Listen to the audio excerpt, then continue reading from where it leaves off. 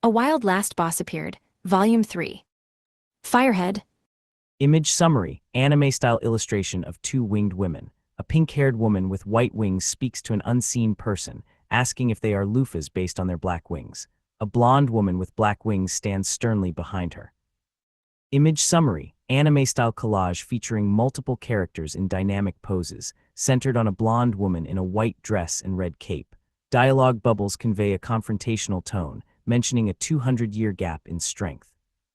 Image summary, anime illustration featuring a dominant woman in a purple fur-lined outfit in the foreground, with four smaller versions of a blue-haired girl in maid attire wielding swords in the background.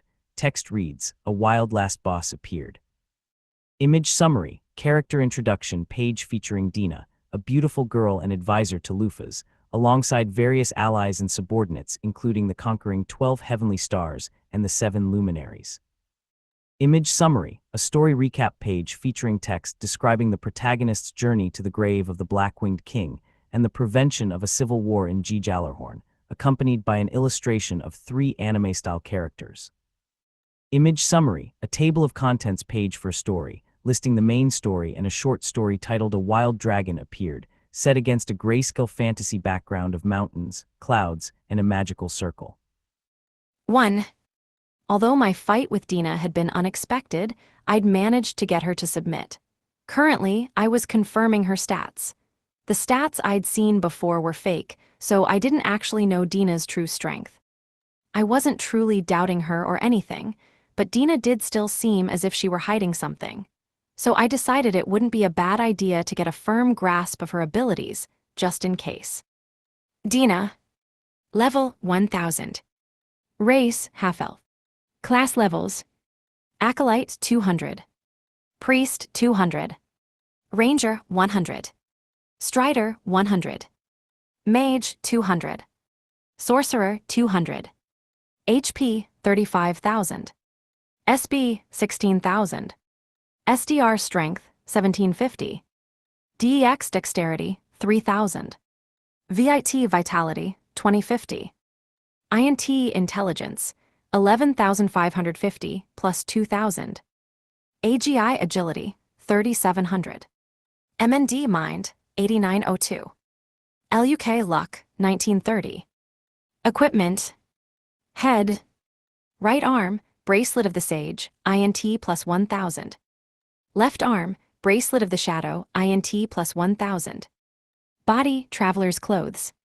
Legs, Traveler's Boots. Other. That was how her stats went, but what the hell is with that super backline specialization? It was great that I'd managed to see Dina's real stats, but they were really imbalanced. She had only bothered with backline classes, and she also had several classes at level 200, which you would normally have to pay for. On top of that, her equipment only served to stretch her INT stat even further. I could only say that she was being really thorough. Her attack power and HP were far lower than what I would expect from a level 1000 player, but her INT stat alone was higher than any stat boosting could get you.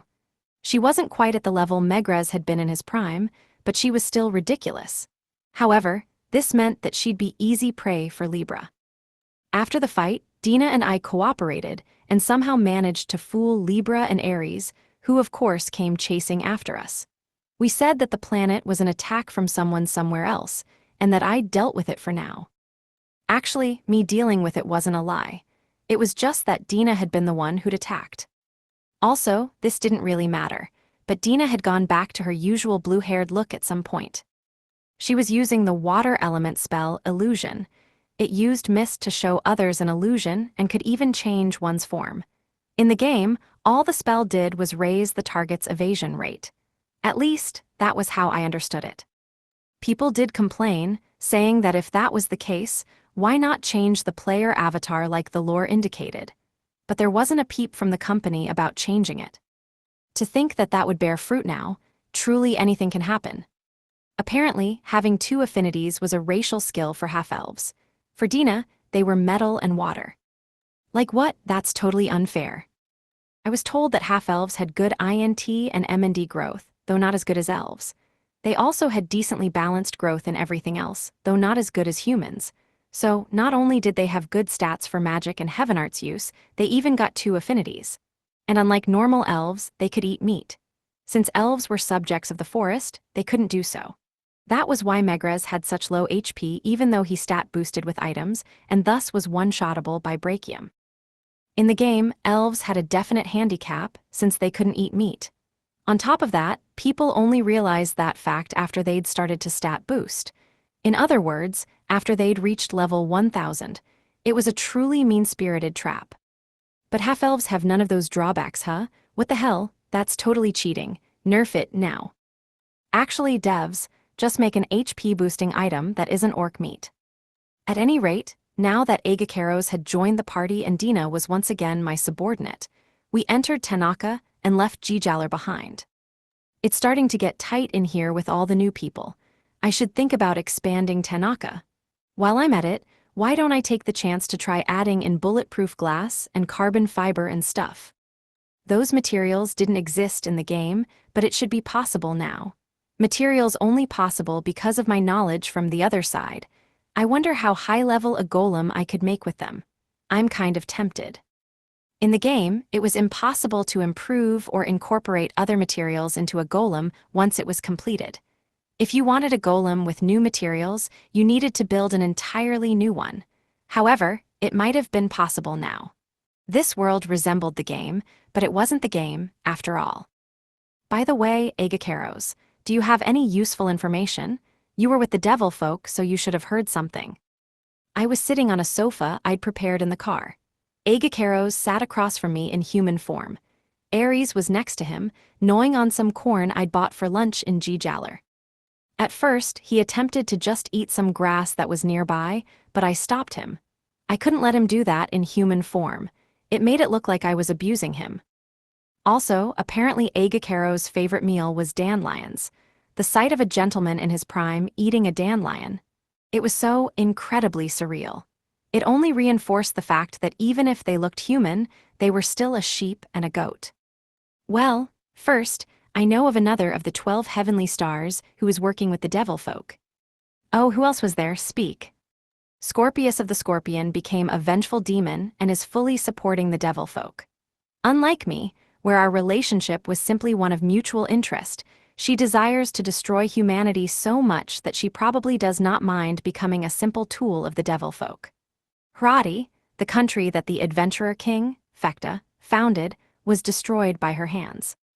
And there's the current winner of the Who's Done the Worst Things contest.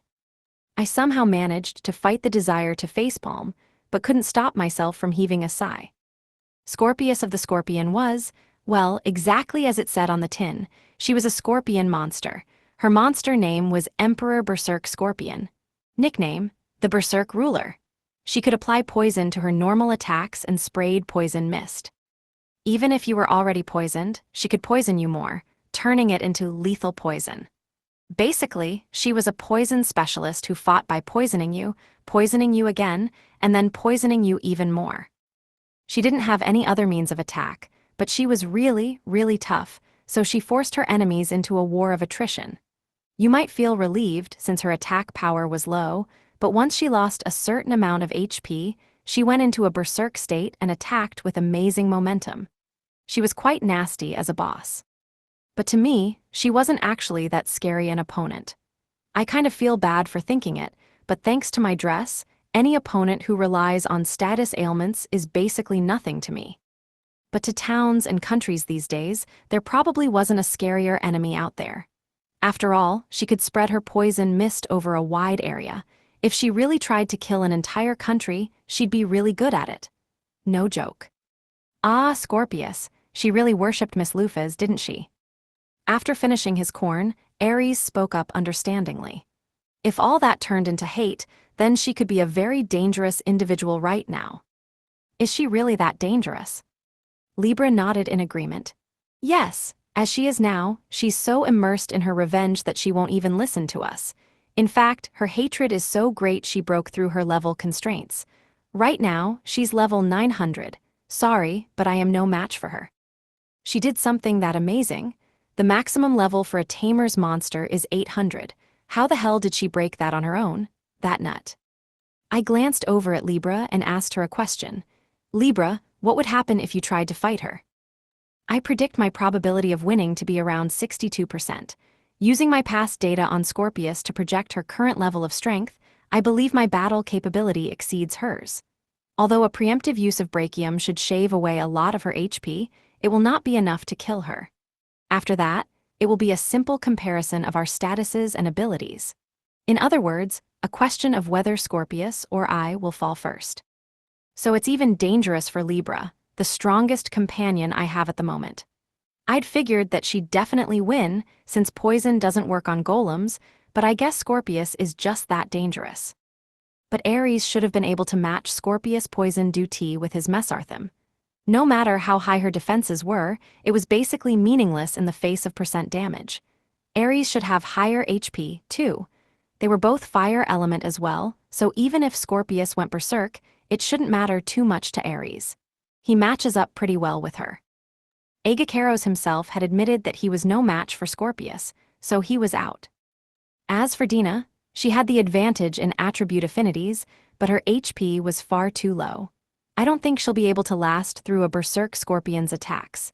I wasn't entirely sure how well she could fight, so I couldn't be certain, but it was probably impossible for her. That means if we meet, Ares will have to step up, huh? But Scorpius should be in Devilfolk territory right now, so we'll have to let her be for the moment. Other than that, Leon the Lion and the Vampire Princess, Bennett Nash, are at war and skirmish daily. It's a full-force fight to the death between the strongest of the 12 heavenly stars and the strongest of the 7 heroes. Even the Devilfolk's 7 luminaries won't go near, since they might get caught up in the fight and die. And Bennett Nash should have the slight advantage for that fight. She even outdid us at close-range combat, after all.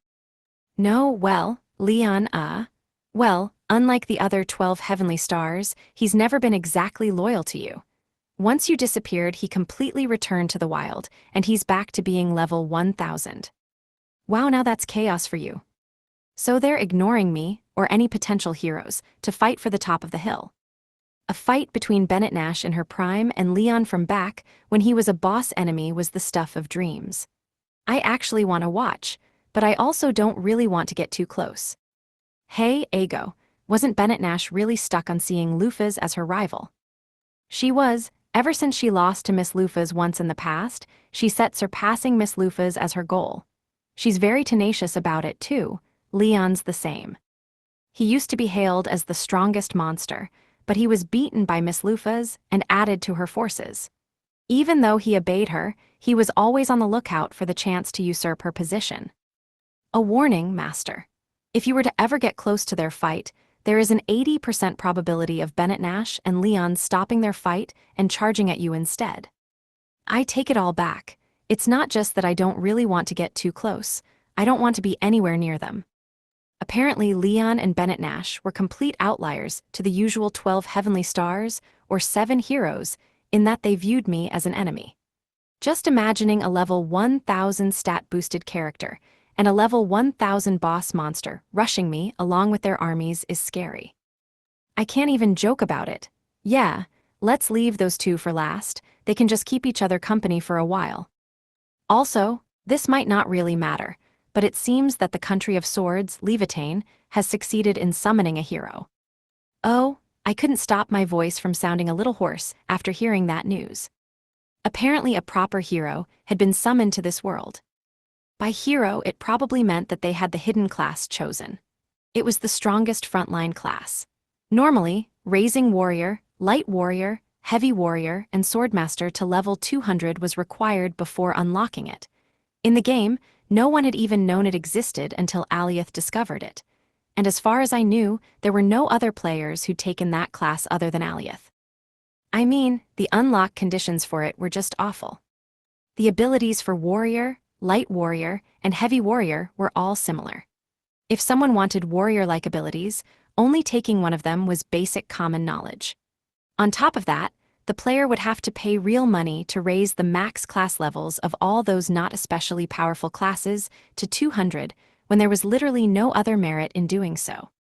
The only classes worth paying to raise the max level of were upper-tier classes like Swordmaster or classes for which an upper tier didn't exist, like Alchemist. This was also basic common knowledge for anyone who played the game. However, Alioth did this anyway. He ignored how awful and inefficient his stat growth was and stuck to only being a front-line swordsman. Since he completely ignored the most efficient character builds, I and everyone else viewed Alioth as a joke character. I believed the player behind Alioth himself also at least half played him as one, too. Everyone, including me, believed there was no way he'd ever become strong. But at the end of that ridiculous character build lay a hidden class, and Alioth suddenly jumped all the way to being the strongest character in the game. All his terrible stat growth until then was more than made up for once he got the class, and his arsenal of skills became insanely brutal. The skill, Climax, is at the top of that list. This allowed the Chosen to revive when their HP hit 0 and counterattack, and also raise their crit rate to 100%. If that class was unlocked at the start, the hero would most likely rival us stat-boosted characters easily just by leveling. I put my hand to my chin and muttered, "That's bad." The hero class was strong. That was why this was terrible news. Why is it terrible? Because the devil folk know about it. The fact that I got this info from Agakeros meant that the devil folk already knew this. And they should also have known how dangerous the Chosen could be from fighting Alioth. They might try to end him while his level was still low. But if he managed to raise his level, he might become a monster to rival me or the 7 heroes. And the devil folk knew that, too. Now if that's the case, what'll happen? What should I do? If I were the devil folk, how would I act? No need to dwell on it. I'd kill him before he grew too dangerous. That's the best course of action. That hero will be killed if he is left alone. The hero was humanity's faint ray of hope, and he was already in danger right from the start. No one in the car objected to my statement. 2. There existed a state of checkmate so obvious that anyone could tell at a glance. For example, there'd be no escaping if the king was immediately surrounded by enemy pieces right after a game of chess started. And you'd basically already lost at Old Maid when you had 2 cards left, one of which was the Joker, and it was your turn to pull a card from your opponent, who only had 1 card left. A lot of old RPGs started off with a scene where your mom woke you up from bed. But if the one waking you up was the demon lord in a full set of equipment with his army in tow, then all the player could really do at that point was throw away the controller and quit. Basically, this was just such a situation. It hadn't actually happened yet, but if I were to leave things alone, it definitely would end with the hero's head being lopped off. My statement that the hero would die was met with nods and other gestures of agreement. However, the atmosphere was not one of sadness. It might be rude to say this, but the hero was basically a stranger to the 12 heavenly stars in the first place. They had no real reason to care. But I was different. If this world moved as game scenarios dictated, then the hero would have to be the one to defeat the Devil King. I can't just let the hero die. That was why I tried to make it as obvious as possible that we were facing a serious situation. But Ares and the others were rather blasé in their agreement. They probably only figured I was making small talk or something. If I were to give an example, it was like if a baseball fanatic dad told his son, "Oh no, my favorite team's gonna lose." But his son, who cared nothing for baseball, just replied, "I see." As expected, Miss Lufas. You're correct. The devil folk will most likely send one of the 7 luminaries after the hero whenever he departs on his journey, today or tomorrow. Dina nodded in agreement to Agakeros' prediction before dissing classic RPG tropes. Well, that would be the right move. There's no reason to wait for the hero to get stronger, after all. It's not like they'll do something so nice as to politely adjust the placement of their forces according to the hero's strengths or something like that. Like it's necessary, right? If the final boss just charged in right from the beginning, it wouldn't even be a game. Final bosses are there to let the player have fun. Don't you get it? Also, the timing of the hero's departure is actually really convenient. Really convenient. Wait, no. Dina was the one who got us started on this topic. Meaning, she brought this up at exactly the right time. It seems like Dina doesn't want the hero to die, either. Didn't Levitane have that sword saint or whatever? And they call themselves the Country of Swords, so the strength of their soldiers shouldn't be that bad. Even supposing that one of the 7 luminaries attacks, how well would they be able to fight? I asked Agacaros, who probably knew just as much as Dina did about how powerful the devil folk were. After a moment of thought, Agacaros replied, "Let's see. That country has a sword." He was forcefully cut off by Dina for some reason. It has a barrier that the sword King Aliath erected, so the 7 luminaries will probably be repelled, Miss Lufas. Like, do you actually enjoy explaining things or something? Or were you afraid of having your role of expositioner taken away from you? Agacaros glared at Dina, but she shrugged it off with a smug expression.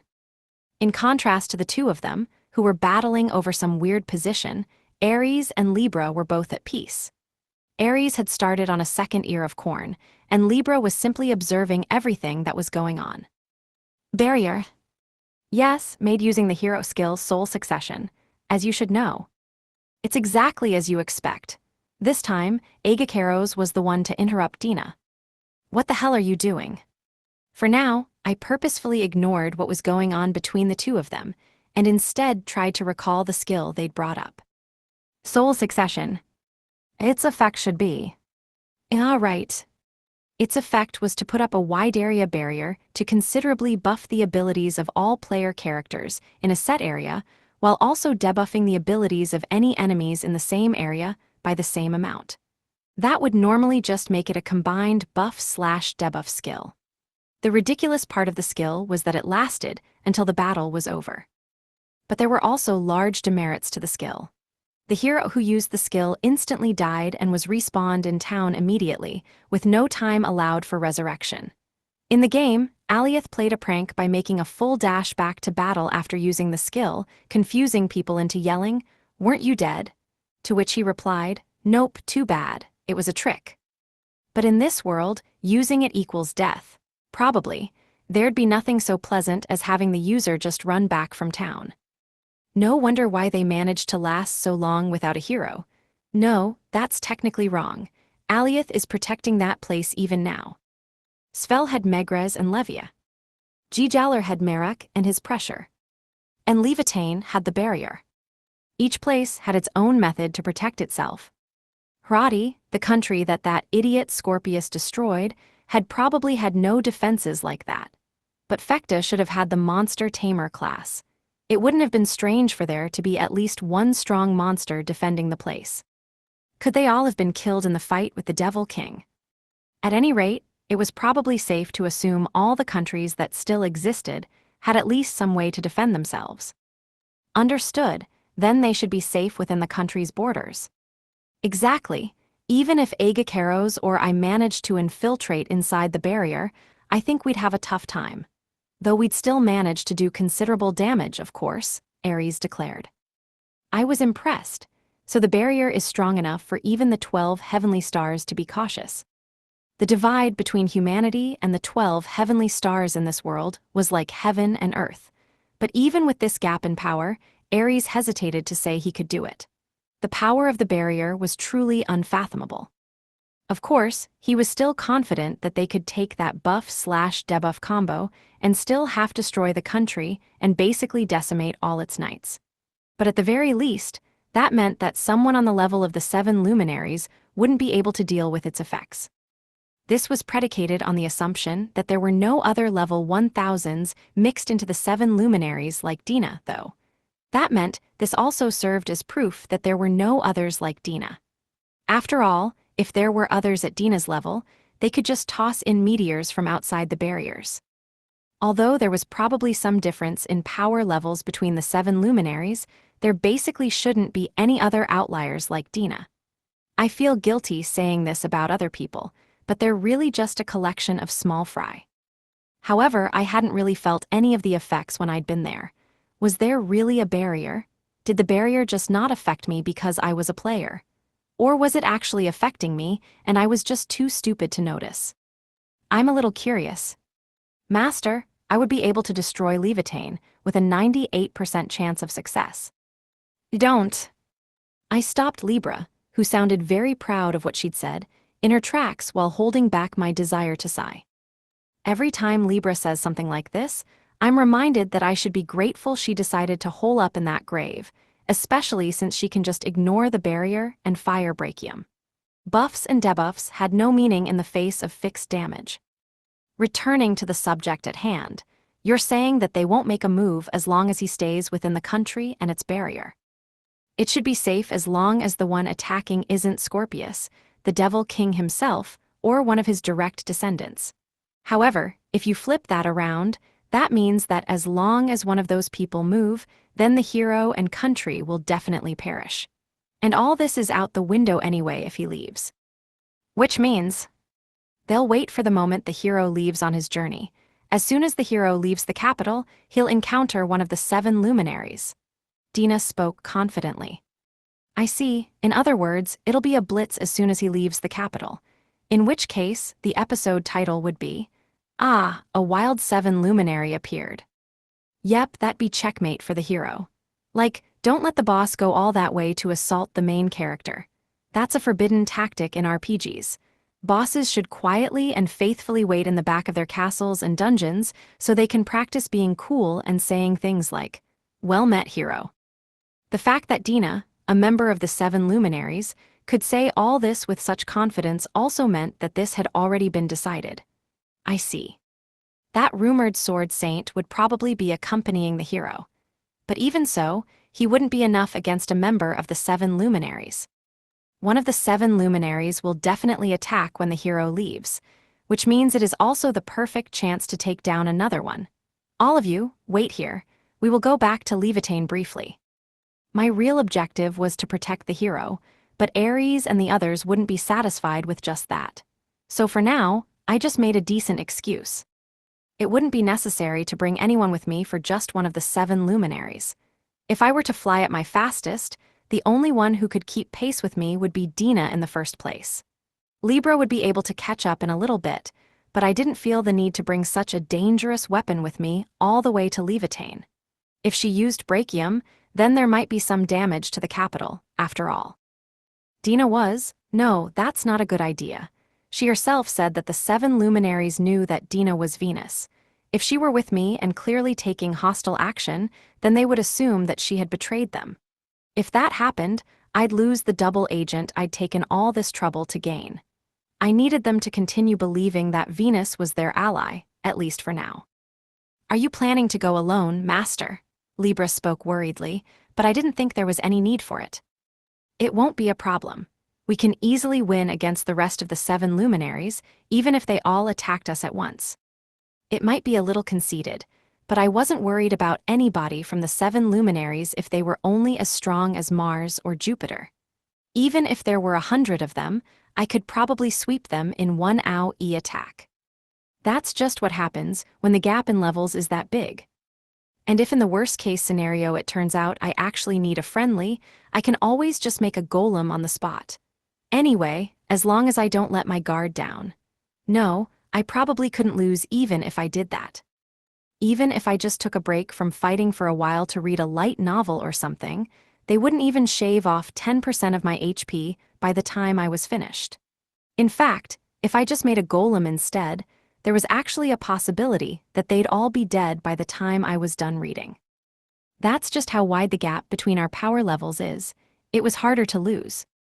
We shall return tomorrow. There is no need to worry, I told Ares and the others before leaving Tanaka. At any rate, I should take any opportunity to eliminate the 7 luminaries I can, considering the state of the world right now. I don't know what the Devil King is thinking, but he doesn't seem to be doing anything for himself. The only ones actually fighting were the 7 luminaries and the 12 heavenly stars. As for the 7 luminaries, I have killed 2 so far. Dina was a spy, so that leaves 4 more. If I took one out here, that would make 3, which would help humanity out a lot. While continuing to ponder on all that, I opened my wings and took to the sky. The feeling of being freed from gravity is really nice. I don't think I'll ever get tired of it. Every time I experience this feeling, I'm glad that I am heaven-winged. Cutting through the air, I crossed huge distances in a single flap. I love the fact that I can travel distances that Tanaka would need a couple days to travel in a scant 10 or so minutes. Still though, I wonder what's up with these wings. A human would need a wingspan of over 20 meters to fly, or so I remembered reading somewhere. But my wings were nowhere near that big. They certainly were large, but each one was only about a meter long. Even so, I could fly quite easily. This world really is a fantasy. I flew for some time. I was currently in the airspace above Levitain, the country which once called me to this world. It wasn't far back enough for me to feel nostalgic about it, though. In actuality, it had only been a couple of weeks, but I still felt quite thankful to this country as a whole. I was here because the country had made a mistake. And thanks to that, I had managed to meet Ares and the others. I was fully aware that this was probably a strange way of thinking about things. I imagined most people would have been angry at having been ripped away from life in modern Japan, which was peaceful and safe. I suppose the right mindset would be wanting to return as fast as possible. But I don't think that way at all. I wonder why. It's as if I'm immune to homesickness. I don't even feel nostalgic for my homeland. Japan provided a peaceful life, guaranteed safety, well-built housing, and the ability to easily get clothes and food. Not to mention the large number of activities and amusements. This place was a huge jump from that. There was literally a world of difference between here and Japan, since this world was being threatened by the devil folk. It'd be a unanimous decision when it came to deciding which world was more fortunate. But still, I wonder why.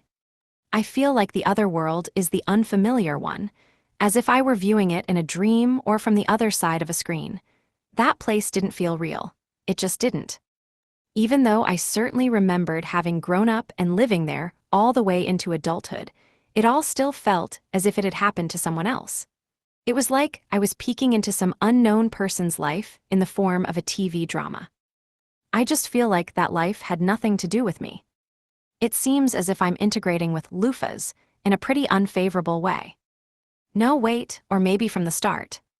Let's stop. I don't have the time to be going down that road right now. Or rather, I just lost the leeway to do so. I twisted my neck and looked around the country of Levitain once again. After taking a closer look, I really did find something like a barrier covering the entire capital. Normally, no skill would cover this wide a range, but that just meant there was yet another difference from the game. Either that, or this was a show of Alioth's willpower. We see, no wonder the 7 luminaries would not be able to get close. You think so too, no? I muttered, talking to someone behind me. When I'd started to look around the city a moment ago, I felt a presence suddenly appear behind me. I never confirmed what the figure looked like. It stayed behind me, and I could clearly feel it just standing there, not doing anything in particular. The fact that the presence appeared so suddenly meant that the first thing to suspect was teleportation through X-Gate.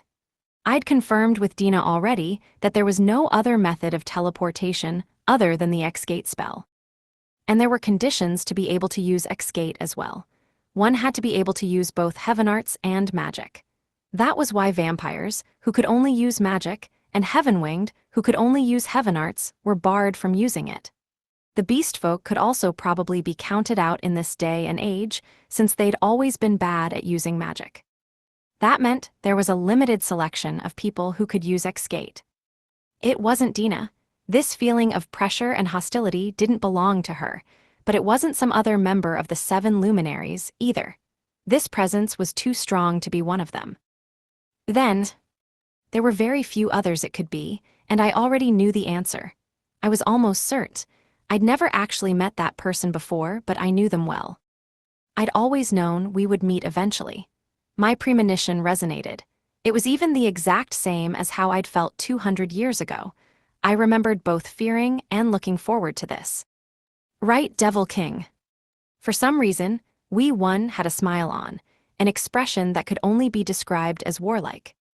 The one behind me, he spoke. 3. Minamijujise was a completely normal boy attending a Japanese high school in the year 2015. He was 17 years old, 170 centimeters tall, weighed 60 kilograms, and had a very average build. There was nothing he was especially good at, but nothing he was especially bad at either. His grades were on the upper end of average. He was pretty good at PE, but he wasn't one of the best in his class. Both in studies and athletics, he was slightly above average, but that was it. His looks were quite good, and in the clean and nice category. However, he was a far cry from someone who could be an idol or model. He was simply in the higher tier in his class. This boy, who didn't have much of anything special about him, was currently far from Japan. Rather, he wasn't even on Earth anymore. He had stepped foot into an entirely different world, the world of Midgars. It all started when a voice calling for help suddenly rang in his head. He responded to the call by searching around for the owner of the voice. If someone was hurt, he would apply first aid before calling for an ambulance. If the person was being attacked, he would find some people to help to stop the attack with numbers. Either way, the boy responded that he wanted to help, since he'd been asked. However, his worry was all for naught. By the time he'd noticed, he was in another world and being asked to please defeat the Devil King and the Great Conqueror. What? He was bewildered and was stuck on one thought. Just what kind of joke is this? It had been over 40 years since the great undertaking that was the Apollo 11 moon landing. Since then, science and technology had taken great leaps and bounds, but humanity had yet to leave the solar system. Even so, a human who wasn't even wearing a spacesuit just made the jump to another world by himself using some occultish power that was being referred to as magic. Any scientists who were currently doing research in the desperate hope of one day going to space could go ahead and weep. Such was the ridiculous situation that the boy was thrown into, but for some reason, he was very quick to adapt. Either that, or he was simply an idiot. At any rate, the boy who had just been thrust into an unknown situation in an entirely different world didn't shout, flail around, or make a fuss demanding to be sent back. Instead, he remained calm the entire time in order to listen to the people around him as to why he'd been called and what he should do. One such person was a young elf, although he was actually over 200 years old, who was apparently the one who'd summoned him. After hearing all that, he easily accepted all that new information too. It wasn't as if he wasn't scared of fighting. But he had always had a dream, one that he'd had since a much earlier age, a reckless drive towards a future filled with ideals. When he was much younger, he wanted to be a cop. He admired the modern heroes who helped people. It was a plan for the future drawn up by a child who still didn't know anything about corruption or how tough the world was. He'd been raised watching the figure of his dad, who was a cop, from behind. He was always proud of how people relied on his father. That was why he'd wanted to be the same. He'd admired that and set it as his goal. And even now, that desire hadn't faded. Sei never imagined he would be fighting a Devil King or the Great Conqueror or whatever they were called in another world. Rather, there was no way he could have. Even now, he still didn't want to kill anybody. He wasn't planning to, either. But he also couldn't just snub the people who were asking for his help. If he were to leave the people who wanted his help now, he felt that he would never manage to achieve his dream. That was exactly why Sei agreed to help these people from another world. He did so because he felt that his own personal hero, the image of his father inside his heart, would never refuse to help. No matter how much enthusiasm I have, my skills need to be able to keep up. Sei was currently in a training area, taking sword lessons from his mentor, Friedrich, when he muttered that to himself. However, diverting attention elsewhere in the training area was akin to suicide. This was especially true when one was facing a superior opponent, the Sword Saint in this case, the strongest swordsman in the world. Friedrich parried, knocking Sei's sword out of his hands and pointing the end of it at Sei's throat. The match was decided. Sei raised his hands to signal surrender, once again looking up at his mentor. At first, Sei had been imagining an awesome, handsome knight given the cool title of Sword Saint and the name Friedrich. But when he'd actually met his mentor for the first time, he found that the real thing couldn't have been further from his imagination. If Friedrich were to be summed up in one word, it would be tiger. That wasn't a metaphor. His head was literally that of a tiger's. No, it wasn't just his head. Friedrich's entire body was covered in fur-colored, a tiger's exact shade of orange with black stripes. Say had an over 2-meter tall tiger man wearing armor coming at him with a sword. Everybody expected him to drop to the floor with his legs like jelly. In fact, Say actually had done that. On top of that, Friedrich had all the tendencies and flexibility of a feline, and would often climb inside boxes that were smaller than him for no reason other than to be in them. In fact, Friedrich would often try to squeeze himself into tight gaps or small boxes whenever he had the free time, often then finding himself unable to get out. However, it was forbidden to refer to him as just a bipedal cat. He was a proud tiger. Regardless of whether or not he reacted to waving foxtails, he was a great tiger beastfolk. He was still a tiger, even if he would sometimes come back with a dead mouse in his mouth. Gwar the Sword Saint roared. It might not really matter in the grand scheme of things, but at least speak an actual language, Say found himself thinking. It wasn't as if the beast folk were a race that didn't understand normal human speech. In fact, they could talk quite well. However, the Sword Saint insisted on roaring. It sounded exactly like a tiger's. He could probably actually speak if he ever felt like it. At least, that was what the elf man said, but Say had yet to see that happen. It seems the captain is angry that you were distracted in the middle of your mock battle. The one who translated for the Sword Saint was the woman who served as the vice-captain of the Knight Brigade. The trope was for female knights to all be beautiful, or at least it should have been.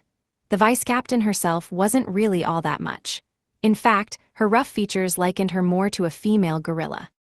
She was muscular, had pitch-black skin, and her hair was done up in dreadlocks. That, along with her huge nostrils and thick lips, shattered Say's image of a female knight. Isn't she more like an Amazon warrior? Say thought. Also, when Say looked closer, he could see hairs sticking out of her huge nostrils. That was just how reality was. Grrr. The captain says he wants chicken today. What, even if you tell me that? Grog. It seems the captain wants to go out, so that's it for training today. Isn't this Sword Saint a little too true to his whims? Friedrich was a very whimsical person. Just a little while ago, he'd been playing with a ball, entranced, when he suddenly got tired and went off somewhere. Like, is everyone sure he isn't just a huge cat? Say desperately fought the urge to ask that out loud. Because even through all that, he was still the world's only swordmaster and sword saint. His figure as a swordsman was like the symbol of the country. That was why Say couldn't badmouth him. Sir Say. Oh Cross, what's wrong? Say wondered what was going on while watching the Sword Saint leave when the young-looking elf ran over. He was the one who had summoned Say to this world, and unlike what his outward appearance suggested, he was already 200 years old and the king's advisor. His full name should be Cross Nazin. It seems we've finally gathered all the members necessary for our travels. Please take Friedrich and meet up with the king at his palace. Having heard that, Say's expression grew tense. So it's finally time, he thought. Even if he was called the hero, Say was still just a civilian who'd lived in the peaceful country of Japan until recently. It didn't matter that he'd started training with the sword. Sending him out on a journey was akin to killing him. That was why the kingdom had to prepare the best comrades and equipment for him. The king had said that Say had to put all his effort into learning the sword until then. The time had finally come. The kingdom had everything and everyone at the ready, and preparations were complete. And that meant that the day Say would depart on his journey was close at hand. All right. Oh, hero, it is time to set out on your journey. Understood. Say and Friedrich were knelt in front of the king with bowed heads. There were several unfamiliar faces on standby next to the king's throne. Say figured that they were most likely the people who were going to become his companions. Manpower and weapons. We have gathered everything you will need to the best of our abilities. First, there is the pride of our nation, Friedrich the Sword Saint. Gwar, the Sword Saint, answered the king with a roar. Oh, come on, at least talk in front of the king. Say wondered if this would be counted as an insult, but apparently this wasn't unusual and no one reacted. The elf man was next on the list. This here is Cross the Acolyte, a master of heaven arts and my advisor. On my life, I swear I will be of service. He must be pretty strong to have his name called so early. They told me that he's one of the few survivors from the fight with Lufas 200 years ago, so this might actually be a smart choice. This is Alfie. She is a promising new star who graduated at the top of her class from Svel's Magic Academy. She knows some swordsmanship as well, since she was taught by her father, the mercenary Gantz. She will surely support you well during your journey. It is such an honor to have been chosen for this, Your Majesty. The one who replied was one of the people who had been waiting by the king's side, a stubborn-looking girl who had her brown hair in a side ponytail. She was the spitting image of a conventional mage with her black mantle over a white shirt and red skirt. I kinda feel like her skirt is a little short. Whatever, though, is she trying to invite me or something? From the same country, Svel, we have steel golems that were made and sent to us by the wise King Megrez himself. It seems that almost all the golems had been destroyed by Ares of the 12 heavenly stars, but they still sent us these post-haste after hearing that the hero was about to depart on his journey. Some inelegant-looking golems stepped forward with a clank. Judging from the feeling of pressure they gave off, they were just as strong as the Sword Saint. And just in case, there will always be 10 rangers from our covert ops units following you and supporting you from the shadows. They are all elite agents over level 50. That was when Sei noticed a group of people in all black who had appeared by the king's side at some point. Their faces were hidden as well.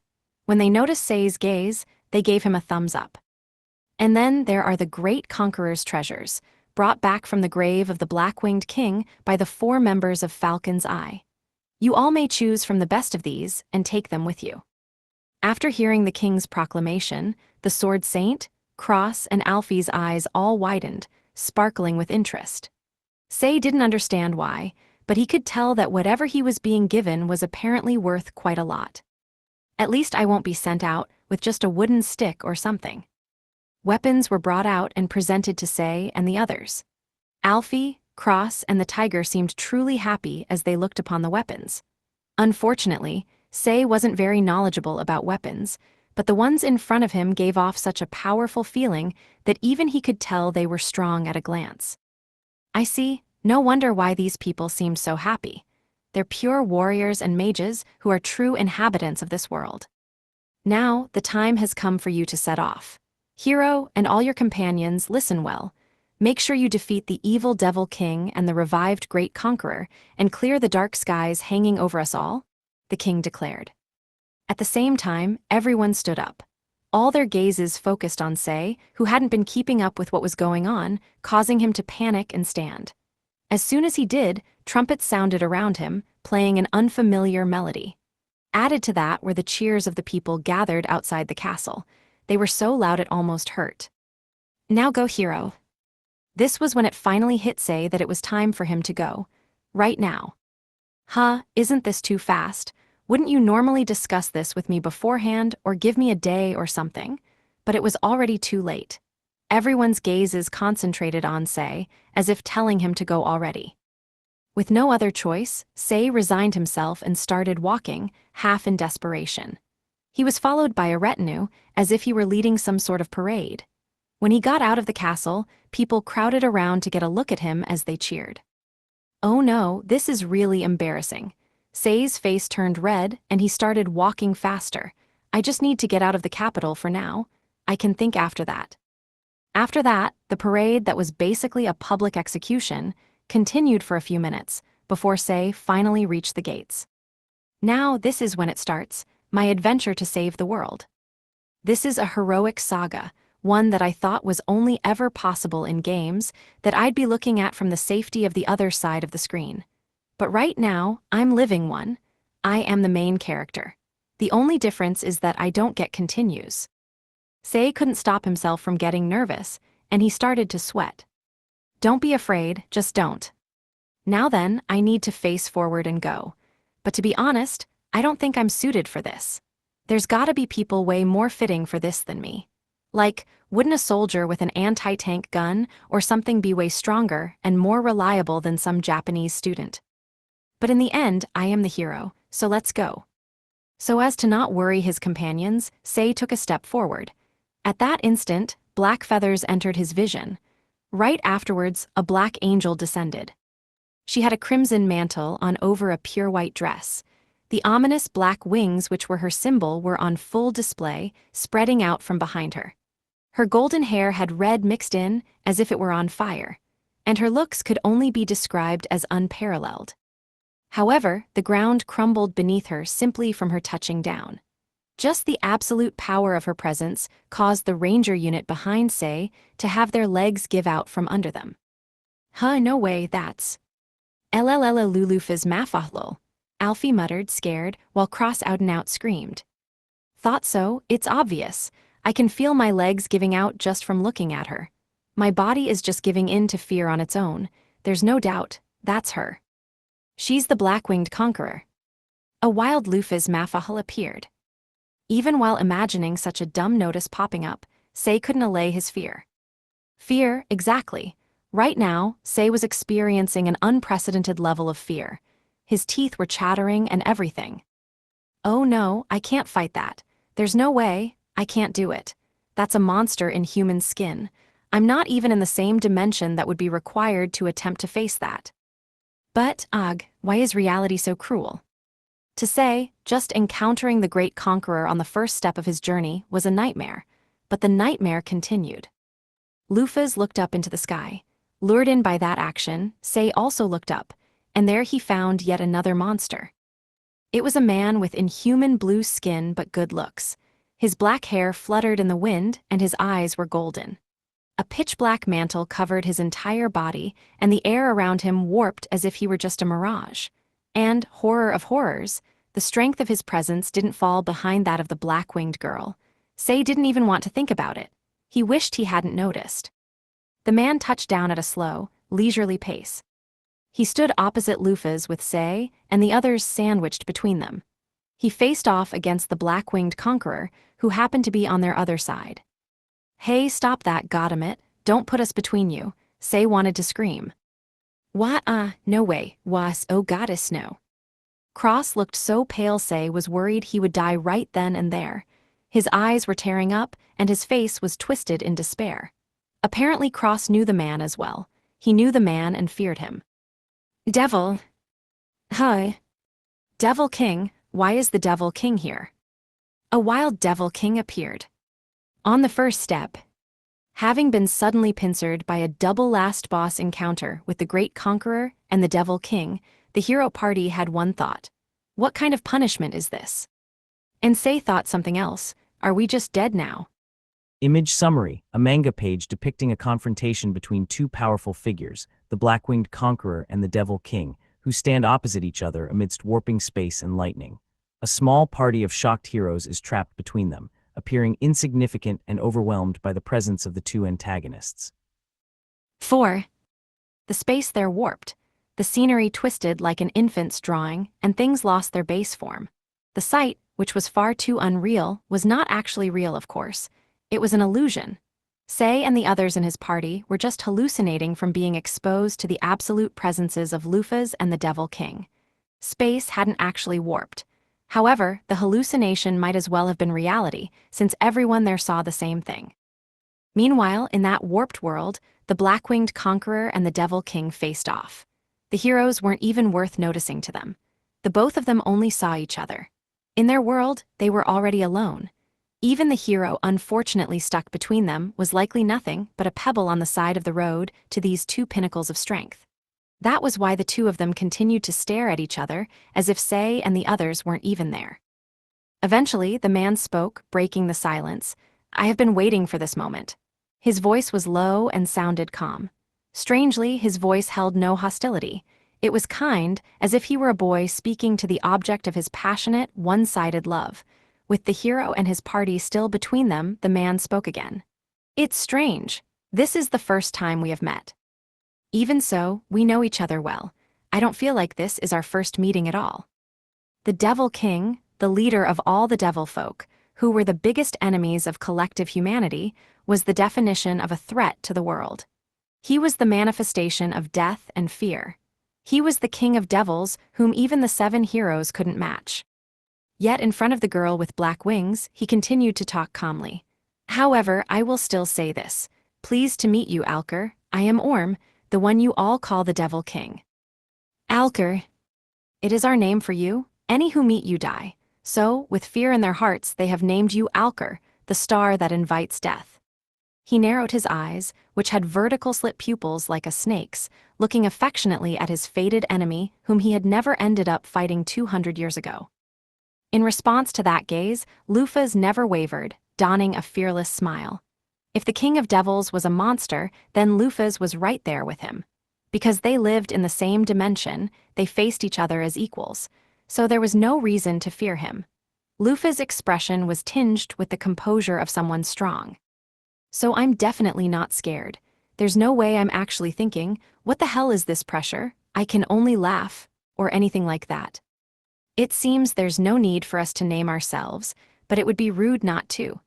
We are Lufas Mafahal, the one whom you all apparently call the star that invites death. They knew one another, even though this was their first meeting.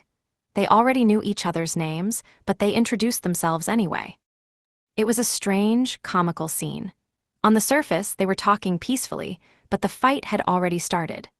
The Devil King, Orm, was using a mental interference skill, and Lufas had her equipment that gave her status ailment invulnerability to defend against it. Meanwhile, Orm was getting through Lufas' pressure with his pure levels. Each one of their attacks would have decided the match if the opponent were anyone else. However, all this was just sport to these two. They knew the attacks wouldn't work. The moves were meant as a simple greeting. The pitiful ones were the hero party, who, thanks to the AoE of Lufas and Orm's skills, were being beaten down with the fear, status effect, attack power down, and pressure, unable to move. We never expected you to come yourself. Are you that scared of the hero? Don't play dumb. There are and have always been only two people I am afraid of. One is the omniscient and omnipotent goddess. The other is right in front of me and is hailed as Alker, the star that invites death. Everyone other than that is as dust to me. Then are you saying this situation was unexpected? No, this was within my expectations. I have come here to meet you. That's a contradiction. He said he was afraid of me, but he came to meet me. Lufas silently motioned for him to continue, and Orm did. Yes, I will tell you honestly. I have been afraid of you. I avoided fighting you, Alker, the star that invites death and your 12 heavenly stars. I felt fear at the prospect of fighting the great warriors who were united under your leadership as well. I was afraid, shivering, and I thought of you both while I was awake and in my dreams. I have no intention of denying my cowardice back then. It is all true. For all that fear you talk of, you showed yourself quite easily this time. I only noticed after I lost you. You were the only one who stepped outside of the goddess scenario. In other words, you are necessary for me and this world. Losing you was a mistake. Lufas narrowed her eyes after hearing Orm's explanation. He was clearly holding something back and not speaking plainly. Her face betrayed her thoughts. I have no idea what he's talking about. It wasn't just her. Say and the others couldn't figure out what the Devil King was getting at either.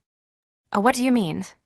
Do you want to know? Then force me to tell you with all that simple, direct power that was so like you 200 years ago. Well, even if you refuse, I will fight you anyway. Orm cracked his knuckles. Lufas slowly formed fists as well. It's starting. Say and the others felt shivers run through their entire bodies, and they knew a fight was starting. Right here, right now. The fight between the great conqueror and the Devil King that never happened 200 years ago was about to start. A confrontation was going to happen, an unprecedented one for the top of the world. How bold, then we shall comply with your wishes. Show me your power, Alker. I will see if you've gotten rusty these past 200 years. The air exploded. The explosion happened above Say and the others' heads, but the two combatants were already nowhere to be seen. This was the definition of too fast for the eyes to follow. The two kings flew about at a speed that Say and the others couldn't follow. They clashed above Say and the others' heads before separating again. The battle had already moved into the sky. It was unknown just when the two of them had moved into the air, but they were already exchanging countless punches up on that stage. Each one of the blows unleashed by the two of them were upper-tier skills that had the potency to kill. Neither of them bothered with feints or jabs. Each and every blow exchanged between them was a rain of haymakers that aimed to instantly end the fight. However, the techniques they were throwing out were as easy to pull off as breathing for the both of them. This fight was only able to happen because the pair stood at the pinnacle of the world. Of course, neither of them stood still as they exchanged blows. They were always moving, flying around, and trying to get in their opponent's blind spot. The two of them flew at speeds invisible to a normal person. The two transcendent fighters looked like two flashes of light as they clashed, went around to their opponent's blind spot, rotated, and otherwise attempted to find a gap in the other's defenses, all the while ignoring the laws of physics. They're like light, Sei thought.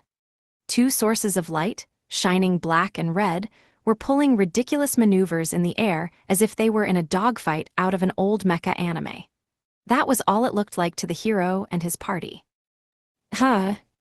Lufa's fist slipped past Orm's guard and hit him square on. The punch produced a sound that shouldn't have been produced just from one person punching another. It sounded like a large-caliber cannon being fired. However, by the time the hero and his party heard the sound, the fight had already moved on. Orm, who was blown all the way up to the stratosphere, was overtaken by Lufa's. This time it was a kick. Once again, a huge noise ripped through the air, and Orm smashed into the ground like a cannonball. Thanks to that, a huge fissure in the earth was formed, and it was unclear how far it ran. The earth also shook greatly and caved in places. Following after her enemy, Lufa's dropped from the sky, but Orm rose up out of the ground and countered with a kick. This time it was Lufa's turn to go flying. Lufa's busted through several mountains, trees, and other things, destroying them as she was sent flying to the ends of the earth. Right afterwards, Lufa's came back even more ridiculously fast, faster than the speed she'd been sent flying at, and charged at Orm. Orm tried to counter again with his fist, but Lufa's leaped and spun around, carrying herself to Orm's back before she struck with her elbow. But her attack failed. With the same timing as Lufa's attack, Orm stuck out his own elbow to meet Lufa's. After a delay, a thunderous roar ripped through the area, along with a shockwave rippling out with the two of them as the epicenter. The aftereffects didn't stop there. The ground around them was hollowed out to form a huge crater, and just the aftershocks alone uprooted trees and sent them flying. Sei and the others were protected by the golems that shielded them reactively, as well as Cross' own shield spell. But even just the wind stirred up by the aftereffects of the fight was a deadly disaster to them. The defense barrier set up by Cross creaked unreliably, and his face distorted in unease. Meanwhile, several of the golems that'd been defending them outside were pulverized. As expected, I suppose the last time I had a fight this worthwhile was 200 years ago with the 7 heroes. You have strength worthy of being called the Devil King as well. The two of them laughed and turned to face each other. At the same time, they separated from each other. Were they running from the fight? No, they needed space to build momentum. After opening up some space between them, they kicked off with even more power than before, explosively launching themselves forward. Since both of them had taken the time to create some momentum, their clash created even greater shockwaves than before, causing larger quakes as the aftershocks changed the shape of the terrain around them. But the two causes of all that were no longer there. They'd launched themselves high into the air. Sounds of explosions, like cannons going off, resounded several times along with corresponding shockwaves, like an explosion had actually happened. The sounds and shockwaves, which had been left behind in the fight since they were so slow, desperately acted to inform others that there'd been a clash here just a little while ago. The effort was actually quite touching. An explosion. Lufa's kick had sent Orm off to the ends of the ocean, turning several golems that had been in the way to dust and splitting the ocean in two as he flew off and disappeared past the horizon. But the next instant, the fight had already recommenced. An explosion. Orm fired magic back along the same path, turning several more golems that were in the way to ash. The beam of magic continued along its path, mowing down anything in its way and swallowing up Lufa's. Eventually, the spell left Midgard's itself, breaking through the atmosphere and into the void of space before disappearing. But Lufa's, who should have been swallowed by the spell, stood unfazed. An explosion. Lufa's missed with a knife hand strike, which cut a furrow in the ground all the way past the horizon. Orm also missed with his return punch, and the wind pressure from that attack alone split the ocean all the way past the horizon as well. However, the only ones who could witness these effects were the two fighters themselves. The spectators of this fight could only notice the leftover vestiges of their actions and the aftermath that they brought.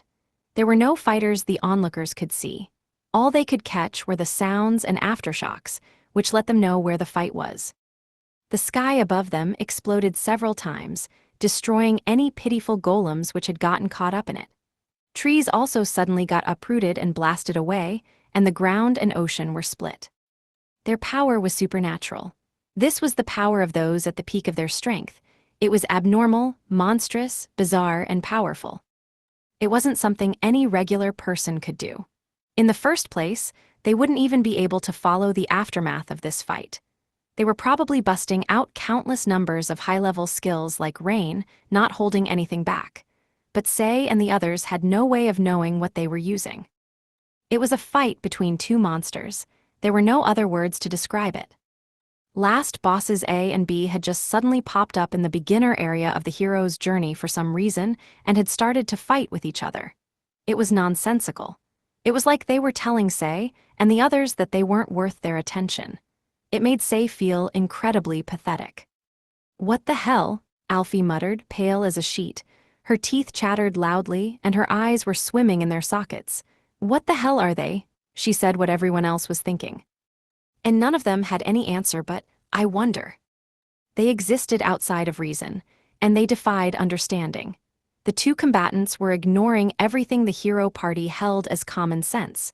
Because of that, there was no one who could answer Alfie's question. The only answer they had, which was, "What is that, I wonder?" was no answer at all. "There's nothing we can do against that. They want us to beat them. How? There's no way for us to win against those monsters, right? Hey." When Sei looked back, he saw that Alfie was crying. Even though she'd been so full of confidence before the journey, she was now nothing more than a little girl drowning in fear. Her heart had been completely broken. However, no one present could blame her for that. Just how would anyone keep their heart from breaking with this ridiculous battle unfolding before them?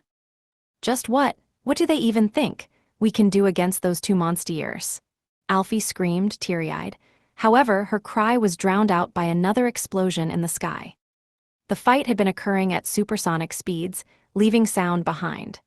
The two of them were attacking and defending so fast exchanges lasted mere instants.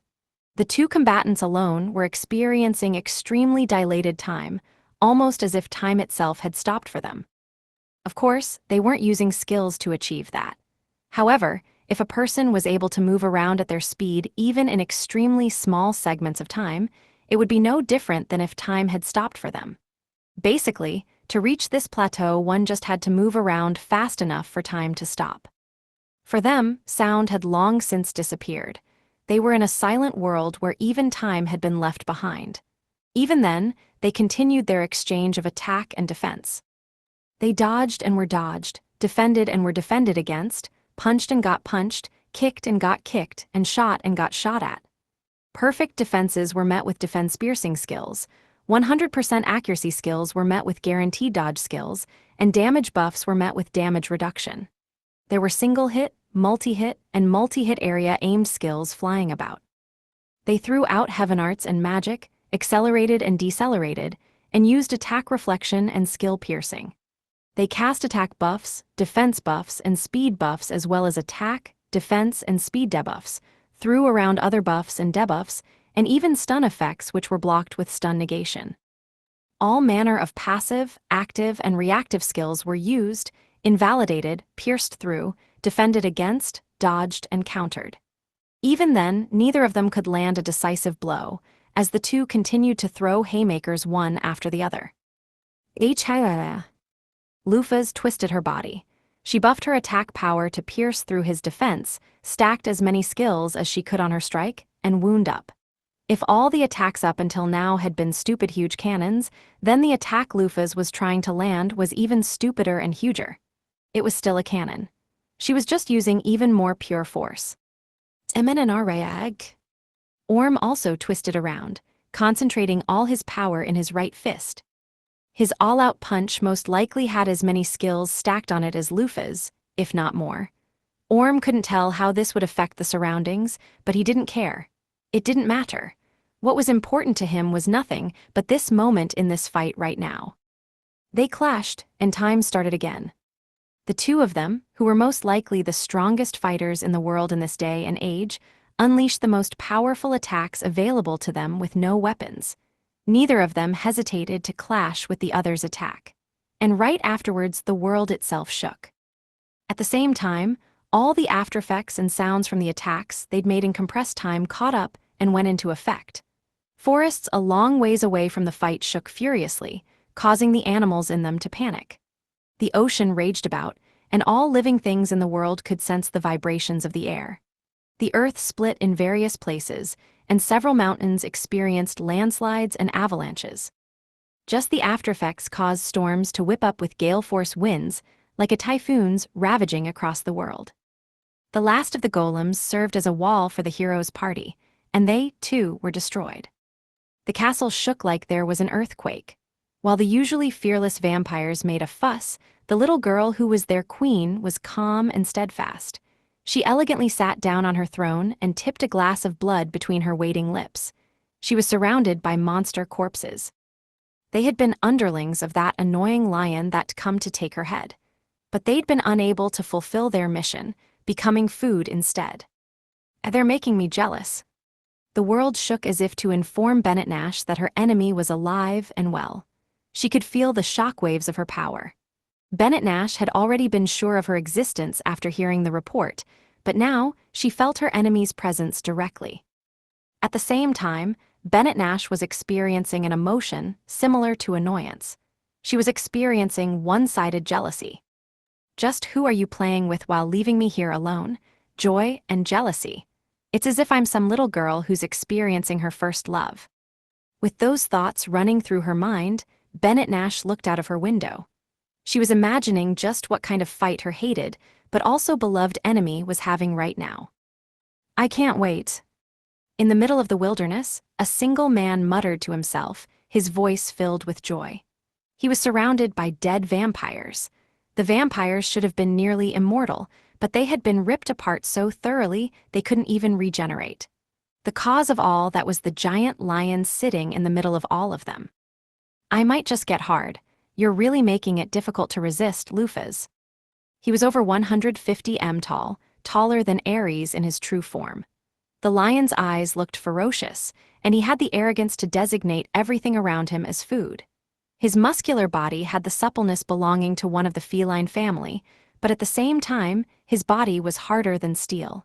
His fur was a burning crimson color.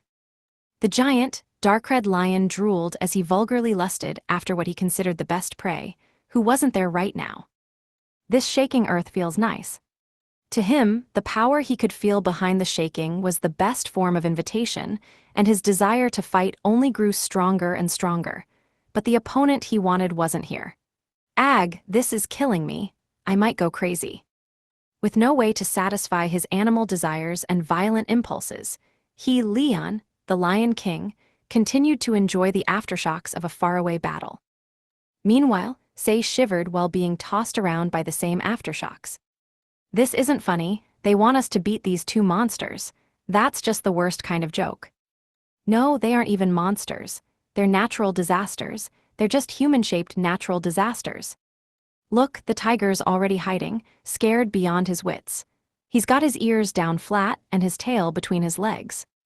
Nearby Sei and the others, the two fighters who just clashed touched down to the ground, standing there unchanged from how they had been before the fight.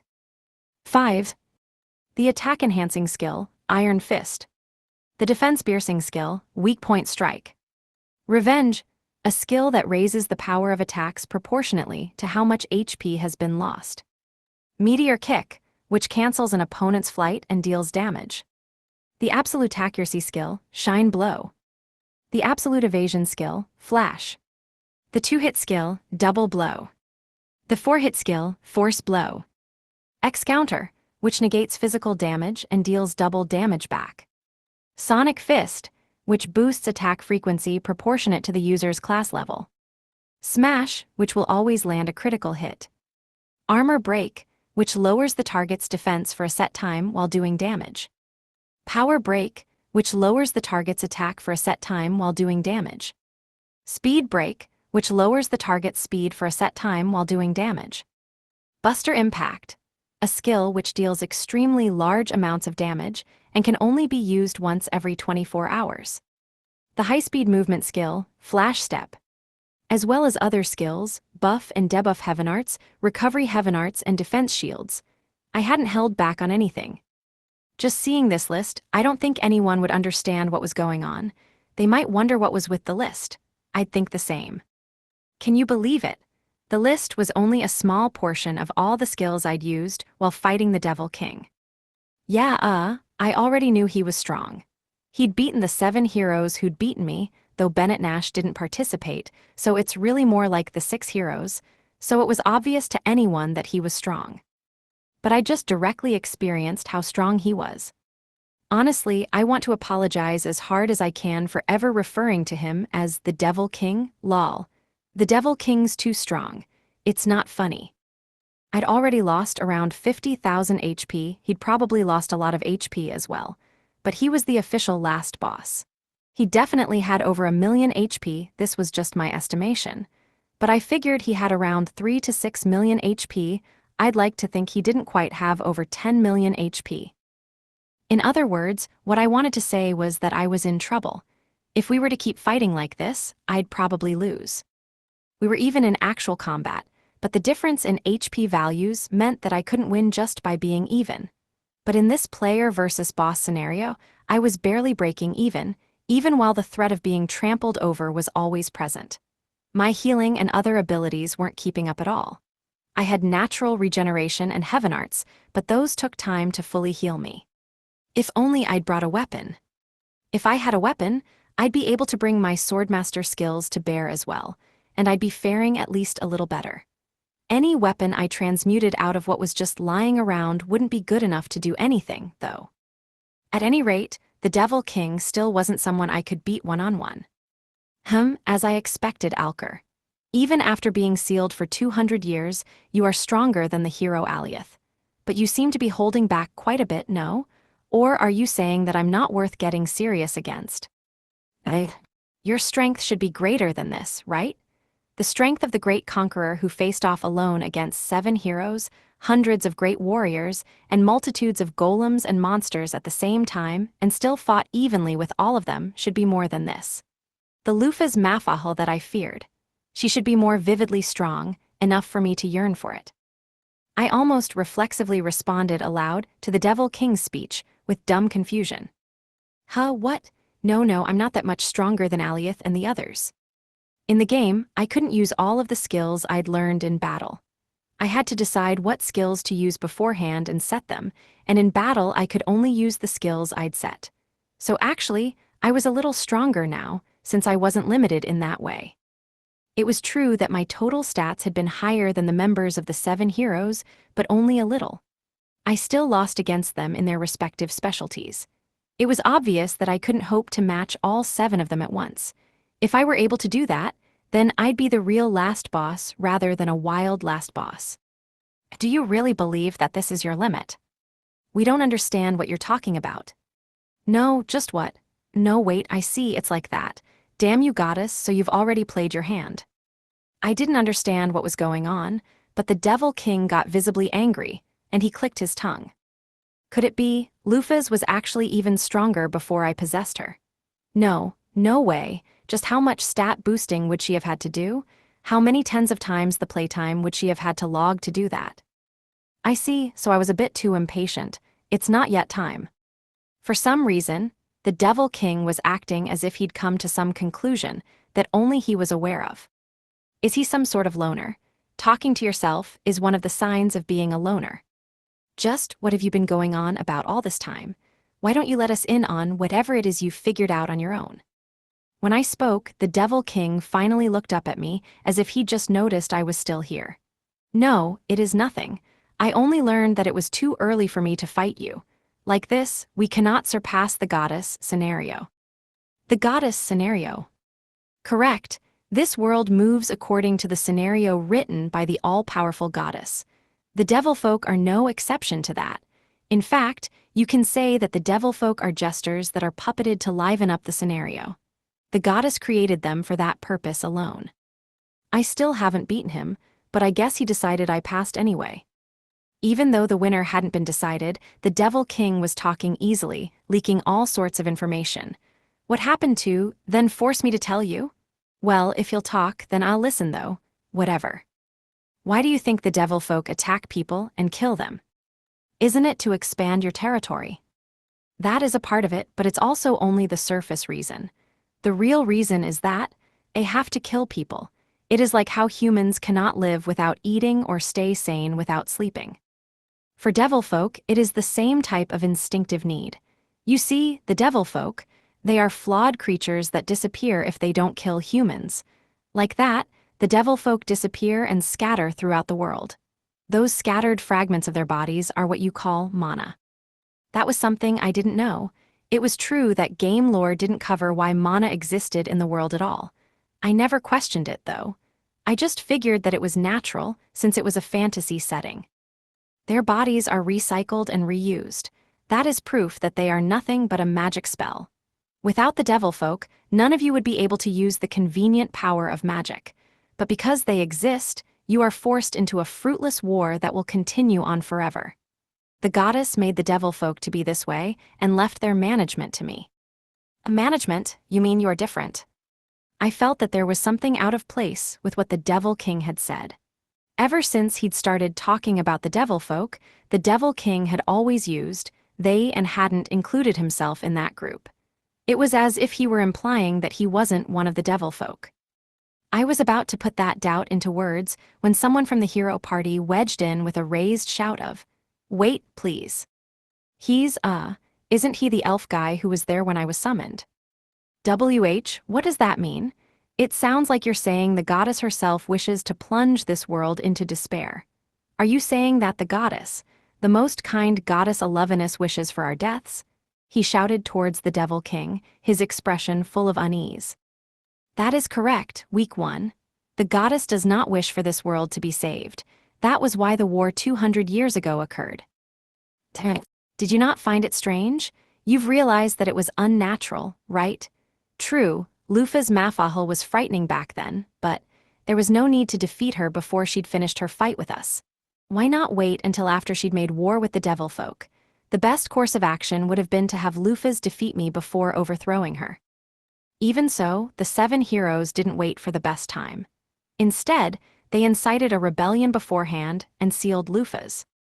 I ask you, isn't that strange? Even Megrez, who is hailed as the wise king, was there. Such imprudence would be strange. It was as if none of you were thinking of the future at all. Even an infant would have been able to tell what was going to happen if you deposed Lufa's at that time. But you all still abandoned rational thought and deposed her anyway. Even if it made sense for Bennett Nash, who has always been attached to Lufa's, to do such a foolish thing, it was extremely strange for the other 6 to follow suit. I couldn't argue against the points that the Devil King lined up. It seemed the elf guy was the same. Nobody else spoke up either. It's true that it's strange. I don't know just how severe Lufa's was, but she should still have been on humanity's side, at least. Even if she did rule through fear, it was written in books that her rule was not bad. Even conceding that she should have been deposed at some point, waiting until after the devil folk had been defeated should have been all right. In fact, aiming for when she was still weak from that fight might have been a better choice that led to fewer casualties. But still, the heroes persisted in attacking Lufa's.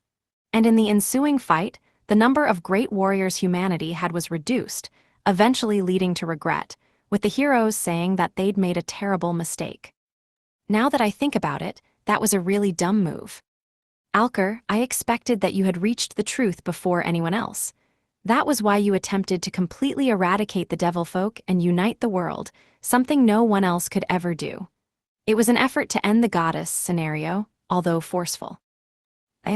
However, X-Gate, Evening Venus. Suddenly, a gate opened up in the space next to the Devil King, unleashing a golden flash. Having been completely blindsided by the attack, the Devil King couldn't react in time and was blown away. On top of that, a golem in a maid's outfit flew out of the gate as if to follow up the attack. Program selection, Zubin El Genubai.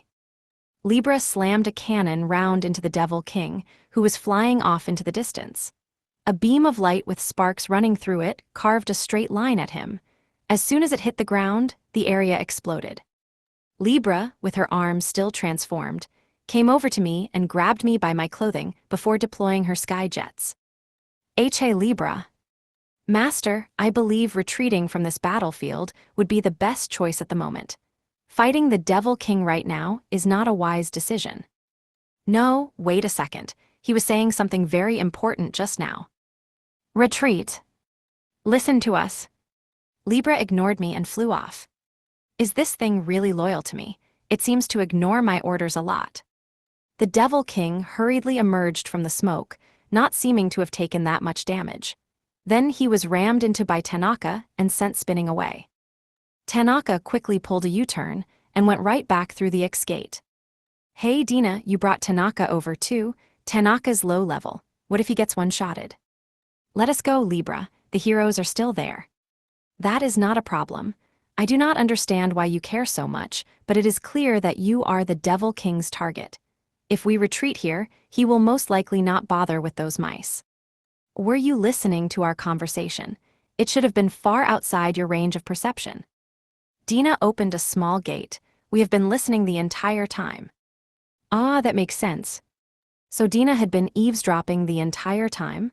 Once she figured I wouldn't be able to win, she stepped in to help me beat a hasty retreat. So she probably attacked with that timing because the Devil King was preoccupied with the conversation and full of openings. If she'd tried that during our fight, I might have been hit, too, after all. No, wait. It sounded as if you were going to say something pretty important. He was clearly going to reveal some sort of hidden background lore or past that I didn't know about. And it seems that past me's goals were pretty different from what I remember. I wanted to listen until the end, if I could. Still, 11 is high. Now that I think about it, I don't know much about her, either. I only know that she's the creator of the world of X-gate and a loving goddess, as well as the representation of the online game's admin. Also, she probably had something to do with me coming here. In fact, the last memory I had before arriving in Midgar's was of me saying yes to Eleven's proposal. There was no way she wasn't involved. They said she was a loving goddess, but she'd made the devil folk, and if what the Devil King said was true, then she'd purposefully created them to be humanity's enemies. If this were a game, it could have been explained away by saying that enemies were needed to liven things up. But this was reality, and this was clearly strange. Just what merit is there in doing something like that? She's more like an evil goddess than a loving goddess. On top of that, if Mana really were just the bodies of devil folk, that would mean more than half of humanity evolved thanks to the devil folk. Elves, beast folk, dwarves, halflings, and vampires, all 5 of these races should have evolved from humans through Mana. If this theory was correct, that would mean the Heaven-Winged weren't humanity. After all, our race's compatibility with Mana was far too awful. In other words, the Heaven-Winged had nothing to do with Mana and were just a separate branch of humanity that popped up from somewhere. That gives credence to the theory that we're descendants of angels, doesn't it? And the color of our wings is affected by Mana, so... Is that like monsterification or something? Wouldn't my black wings mean that I've seriously become some sort of other race? Now that I think about it, I felt nothing when entering Svel, a place that most Heaven-Winged won't go near. In fact, it felt kind of nice. Could it be, could I Lufa's not even be a Heaven-Winged? Orm got up from the ground and muttered, "That was a mistake," sounding bored. He wasn't talking to himself. He was talking to the woman wearing a thin smile behind him, Dina. She was receiving the full force of the Devil King's anger, but she didn't move a muscle. "Speak, I have already set up a barrier surrounding us. That golem will not be able to hear us. Of course, the heroes are outside the barrier as well." "Hee, as expected, Your Excellency, nothing escapes you." "Nonsense, what were you planning with that, Venus?" "No, Dina." Dina giggled, her eyes narrowed and her lips drew a curve as she spoke, sounding aloof. It was an act to gain trust, of course. The doll was watching me. For an act, your attack certainly seemed pretty serious. Oh, but an attack of that level wouldn't matter to you, would it, Your Excellency? I did it because I believe in your power. You certainly know how to talk. Orm gave a short laugh. Then he turned around to face Dina and spoke assertively. Alker, Lufa's Mafahal has gotten weaker. Did you know about that? Of course. That was not your doing, was it? It couldn't be. Of course not, as if I could do something like that. Only the omnipotent goddess could pull that off. You really do know just what to say. Dina let out another giggle. Then, she got closer to Orm and whispered into his ear. I see, a place like that exists. Then I will prepare to make my attack. I will keep her occupied in Blutgang for a while. I pray for your fortune, Your Excellency. What a strange thing to say. Just who would you be praying to? Dina had no reply for Orm's question. She simply passed by him silently as a gust of wind blew. Once the wind settled, neither of them were there any longer, leaving the hero and his party with no idea of what had happened. 6. After the fight with the Devil King, I pondered over what he'd said while inside Tanaka, whom Dina had returned to our original location. Apparently this world is more removed from the game than I originally thought. I keep finding new pieces of lore one after the other. Then I learn that the goddess is actually evil.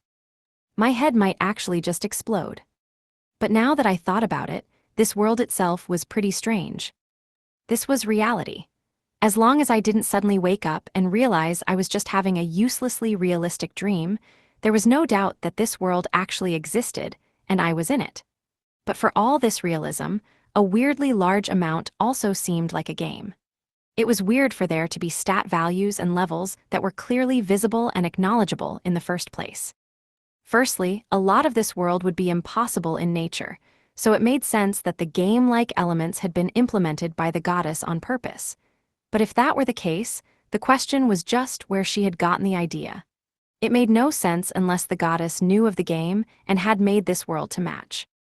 Oh yeah, wasn't there a game like that way back when? One that had a huge and magnificent story, but the ending turned into a case of none of this was real, since this world was just a game world. And wasn't there another one with, like, a way too advanced digital world, where programs lived and monsters evolved and stuff? Surprisingly enough, if this world were similar, it would explain. No, never mind, it wouldn't. If that were true, then why would this world be so different from Xskate Online? If this were some sort of digital world or something emulating Xskate Online, then there'd be no reason for there to be a 200-year gap since my defeat, either. After all, the passage of days didn't matter in the game. Sure, there was a morning-day-night cycle, but the dates never changed.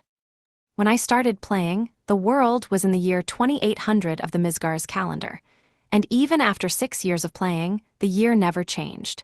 It didn't become 2806 or anything. The game repeated the same year over and over, or in other words, it was the world of Sazisan. The game was clearly different from the world I was in right now, so that theory didn't hold water. Damn, I can't come to any conclusions. I just don't know enough. I really should have stayed and listened to the Devil King until the very end. He was just about to talk and get me closer to the core truth of this world. There it is, Miss Lufas, it's Vanaheim. Dina called my name, bringing me back to reality. When I looked out the window, I saw a towering mountain with a forest at its base. Apparently, we'd reached the residence of the next of the 12 heavenly stars. I was still concerned about this world and what the Devil King had been going to say next, but thinking about it wouldn't yield anything for now. I just had to leave it for later. I need to concentrate on the problems right in front of me first. But still, Parthenos the maiden. Dina says she's still alive and well, but I wonder if that's really true. I didn't actually doubt Dina, per se, but Parthenos still being alive after 200 years seemed impossible. I mean, she was a human after all. I believe I already covered the fact that as long as a player encountered something as an enemy, it didn't matter if they were human. They were treated as a monster by the system. It wasn't a rare occurrence or anything. In fact, it was common in most RPGs for human enemies to show up the same way monsters did, with names like so-and-so soldier or so-and-so priest. I remember that in the 8th installment of a certain nationally famous RPG series, there was an eat skill that was particularly nasty. Since it ate the enemy to recover the user's HP, it was fully usable on human soldiers who were enemies. The sight of the main heroine dashing towards the soldiers and the ensuing awful sounds of her munching down were quite frightening. This was basically the same. Parthenos was originally a human NPC who'd featured the name Maiden in Service to the goddess. She was a troublesome enemy who appeared in a high difficulty, level 1000 dungeon. She would form a party with other human NPCs and endlessly heal and support them. But if she were on your side, those healing and support abilities were very useful. So, wanting at least one person like her, I tamed her. I did train her up a little, just in case, but I had no intention of using her in battle in the first place. I just tamed her because I wanted someone who could heal and support, so her combat ability was really low. The dungeon she appeared in was of a really high difficulty. She was as strong as a level 800 backline specialist, but that was it. If she were forced to actually fight, she would probably be the weakest out of all the 12 heavenly stars. But it was okay that she was weak. She had high INT and MND stats to go with her abundance of SB. As long as she could provide shields and heals from the back, she was plenty useful. For wading into combat from the front, I had people like Leon anyway. Although Leon was now outside of my control. Anyway, the point was that Parthenos was a true blue human, so her lifespan was correspondingly short. So as to the question of whether she was still alive after 200 years, well, it was impossible lifespan-wise, right? Even if she were still alive, she'd be really old and decrepit. I found it impossible to believe she'd be in any state to travel. If what I was thinking was right, then she was definitely now a maiden old. It would probably be better to just have her stop occupying Vanaheim, the Heaven Wings home, but not take her with us. I had Dina around to take care of the backline anyway. Most importantly, she'd probably die if we made her walk. As we approached the forest, we found a large barrier covering the entire thing, as expected. However, we must not have been designated as enemies, as we were able to enter easily. So we really are still comrades, even after 200 years. I guess this means we won't be attacked suddenly, at least for now, since the fact that we're able to enter means we're counted as allies. As we walked into the forest, we found a place that was the perfect definition of sanctuary. Sunlight filtered through the trees, and the animals all ran around freely, showing no fear. There were many animals that seemed like squirrels and rabbits, which only made the impression stronger. It seemed that Libra was unmoved, but this place probably felt comforting to Ares, who was a sheep. As for Agakeros, he was in human form right now, but his original one probably wouldn't fit in with this view either. He would stand out like a sore thumb. Seeing a demon lord standing in the middle of a bunch of playing animals would be way too surreal. Well, Ares would be the same with his 100M size, but he was just big. He still looked exactly like a fancy, rainbow-colored sheep, so he was probably barely in the safe zone. After some more walking, we eventually came upon a small cabin that was built in the woods. Is this where Parthenos lives? There shouldn't have been anyone around this area thanks to Parthenos, so she was the only candidate. I stood in front of the door and knocked lightly. A knock and no way, why? I heard the voice of a sincerely surprised young girl from inside. She may have been surprised, but so was I. I had totally been expecting an old person on the other side of the door, so a young girl was shocking. Could it be, did Parthenos find a way to rejuvenate her youth? After waiting for a while, the door slowly swung open a crack, and I could see a girl peeking out. At first glance, she looked like a lovely girl. Her hair was a light pink, and she seemed to be around 15 years of age. No, but she doesn't seem like Parthenos. As far as I remembered, Parthenos' hair was green, not pink. Or did she dye it? While I considered that, Agakeros stuck his hand through the crack in the door and forced it fully open. Then, for some reason, he returned to his demon form and crossed his arms in front of the girl. Girl, your attitude in front of my great master is nothing short of the highest insolence. Fool, you're the one being insolent. I grabbed Agakeros by the head and used my pure strength to throw him backwards. How do I fix this? Now our first impression is just terrible. She was so scared of that idiot who just showed up that she's backed up all that way. While her expression didn't show any fear, her face was frozen in shock and surprise, and the white wings growing out of her back flapped restlessly. Wings, huh, this girl is heaven-winged. Then she's definitely not Parthenos. Parthenos was human, so she wouldn't have wings. Who the hell is this girl? Ah, we apologize, our subordinate was rude to you. We are not suspicious. Well, we are, but we do not intend to harm you in any way. We came here looking for an acquaintance. Girl, do you know of someone named Parthenos? Huh, are you friends of Gran's? Gran? That meant there were two possibilities for who this girl was. The first was Parthenos' descendant by blood. A half-human, half-heaven-winged was possible.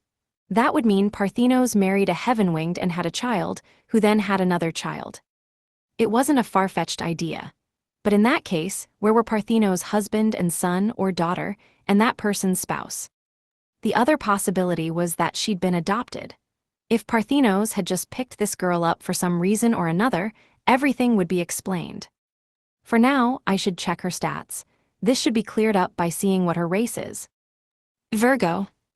Level 320. Race heaven-winged. Class levels. Acolyte 100. Priest 200. Bard 20. HP 21,000. SP 3301. SDR strength 1200. DEX dexterity 990. VIT vitality 1390. INT intelligence 1800. AGI agility 1270. MND mind 3102. LUK luck 1505. I think she's adopted. Judging from the fact that she isn't half anything, she doesn't seem related to Parthenos by blood. As for her levels, she's quite strong for this day and age. She was probably trained by Parthenos. Ah, those black wings. Could you be Lufas? Gran told me about you. Indeed, we certainly are Lufas Maphile. Behind us are members of the 12 heavenly stars, Aries and Libra. The fool on the floor there is Agacaros, and the blue-haired one is Dina. As I introduced them, Libra, Aries, and Dina all politely bowed. The girl returned each gesture. Yeah, she seems like a good, polite girl. Aren't I the rudest of the bunch? After all, I couldn't use formal language even if I really concentrated on it. There was no way I could change my speech pattern. Please call me Virgo. Gran will be happy to know that you came, Lufas. Would you like to go visit Gran now? Would that be all right? We would like that. Apparently, she wasn't too wary of us. What a nice and honest girl, was my sincere impression. I couldn't stop a smile. She probably didn't feel the need to be on guard since we'd passed through the barrier. As I was lost in thought, Dina pulled on my sleeve. Hey, what's wrong, Dina? This is bad, Miss Lufas. Her character overlaps with mine a little. Really? As it is, I'll lose my individuality and stop standing out.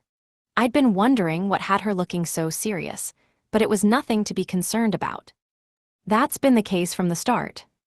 I left Dina, who looked stricken, to her own devices and followed the girl as she walked, leading us to Parthenos. Aries and Libra followed after me. Agacaros, who had been literally eating some grass that was on the side of the road, stood up and returned to my shadow. He really is just a goat, despite how he looks. Come on, Aries, don't look so jealous. I'll give you some corn later. We walked through the forest for a while. Eventually, the girl led us to an open area. Light shone down into the clearing, making it seem as if the trees were avoiding the area, giving this spot in the forest an even more wondrous feel. In the center stood a gravestone made of marble. The stone had Parthenos' name marked on it. My Gran is there. She'd been waiting tenaciously, always believing in your revival, Lufas. But last year, she choked on some fruit. I silently looked over at Dina. She turned away and refused to meet my gaze, and I could see cold sweat on her. Hey, what the hell? Parthenos is dead. 7. So, what is the meaning of this, Dina? Didn't you tell us that all the 12 heavenly stars were alive and well? I mean, the barrier was still up, so I totally figured she was still alive. Actually, why is the barrier still here if Parthenos isn't alive? Dina responded to my interrogation with some uncomfortable excuses before bringing up the question of why the barrier was still up. I had the feeling that she was just trying to get out from under my scrutiny, but her question was a good one. Alioth's barrier was the type to activate upon his death, but this barrier was the type with a time limit. It should have disappeared after a while. Even so, it was still going strong a year after Partheno's death. It was clearly strange. I had thought that something like this might have been possible at high levels, but that wasn't the case judging from Dina's reaction. So we arrived at Dina's question. That is, after Gran died, she still had lingering attachments to this world. Right now, she's wandering the forest as a ghost. What the hell? Somehow, after 200 years, Parthenos had become something really absurd. Rather than Parthenos the maiden, she was Parthenos the ghost. We understand for now. Basically, this was all just due to Dina's misunderstanding. And the biggest contributing factor to that understanding was the fact that the barrier still existed. Knowing that, Dina had thought Parthenos was still alive. But in actuality, Parthenos was dead and maintaining the barrier as a ghost. I can't blame her for a lack of research on this one, can I? It was much more ridiculous to expect her to have predicted this. For now, we must meet her and send her to the afterlife. Knowing that the one who held the title of maiden had fallen and become a ghost was just too sad. I couldn't just let this go on. I was honestly happy, since she'd done this out of loyalty to me, Lufas, but I also felt sorry. I should hurry and release her. You said you were Virgo. Do you know where Parthenos' ghost is? Virgo shook her head no. No, I don't. There's no doubt she's somewhere nearby, though. Given that the barrier was still there, she was definitely somewhere near. But since she was a ghost, it was hard to grasp her location. Even Virgo, her granddaughter, didn't know. Then how do you know that she's become a ghost? Well, that's because Gran occasionally shows herself and recasts the barrier. I saw her then. Virgo easily answered Aries' astute question. This is a dumb thing to notice, but their speech patterns are eerily similar. Dina was talking nonsense about how Virgo overlapped with her, but if anything, she overlapped with Aries. Formal speech was for one's superiors. It seemed she only used it with me. This was probably how she usually talked. She really was a far cry from Dina, who constantly used formal speech and went all the way to sounding suspicious. Which means we need to wait until the barrier weakens. She just fixed it earlier, so it probably won't happen for a while. I thought we could just take it easy and wait a little bit, but Virgo poked holes all over that plan. If it was recently fixed, then Parthenos probably wouldn't have to attend to it for a long while. If we waited for several months, she would come back out, but that really would be too much trouble.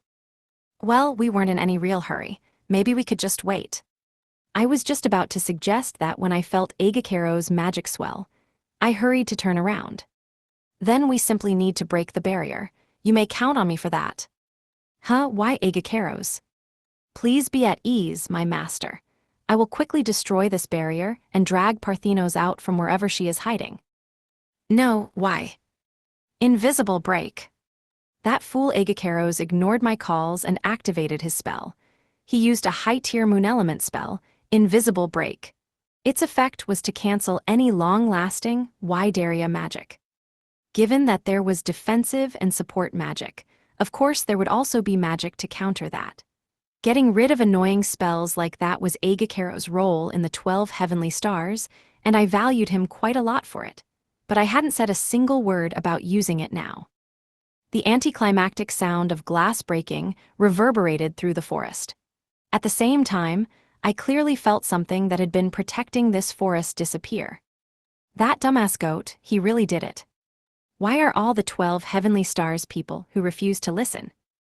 I understood that Agakeros was excited, since this would be the first time he had something to do in a while, but that was way too forceful. What'll you do if Parthenos thinks you're an enemy? How was that, my master? We now understand well that you are a rash fool. Make sure you think before you act next time. I lightly scolded the goat that was looking at me smugly before surveying the forest. I didn't care that Agakeros looked like a kicked puppy. I didn't think Parthenos would consider us enemies, at least since I was here. But who knew if that were true? I crossed my arms, and we waited in silence for a few minutes for Parthenos to show herself. Now that it had come to this, she should have had no choice but to come out and reapply the barrier. Then there was the problem of whether or not she'd think we were enemies since we'd broken the barrier. She might come attacking. I figured she'd recognize me at least, but she was a ghost. In the worst case, she might have forgotten me. Still a ghost, huh? I normally didn't believe in the occult, but I'd sure accepted this whole situation really easily. Well, given the ridiculous situation I'm in, I guess ghosts are pretty tame by now. All I thought was, so ghosts exist. So I was confident I wouldn't be surprised whether a ghost or a zombie or anything else of that nature popped up in front of me. I was so used to weird things that I was numb to shock. But no matter how long we waited, nothing ghost-like appeared. Time simply continued to pass. "She isn't coming," I muttered. Dina, who was next to me, agreed, sounding mystified. "No, she isn't." I'd been convinced that Parthenos would show herself immediately, so this was a bit of a letdown. Could she have already passed on, or did she just appear at regular intervals to repair the barrier and was otherwise resting? We continued to wait a while for Parthenos the ghost to show up, but the day ended without her appearance. What the hell is going on? Sorry for what happened last time, Hero. I thought we had prepared for every possibility, but it looks like I was too naive. After being thrust into an unusual situation and being made to witness the fight between Lufas and the Devil King, the hero party had turned back to Levitane. There had been people who derided and insulted them for that decision, which made Say want to tell them to try standing in front of both Lufas and the Devil King. There's no way. I don't think we'll be able to win even if we get several hundred or even thousands of people. The king said that he'd been naive before, but by Say's reckoning that hadn't been fixed. Yeah, the king's understanding of the situation is naive. If we gather all our elite troops, if we get enough numbers, if we get good enough weapons. The king seemed to think that those small tricks would change things, but that was a complete mistake. There's no way he can understand. Only the people who saw that fight know this feeling of fear and despair. Alfie, who should have been in the party, had completely succumbed to fear and declined to continue on the journey. But Say couldn't blame her for that decision. Even he wanted to go back to Japan right now if he could. Alfie's withdrawal is a huge blow, but do not fret, I have already found someone even more skilled than her. The king spread his arms in an exaggerated motion before introducing the people who were waiting beside him. First is the one rumored to be the strongest mercenary, nicknamed the Fearful Ogre, Alfie's father Gantz. Having been introduced by the king, a bald and muscular middle-aged man stepped forward. He had a giant, person-sized battle axe equipped on his back, as well as a one-handed sword at his waist. His shiny new armor didn't seem to fit him, strangely. He'd most likely received the new armor from the king, and it didn't seem like it was comfortable to wear. Seeing his face, Say couldn't help but think he looks nothing like his daughter. But that was only natural. Such were the mysterious ways of genetics. Next is the adventure party that conquered the grave of the black-winged king, Hawk's-Eye. We are all counting on Eugene. We humbly accept your royal order, your majesty. Leave the young hero to us. The one who spoke looked like the dictionary definition of an adventurer, and replied in a way that was both full of confidence and borderline rude. His brown hair was spiked upwards, and his sharp-looking eyes glinted with motivation. Say could feel the force of his vigor and spirit, as if he wasn't afraid of anything. It was making him think that the man might actually charge at an enemy regardless of how large the gap in their power was. The three people behind him were nodding in agreement with Jean, also full of confidence. And I was mistaken. I forced the young warriors that carry the future with them, as well as that young man from another world, to fight while I sat safely on my throne. Yes, it should have been obvious to me. How can I claim to be trying to save the world if I don't jump into the fire myself? Hearing the king blame himself, everyone who was listening reflexively raised their heads. Say felt a sense of dread. I can't shake the feeling that this king's gonna say something absurd. Say's premonition proved correct. The king started shouting something utterly insane. "I will be going with you, hero. Let us save the world together." My leg. The king had stood up from his throne as he started to spout his insane idea, causing his retainers to shout while looking like the world was ending around them. However, the king didn't seem to mind and continued to speak. I may be old, but I fought on the front lines in my youth. I feel no regrets over offering up my life for this cause. I shall sacrifice myself and become the foundation for my people's future.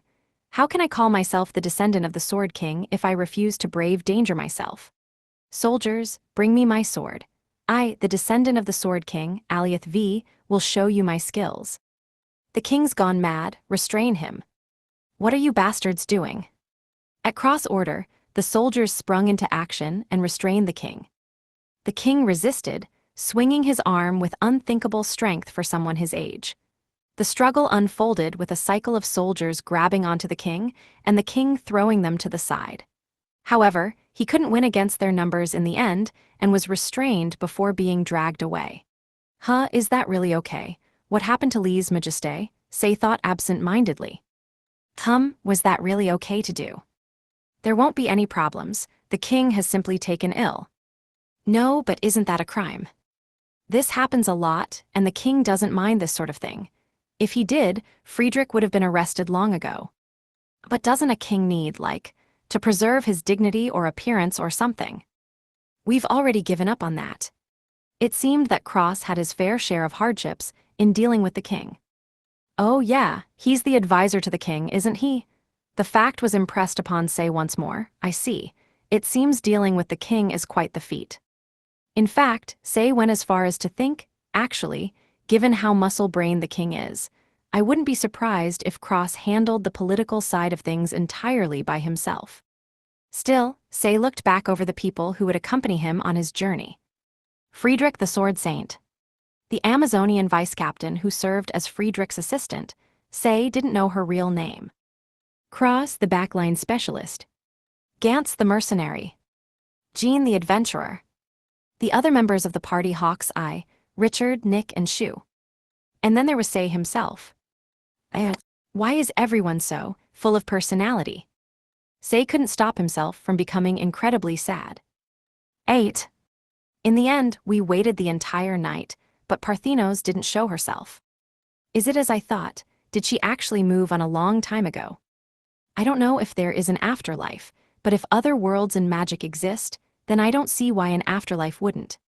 Gods existed in this world, too, after all. Apparitions and vengeful spirits actually did appear in the game as monsters, so the existence of a heaven and hell wouldn't be that far of a stretch. Actually, wasn't hell Aegacero's birthplace? But this was a problem. With Parthenos dead, that turned the 12 heavenly stars into the 11 heavenly stars instead. Even I wouldn't disturb the dead and force a spirit to keep working for me, which meant the maiden seat was now open. In fact, Parthenos had been doing her best all this time. I actually wanted her to rest. But then that left me with only two choices: either search for the next maiden, or just give up and change the name to 11 heavenly stars. For some reason, Dina was pointing to herself and really trying to get herself noticed. I ignored that and looked off into the distance. Should I find another decent humanoid monster and train them from scratch? Or maybe I'll just make a golem. Either way, the replacement probably won't be as good. It seems like Parthenos is not around. There is no more reason to stay, so let's leave. I declared that we would be leaving the forest. Dina and the rest of them nodded. I wanted to talk to Parthenos a little bit at least, but we couldn't stay too long or we'd cause trouble for Virgo. I didn't know whether Parthenos had already moved on or if she was just mad that Aegaceros had broken her barrier, but it should have been all right to just come back later. After all, there wasn't anything bad happening here, unlike Svel, which had been invaded, or G-Jaller, which suffered from civil unrest. I felt sorry for the Heavenwinged who had gotten chased out of their homes, but I personally felt like this could be left for later. But are you sure? About what, Ares? Isn't this your birthplace? So wouldn't your mother's grave be up there on top of the mountain? You told me about it before. I froze and looked up at the mountain. My mother. Oh, yeah. She made an appearance in the dream memories I saw back in G-Jaller, didn't she? It seemed like Lufas had hated her father quite a lot and was hated in return, but she'd had a good relationship with her mother. In fact, she wanted to crush the unfairness of the world for her mother. But her grave was up there. She was already long dead, which might have influenced Lufa's actions. I remember that 200 years ago, you would always come here once a year to offer prayers to your deceased mother, Master. We have come all this way, so might I suggest visiting your mother's grave, since it's been so long. It sounds like a good idea from Libra's explanation, but the act seems to carry a lot of weight for Lufa's. And to me, it's the grave of a stranger. But right now, I'm Lufa's. So in that sense, Lufa's mother isn't a stranger at all. Yes, if this place has been secluded for 200 years, then it has probably gone unmaintained. It's not a bad idea to stop by. Lufa's mother probably wouldn't want some random person like me to visit her. But well, there was no other option. Even I was questioning why it had come to this, and I hadn't come up with an answer. But there might be some sort of hint to all my questions up there. I can't help but hope. If I were to believe the Devil King's words, then Lufa's did some things that I didn't know about, had her own experiences, and noticed something I hadn't. The goddess scenario, no doubt this would be the key word from now on. As long as I figured out what that was, I might come to understand why this happened to me. And the key to understanding was none other than Lufa's. Before being sealed, Lufa's noticed something and tried to take action. If I could figure out those 2 points, that would most likely lead to me solving the mystery. A grave visit, aren't there more pressing matters we should attend to? How unexpected, Dina, I never thought you would object. Ah, no, I'm not objecting per se, but I just don't think staying too long would be a good idea. It was a little unexpected that Dina spoke against visiting the grave. I figured she'd just aloofly say, then let's go. But I understood after hearing her explanation. I mean, aren't mountains really tall? I don't want to climb all that. Ah, understood. I nodded, looking up once again at the mountain. Idiots and the heaven-winged both love high places. Wasn't an aphorism that actually existed, but it was true that the heaven-winged love heights. The higher up a person went, the thinner the mana got, so to heaven-winged, it grew far more comfortable higher up. They could also fly, so they didn't have a problem navigating at those heights. Take a 500 m tall mountain, for example. Since heaven-winged could fly, ascending that 500 m was no different to them than a human walking 500 m on flat ground. Or is it 700 m to account for slight horizontal progression? It didn't feel that tiring. Mountains made for natural fortresses as well. It made the heaven-winged harder to attack just by living on them, allowing them to also obtain peace of mind. So when it came to Vanaheim, how tall is that mountain? I'm not great at estimating measurements by eye, but it seems incredibly huge to me. Libra, do you know how tall that mountain is? Yes, it is estimated to be 3807 m tall. It's taller than Mount Fuji. That was certainly too tall to just climb up without any plan. But for a heaven-winged, it was no different than walking 4 or 5 kilometers. It was noted in official lore that an adult could fly faster than a bike, so it wasn't that difficult a distance. Many people back in Japan commuted that distance to school or work by bike, so it should have been easy to do, even every day. If Libra and I were to fly at full speed, it'd only take a minute. No, not even 30 seconds. True, that height is troublesome. Still, it wouldn't be impossible to carry you up. I can carry Aries and Agacaros, and there should be no problem for you to carry Dina, Master. However, I believe it will be necessary to secure some method of transporting larger numbers through the skies in the future. Libra was correct. We were fine right now because there were so few of us, but since our numbers would only grow, things couldn't stay as they were. Other than Libra and I, the only other person who could fly was one of the twins from the 12 heavenly stars. That also meant that the other twin couldn't fly. So the more people I gathered, the harder it would be to move around. More than anything, having both hands occupied carrying people meant that it would be harder to react if something attacked. Wait, Agacaros can't fly, he has wings. Master, I may be able to fly, but I cannot go very high. Did you forget? Oh, is that so? It is so. Agacaros did have wings, but apparently he couldn't climb too high. I see. So like first-gen Charizard before it could learn fly. That meant the only ones who could actually fly were Libra and I. Then, why not have that thing fly? we needed a method to carry everyone who couldn't fly by air, but also one that didn't occupy Libra's or my hands. So that left one option: have something that could carry everyone and fly. It was simple. Right, we're all going back to the forest for a little while. Also, Dina, weren't there alchemy materials in what we recovered from the grave? Bring back the floating stone and whatever else you think would be useful, please. Now then, let's get to remodeling. In the game, there was no way to change something once it had been made. If a player really wanted to redo something, they'd just have to start over from scratch. But we weren't in the game, so I should be able to remodel things. I should at least try this out once to confirm things for the future. And that was why I decided to remodel Tanaka. The outside look didn't change, but in order to accommodate future passengers, I increased its size and made it much taller. Of course, I didn't make Tanaka ridiculously tall, but I did add a second floor. I also added a deployable roof so that we could enjoy a terrace at any time. But that was only the beginning. The big change came next. Right, Tanaka transform. YESBOSS. Following my orders, Tanaka illuminated itself.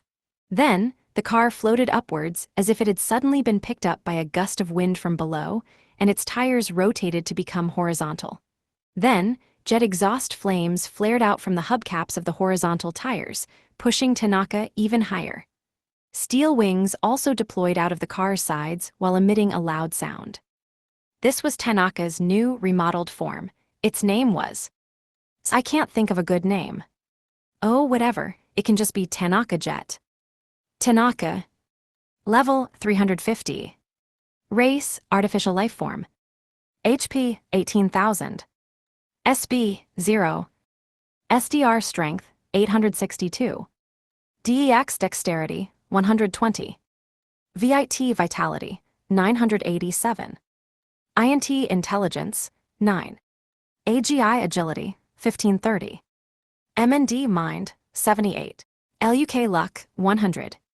I see, so by remodeling and adding better materials, its stats and max level can also rise.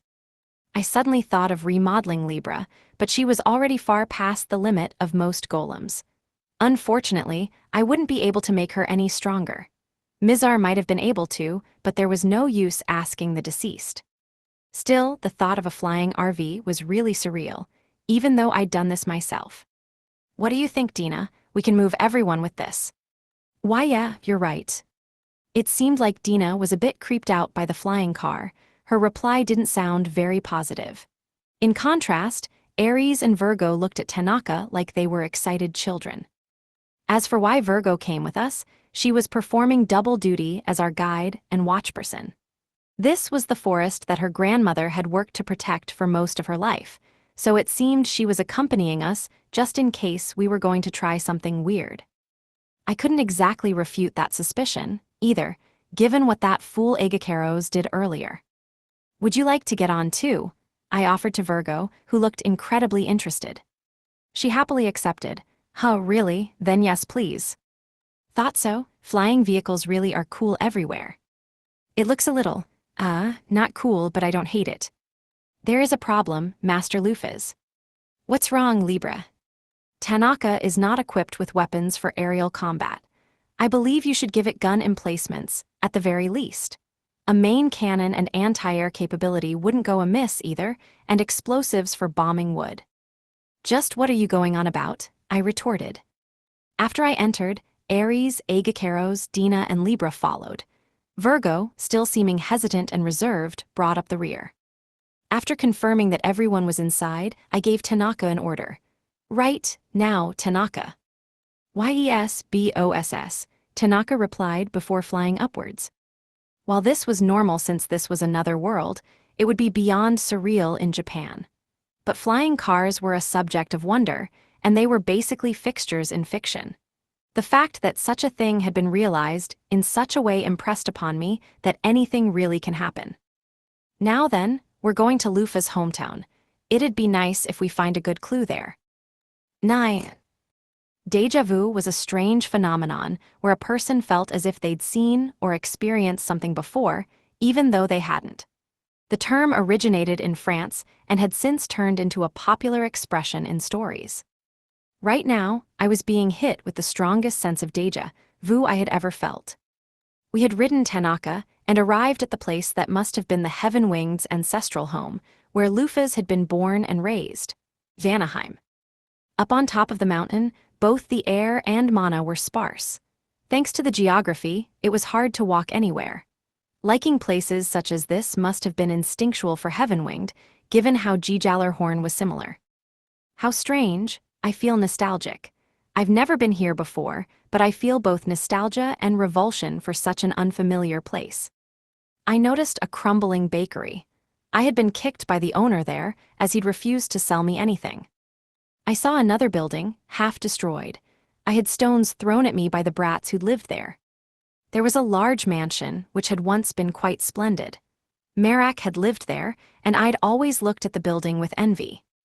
None of these memories are good. It seems that this town stirs up a lot of memories in a bad way, ones that my inner self never knew about.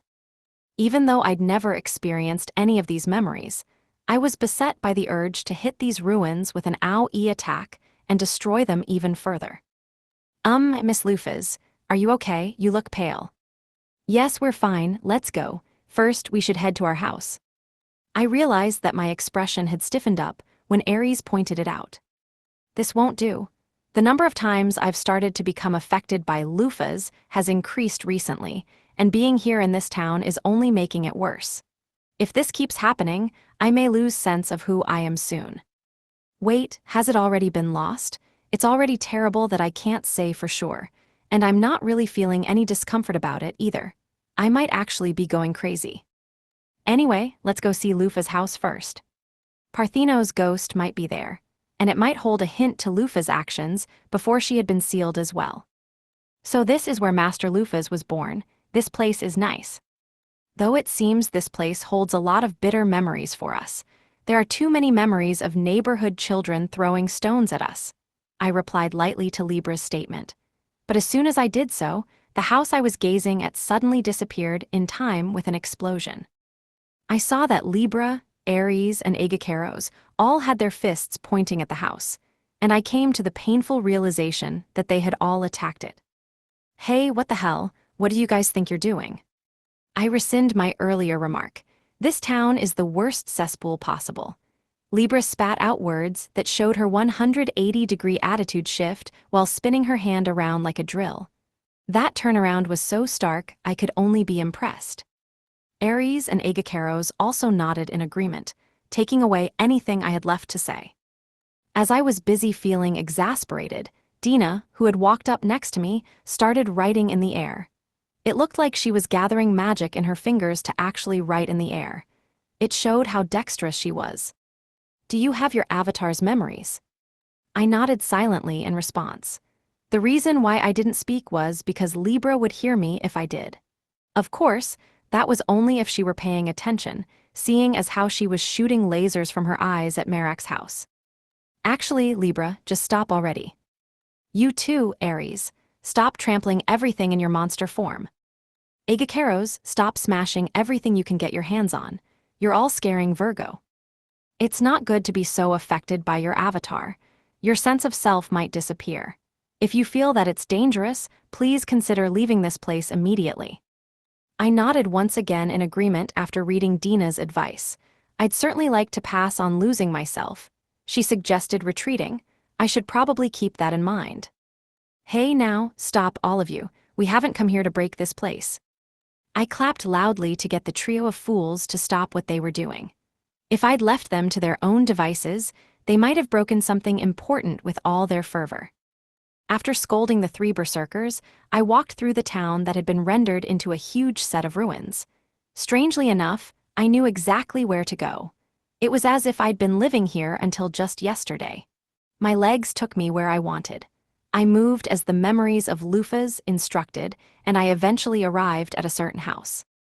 It had fallen into heavy disrepair, but it was still clear that it used to be a splendid house. Oh, what a nice building. This used to be your house, Master Lufas. Yeah, you could say that. Though we can count on our hands how many times we've actually been inside. I replied lightly to Agacaros and passed by the mansion. It was true that this had been my family's house. Lufa's father and mother had lived here. My memories told me that much. But this wasn't Lufa's house. My Lufa's house was, it was a small shack off to the side. This is. It's just what you think. Looks like a storage shed, right? Well, it really was a storage shed. It seemed that this place, which used to be a storage shack, was where Lufa's had actually been raised. The tiny shack was infested with cobwebs. Even a doghouse would have been better. Of course, there was no way I knew of this backstory, and the reason I had Lufa's wear this dress was just for its effects and fashion. To be honest, I wouldn't hesitate to put Lufa's in a string bikini if its stats were stronger than anything else. Thank goodness a swimsuit wasn't the best equipment, I thought to myself, way too late. At any rate, the point was that I wasn't really thinking anything when I put the dress on Lufa's, but the Lufa's in this world. She might have worn this outfit as a reaction to her poor circumstances during her childhood. Like, she admired the upper crust. So, she constantly looked upward, craving and envying the good life. As soon as she gained power, she started collecting glamorous clothing and shiny things like she was fulfilling her childhood dreams. No, I'm probably just reading too far into things. Our father despised us for being born with black wings. He probably even wanted to kill us, if possible. However, he was stopped from doing so by his need to keep up appearances because of his status and our mother's desperate pleas. Because of that, he instead chose the option to isolate us in this shack. I started talking about a past I had no actual clue about, as if I'd actually experienced it. I'd heard somewhere that memories never truly disappeared, and that they simply got stored somewhere deep and were hard for a person to access. In other words, memories that had been forgotten could come back all at once due to some sort of stimulus. Since this body was Lufa's, there were memories left deep inside. I guess these memories have been coming up and overflowing due to us coming to this town. Master, please give me permission to slaughter your father. I thought about my father, and the knowledge that he was dead just floated up in my mind. That would be impossible. He is already dead. I feel like it's becoming easier to pull out Lufa's memories. At any rate, I calmed Libra down from her dangerous state and stopped Ares, who was trying to set fire to the mansion. There might be some important clue in there. Please don't break it. If Parthenos is still around, she'd most likely be nearby. I don't remember if I ever told her where my house was, but she probably found out over these past 200 years. Also, there might be more of Lufa's past buried here that I don't know about. Well, even if there isn't, I'll be happy as long as we find some clue. As long as we find a clue, I should be able to bring out Lufa's memories. I stepped into the shack. What an awful place. I couldn't believe this place had been livable. There was only a single small bed and a bunch of junk, the purpose of which I couldn't even begin to guess. I guess they stored things here, since this was a storage shack. That wasn't a mistake. But all this junk was clearly just trash my father threw in here to punish Lufa's and make himself feel better. Well, whatever. The important thing was to find something that could connect to the goddess scenario, which Lufa's found out about 200 years ago. But I didn't find anything of the sort, and I felt a little disappointed. Well, thinking about this more carefully, Lufa's did only spend her early childhood here. She only started aiming for the eradication of the devil folk after she'd become an adventurer and had gotten to level 1000. No matter how I considered things, she wouldn't have figured anything out as a child. Meaning, there was no way there'd be any hints about the goddess scenario here. I just did all this for nothing. The goddess scenario, huh? I muttered to myself. Everyone other than Dina looked at me with confused expressions. They were simply reacting to what I said. It didn't look like they had any idea of what I was talking about. On the other hand, Dina didn't react at all. I thought she might have known something, but apparently she didn't either. Miss Lufa's, what is the goddess scenario? Oh, it was something the Devil King talked about the other day. He claimed that this world was moving according to the goddess scenario. Have you all never heard of it? Everyone shook their heads in response, indicating that they didn't know. Lufa's must have played it really close to the chest 200 years ago if even the 12 heavenly stars didn't know. What the hell were you thinking, Lufa's? Tell Libra, at the very least. There's no one who knows. As soon as I thought that, I heard the voice of a young girl from the entrance of the shack. Let me answer that question. But the voice sounded strange. It was as if it were reverberating directly inside my head. It was hard to describe exactly how it sounded. If I were to compare it to something, it would be like putting on some cheap earphones and hearing a really heavily clipped voice. At the very least, it wasn't how a flesh-and-blood person would sound. A half-transparent girl stood in the entrance. I could see through her body to the other side. She clearly wasn't corporeal. She's young. At the very least, she looked no older than 12 years old. Her green hair, which reached down to her knees, was braided, and she wore priest's robes, which drew all of our attention. It's been a long time, Miss Lufas. You haven't changed in 200 years. You've given this old woman some relief. My, I'm still so jealous of the Heaven Wing's lifespan, even though I've passed through being old and am a ghost now. Cackle, cackle. In contrast to her young appearance, her speech patterns were calm and slow, like that of a grandma. My oh my, these past 200 years have been long, you know. I've been doing as you asked all this time, keeping Vanaheim exactly as it used to be, believing your word that you'd return one day. But just the other day, I choked on some fruit and met my unceremonious end. The ghost stood in front of me, laughing dryly, to which I could only respond with a dumbstruck. Huh. Wait a second. What did she just say? Is she seriously claiming she was over 200 years old? And she also said that she'd been maintaining Vanaheim. Putting that all together, that meant. Oh, what's wrong, miss? You couldn't have forgotten this old grandma's face, could you? I even rushed to recreate how I used to look since I learned that you'd revived. Image summary, manga panel depicting a glowing ghostly girl with a long braid and robe standing before two surprised female characters, one of whom points at her in shock. Wait a second, that speech pattern. And 200 years. Is that you, Gran? Virgo asked before I could respond, while pointing at the ghost with a trembling finger. The fact that Virgo didn't recognize her meant that she'd probably aged normally when she was alive. The girl who talked like an old lady cackled before answering. What's wrong, my grandchild? Did you not recognize me just because I changed my appearance a little? And no, this isn't just a little. Virgo's expression was stiff as the ghostly girl in front of her puffed out her chest. Then, the ends of the ghost's mouth curled upwards as she looked at all of us and boldly introduced herself. Her name was exactly as I expected. She was exactly the person we'd been looking for. I am Parthenos the Maiden, one of the 12 heavenly stars, those who stand next to the black-winged conqueror. In order to once again be of service to Miss Lufas, I refused to ascend to heaven and instead stayed here. 10. Parthenos was once a member of a clan that served the goddess. They were agents of the goddess who supported her from the shadows and kept the world in balance. Parthenos felt pride over the role they had been given, a role that they had probably kept ever since humanity had been born. We're different from other people. We have been singled out by the goddess. We are her servants who give her all our love and loyalty. To her, the clueless clergy who blindly offered the goddess faith without even knowing what kind of being she was were nothing short of laughable, an opinion that only furthered her sense of superiority.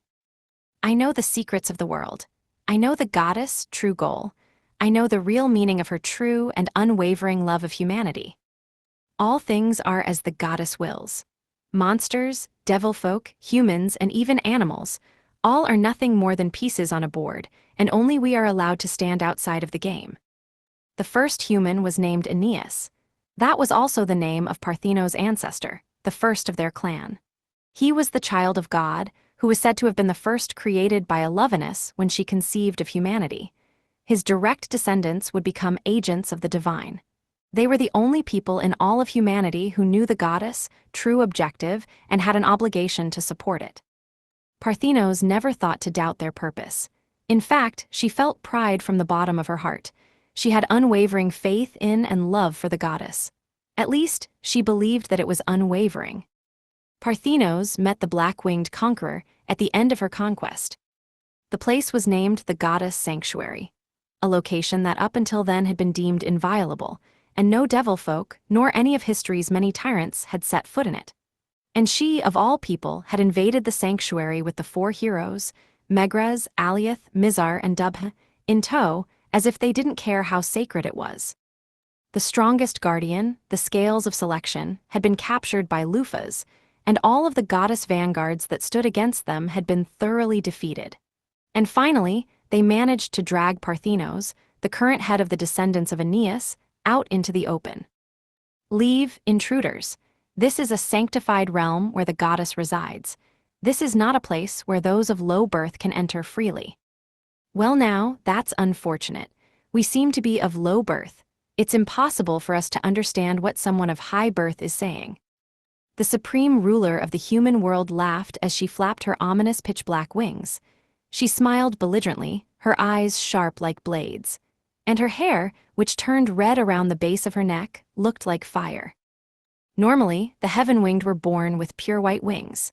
But by coming into contact and mixing with mana, those wings were defiled and gradually got closer to black. And if those wings became pitch black, well, they'd basically be a monster at that point. She wasn't a heaven-winged. She was a humanoid monster, or at least some sort of completely new, eighth race of humanity. She'd branched off from the heaven-winged into something completely different, just like how humans had branched off into elves, beastfolk, and halflings in the past. Much less those who cause people pain and drive them to despair. Have you ever heard of noblesse oblige? That those of higher standing have a corresponding duty to those of lesser? We believe in it. If anything puts despair into the hearts of our people, we don't care if they're a goddess. We shall simply drag her off her throne and take that seat for ourselves. This woman is dangerous, Parthenos could tell with a single look. This entire world moves as the goddess wishes. All is according to her scenario. The devil folk decrease the number of humans and become mana, their source of power, once they die. This balancing act is part of the providence of this world. It's not like the devil king escaped from the goddess scenario and did all this. It's impossible for the devil king to go against the goddess will in the first place. But Lufa's Mafahal is different. The goddess never expected a mutated variant of the heaven-winged, much less one with unequaled power who united the world and drove the devil folk to the point of extinction. She's completely outside of the goddess scenario. Fool, you should be ashamed of your level of conceit. Ha, we've been living in disgrace for a long time now. You're 270 years too late to say that, girl. Parthenos readied her staff. Lufas brought her favorite whip sword to her shoulder. In response, tens, no, hundreds of divine guards surrounded Lufas. Each and every one of them were skilled warriors chosen by the goddess herself, and their average level exceeded 600. Of course, they could withstand Lufa's pressure. The strongest of them even reached level 1000, like Lufa's. No matter how strong Lufa's was as a level 1000 elite, she was nothing but prey when faced with the net that surrounded her. But she continued to smile fearlessly, and her burning crimson eyes shone even stronger. How laughable! Do you really believe you can stop us like this? You should have at least brought a dragon with you. And no way, this is. An hour later, the victor of the fight was clear to see. All of the elite guardians who protected the sanctuary lay defeated, as did Parthenos. In the center stood only the black-winged fallen angel. Her dress was still immaculate, as were her face and skin. It was like she'd never fought. Wrong, this one's just different. This can't be explained just by being level 1000. It doesn't matter how many monsters a person eats or how far they raise their abilities. It'd be impossible for them to become a monster like this just with that. In fact, those she brought with her and the monsters she has under her aren't that strong. What ours? Why are you so surprised? We are attempting to bring down a goddess. That would be impossible if we couldn't at least pull off something like this. The invader spoke as if it were only natural, as she came to stand in front of Parthenos. While Parthenos could no longer stand up on her own, Lufas seemed to be untouched. There was no way for Parthenos to turn things around. She could only wait to be finished off. Just do it. I've offered my life to the goddess. I'm not afraid of death. This soul, festooned by duty, will not allow me to lose myself, even after death. I will continue to be the goddess servant. Even if you kill me here, it will be meaningless. Oh, your life is the goddess. Lufa's smile mysteriously deepened as she grabbed Parthenos' neck. Lufas lifted Parthenos up so their eyes were level, and she stared into Parthenos' eyes. Then stealing that life would be fun, wouldn't it? What are? Killing you would be too easy, so we shall give you a choice. You seem to be too ignorant for your position, Lufas said, before switching her grip on Parthenos, holding on to her under her arm like one would a barrel. Then she called out to her comrades that had come in with her, the other heroes. We're going back, Pasta Nose. We've got what we came for. How many times have I told you to stop calling me Theat? Bearing back home already. Weren't we going to bear witness to the goddess? Oh yeah, that isn't necessary anymore, Dubhi. This one will have all the information we want. Lufas started walking, and Aliath in his full plate and helmet, Mizar in his heavy armor, and Dubhi the polar bear beast folk followed after her. If one looked closer, they could see that Dubhi was also dragging Megrez along, who was unconscious. It was clear to see that they hadn't come this far unscathed. They'd probably been hit by the gate guard's brachium. Please wait, just where are you going to take me? We told you already that you are far too ignorant. First, we will show you the world. That was how Parthenos left the sanctuary for the first time and got a look at the world below. It was a world that should have been overflowing with the goddess, love, even though they were suffering through her trials. But Parthenos was forced to realize that that wasn't the case at all. She saw the world as it was with her own eyes. People were being attacked by the devil folk. There were crying children who had lost their parents and similarly wailing mothers who had lost their children. The world wasn't a paradise by any stretch. It was replete with fear and despair. That was when a crack appeared in Parthenos' supposedly absolute faith in her goddess. I was feeling just a little confused. First, there was the girl in front of me. From the words of the girl herself and Virgo's reaction, there was no doubt that she was Parthenos. And in fact, her clothing and hair color were the same as in the game.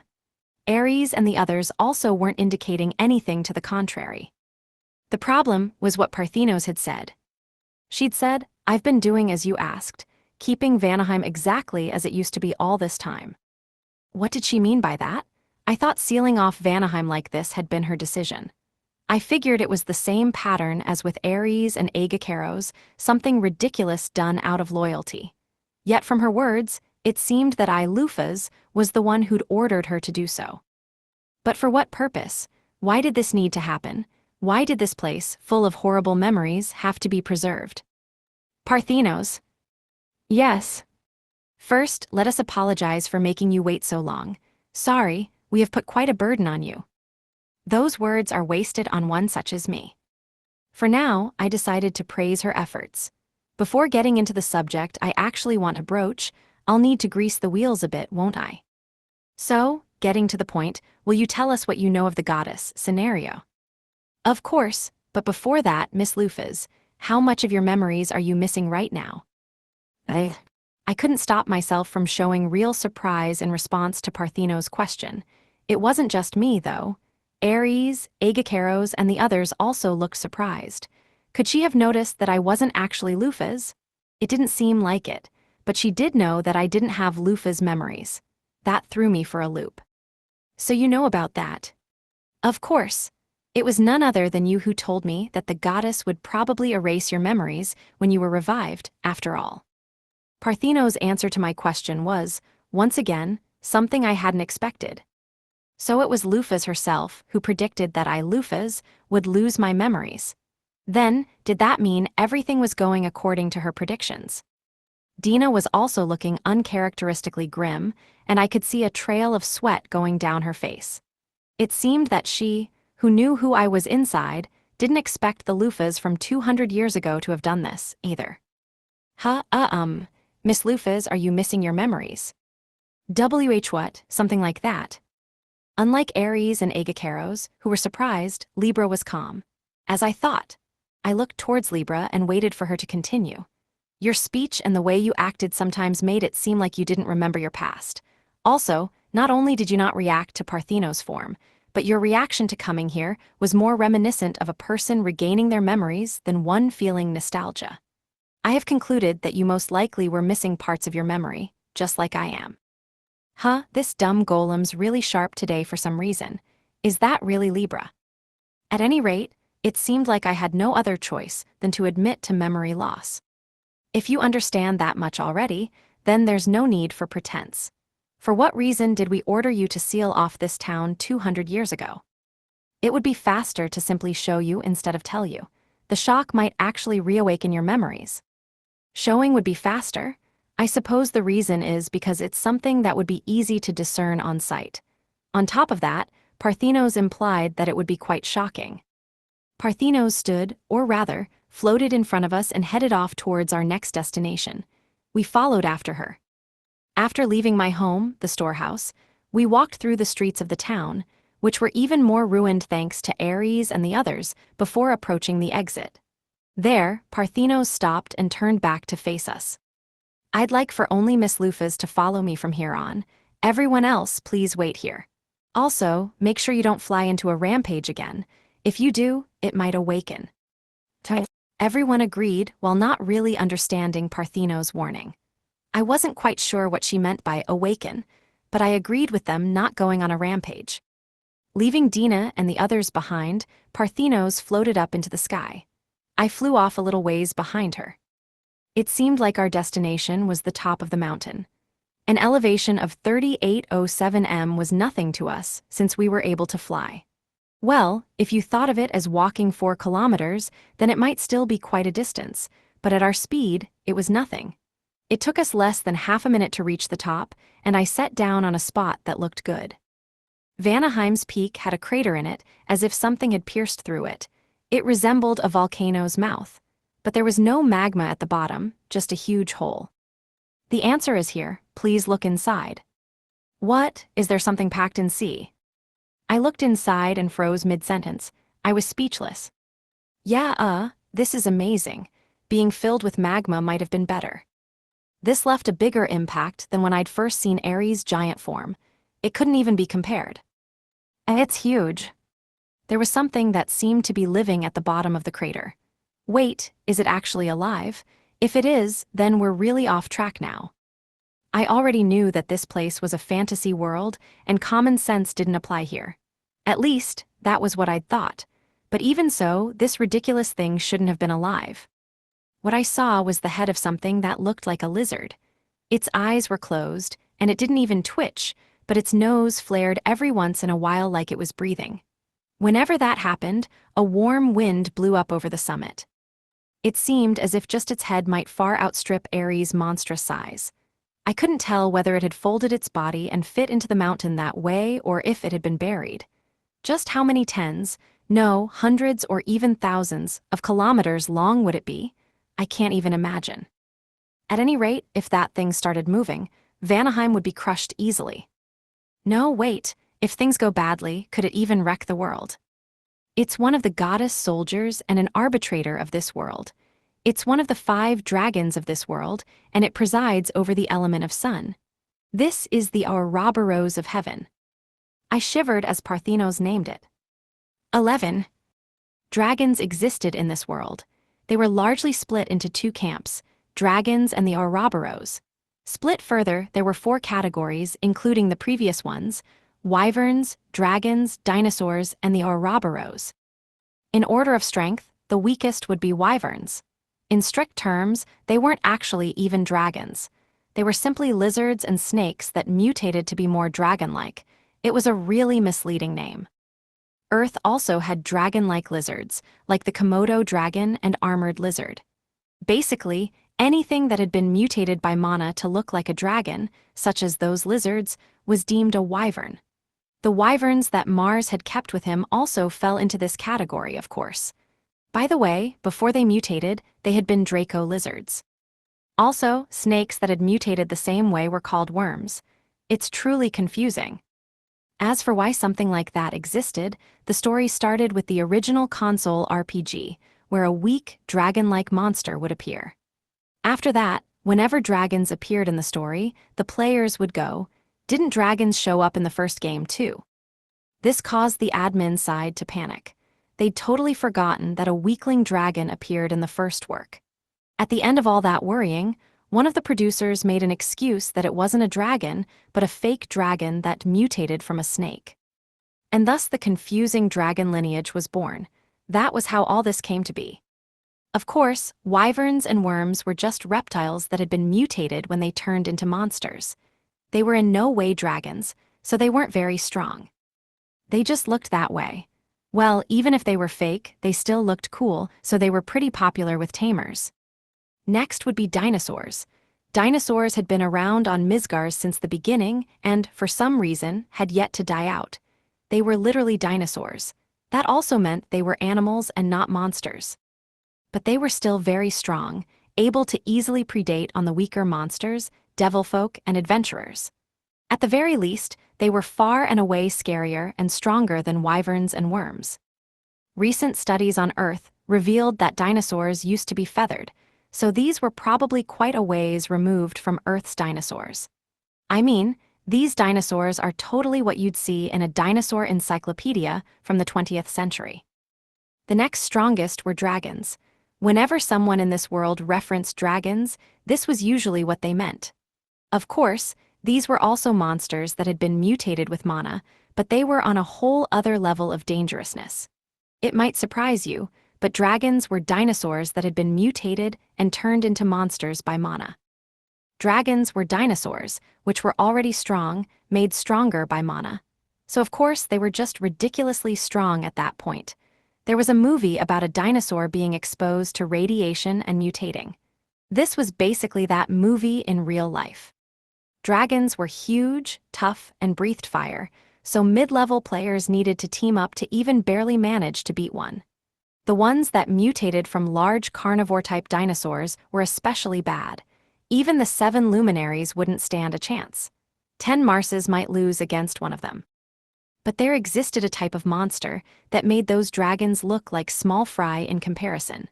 And one of those was right in front of me, an Ouroboros. Ouroboros of heaven. Level 1000. Race Ouroboros. Attribute Sun. HP 10,001,000,000. SB Infinity. SDR Strength. DEX Dexterity. VIT Vitality. INT Intelligence. AGI Agility. MND Mind. LUK Luck. Using the skill Observing Eye, I tried to check its stats, but honestly I wished I hadn't. Its HP was higher than anything I'd ever seen before, and its SB was literally infinite. In other words, this was one of those tropes that happened in games where only the enemy got to infinitely use skills. This was probably because they were the guardians of this world. Like, the reason was that they could use as much of the world's power as they wanted or something. The 5 dragons, so they actually exist. I knew of them, they only existed in lore and I had read about them, but actually seeing one in front of me? This is really bad. This was a monster that must never be allowed to awaken. It was on a whole other level. I'll say this clearly. Even if its stats are similar to Lufa's, I don't think I can win.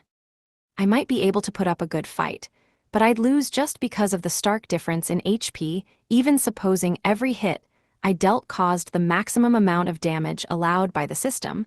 I'd still have to land 101 hits. Maybe it'd work if I teamed up with all the 7 heroes in their prime. Even though it was only sleeping, I could feel just how bad fighting it would be. I felt tingling and goosebumps on my skin just from watching it sleep.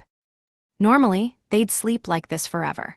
But they will awaken if they sense that the world is truly threatened and carry out their duty as guardians. So the reason we sealed this place off was to seal this one. In actuality, my barrier doesn't have the power to contain it. However, by maintaining the surroundings as they are, I can prevent it from sensing anything that goes on outside and make it believe that everything is still peaceful, thus preventing it from awakening. The reason why I drove out the members of Vanaheim was to prevent them from getting mixed up on the off chance it does awaken. Ares and the others did quite a number on the town earlier. I panicked when that happened. It's all right, since this one didn't wake up, but if it had, then my 200 years of effort would have gone up in smoke. Sorry. I wiped off some cold sweat with the back of my hand and thanked my lucky stars. I never expected there to be a monster like this here. If that earlier commotion had woken it up, it would have been game over for all of us. No, wait. maybe we could have managed to escape. Do Merak and the others know of this thing? Only a rare few among the Heaven-Winged should know about this, and Merak should be one of them. They called this one their holy guardian deity and worshipped it. Guardian deity, right, so Levia in Svel is an imitation of this. Yes, Megrez used the Ouroboros as a model and made an imitation god. That's Levia in a nutshell. A guardian deity, I see. It was true that Levia had an appearance fitting of being called a guardian deity. But if you took that form too far, then it'd become a god of destruction that broke things just by moving. At the very least, I wouldn't be able to bring myself to worship these Ouroboroses as guardian deities after hearing that there were 4 more of these around somewhere. I mean, wouldn't anyone feel the same? If the goddess ever woke all 5 of them up on a whim and had them take a walk, the world would be destroyed. These Ouroboroses could kill people and destroy the surroundings just by moving. This thing was way too huge to be calling itself something like that.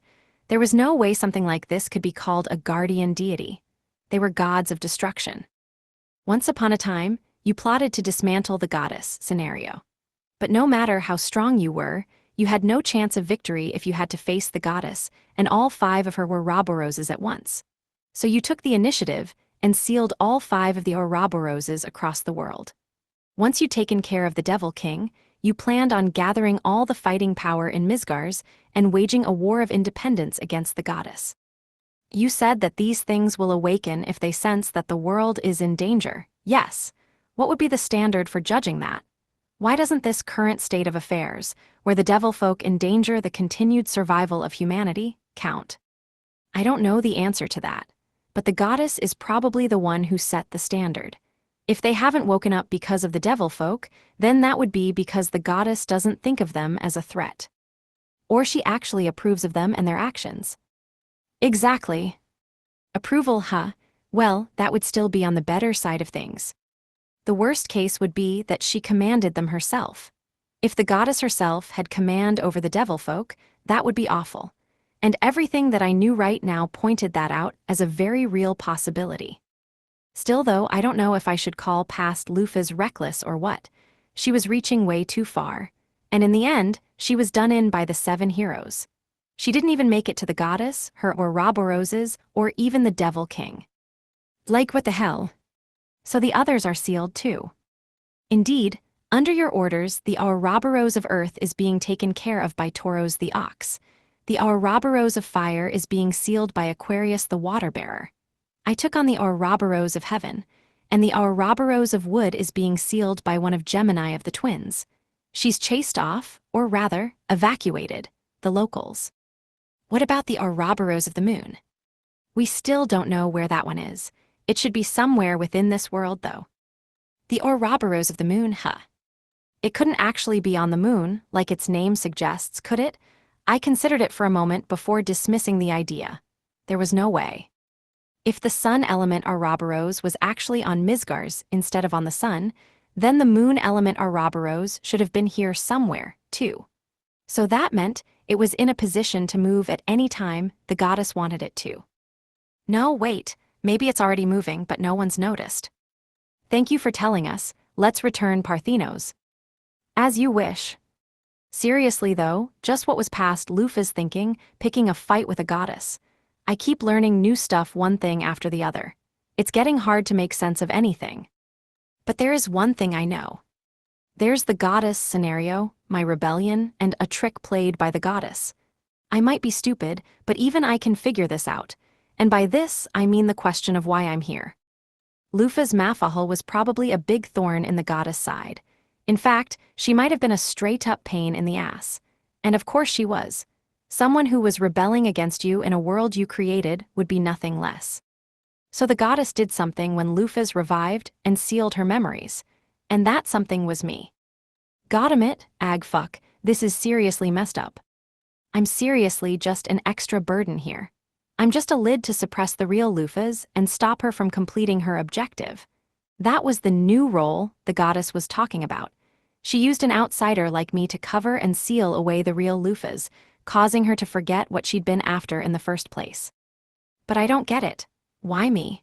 If Lufas really did need to be dealt with like this, then there should have been someone better, someone who'd much more willingly follow the goddess. Anyway, I now had more things to do on this journey. I needed to figure out a way to see the goddess and ask why she'd involved me.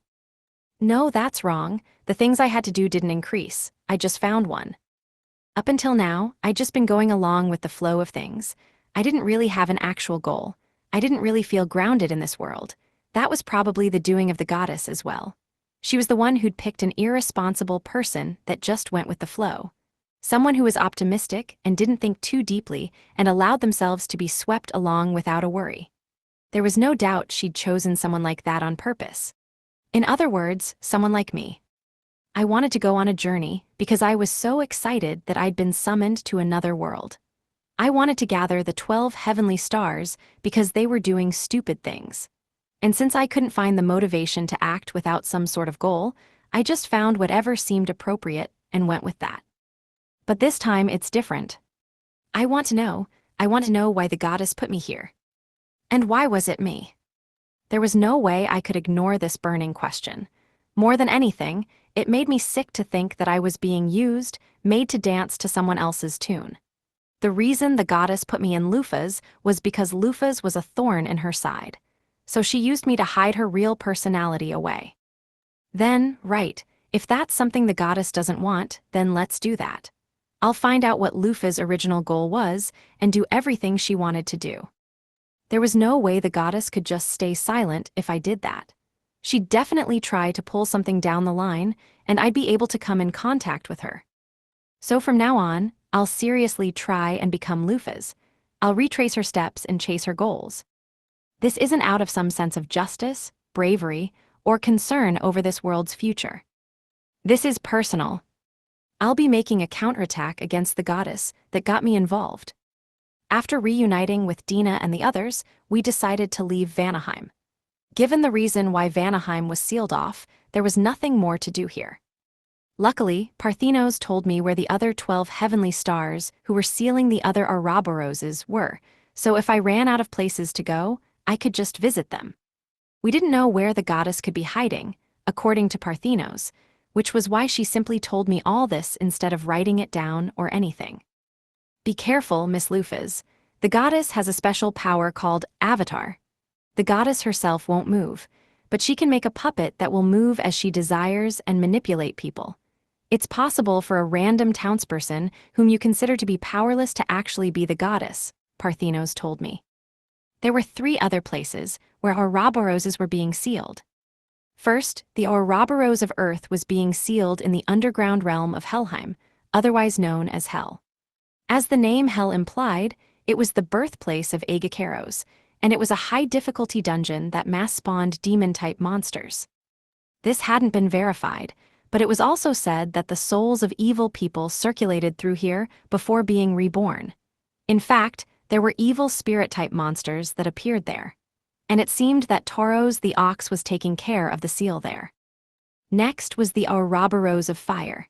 That one was sealed far south in a scorching hot area called Muspelheim. It was currently considered devilfolk territory. The protector of that seal was Aquarius the Water Bearer. She was an essential source of water magic. So that's where she is. Well, luckily, Dina could use water magic too. Lastly was the Ouroboros of Wood. This one was sealed in the fairies' homeland, Ulfheim. It was a forest of light where all fairies originated from. Any enemy you met there would always be a fairy or a spirit. The one keeping the Ouroboros sealed there was Gemini, the twins. As their name suggested, the twins were a strange star that included 2 people. Thanks to that, some idiots had opined that it should be the 13 stars instead. At any rate, I'll be leaving meeting up with these people until later. I can't just easily pop up where the others are sealed, and they're not causing any trouble anyway. For now, I decided to keep to searching for the 12 heavenly stars that were active within humanity's sphere of influence. Still, Ulfheim was just barely within that territory looking at a map, so it might be nice to stop by. Excuse me, Miss Lufas. I really do want to go with you, but as you can see, I'm dead. I won't be of any use to you like this.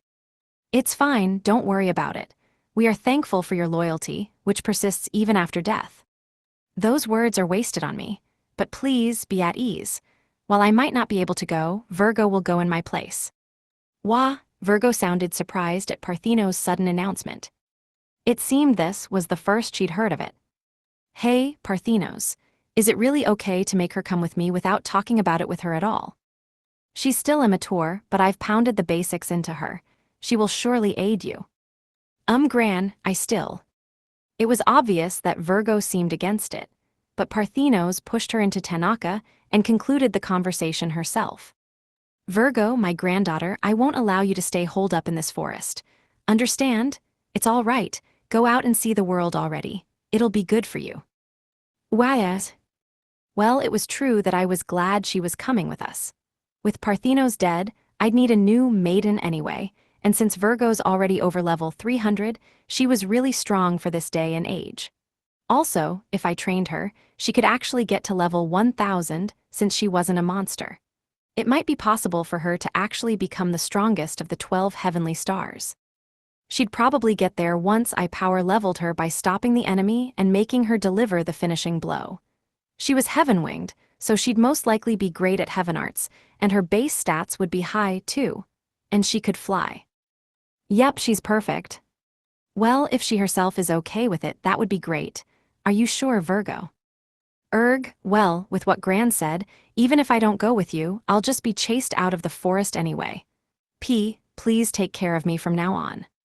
And just like that, Virgo joined us as the second-generation maiden, and we left Vanaheim.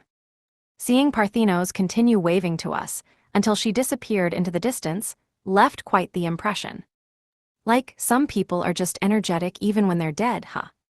It might be nice to come back and visit if we're ever in the area again. 12. This might come off as sudden, but let's go over my goal and what's happened so far once again. Reviewing things like this every once in a while was pretty important. If you didn't, then you might wander off course without realizing it, and you'd find yourself eventually trying to do something completely different. Starting off, my first goal was to take a trip around the world and see the sights. But I couldn't say that anymore, given my current circumstances. I was already on a journey and seeing the world in a sense, so this was no longer a goal anyway. Next was gathering the 12 heavenly stars and meeting the 7 heroes. Currently, I had Aries, Libra, Agacaros, and Parthenos, had stayed in the forest, so I now had Virgo instead. That made 4 I'd gathered so far. When we'd first started, Dina had been aware of the locations of 6 members of the 12 heavenly stars. That meant there were still 2 more we could find using her information. But she had also said that out of the 6 she knew of, 2 had gone over to the devil folk. The 2 who defected were the goat and the scorpion, so that meant we already knew where 5 out of the 6 members Dina knew of were. This also meant that there was only 1 more member for us to find with her current information. But with Parthenos' new info, we now knew where the twins, the water bearer, and the ox were. And the lion is in the middle of a fight with Bennett Nash, I believe. In other words, with 4 stars already with me, I now knew the locations of a further 5 stars. I suppose if I listed it, it'd look like this. Retrieval complete: sheep, scales, goat, maiden.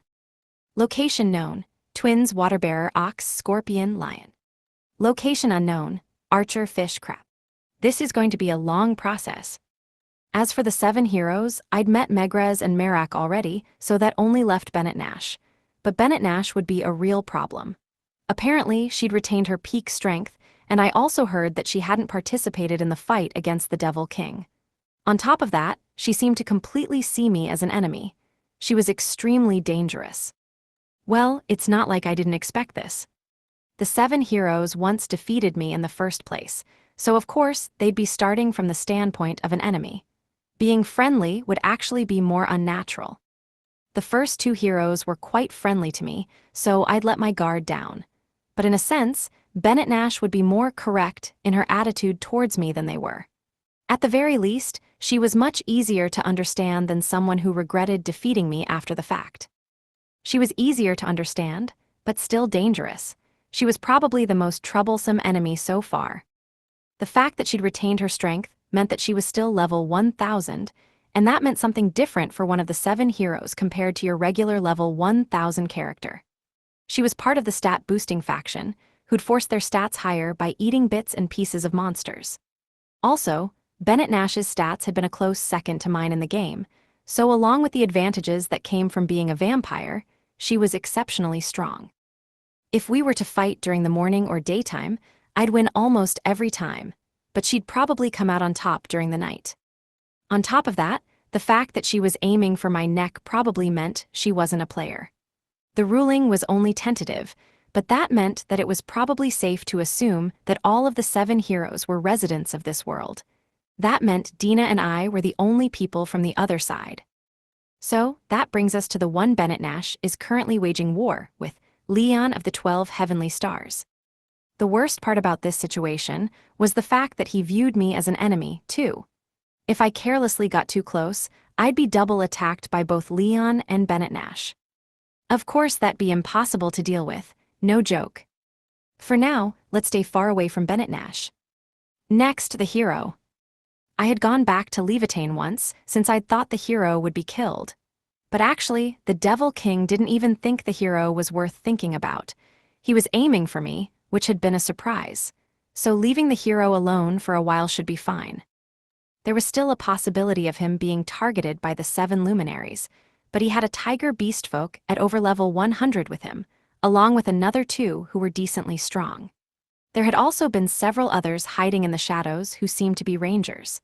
As long as multiple luminaries didn't gang up on the hero and his party, then they should be able to fight through it. Well, it still might be a good idea to make some security golems and send them over. Then, lastly, there was the main dish, that being to look into the original Lufa's goals and intentions and put a crack in the scenario of the goddess who selfishly involved me in all this. Then, I'd drag that goddess out into the open and ask why she'd grabbed me. I didn't know just what the goddess had been thinking when she put me inside Lufa's, and what she wanted me to do was still a mystery. But, yeah, that's why I want to know. I needed to know. If I didn't find out, I'd never be able to move on. I'd just be stuck here. I was tired of having no foothold in this world. I was tired of not being attached to anything and just wandering around without a destination. So first, I'll fall to the ground, and I'll be at the starting line. That's why I'm rebelling against the goddess. I was now grateful that I'd resonated with Lufa's so strongly ever since I arrived in this world. If I was still just me, I'd certainly never have reached this conclusion.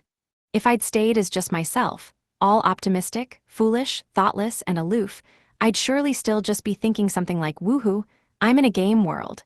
I wouldn't have had a doubt in the world, and I'd have just been enjoying the place for what it was. Even though I had just been dropped into an MMO world all of a sudden, I had still been delighted, even while being bewildered. And even though I clearly possessed someone else's body, I'd accepted that without any sense of guilt. It might have seemed as if I were facing reality, but I had just been running away. I hadn't even tried to find a way to go back. If I were to do anything, I'd just put myself on display. And if I were to set anything as my goal, I'd just surround myself with convenient people. I'd happily stick my nose into trouble while claiming I didn't like to be involved with anything troublesome, and even while complaining about it, I'd still wish for trouble deep down. I'd basically been waiting for a stage to look cool on. I'd wanted to be praised, acknowledged, revered, worshipped, put on a pedestal, and respected. I'd wanted to be drunk and heady with how cool I was, and hang around in this dream world for as long as I'd wanted. Egg, how preposterous. It was crazy to think I'd rather be in a game world than boring Japan when modern Japan would be the stuff of dreams to the people of Midgars. It was peaceful, all your needs were met, and you even had the leeway to play games. It was as if I wasn't even looking at what was right in front of me. I was just such a person. Yeah, I'll admit it. I was a convenient, easy-to-manipulate person for the goddess, so I was probably pretty suitable to act as a lid for Lufa's. But too bad that lid me was a little too weak to hold Lufa's in. Well, that was only natural. After all, Lufa's had been fighting night and day in Midgars while I spent my days playing games without any hardship. The strength of our egos and the tenacity of our wills would naturally be completely different. You didn't even have to think about it that much to come to that conclusion. The lid was already open. I could tell. I guess that means this situation won't be continuing for much longer. Wow, I'm going to have to find the goddess quickly, get her to take me out of Lufa's, and send me back to my world, or this time, Lufas is going to be my lid. That would be, yeah, I'm going to take a hard pass on that. Right, that's the end of the review. Thinking about all of that again like this, it really did drive home how hopeless I was. The fact that Lufas and I had been resonating with each other for so long, and I'd only realized I was in trouble when things had gotten this far, was really bad. But thanks to that, I was finally looking forward. It's kind of hilarious how ironic that is. I'm actually smiling right now. Miss Lufas, Aries, who was sitting next to me, called out to me hesitantly. I know this isn't a huge thing, but stop looking at me with those upturned eyes. Even though I know you're a guy, that look is pretty devastating. With those thoughts running through my head, I turned to look at Aries. What is it? No, were you thinking of something? Why do you ask? Your, face. Face. Yes, recently, you've been much calmer and gentler than you used to be, Miss Lufas. It's like you've been more carefree and at peace or something. But the expression you were making just now looked like the old you. Oh, we see. Huh, so now Lufas is showing up in my expressions as well. I really am in trouble. I can still feel my own consciousness, but I might actually disappear soon. I didn't know just how much time I had left, but there was no doubt that I'd shortened that time greatly by visiting Vanaheim. My sense of self would most likely only continue to fade as I delved into Lufa's memories and desires. But if I didn't do that, I'd never be able to discover the clues I needed in order to find the one who'd involved me in all this. By fearing disappearing and not doing anything, I'd be doing exactly what the goddess wanted too. That was probably what I'd been meant to do originally. Why is this such a shitty game? The closer I get to completing it, the closer I get to the game over screen, too. And I might stay and enjoy the game for a long time, but that would only be for the mastermind's benefit. This game really is shitty. At any rate, I needed to concentrate on getting the remaining 12 heavenly stars back right now, especially the Scorpion. I guess what I need to do didn't really change all that much in the end. Agacaros, which country do you think Scorpius will target next? Right, she has told me she plans to destroy Blutgang next. Blutgang, a country that Mizar founded. That country was missing its founder, one of the 7 heroes, of course, so it would probably be easier to attack compared to Svel or G. Jallarhorn. It was also known as the country that many craftsmen took up residence in, as well as the country that handled most of the world's industrial needs. It was quite an important target. Given that she'd already brought down Hradi, which had been founded by the deceased Fekta, it seemed that Scorpius was attacking her targets in ascending order of difficulty. Dina, what about the last of the 12 heavenly stars which you know of? That would be Karkinos the crab. Karkinos, huh? He was the one with the best defensive abilities in the 12 heavenly stars. His endurance was stupidly high, his defense incredibly rock-solid, and he had the covering skill to defend allies. He was a complete defense type, made to become a shield for others. But on the other hand, he only had one skill for attacking, and even that one was a counter ability, so he was terribly inefficient. His singular attack skill, a Cubans, returned half the damage an enemy had dealt to him back to the enemy, so it was quite strong. For example, if he were to activate a Cubans in response to Brachium, he'd then be dealing over 50,000 damage in return. It dealt more damage the stronger the user's enemies were. Putting it like that, it might be a really strong skill. But its compatibility with the Scorpion was awful. Damage from the poison status didn't count as damage from the enemy, so Karkinos' counter wouldn't work. He'd just be one-sidedly shaved away. Of course, poison damage also didn't care about a person's defenses, so Karkinos wouldn't be able to stop it. For better or worse, Karkinos was a really polarizing fighter. Where is he? In Blutgang. So they've overlapped. We suppose this is good fortune. It might also be bad fortune. Karkinos and Scorpius were both in the same place. No, Scorpius is only targeting Blutgang, so they aren't yet, but they will be. It could be said that this was a great chance for me to sweep up 2 stars without having to move anywhere. But I'd also be dealing with 2 stars at the same time, so it would be too optimistic to assume that nothing would happen. Even just by considering what happened with the previous stars, Parthenos was the only one who wasn't stirring up trouble. Ares and Aegakeros caused lots of trouble, and they'd started a fight as soon as they'd met each other, too. In other words, even seeing another member of the 12 heavenly stars might end in a bloodbath instead of a simple exchange of pleasantries. No, in this case, it would also be terrible if they hit it off. If the Scorpion and Crab both teamed up, they might take Blutgang down in a single day. With the Crab who wouldn't let any damage from the enemy through, and the Scorpion who would then be free to spread as much poison as she wanted. Just imagining this awful combo gives me the shivers. We're going to need to hurry to Blutgang, aren't we? 13. A small part of Midgar's architectural technology surpassed that of Earth's. It was all thanks to the fact that, unlike the people of Earth, the people of Midgar's possessed a fantastic power by the name of alchemy, which allowed them to build things that would normally be impossible. Take my ridiculously big grave, for example. It was thanks to alchemy that the thing only took 10 years to build. If people had tried to build it on Earth, it would have taken much longer. Still, there was a limit to everything. Even alchemy wasn't omnipotent. There should be an upper limit to what it could do. However, sometimes geniuses were born who could cause disaster, and people like that always ignored the path laid out by common sense in order to forge their own way, going places that no one could foresee. So what I meant was that the man named Mizar was one of those people, and I have only now realized just how far off course he'd been. We'd been traveling for a few days in Tanaka. The place we arrived at was a huge, incredibly huge, castle-like structure. It towered up into the sky, and it was over 1 kilometer long. Wait, is this thing a castle? Really?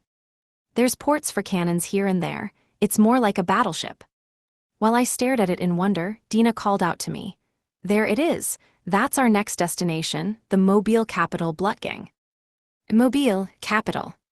Yes, the blacksmith king Mizar's last and greatest creation was Blutgang itself, 300 m tall, 1100 m long, and 400 m wide. It's a golem made completely out of orichalcum, and it's level 770. To date, it has repelled all attacks from the devil folk.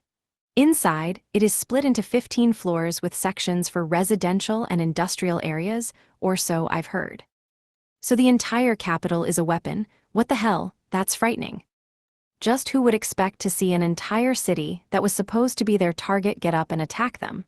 On top of that, it's level 770, which meant that he used paid items to boost its power. Hey, who was it that said that Blutgang was a weak country? It's ridiculously strong. The capital, that is. Whoops, it was me. Hey, actually, Mizar, why are you the only one with a different sense of reality? This golem looks way more appropriate for a mecha anime with war in space and stuff like that. Why the hell did you make a gigantic battleship in a fantasy setting? Think of people's immersion. So he made the capital itself a golem? Levia, Svel's guardian deity, surprised us, but this surpasses even that. We suppose it should be expected of the blacksmith king, though. Wow, it's huge. Beside me, Virgo was awestruck. Her pure white wings fluttered restlessly, and I could tell just how excited she was. Ares and Aegakeros were unmoved, so they'd probably already known about it, and Libra seemed overtly proud. Oh right, Mizar's kind of like Libra's father, isn't he? Well, it's a golem, as you can see, so it's basically proof against physical attacks. Makes sense, it would probably be tough for Ares or Libra to take down. Apparently it transforms into a humanoid shape in emergencies and can punch enemies out. Anything goes, huh? Yes, so against Scorpius it's the worst matchup. Blutgang itself was a golem, so poison wouldn't work against it. In that sense, it had an advantage over Scorpius, but there were still citizens inside. It didn't matter how strong Blutgang itself was. If the people inside all died, then it would still be a loss for them. In fact, since there was no place to escape within the enclosed space of the golem, it would be easier to fill the inside with poison. It seemed I'd made the right choice to hurry here. Master Lufas, what will you do about your appearance? Dwarves shouldn't be that long-lived, correct? So it should be all right as long as we hide our wings. Let's go with the outfit we got from Megrez this time. I selected the outfit that Megrez had gifted me in response to Libra's question. My only two choices when appearing in public were either to go full suspicious person mode and cover myself with my cloak, or to wear the bandages I'd gotten from Megrez. The first choice did make it nearly impossible to see my wings, but in exchange, I clearly looked very suspicious. The latter didn't make me look as suspicious, but my face was still visible to anyone who could recognize me. Both had their advantages and disadvantages, so I needed to carefully choose which I would use. But if no one would recognize me anyway, then it was better to avoid looking so suspicious. People who sneak around actually seem more suspicious, so being bold and acting like I belong is the right choice. I had Agakeros turn around before I started to change. Ares also turned around in a hurry after he noticed what I was doing. Oh crap, Ares is also a dude. He's so indistinguishable from a girl that I completely forgot. Virgo looked confused, so Libra explained, "That one's male." "Ah, Miss Lufas, we can just keep going in Tanaka. Blutgang has a loading dock for golems." "Oh, how convenient." I decided to do as Dina suggested, so we approached without getting off Tanaka first. As we got closer, a walking armor came out from the castle accompanied by clanking noises. It was probably a security golem employed by Blutgang. It looks to be around level 50 at first glance. This one isn't Mizar's, is it?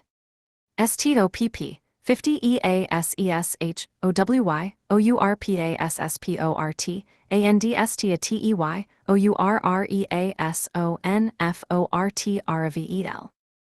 "I am Dina, a free merchant. We came to do business. Here are our passports." Dina held up our passports to the golem's eye part. When she did so, the golem's eye shined blue and beeped. "Is it scanning the passport?" "PASSPORT. CONFIRMEDNEXT. IWILLINSPECTTHEINSIDEOFY Dina got out of Tanaka and beckoned to us. I guess we'll have to wait outside until they're done with their inspection. Since I had no reason to object, we all obediently stepped outside and joined Dina. They're going to inspect the inside of the golem to make sure we aren't bringing in anything dangerous. Blutgang is famous for its solid defenses, and the thing it's most careful of are the devil folk and other similar enemies sneaking inside. Also, people who disguise themselves like Jupiter did generally get stopped here. We see, but if that's the case, won't Libra be noticed?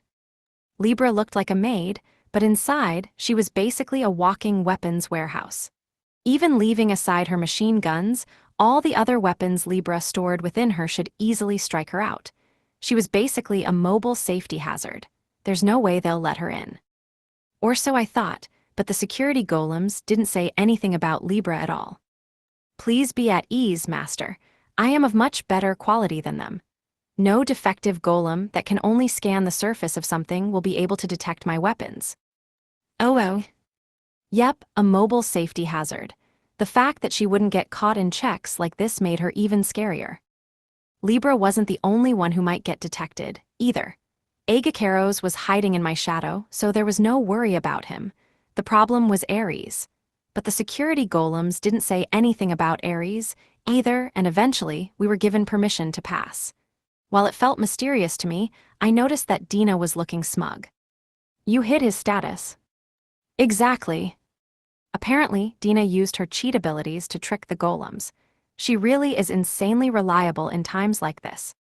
We got back into Tanaka and passed through the gate, with the golems seeing us off. After we passed through the gates that were surrounded by steel, we were signaled to by a dwarf who was probably something like a guide. "Hold on there, you're going to have to leave your golem with us. It's forbidden to travel by golem inside the capital." "Understood, we're going to be walking from here, everyone." After leaving Tanaka to the dwarf, we stood in front of a giant door that probably led to the actual capital. The dwarf activated a switch next to the door, and it opened ponderously with all the noise one would expect. The giant door split into a left and right side as it opened, exposing the innards of Blutgang to us. The inside did, in fact, look like a regular city. The ceiling was painted to look like a real sky, complete with artificial light. The total size of the city wasn't large, with only around 1100 x 400 m to work with, but there were many buildings packed tightly together, making full use of the space available. There were large roads, parks, and places that seemed like stores as well. The ceiling was quite high. From what I could tell, it stood about 15 m up, so the space didn't feel very cramped or enclosed. In fact, I could see apartment buildings, condos, and other housing complexes. This place certainly didn't feel like it was inside a golem. I couldn't restrain my curiosity. I looked around everywhere. In a rare turn of events, it was Libra and not Dina who started explaining things after seeing how I was acting. Among Blutgang's 15 total floors, the first 8 are designated as residential areas. Each floor's city is named simply, following the convention of first floor town, second floor town, and so on. The 9th and 10th floors are the commercial floors, containing many different shops. The 11th to 13th floors are the office area. All of Blutgang's various companies are concentrated there, which are mostly workshops and warehouses. The 14th floor is for the royal family. Only they and the people they specifically give permission to are allowed to enter that floor. And the 15th floor is Blutgang's brain, its control center. Only a select few are allowed onto that floor as well. The high-level golems that Mizar made himself are also stored there. You're awfully knowledgeable. Blutgang is kind of like my little brother. That's a huge little brother you've got there, Libra. I stopped myself from saying that out loud as I took a peek at the usually inexpressive Libra's face from the side. Even though their sizes were completely different, both Libra and Blutgang had been made by Mizar. She probably felt some attachment because of that. So Karkinos is somewhere in here, correct? Yes, for sure. For some reason, Dina went as far as to add "for sure" to her reply. Dina was probably bothered by the fact that last time, she'd said that Parthenos was alive and well only for us to find out that she was actually dead. Personally, I actually feel closer to Dina knowing that she's not infallible, but I guess there's no real need for me to tell her that. Then why not grab a meal for now? Luckily, there seemed to be several eateries in the residential area as well. Apparently, they were actually placed in the commercial area, but complaints were raised about how annoying it was to travel that far to eat. So now, the restaurants and some general stores have moved to the residential areas.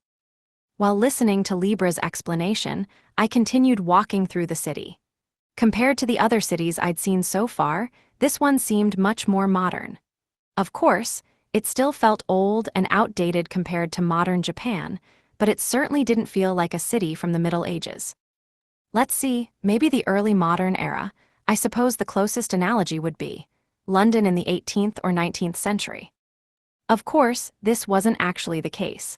This was simply the closest comparison I could make using the knowledge I had on hand.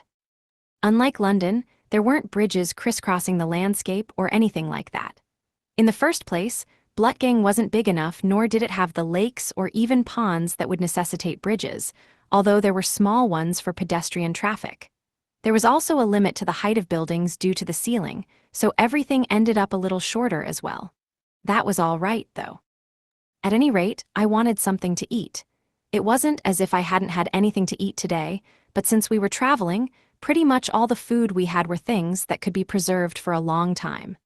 Tanaka did have a mock refrigerator, but it wasn't nearly as effective as the real deal. I didn't really know how a refrigerator worked in the first place. I'd just made a hermetically sealed box and thrown ice that Dina had made inside, so it was less a refrigerator and more a cooler. It was better than nothing, but it still wasn't quite right. It just didn't feel proper. Given that, it was always better to enjoy food as much as you could while you were in a town or village. Having good food helps alleviate stress. That's just obvious. Ah, Miss Lufas, doesn't this place look nice? We would prefer that one across the street with the crab sign, though. Virgo pointed to a stylish-looking restaurant built out of wood, which was rare for this place. There were pots lined up in front of the store, giving it a nice accent. But I was more interested in the place that advertised seafood even though we were inside a golem. Still though, Virgo's actually asserting herself. She just joined us, so I guess I should fold here. We can just try the crab place next time. However, this restaurant does certainly have a good sense of style. Let's eat here. Yay. Virgo was like Aries in that they shared some childlike aspects, but unlike Aries, she had a much brighter personality. She was energetic, and it was heartwarming to see. Actually, Aries is a little too introverted. It'd be great if she rubbed off on him. With that thought, I opened the door to the restaurant and stepped inside. Now then, what kind of food do they serve? 14. Welcome, party of 6. As we entered, a small girl wearing an apron greeted us. At first glance, she seemed to be no older than 12, but she most likely looked younger than she actually was. Dwarves were basically very short humans, so it was hard to tell their age from looks. In game lore, they were referred to as shadow halflings, since it was said that they had originally been the same race as the halflings. According to the lore, the halflings had been split between wandering freely and living in caves at some point, which eventually divided the race into halflings and shadow halflings. Halflings were basically something like Homo floresiensis, or like grassrunners from Sword World RPG, or the halflings from D&D, but not quite. More accurately, dwarves were also a member of the halfling race. That being said, all this is just from lore, and no one actually cares. I also think that halflings are simply halflings, and dwarves are dwarves. So from now on, I'll ignore their scientific names and just refer to the floresiensis of the pair as halflings and dwarves as dwarves. Names and classifications were just like that sometimes, though. Even on Earth there were examples of this. Like hedgehogs, for example, which were much closer to moles than hogs. But no one cared about that, and everyone called them hedgehogs anyway. This was a similar case.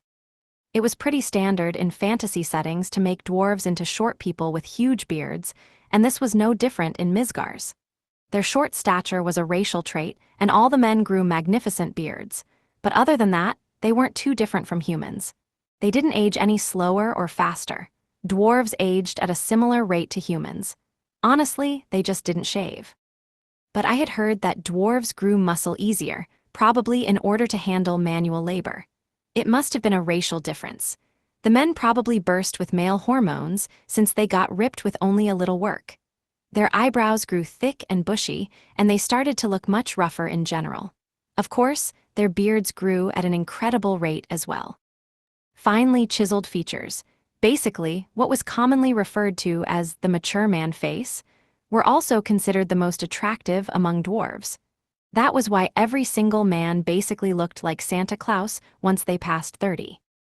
And as expected, humans with no beards or cool looks weren't popular at all among dwarf women. Dwarf women are all basically legal lowlies who stan older men. Well, they all age normally, though, so once they get old enough, they just look like really short grandmas. Your orders? So I looked at the menu and answered, Baromut soup. I'd been wanting to try Baromut since I came to Midgars. In the game, food was treated as a healing item, and Baromuts was included in that. Baromuts was a kind of a monster, but it had mutated in a very interesting way. Its true nature probably was that of a plant.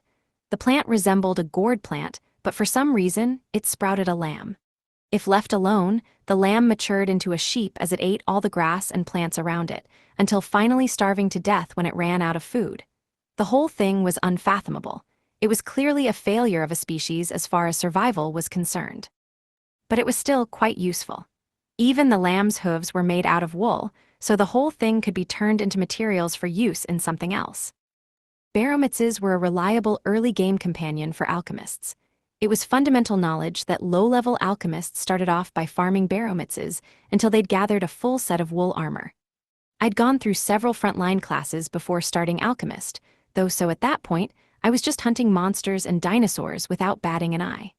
On top of that, I'd already had Ares, who produced rainbow wool, the highest tier of all sheep-based materials, by then. Honestly, Baromutses were nothing to me. Anyway, Baromutses were delicious, apparently. I'd been told that their meat tasted like crab. I could only think of that as a joke now. Well, it probably was a joke in the game. That was most likely what the game's writers were aiming for. Still though, to think that they've been copied over directly to this world, how pitiful. I'll still eat it though. Or so I thought, but then I noticed Ares leveling a steady stare at me. Noticing my gaffe, I hurriedly changed my order. Ah no, On second thought, we will have the mushroom soup. I was careless. I shouldn't have tried to order mutton in front of Ares, who was a sheep. Though I'm not sure if Baromitz counts as a sheep. Of course, Ares probably wouldn't hold it against me. But I was scared that he would try to cut off a piece of himself because he thought something like, so Miss Lufas likes mutton. Damn, I guess I need to stay away from any animals that resemble one of the 12 heavenly stars. I'll have a salad. Me too. Same here. I would like Baromitz soup.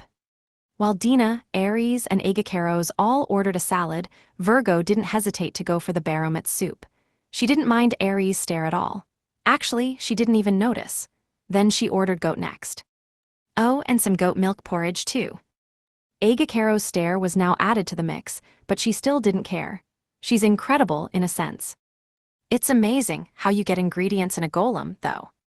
Well, you see, inside the golem, Dina started to explain, but was cut off by Libra. There are agricultural production plants inside the golem. They mainly raise baromitzes, simple ale fruits, tubers, and a variety of other vegetables. That being said, almost all of their food is imported. Dina ground her teeth after having her role as expounder of knowledge taken away from her. But as always, Libra didn't seem to mind. Why is it that all of you want to explain things so much? Well, whatever, food's more important right now. The soup that was brought out to me had a variety of sliced mushrooms in it and looked really inviting. There were some strains I didn't recognize, but I wasn't that knowledgeable on mushrooms in the first place. I couldn't even tell the difference between matsutake and shimji mushrooms. As long as they weren't poisonous, I was fine with whatever mushroom was put in front of me. The soup's taste was good, perfectly salted. The fact that the last bit of land humanity had managed to hold on to while the devil folk took over most of the world was coastal was a small silver lining.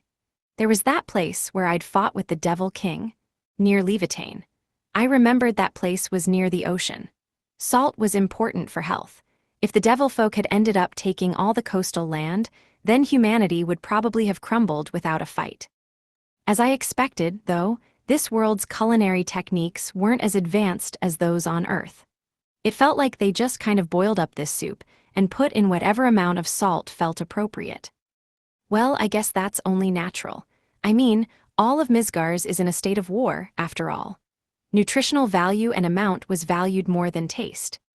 People didn't have the leeway to experiment for taste, nor did they have the spare ingredients. So it was inevitable that food culture hadn't progressed. Experimenting to create delicious food was great. Nobody would object to good food, but the world just wasn't in a state that would allow that. This world also lacked seasonings.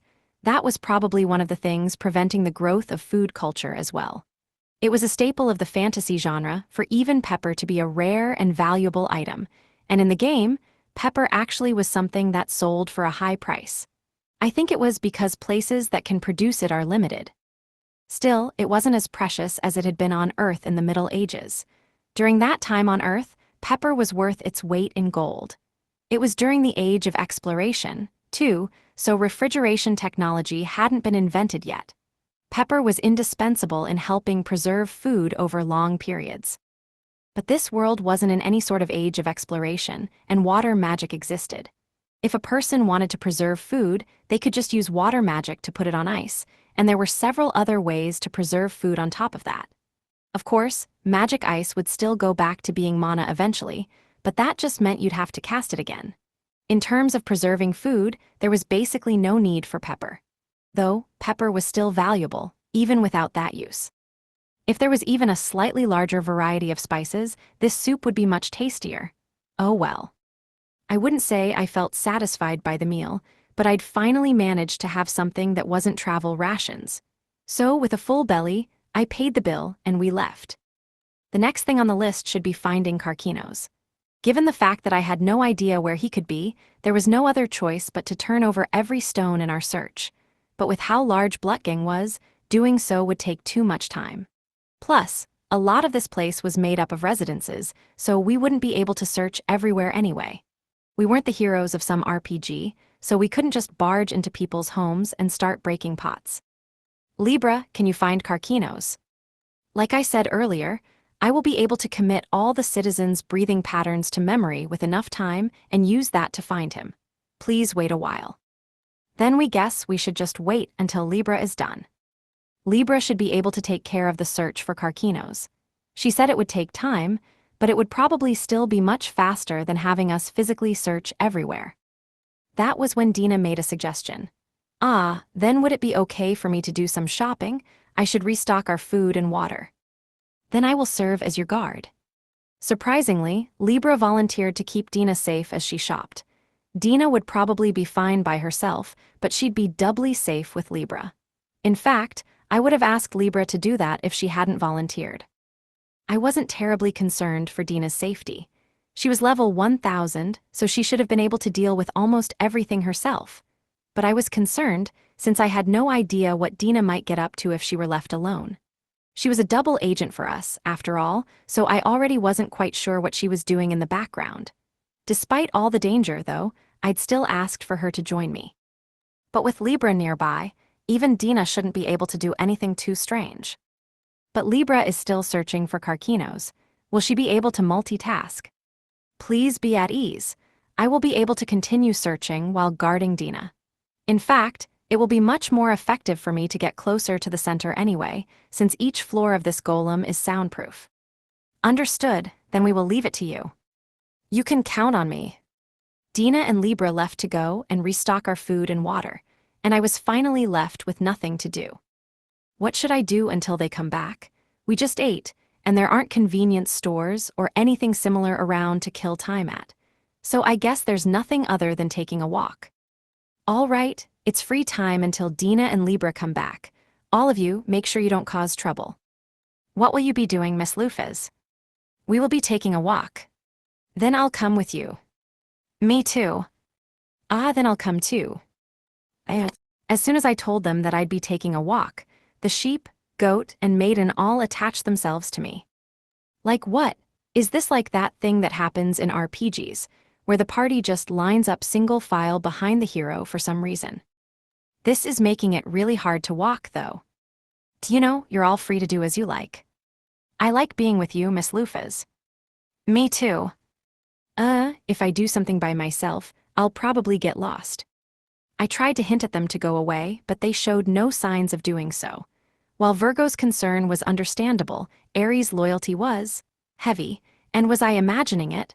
All Agacaros had been saying for a while now was, me too.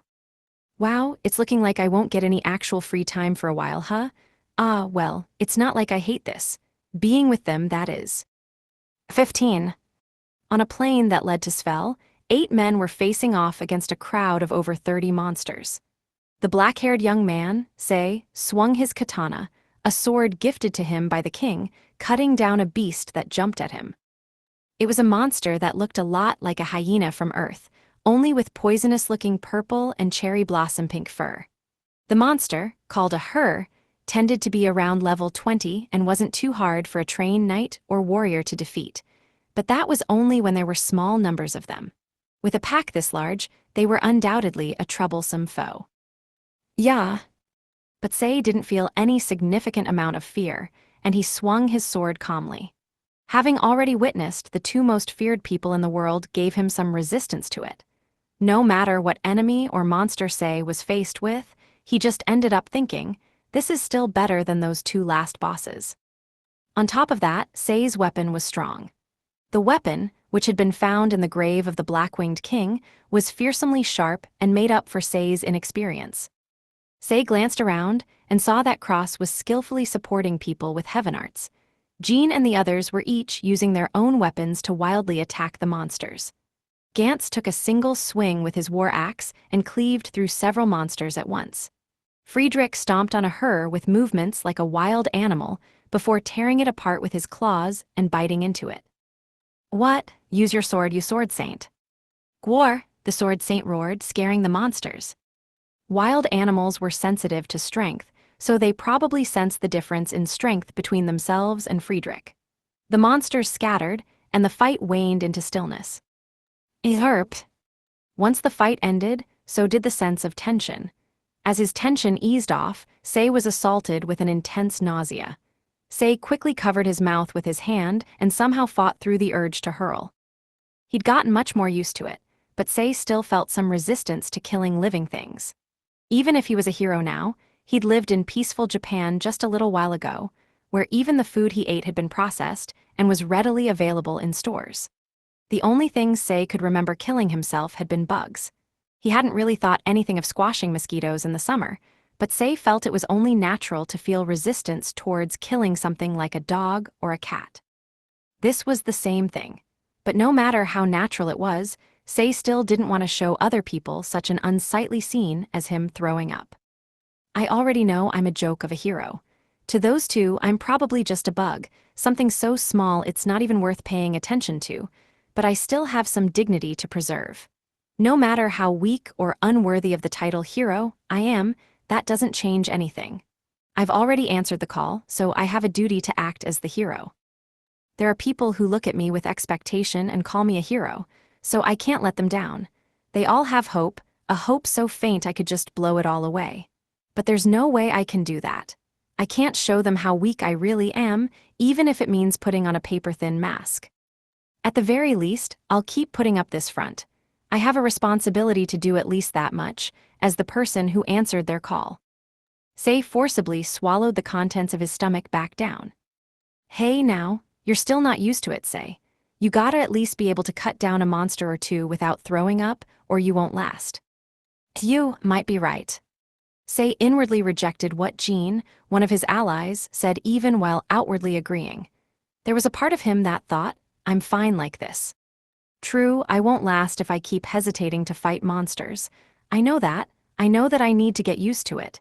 It's selfish to not want to get used to it. I know that too.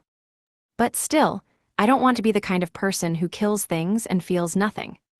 I'm contradicting myself. I don't want to look shameful by throwing up, but I also don't want to become so used to killing I feel nothing. Sei continued to hold on to both opposing feelings. He never wanted to stop feeling the weight of taking a life.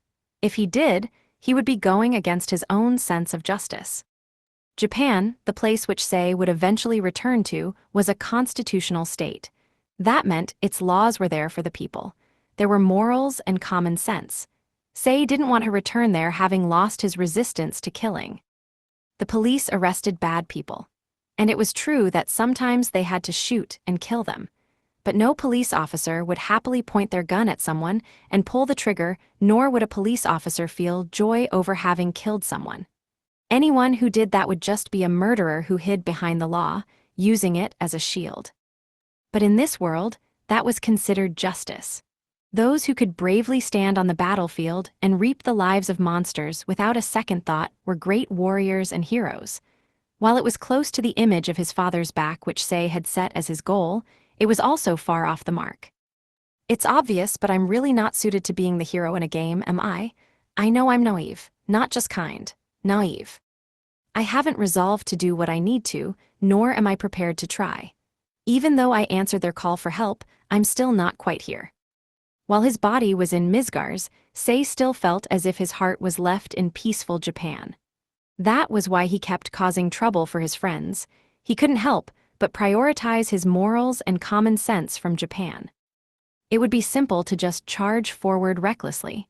Sei could just move as his sense of justice dictated, but he lacked the power to make that course of action possible. He wasn't mentally prepared to follow through with that either. Sei wasn't brave, but rash. It hadn't even really sunk in that he was the hero. I just don't think, do I, as I am now. Sei had been asked to defeat both the Devil King and Luffy's, but such a feat would be impossible for him right now. Actually, are they even people who can be fought by normal living things? Even though Sei knew it was impossible for him at the moment, he still kept going forward with his journey. That was the definition of recklessness. I'm not a hero, I'm not worthy of being called one. But people still called him a hero and pinned their hopes on him. Sei couldn't betray their expectations, so the first thing Sei had on his to-do list was to become a worthy hero. The first step to doing so was to fix his backwards attitude. Sei wanted to go from being reckless to heroic, at least. Instead of trying to ignore the fear and keep walking, Sei wanted to keep walking while accepting it. If he didn't, Say was sure that he'd become unable to tell right from wrong. Would a person who simply ignored everything inconvenient to them be able to make good, correct decisions? Of course not. We're all afraid. We don't even try to look at other possibilities. Lufa's Mafahal is too strong and too fearsome. That's why people decided she was evil. They wanted to defeat her. They wanted to make her go away. I'm the same. If possible, I don't want to see her ever again. But still. Say held a single bit of doubt. It was something he couldn't discuss with his allies, something that he could only keep to himself.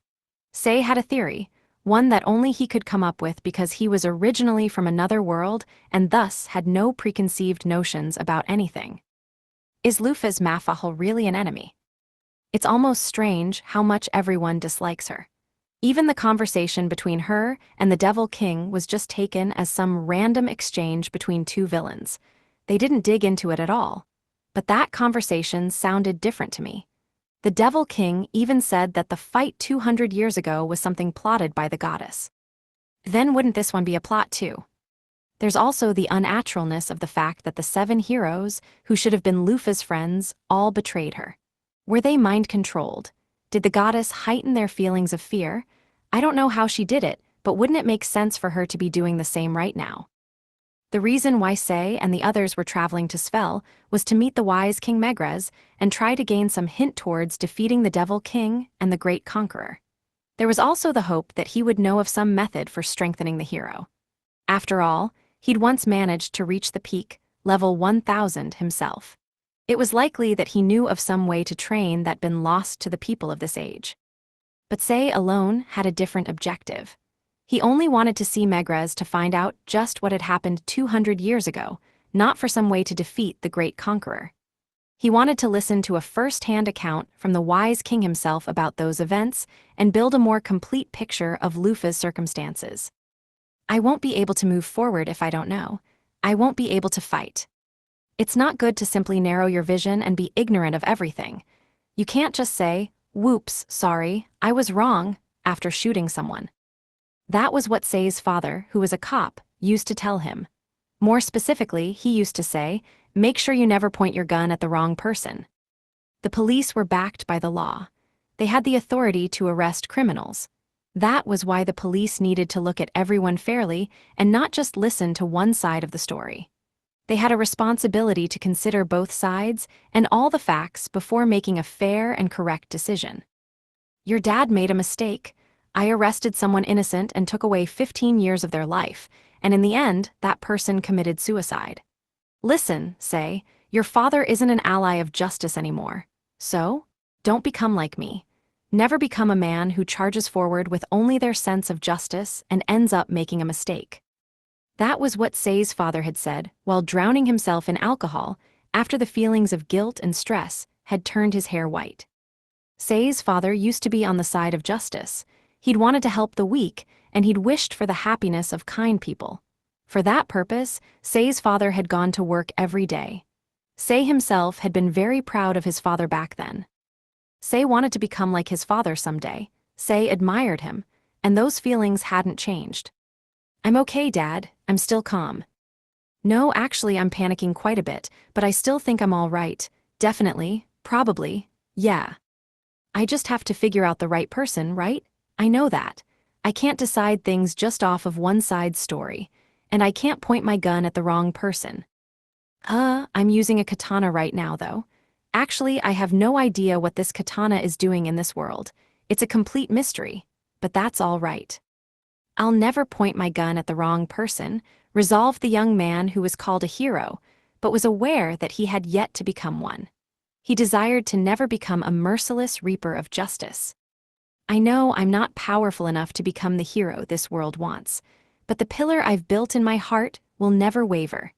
The justice I've inherited from my father still lives. So I'll find it. I'll find my own brand of heroism. I won't just become the hero that everyone wants, someone who only defeats their enemies for them. I have a weapon called justice within me, as well as just cause and the backing of a country, so I won't make a mistake. I can't make one. A hero isn't someone who just blindly fulfills justice as dictated by someone else, but someone who bravely pushes forward to come to the correct answer. I think that's the true form of a hero. The problem is, Say peeked behind him. There, a tiger continued to chase down the monsters that had lost all will to fight as he roared.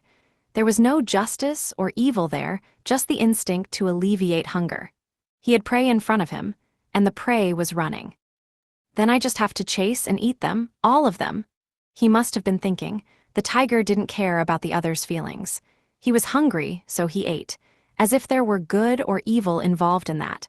The wild didn't need to put on airs or make up reasons. All my party members seem like they'll charge full force down the wrong path, though. While watching the tiger stuff his face with the remains of the monsters, Say sunk into thought. You know you're part of humanity, at least in name. You could at least cook them before you eat. 16. Thank you for coming all this way, we welcome you. They were in the great country of magic, Svel. The wise King Megrez lived a little ways away from the castle, situated in the center of the country. The residence was Say and the others' first stop on their journey, as well as a place they needed to visit in order to bring the hero closer to the power levels of the Devil King and the Great Conqueror. The wise King Megrez, who was both the master of the residence and a living legend, was forced to use a wheelchair due to the consequences of losing his fight against the Devil King 200 years ago. Even so, Say could feel power radiating from him even as he simply sat in his chair. Say and the others were led to the living room and urged to take a seat on some chairs that looked simple, but were clearly made by a skilled alchemist. In front of a living legend, even Say's party with all their abundant personality couldn't hide their nervousness, and everyone attempted to make as little noise as possible as they sat down. For some reason, only the Sword Saint curled up on the floor. He didn't care about manners or etiquette. After all, being self-centered and capricious was the trademark of the cat family. Say and Cross facepalmed in exasperation seeing Friedrich's cat-like actions, but luckily, Megrez was tolerant and forgiving, so he simply laughed. It seemed that Megrez didn't much care about the tiger's impudent attitude, which would have gotten him arrested nearly anywhere else. Ah, that's all right. Make yourselves at home. There's no need to be so nervous. I may be called the Wise King, but I retired from my position long ago. I guess I can only hand it to a real hero here. He seems used to dealing with weird and eccentric people. In fact, the 7 heroes were an even bigger gathering of weirdos and eccentrics, so Say figured that the tiger might actually be on the low end. Now then, you all have come to seek a way to get stronger, yes? Cross answered Megrez's question. Indeed. Say here is a hero that has arrived from another world. We've come seeking a method to bring him to level 1000. Since you, the Wise King, have reached this peak yourself, we thought you might be able to enlighten us. Cross still sounded very nervous, and that probably had to do with Megrez also being an elf. It's true that I was once level 1000 myself. Rather, there were many who reached that peak 200 years ago. Now that I think about it, that really was the golden age of humanity. Back then, humanity as a whole was stronger than it had ever been in the past or even is in the present. We would like to learn your secret and use it for our hero. Secret, huh? May I ask why you assume something like that exists? The method that Megrez and the others had once used to reach level 1000 was what Cross referred to as a secret. However, he wasn't saying that Megrez had definitely used any such method. Cross was speaking entirely out of speculation, so reading between the lines, it was almost as if he were saying that Megrez had cheated somehow. But even so, Cross was still convinced that such a shortcut existed, and Say agreed. After all, there was pretty much no way to reach level 1000 in a lifetime if there wasn't such a method. The method for getting stronger in this world was very simple. All a person had to do was kill other living things. According to a book Megrez put out in the past, all living things had at least some amount of mana stored inside them. That very same mana was also the source of mutations in living things, so the stronger an individual was, the more mana they had in them. By killing living things with a lot of mana inside them and stealing said mana, a person could make themselves stronger. That was the phenomenon known as leveling up. In other words, mutating and leveling up were the same thing. The only difference was whether the subject changed into a different species entirely or stayed the same, only stronger. At the end of the book, Megrez himself wrote, "Those who level up repeatedly store that mana within them, and a piece of said mana is inherited by their offspring. The repetition of this is how humanity evolves." Boiling it all down into the simplest of terms, all a person had to do was fight. By continuing to kill monsters and devil folk, people would get stronger even if they didn't want to. But there was a huge problem with that. Leveling up normally creates an insurmountable amount of required mana at a certain point. All one had to do to level up was increase the amount of mana inside them, but the amount of mana needed to reach the next level wasn't fixed.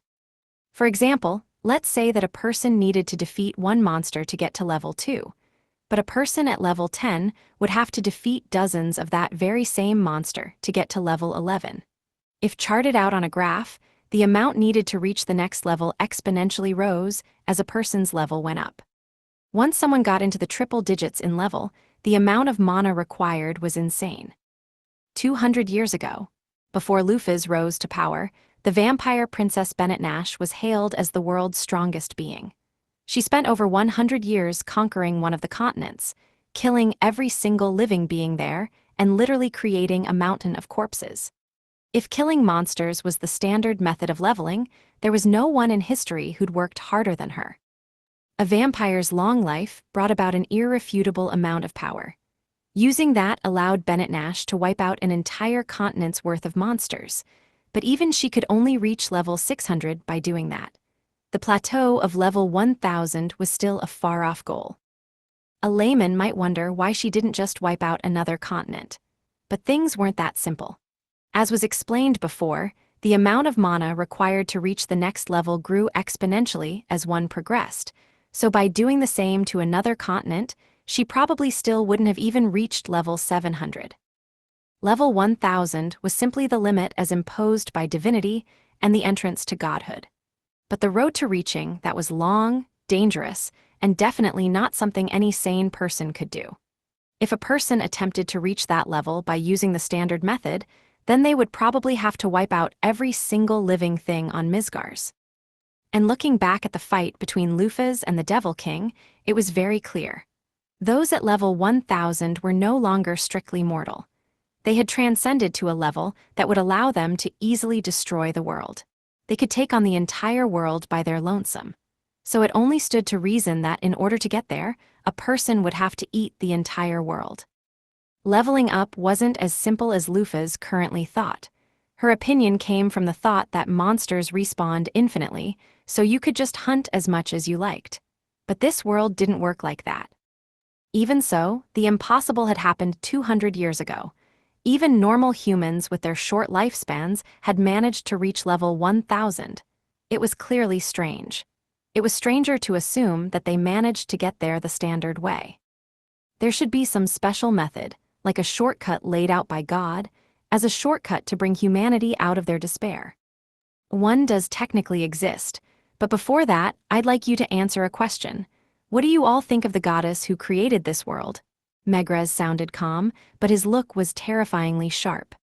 None of the people he asked could discern the meaning behind that question immediately.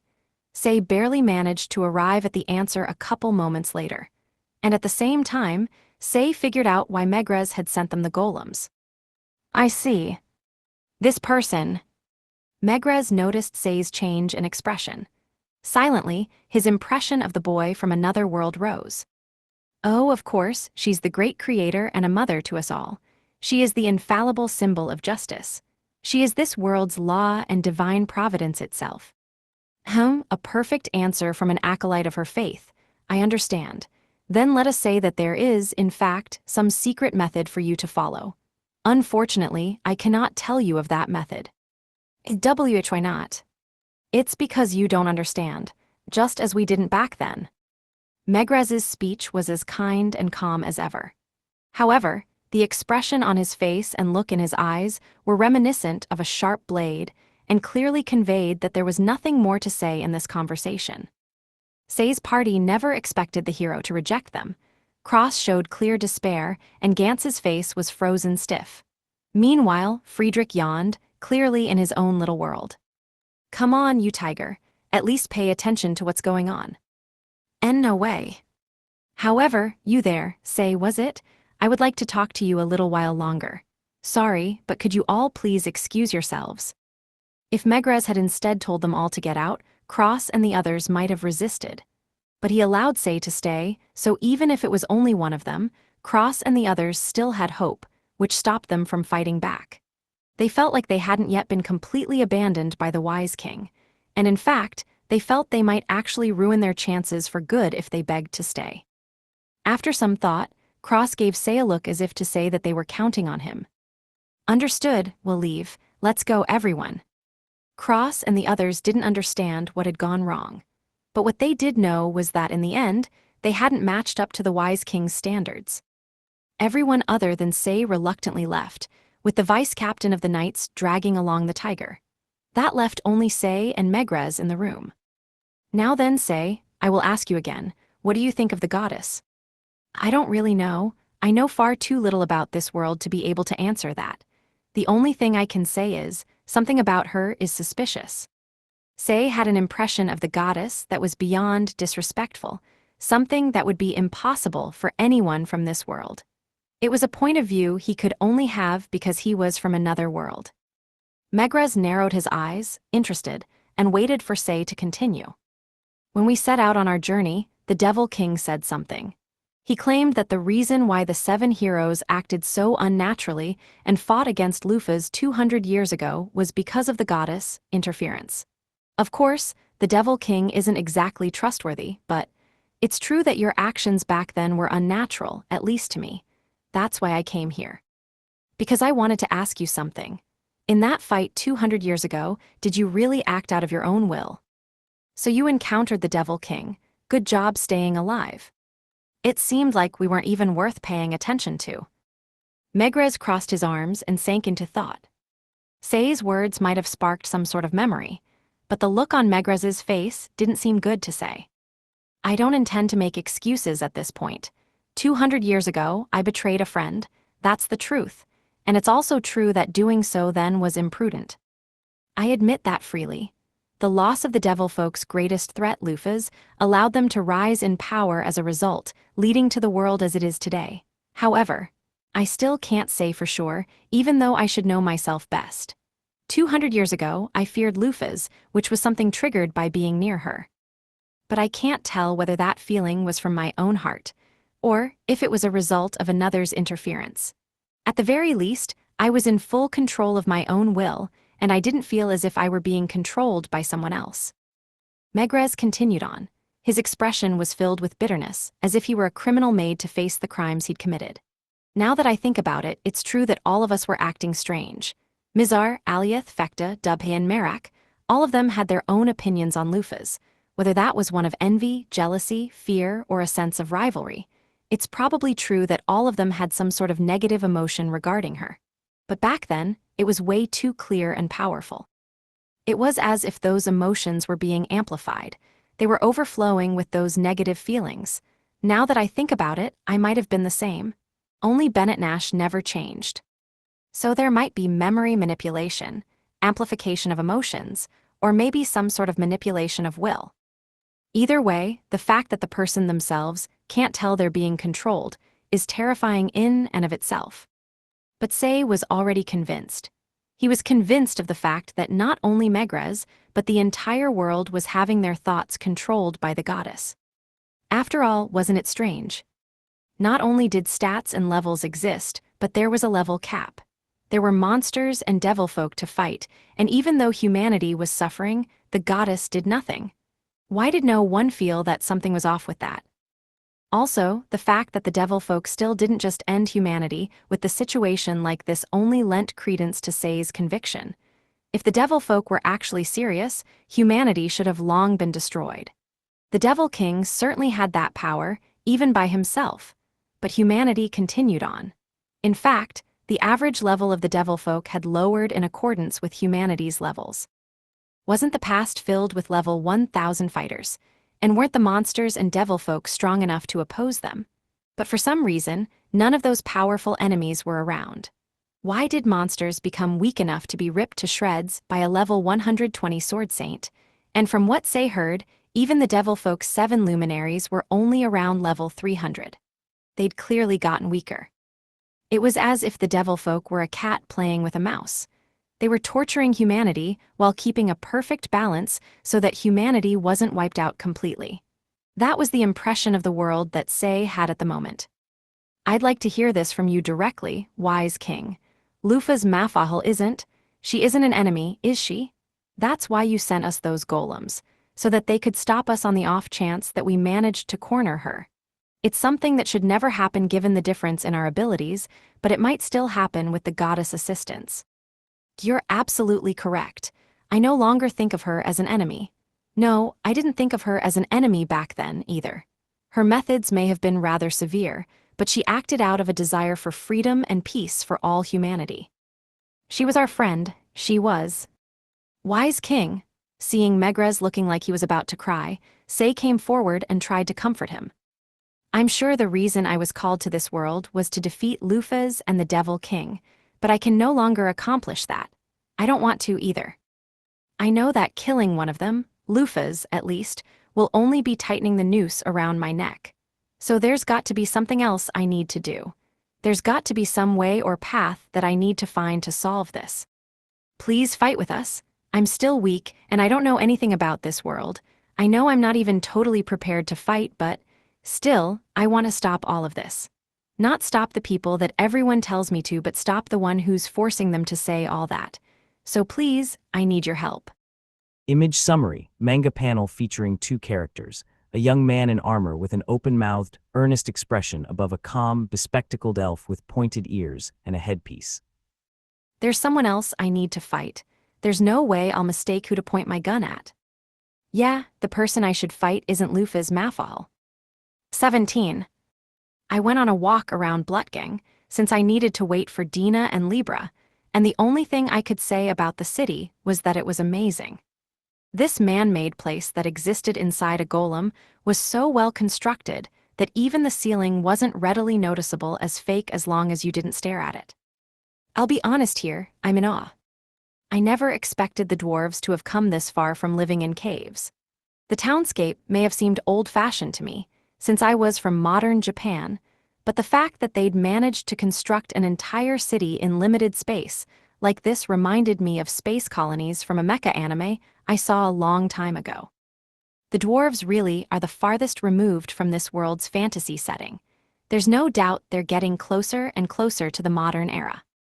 Maybe after another 100 years, Blutgang won't look too different from the cityscapes I remember.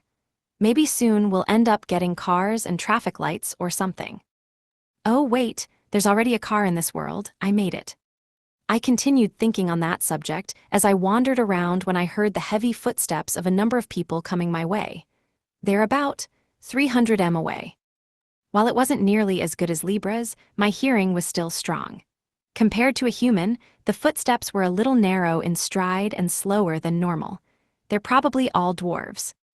As if the world wanted to prove me right, 5 dwarves in work clothes rounded the corner at that moment. They look like older construction or warehouse workers. I could feel my internal image of dwarves, in armor, crumbling to pieces. Oh, there she is. Are you sure it's that lovely lass there? No doubt, you don't see a beauty like that every day. The group of dwarves looked over at me and their expressions changed, so my caution grew.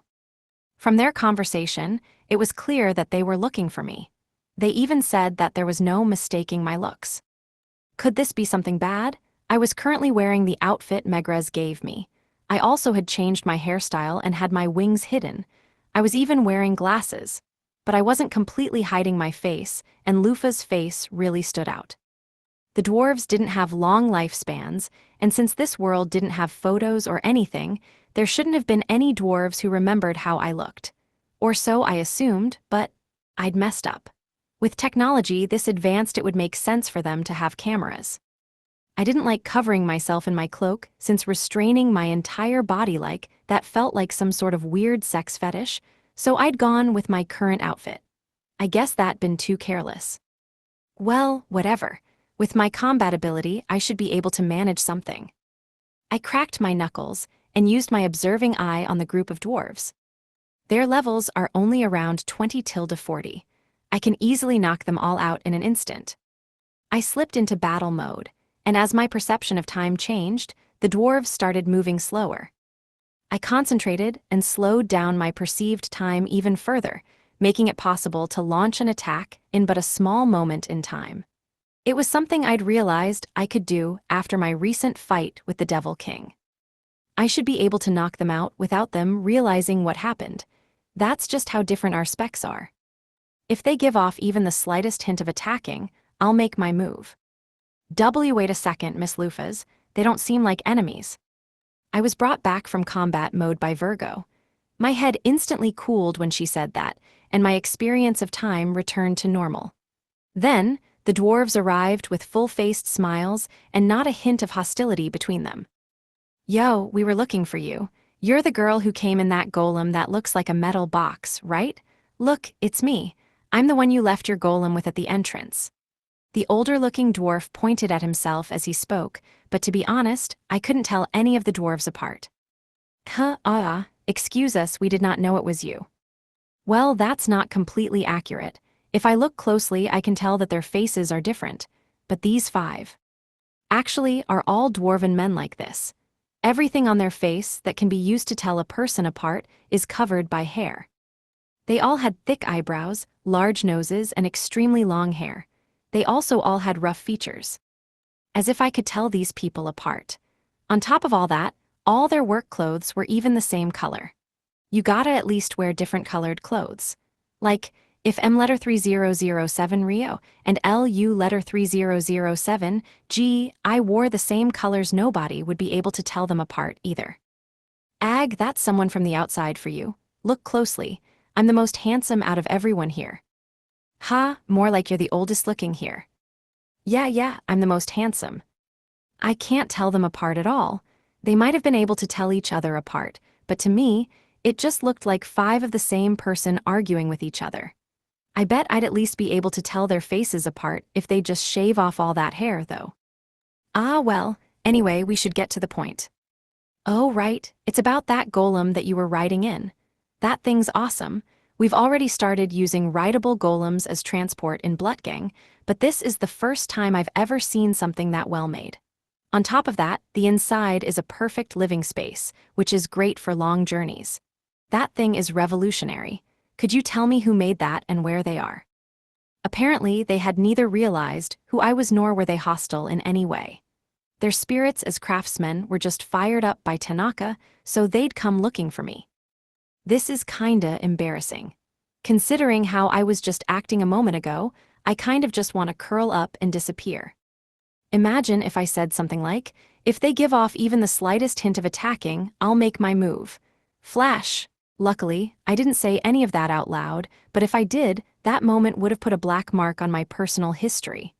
Thank God Virgo stopped me. Actually, wait.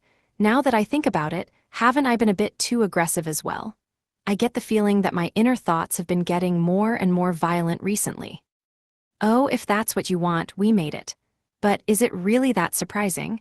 Don't you all have the ultimate in rideable golems, Blutgang? Well, of course. Blutgang is the highest peak of alchemy, nothing beats it, but Blutgang is the masterpiece of the Blacksmith King. It's not something we could imitate at all. It's way out of our league. By comparison, the golem you were riding on seems like something we could make ourselves if we understood how it worked.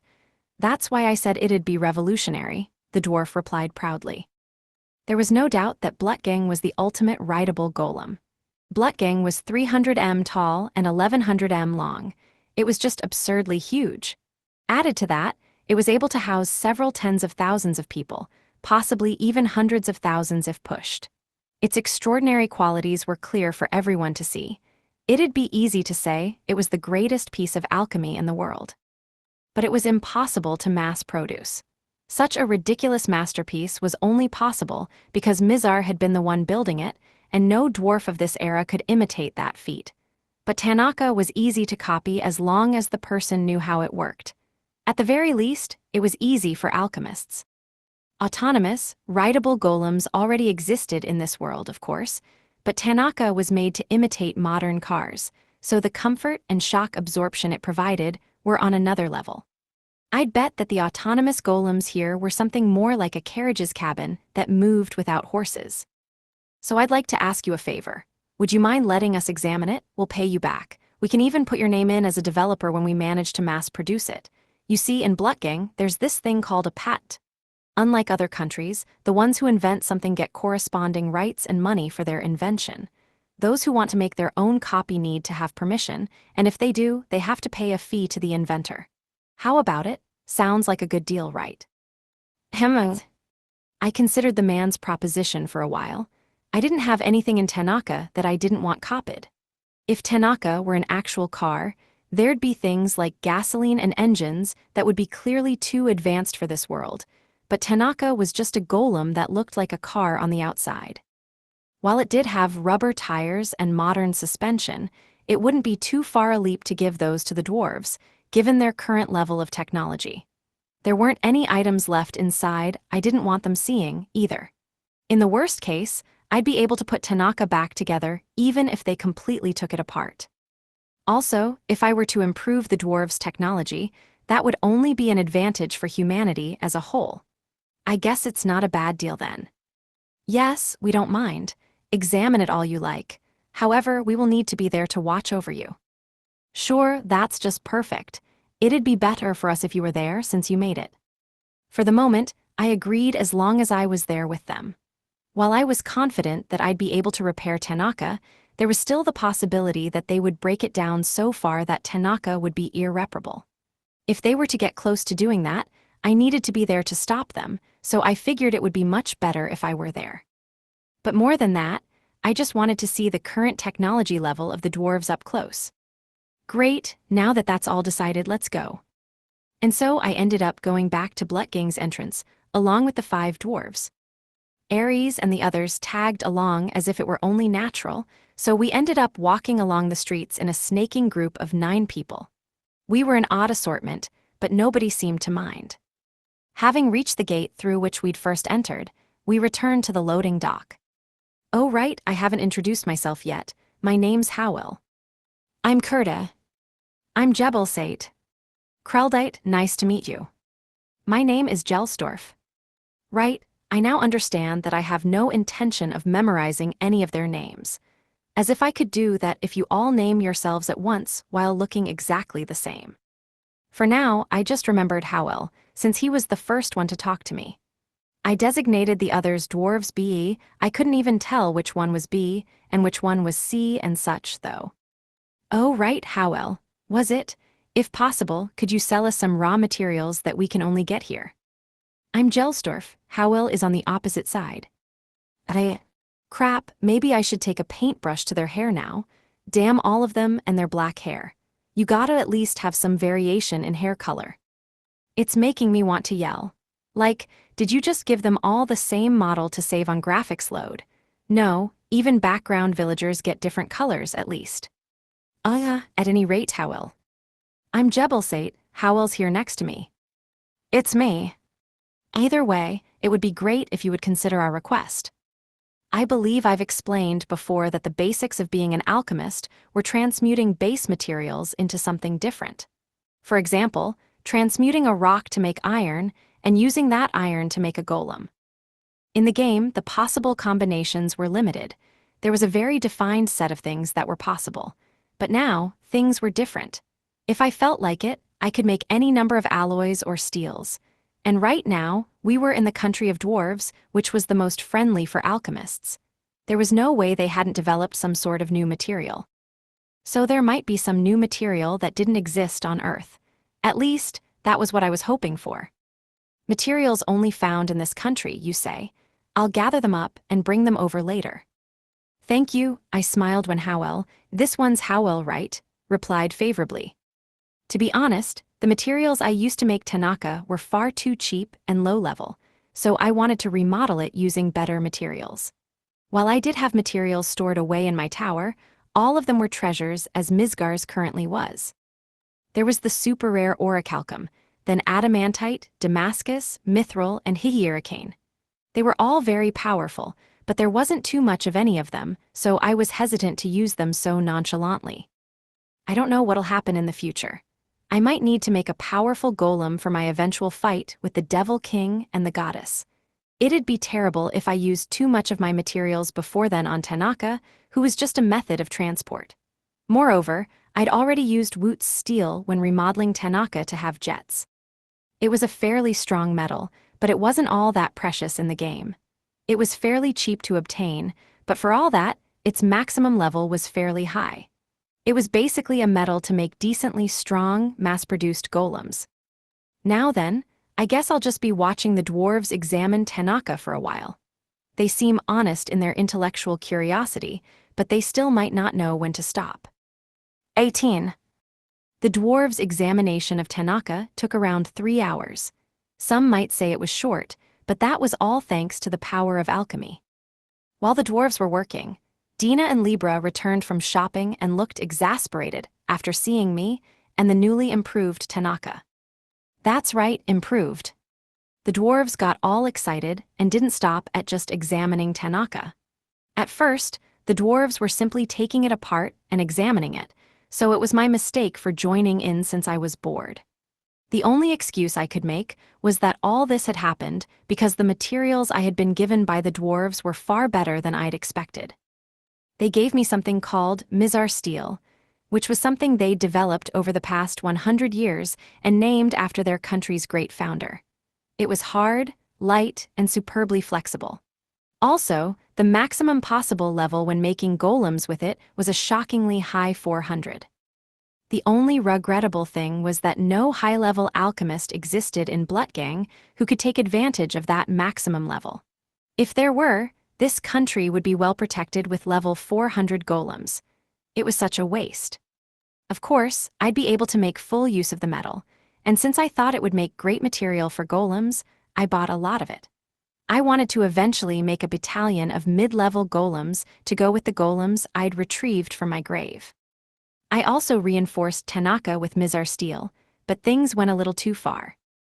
I ended up teaching the dwarves a lot, sharing a smattering of my knowledge from modern Japan, so we teamed up to remodel Tanaka. But we probably shouldn't have. While it hardly changed at all in general looks, Tanaka got even bigger and went from its originally large size to being a full 15 m long and 2.8 m tall. It was far too big to be able to drive on Japanese streets, and the insides became as luxurious as a high-class hotel. In other words, it was now incredibly extravagant by this world's standards. The floor was now porcelain tile. We went out of our way to use wood for the walls and cabinets and even coated them with varnish. Apparently, varnish wasn't anything special in this country and could be found at any store it would make sense in. I didn't have to make it myself, so it was a happy miscalculation. I bought cloth, too, so I could make new carpets, sofas, and beds. We could probably charge a decent amount of money to be able to stay in Tanaka now. I wouldn't, though. It turned out great, didn't it? Hey ha ha ha, that was satisfying. The dwarves laughed as they looked up at Tanaka. At any rate, they now thoroughly understood how the tires and suspension and stuff worked. So modern, car-like rideable golems should be making their appearance in Blutgang fairly soon. This is off topic, but they sold me Mizar steel and cloth real cheap. I was told it was as thanks for letting them take a look at Tanaka. The dwarves themselves said that I could take them for free, but that made me feel too guilty, so we settled on making them cheap. By the way, Libra, have you found Karkinos? I have been waiting for you to ask that. I have ascertained his location. Great, then let's go. I'd almost forgotten, but the reason we'd come here was to meet up with Karkinos as well as to stop Scorpius. Now that Libra had located Karkinos, we should be able to go see him immediately. I said my goodbyes to the dwarves and followed after Libra. Once again passing through the gate, we returned to the capital. Then, after walking for several minutes, we eventually found ourselves at a familiar store. It was the restaurant that I'd wanted to visit when we'd first come here, the one with the crab sign. Wow, so Karkinos was right under our noses the whole time. He even boldly put up a huge crab sign. Well, if I were to give an excuse, I'd blame the fact that people tend to have pretty narrow fields of view. The more a person tried to look for something, the less they were able to notice something right in front of them. Have you ever heard this saying? The one that says that rather than trying to hide badly, it's better to be bold and act natural if you don't want to be noticed. This proved that point exactly. It's like that one saying, "It's darkest under the lighthouse." Like you wouldn't expect it, right? That one of the 12 heavenly stars was running a store like this. It was right in front of us. Right in front of us. Dina and Agacaros both muttered, dealing a final blow. Hey, come on, you guys didn't notice either. At any rate, we should go inside. I hurried everyone inside in an attempt to change the subject. The walls and tables were made of wood, but it didn't seem like bare wood. The surfaces all had a gloss as if they'd been coated in varnish. The entire store exuded a quiet air. The tables were covered with a red tablecloth, and the weak lighting actually improved the atmosphere of the place. And lastly, there was a man wearing glasses standing behind a counter. His glossy black hair was cut to the nape of his neck, and he had sharply pointed eyes that were reminiscent of blades behind his glasses. The bridge of his nose was high up on his face. Overall, he was a handsome man. He was very slender and tall, and he had a necktie on top of his white shirt. On top of the shirt, he wore a red vest, and both his shoes and slacks were black. How should I describe it? He felt like the image of a capable man. As soon as the man saw me, he suddenly leapt into the air and flipped before crashing into the ceiling and bouncing off it. The sound of him smashing against the ceiling concerned me as he fell, crumpled in front of me, but he immediately got back up and grabbed my hands in his. Letter FF4F, letter FF48, letter FF49, letter FF57, letter FF41, letter FF53, letter FF53, letter FF55, letter FF52, letter FF52, Miss Lufas. I see Lufas Mafal, my most beloved master, right in front of my yes. The man shouted, partially using stilted English for some reason. Ah, I see, the no-good type. This is sudden, but I want to take back my impression. He's an incompetent man. Karkinos started to spin on the spot, and for some reason, he was scattering flower petals everywhere. Ah, just how long? How long have I waited for this day? Ever since I, Karkinos, lost you, I have never been able to live down the shame and regret of that day. Unable to sleep at night, I resorted to taking naps. Neither was I able to eat, for I believed that I would be able to see you again one day. Maybe he's actually okay. I felt exasperated, and suddenly the shop went dark. But it was only so something like a spotlight could light up Karkinos. But M.E. has always believed that you would never go out like that. I was certain that I would see you again one day, Karkinos said as he wrapped an arm around my waist and grasped my hand. Then, he did that thing where a man supports his female partner by the waist, like in a formal dance. What was it called? Drop over sway.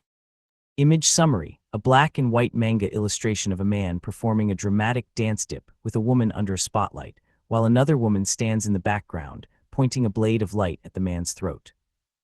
But while I was still processing what had just happened to me, I was returned to my former position, and Karkinos ended things off by kneeling before me, taking my hand and kissing the back of it while I was still reeling from what he'd just done to me. Having that done to me by a man feels kinda creepy. Thank you for coming home, my beautiful master. My gratitude for this wonderful reunion. And once again, I offer you my undying love and loyalty, which hasn't changed even after 200 yay. Karkinos continued to speak, but his speech was suddenly cut off. The reason for that was simple. Libra had expressionlessly pointed her blade of light at Karkinos' throat. Hey, so I owe you were here too, Libra. It has been a long time, Karkinos.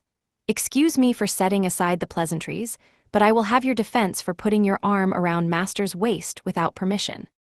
Well, you see, M.E. and Y.O.U. are comrades now, so why not overlook this one instance? So those are your last words, understood? No. Libra didn't hesitate to swing her sword, but Karkinos dodged it by doing a bridge. He then opened up some distance by moving in that position like a crab.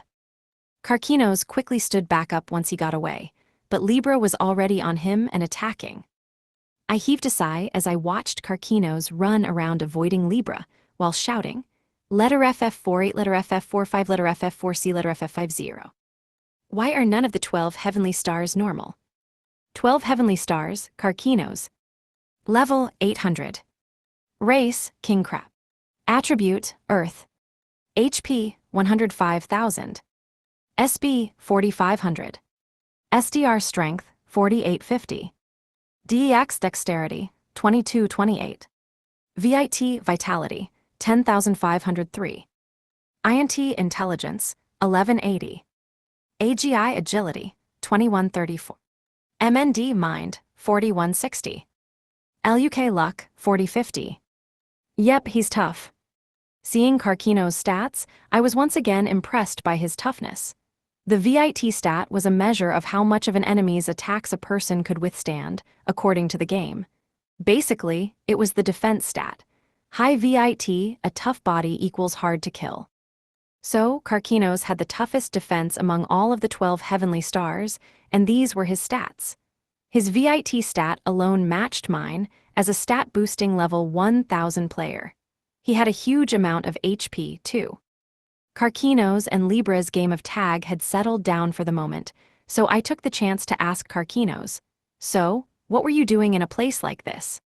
All of us were sitting in front of the counter, with crab soup that Karkinos had made in front of us. Yep, it tastes like crab. I wonder just how he managed to get crab in a place like this.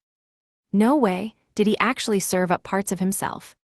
Karkinos looked like a human at the moment, but he followed the trend of the 12 heavenly stars and was a monster. His real form was that of a giant crab. His species name was king crab. King crabs were the strongest monsters that crabs were able to mutate into. They had stupidly tough defenses and annoying counter abilities which had made many a player suffer. It's impossible for him to cut off pieces of himself. But Virgo said, "Ah, this is Baromitz." I looked to my side and saw Ares looking pale, since he'd already started eating. "Hey now, Karkinos, what are you thinking committing fraud like this? Don't pretend Baromitz is crab." Nicely spotted. After Miss Lufas was defeated, M.E. started to travel around the different countries to gather information, believing that the day would come when my master revived. But at some point, I realized that it would be better to make a place where information gathers rather than go around gathering information myself. And thus the restaurant. Yes, that's right.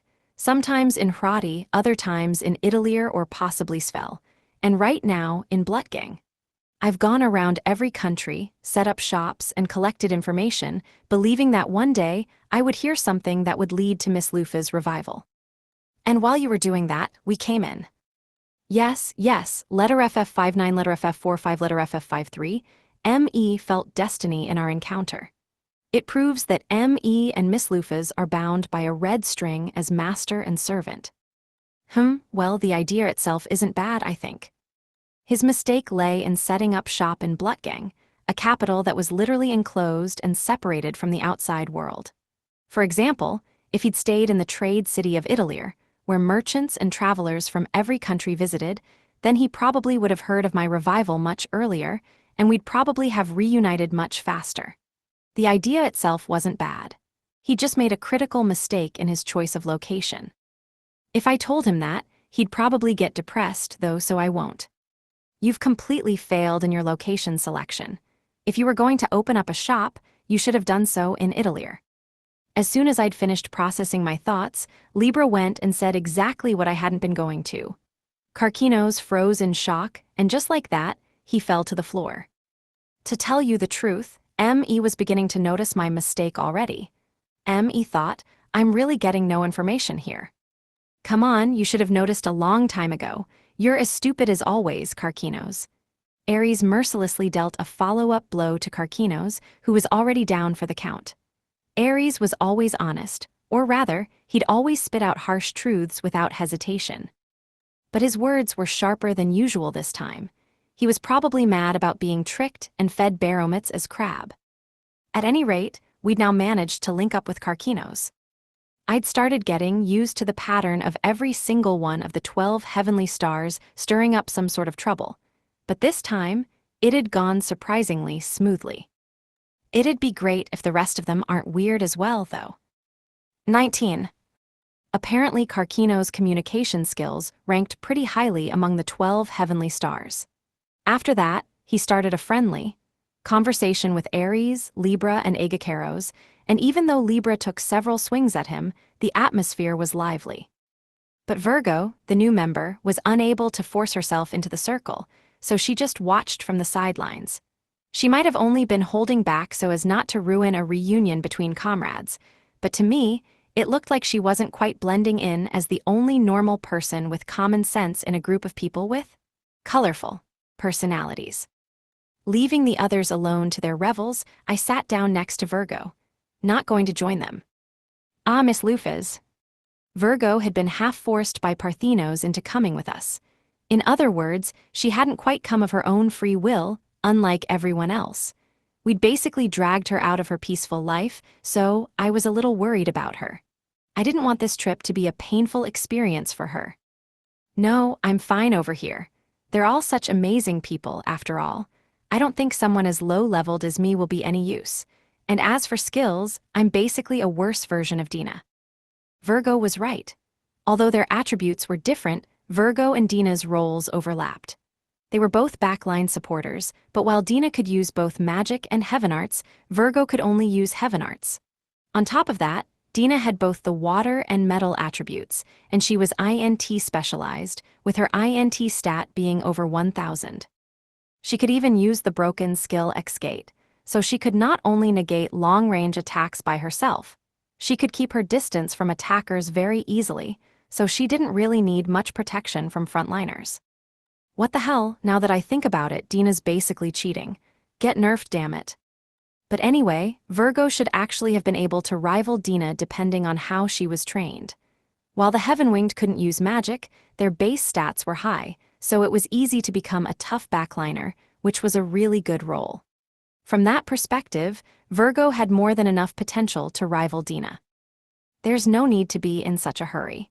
You're the successor chosen by Parthenos herself. You'll be able to match up to them in time.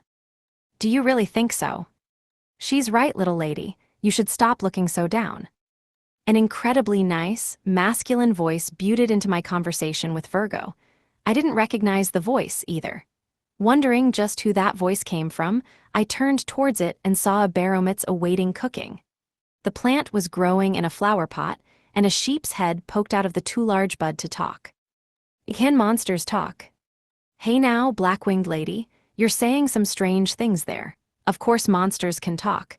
Even orcs babble like brooks, don't they? Yeah, fine, they do talk, don't they? Actually, now that I think about it, Ares and Agacaros and the others are monsters, and they talk too. The Baromitz sounded like a really masculine dandy for no reason. He continued to talk. Don't think about it too hard, little lady. No one's useless. Everybody's good at something. They all have one area where they shine. You will definitely find what makes you sparkle, even if you're not sparkling now. So stop talking yourself down. It doesn't suit your cute face. Why the hell is food waiting to be cooked making so much sense?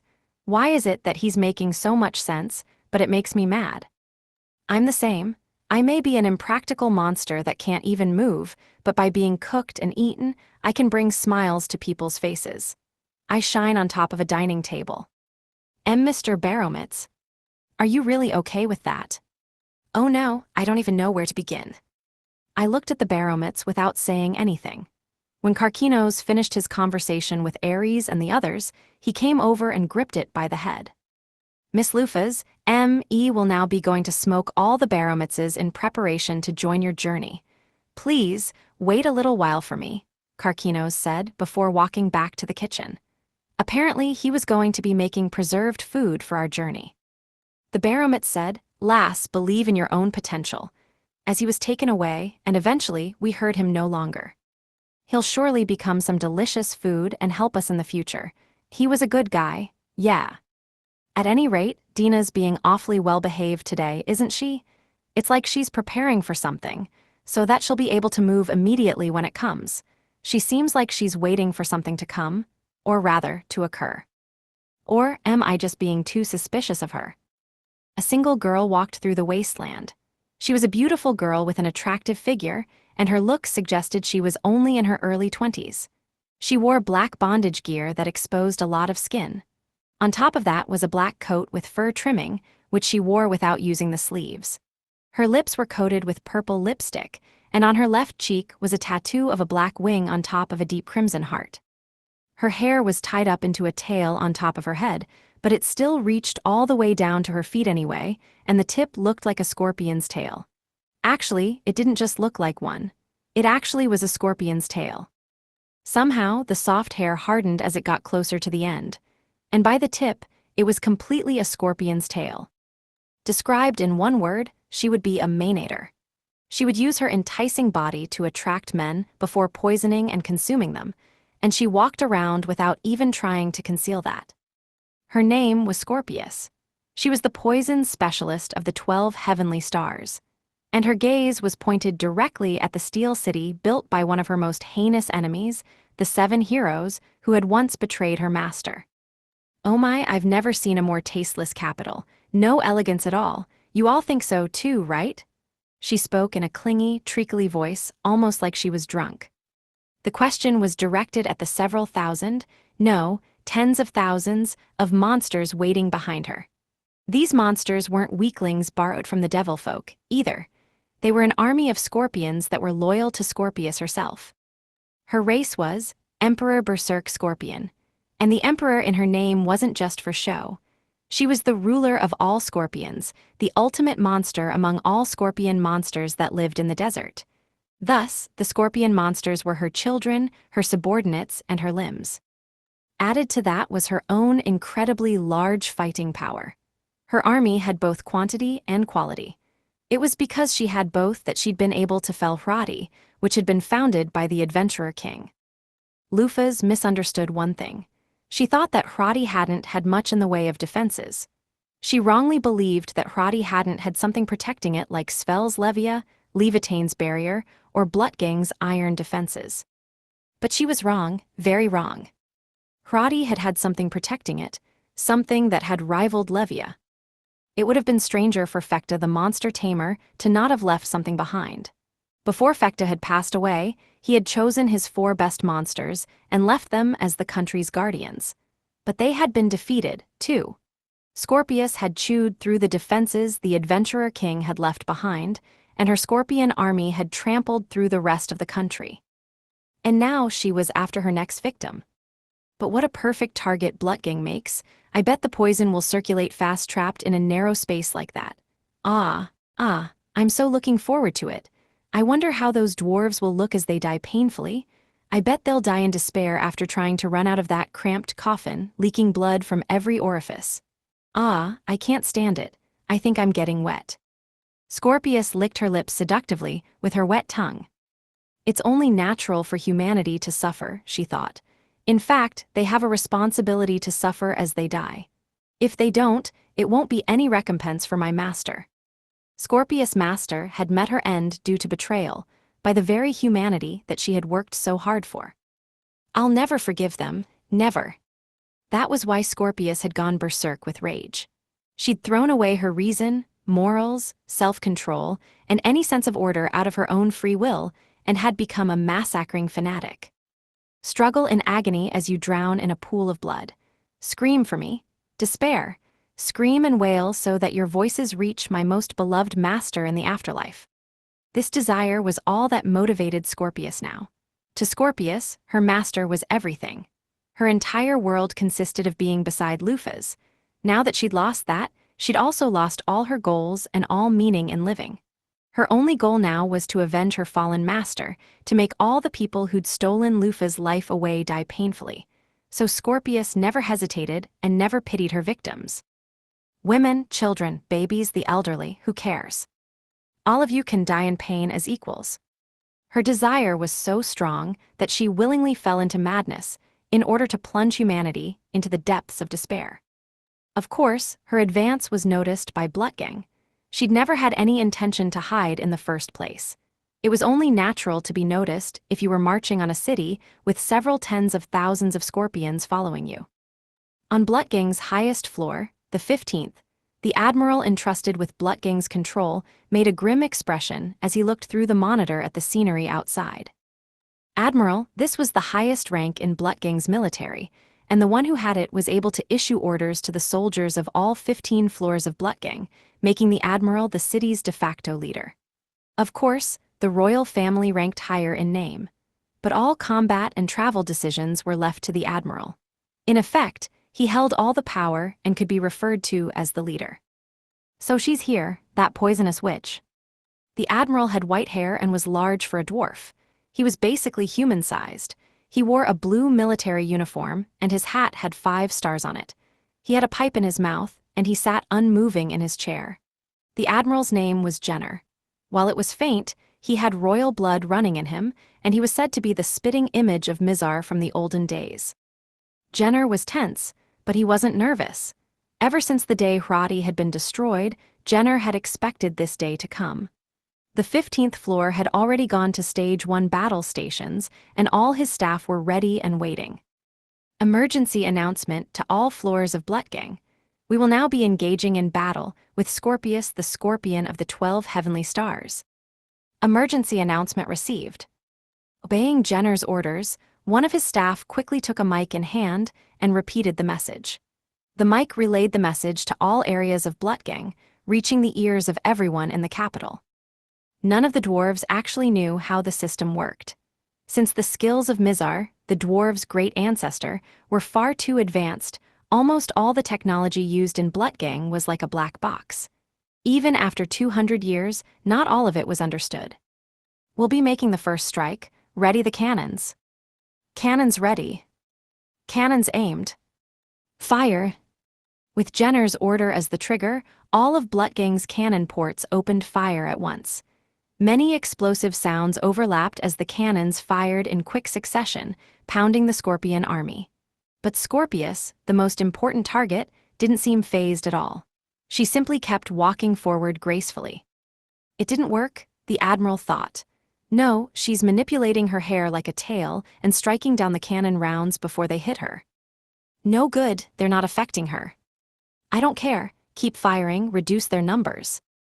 Admiral, the golem units are ready for deployment. Good, send them out. The gates of Blutgang opened, and a battalion of golems charged out with the accompanying metallic noises. Of course, the dwarves didn't hold back and sent out not only their recently made golems, but even the high-level golems that Mizar had made himself 200 years ago. There were rideable golems that dwarves piloted like suits of armor as well, and they all advanced fearlessly. Charagi, the dwarf in charge of the deployed forces, shouted. The battalion of golems accelerated forward. The dwarves' steel guardians knew no emotion, such as fear, as they gouged out the earth in their advance and charged into the monsters. Strike them down. On the other side, Scorpius ordered her subordinate scorpion monsters forward, and the two sides met in the middle. The battle looked to be evenly matched. Because both sides could not feel fear, neither side faltered or flinched. The fighters from both armies only thought of destroying their opponent and put their all into achieving just that. They stepped over their comrades' corpses or wreckages to fight, and the numbers of both the golems and the monsters continued to dwindle. Charge complete. Aim. Aimed and ready. Bombardment area confirmed. There are 600 of them and only 100 of us. All of our units are golems, and only one of them is made by Mizar. All right, cannons fire.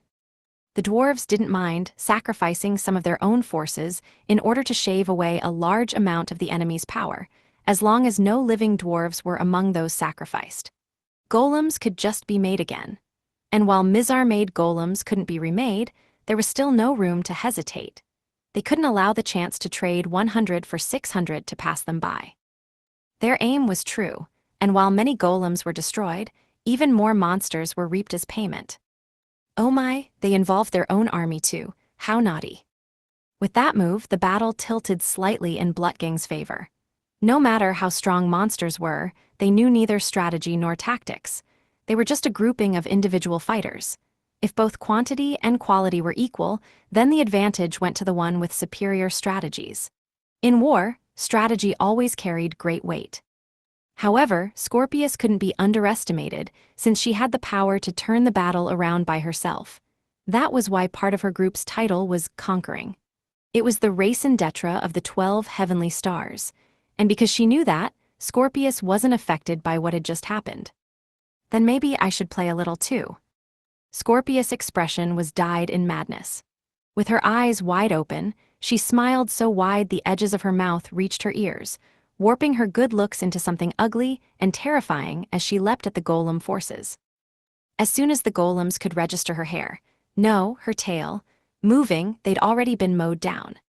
Scorpius specialized in poison, but that didn't mean her physical stats were low. This was especially true now that she had given herself to madness. The berserk status was her normal state, which meant she was constantly buffed, and her attack power was boosted tremendously. Not even level 300 or 400 golems could withstand her attacks, much less lower-leveled ones. Hey, how about this, or this, or this?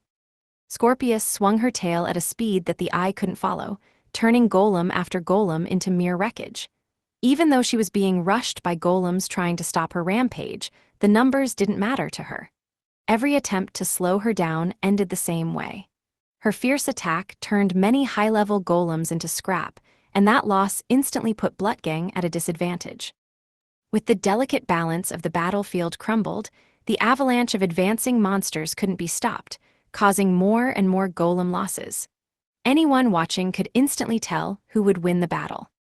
Admiral, we should transform Blutgang into assault mode. No, don't forget, she uses poison.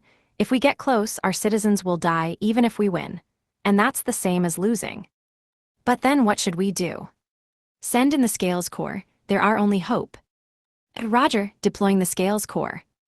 Using Blutgang itself to attack was Blutgang's final trump card, but the dwarves couldn't use it in this fight. If they got close, they'd be poisoned, which would mean the death of their citizens. But Blutgang didn't have only one trump card. There was one other, the Scales Core. 4 dolls bearing that title deployed from Blutgang, taking formation in the air. Scorpius looked up as if she felt no tension in this battle and saw the form of a nostalgic comrade. She saw Libra, the killer maid who belonged to the 12 heavenly stars under the title Scales. Only, there were 4 Libras, and they were looking down at the monsters from the sky. That's not Libra. Target acquired, eliminating. When Scorpius looked over, she noticed that they were colored differently. While Libra's hair was brown, all 4 of the Libras Scorpius saw had white hair, but there were no other differences to Scorpius' old comrade-in-arms. Furthermore, 2 of the Libras had a familiar weapon equipped. Zubin el Genubai, fire. Damn! They were using Libra's primary long-range weapon, the right scale, Zubin el Genubai. Scorpius knew its power well. 2 beams of light stabbed into the earth, flaring with sparks and instantly killing a large number of monsters. Scorpius managed to react in time and dodged. The other 2 Libras took advantage of the opening that created, approaching Scorpius through the smokescreen created by the first 2. Zubin-es Chamali. The blades on their left arms could cut straight through steel and were another weapon familiar to Scorpius. Scorpius intercepted their attacks with her tail, but the 2 Libras quickly went around to the side and attempted another slash. One of the Libra's blades managed to scratch Scorpius' cheek, though it was close. However, they had definitely managed to wound her. 20. Scorpius showed a faint, minuscule amount of surprise and internally praised her enemy. Ever since that battle 200 years ago, the average level of the world had declined an unnatural amount. So in this day and age, powerful fighters that could actually damage Scorpius were the rarest of the rare. Not even powerful monsters, nor the devil folk were worthy opponents for her. The only ones who would be able to wound Scorpius that she could think of were the other 12 heavenly stars, the vampire princess, and the devil king and his offspring. But somehow, some defective copy Libras had managed to scratch her cheek. It was truly a surprise to Scorpius. She finally felt threatened by an enemy, something she hadn't felt for a long time, and the enemy was on this battlefield, of all places. Enemy has suffered light wounds, no change in fighting power, continuing attack. Having said that, both Libras jumped to either side of Scorpius. Right afterward, a beam of light pierced through the center. Scorpius once again dodged the beam. A second beam followed up the first attack, causing some of her composure to crumble away. But she was still one of the 12 heavenly stars. Scorpius used her tail to deflect the beam, recovering her air of composure. Oh, so you aren't just all looks. I'm a little surprised. You're pretty good to be able to hurt me. Scorpius wiped the blood flowing down her cheek with a finger and licked it off as she laughed. I see, so this is Blutgang's trump card. They're probably just imitations that Mizar made of the original Libra using the know-how he'd gotten from creating Libra. Even though they were imitations, they'd still been made by Mizar, so the weapons they used were real. While they might have fallen somewhat short of the original, the weapons used just now were undoubtedly Libra's right and left scales. It's probably safe to assume they're all at least level 700. How extravagant. The Libra copies were a legacy from 200 years ago, one that could repel attacks from the devil folk. Scorpius now understood how Blutgang hadn't fallen until now. But too bad. The original would have used brachium by now, you know. How mysterious. How strange. Why wouldn't you use it at this perfect opportunity, I wonder? Hee hee hee, you don't have it, do you? You're missing her most important weapon, aren't you? Brachium was most of Libra's value and an incredibly terrifying weapon. It ignored resistances, attributes, and everything else as it delivered the maximum amount of damage to everyone trapped in its range. It was the best possible weapon of mass extermination. But that was only possible because the goddess scale had been used as material for Libra. There was no other way to give anyone that skill. These Libra imitations were as close to the original as possible, but they were missing the all-important base material. While they were well-made, they were still just imitations. And like all imitations, they fell short of the original. You fools! Libra without her brachium doesn't even match up to one of my pincers. The Libra copies were slightly troublesome enemies, but they weren't threatening.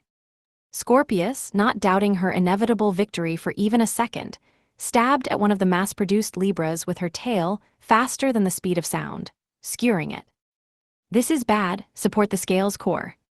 Blutgang's control room was currently wrapped in an unprecedented atmosphere of unease. They had experienced many monster attacks. They'd even seen attacks from the devil folk more than once. But Blutgang had lasted through all of it. Most importantly, they had always had their trump card, the Scales Core, 4 mass-produced versions of Libra of the Scales, one of the 12 heavenly stars. While they didn't have brachium and could only equip one of Libra's scale weapons, they were still level 700 and the highest class of golem. As long as they defended Blutgang, everyone felt a sense of security. But now, one of the Scales Core had been pierced through before it could react. Since the Libra imitations were golems, the wound Scorpius dealt wasn't fatal.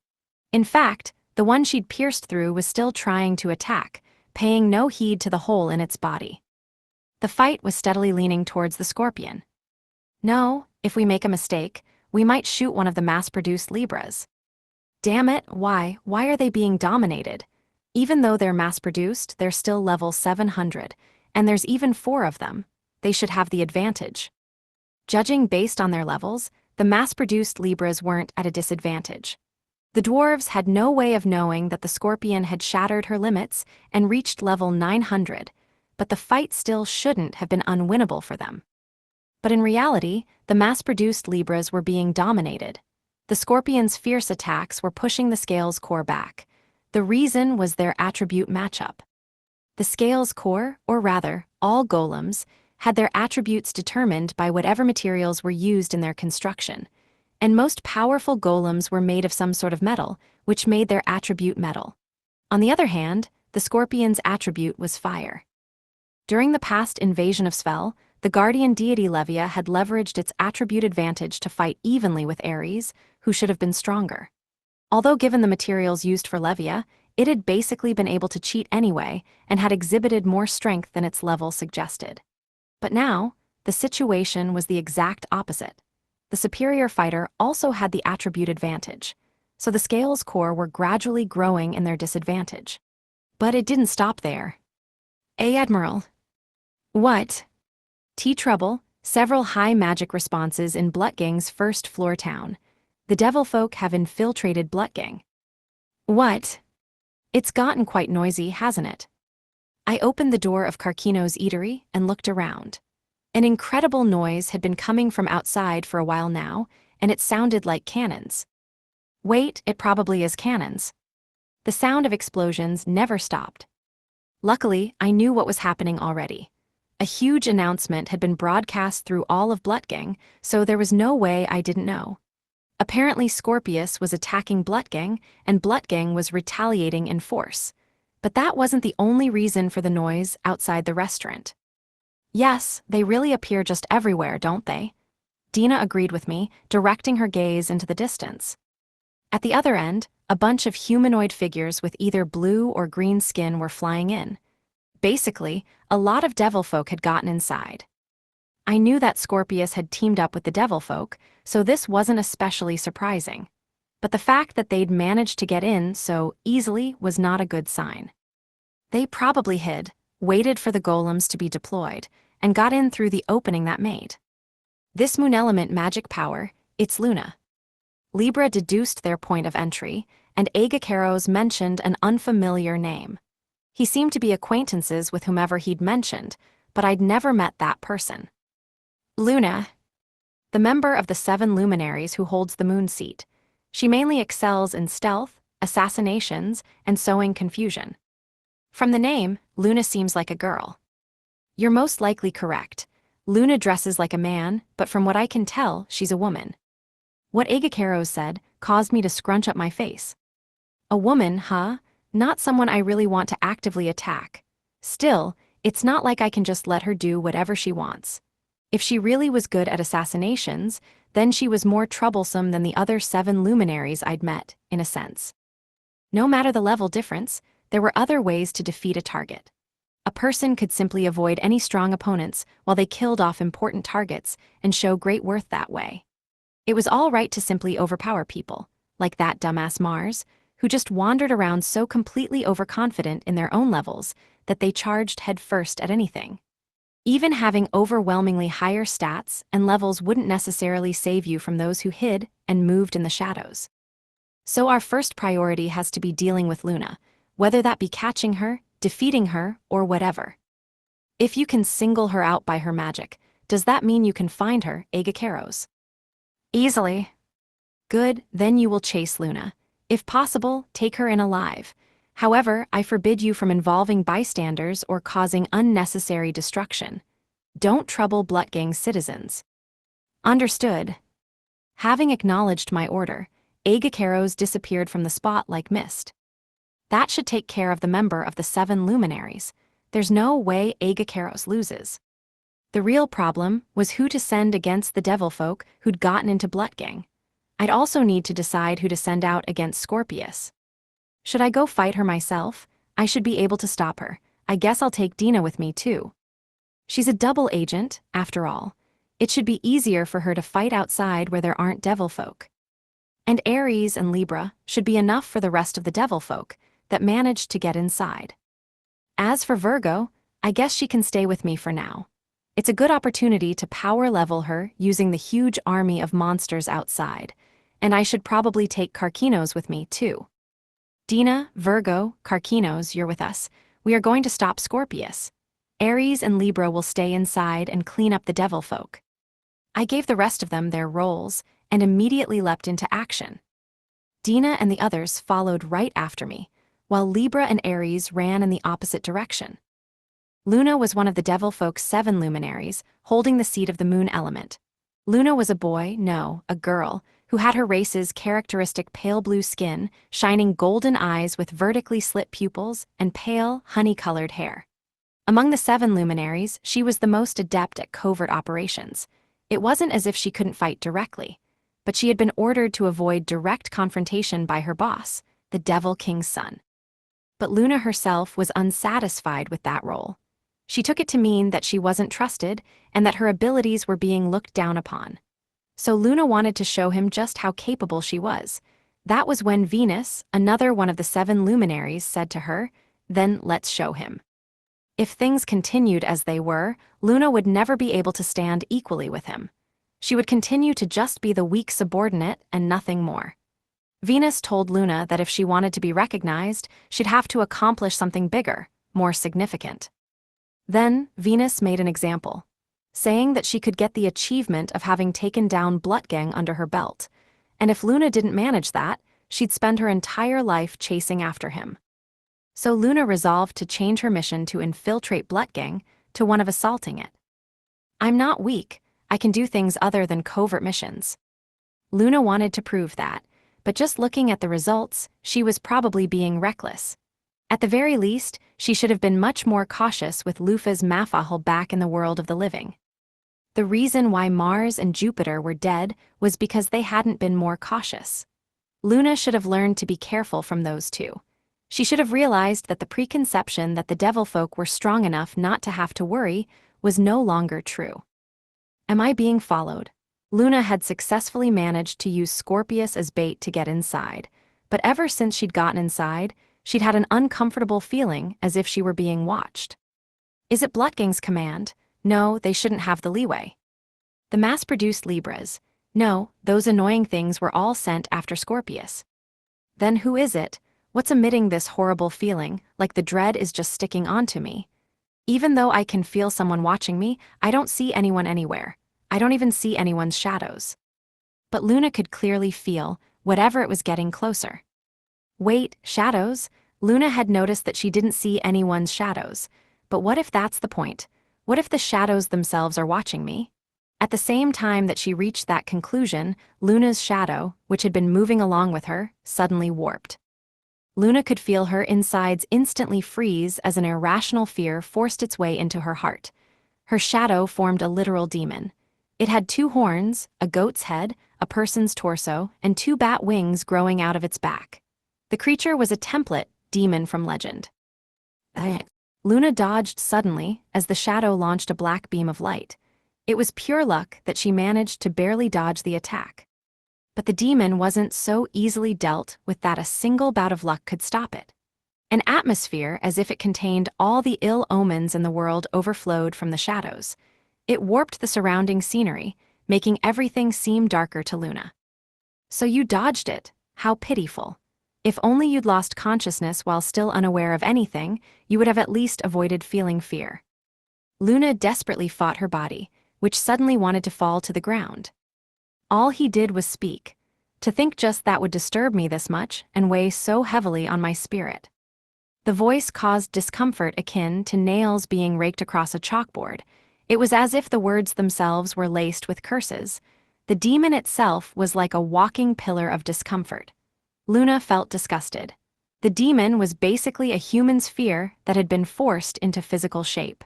That was why it was a demon. Ego Kyros. Luna, weak one, I give you 2 choices. His eyes were like empty caverns which glowed maliciously. Just that caused Luna's knees to shamefully shake like a fawn's. The first is sweet submission. If you don't resist, I will not harm you, and you will be taken to meet my great master as an offering. Ha, ha, ha, how nice. So instead I get to be murdered by Lufa's Mafahel. Exactly. Someone like you, who is as significant as a bug, will be able to meet your end at my master's hands. What an honor it will be for you. Lufa's Mafahel showed no mercy to the Devilfolk. Even a child knew that. The second she noticed you, you were finished. No matter if you were a woman, elderly, or whatever, she would chase you to the ends of the earth and take your head. That was the reputation of the black-winged conqueror. In other words, if Luna surrendered, it would directly translate to her death. The other choice is cruel domination. I will tear your limbs off and drag you, covered in blood, to be an offering to my master. Aren't both choices the same? Indeed, you may either surrender and die, or resist and die painfully and miserably. Choose, weak one. The demon mercilessly proclaimed her death sentence. That alone indicated the difference in their strength. 21. I refuse both options. Luna roared, squeezing out all her pride and self-respect to do so in the face of the proclamation of her death. Her opponent was one of the great conqueror's 12 heavenly stars, Aegakeros the goat. On top of that, he was a demon and hailed as the cruelest and most ruthless among them. But Luna was one of the 7 luminaries, the pride of the Devilfolk. And in a stroke of odd coincidence, she was also the one in the moon element seat, the same as Aegakeros. Since they both had the same elemental attribute, Luna knew Aegakeros' strengths and weaknesses like the back of her hand. She was confident that she was one of the few people who could resist his mental interference spells at the very least, which was better than any of the other 7 luminaries could claim. Yeah, Luna concentrated mana to make a black sword and leaped forward to slash at her enemy.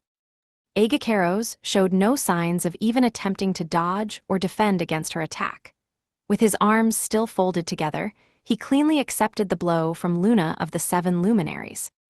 The result, he wasn't hurt in the slightest. The sword Luna attacked him with dispersed, leaving Aegakeros without a scratch. But Aegakeros hadn't used any sort of special magic. The simple difference in their stats was just so huge she couldn't hurt a hair on his body. That was it. How slow, how brittle, and how weak, Aegakeros spat out, filled with disdain. He flicked his middle finger, blasting Luna away. The move was more commonly referred to as a forehead flick on Earth. That was all it took for Luna to be blown away, flying and tumbling for over 100 m while gouging out chunks of Earth. Aegakeros dove towards the ground, trying to chase after Luna. After a moment, he appeared from Luna's shadow. No, he didn't just appear. He was clearly larger than he'd been previously. His head almost scraped the ceiling of Blutgang's first floor, and Luna only barely managed to reflexively dodge the attacks from Aegakeros' larger arms. Gigantification by concentrating mana. Oh, so you can tell. This form of Aegakeros wasn't real. It was simply a body created by gathered mana. In other words, it was a type of spell. Magic was just a skill used to change mana into a physical phenomenon. For example, metal elemental magic could even produce metals and ores. Aegakeros' spell worked off of the same principle. By using mana, Aegakeros managed to create a duplicate of himself. It was a phantom body that would disappear as soon as the spell was over. But until it did, it had real, physical properties. You monster! So this is the strength of the 12 heavenly stars. This is how a dweller of Helheim fights. Luna felt the gap between her and her opponent strongly, and she immediately threw away all thoughts of opposing him head-on. Luna jumped, attempting to create some distance. Aegakeros gave her a look which was hard to discern the meaning of. Capture her!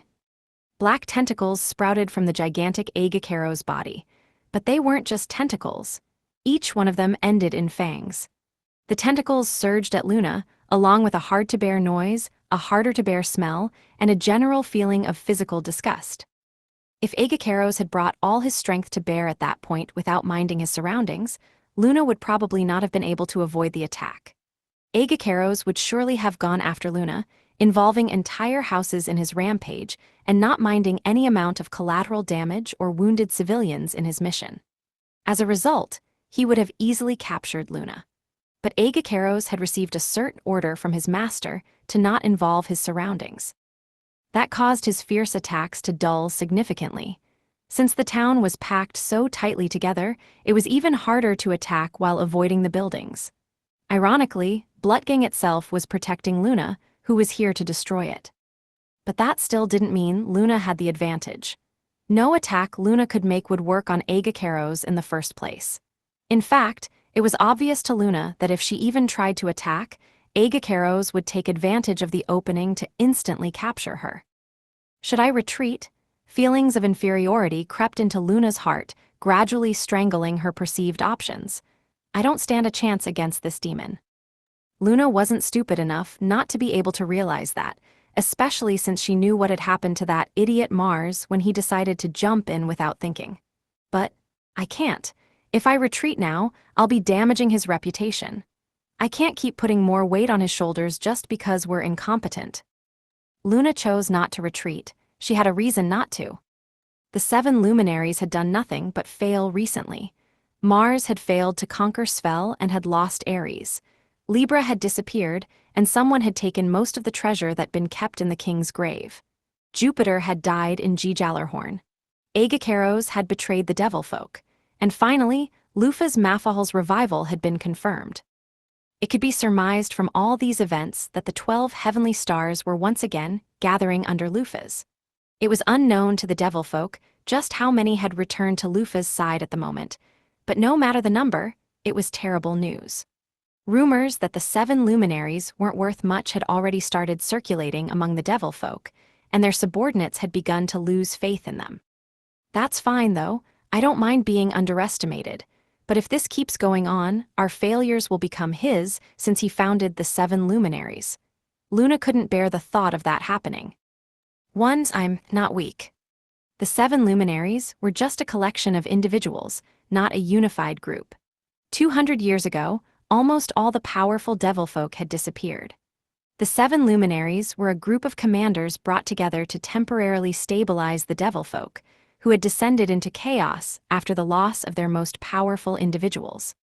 Saying that they had been chosen for their strength was nice, but that really just meant that they were comparatively strong among the devilfolk who had degraded far too much in strength.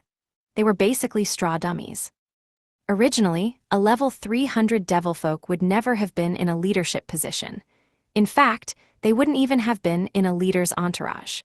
The devilfolk had been overflowing with level 1000s 200 years ago, after all.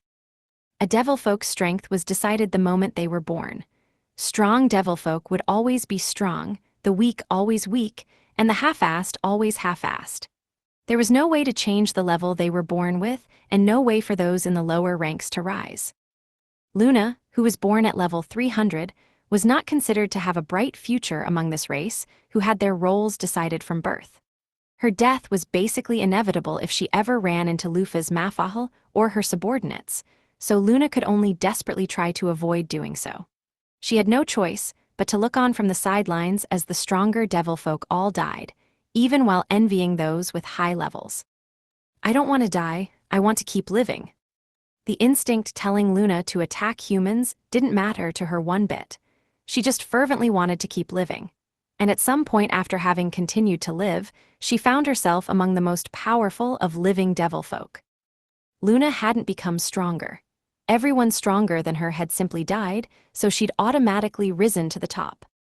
The stage she was currently standing on was originally so high up she would never have been able to reach it. But the 7 luminaries had been brought up in a hurry, since all the people on that stage had gone. That was why the 7 luminaries existed, and Luna was one of them. For the first time since she was born, Luna was in a seat of power meant for the strong. She knew she was utterly unfit for the role, but she still didn't want to leave it. She hated being looked down upon and scorned while having to keep running her whole life. That was more than enough reason for her to want to stay. So Luna desperately acted strong. She cross-dressed, tried to speak like a man, and hid her actual, weak self. But a bluff was just a bluff. And masks were just masks. Every time she faced someone who actually was strong, Luna was made to realize her own insignificance. You're a woman, stop pushing yourself to put up such a strong facade. The man who'd chided Luna like that in the past was exactly what she was trying to seem like, someone actually strong from birth. He was born in the same generation as Luna, and they had been together since childhood. He was a man who had been destined to be strong since the very beginning. He was the Devil King's son, Terra. He was the lord that Luna and the others served, and the founder of the 7 luminaries. Don't underestimate me, Lord Terra. I am one of the 7 luminaries. Don't be so full of yourself. The 7 luminaries are just a temporary set of commanders chosen because there is no one else. It doesn't mean that you all are strong. So don't feel the need to push yourself so hard. Just do whatever you can. Don't push yourself too far and concentrate on covert operations and sowing confusion. Luna had admired Terra since childhood. He was always strong, at a level someone weak like Luna could never reach. But she was always looking at his back.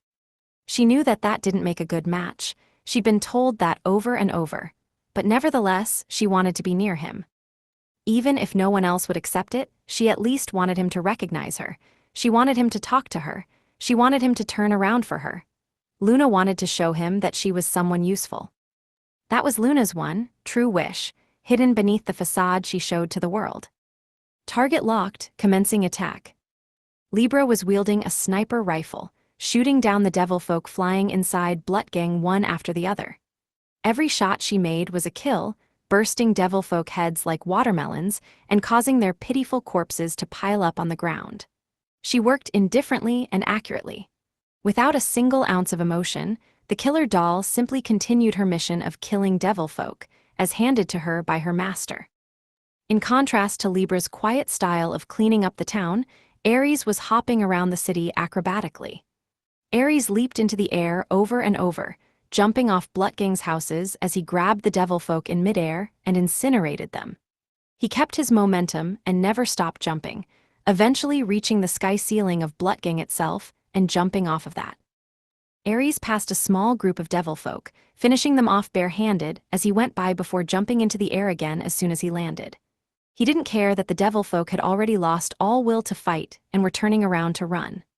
Ares grabbed onto the nearest devil folk and, after turning him into a fireball, tossed his victim into a group of his comrades. This caused the other devil folk to catch fire, too, and in a mere moment, they'd all turned to ashes. But those flames never touched the houses or surrounding buildings, since the fire itself went out as soon as Ares snapped his fingers. Ares, several of these mice have run to the other floors. We're going after them. Got it. Libra and Ares speedily moved up the stairs that led to the next floor. It was almost unthinkable that they had both just been wreaking havoc in Gjallarhorn. If Merak were to see how they treated Blutgang, he'd probably angrily shout, "If you could do that, why did Gjallarhorn turn out like this?" Found them. Libra's rifle spat fire as she shot down a faraway enemy. If Libra used her right scale inside Blutgang, it would pierce right through the walls to the outside, so she couldn't use it. Likewise, Brachium was also sealed. With the buildings this packed together, there would always be some amount of collateral damage, no matter how accurate she tried to be.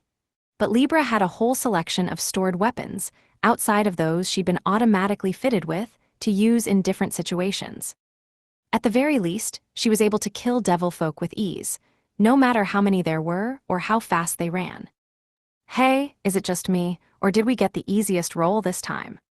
No, considering their numbers, Agacaros has the easiest job, since he only has to take care of one of these small fry. Right. Ares took off again, ripping apart 5 devil folk who were in his trajectory. Then, he kicked the wall, turned around, and was back at Libra's side in an instant. By the way, Libra, this is just between us, but what do you think of Miss Lufas as she is now? I get the feeling that she's gotten softer. I believe she has started taking more mercy on her enemies than before. But that doesn't change the fact that she is our master and deserves our respect and devotion. Some devil folk charged them in desperation, only to be cut apart by Libra's blade of light or burned by Ares' fists. On top of that, Libra's rifle immediately took down another several enemies who weren't even part of the charge. Libra didn't need to look through her scope. Her eyes were better than any scope. I have only heard this from Mizar, but according to him, Master was not originally a cold and merciless person.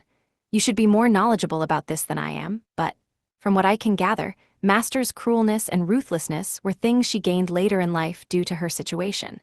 She was probably a calm, peaceful person originally. I never knew Master before she became cold-hearted, but I believe that Master seems more natural as she is now. True, Miss Lufas used to be strict, but she wasn't that merciless. If she were, I'd have been killed the moment we met. Ares and Libra continued to massacre the devil folk one by one as they talked. As soon as they cleared one floor, they moved on to the next. By repeating that process, the number of devil folk in Blutgang quickly lessened. But that's exactly why I'm starting to think. Would getting Miss Lufas' memories back really be good for her? I can't help but wonder if not doing so would make Miss Lufas happier. You don't want her memories to come back. No, I do want them to come back. Even though they're just a part of her memories, I can't stand the fact that she doesn't remember the days we've spent together. But I also don't want Miss Lufas to remember all her painful memories, either. Libra gave chase and fired. Ares gave chase and crushed them. They continued their conversation, but they never stopped killing devil folk. While faithfully carrying out the order given to them by their master, they finally managed to bring the number of devil folk in Blutgang down to single digits.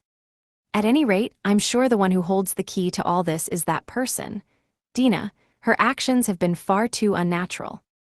Huh, really? You didn't notice? No, wait. This might be one of the effects of her mental interference ability, Libra said to Ares as they destroyed the last enemy. Libra's statement was something only she could make as a golem that wasn't affected by mental control abilities.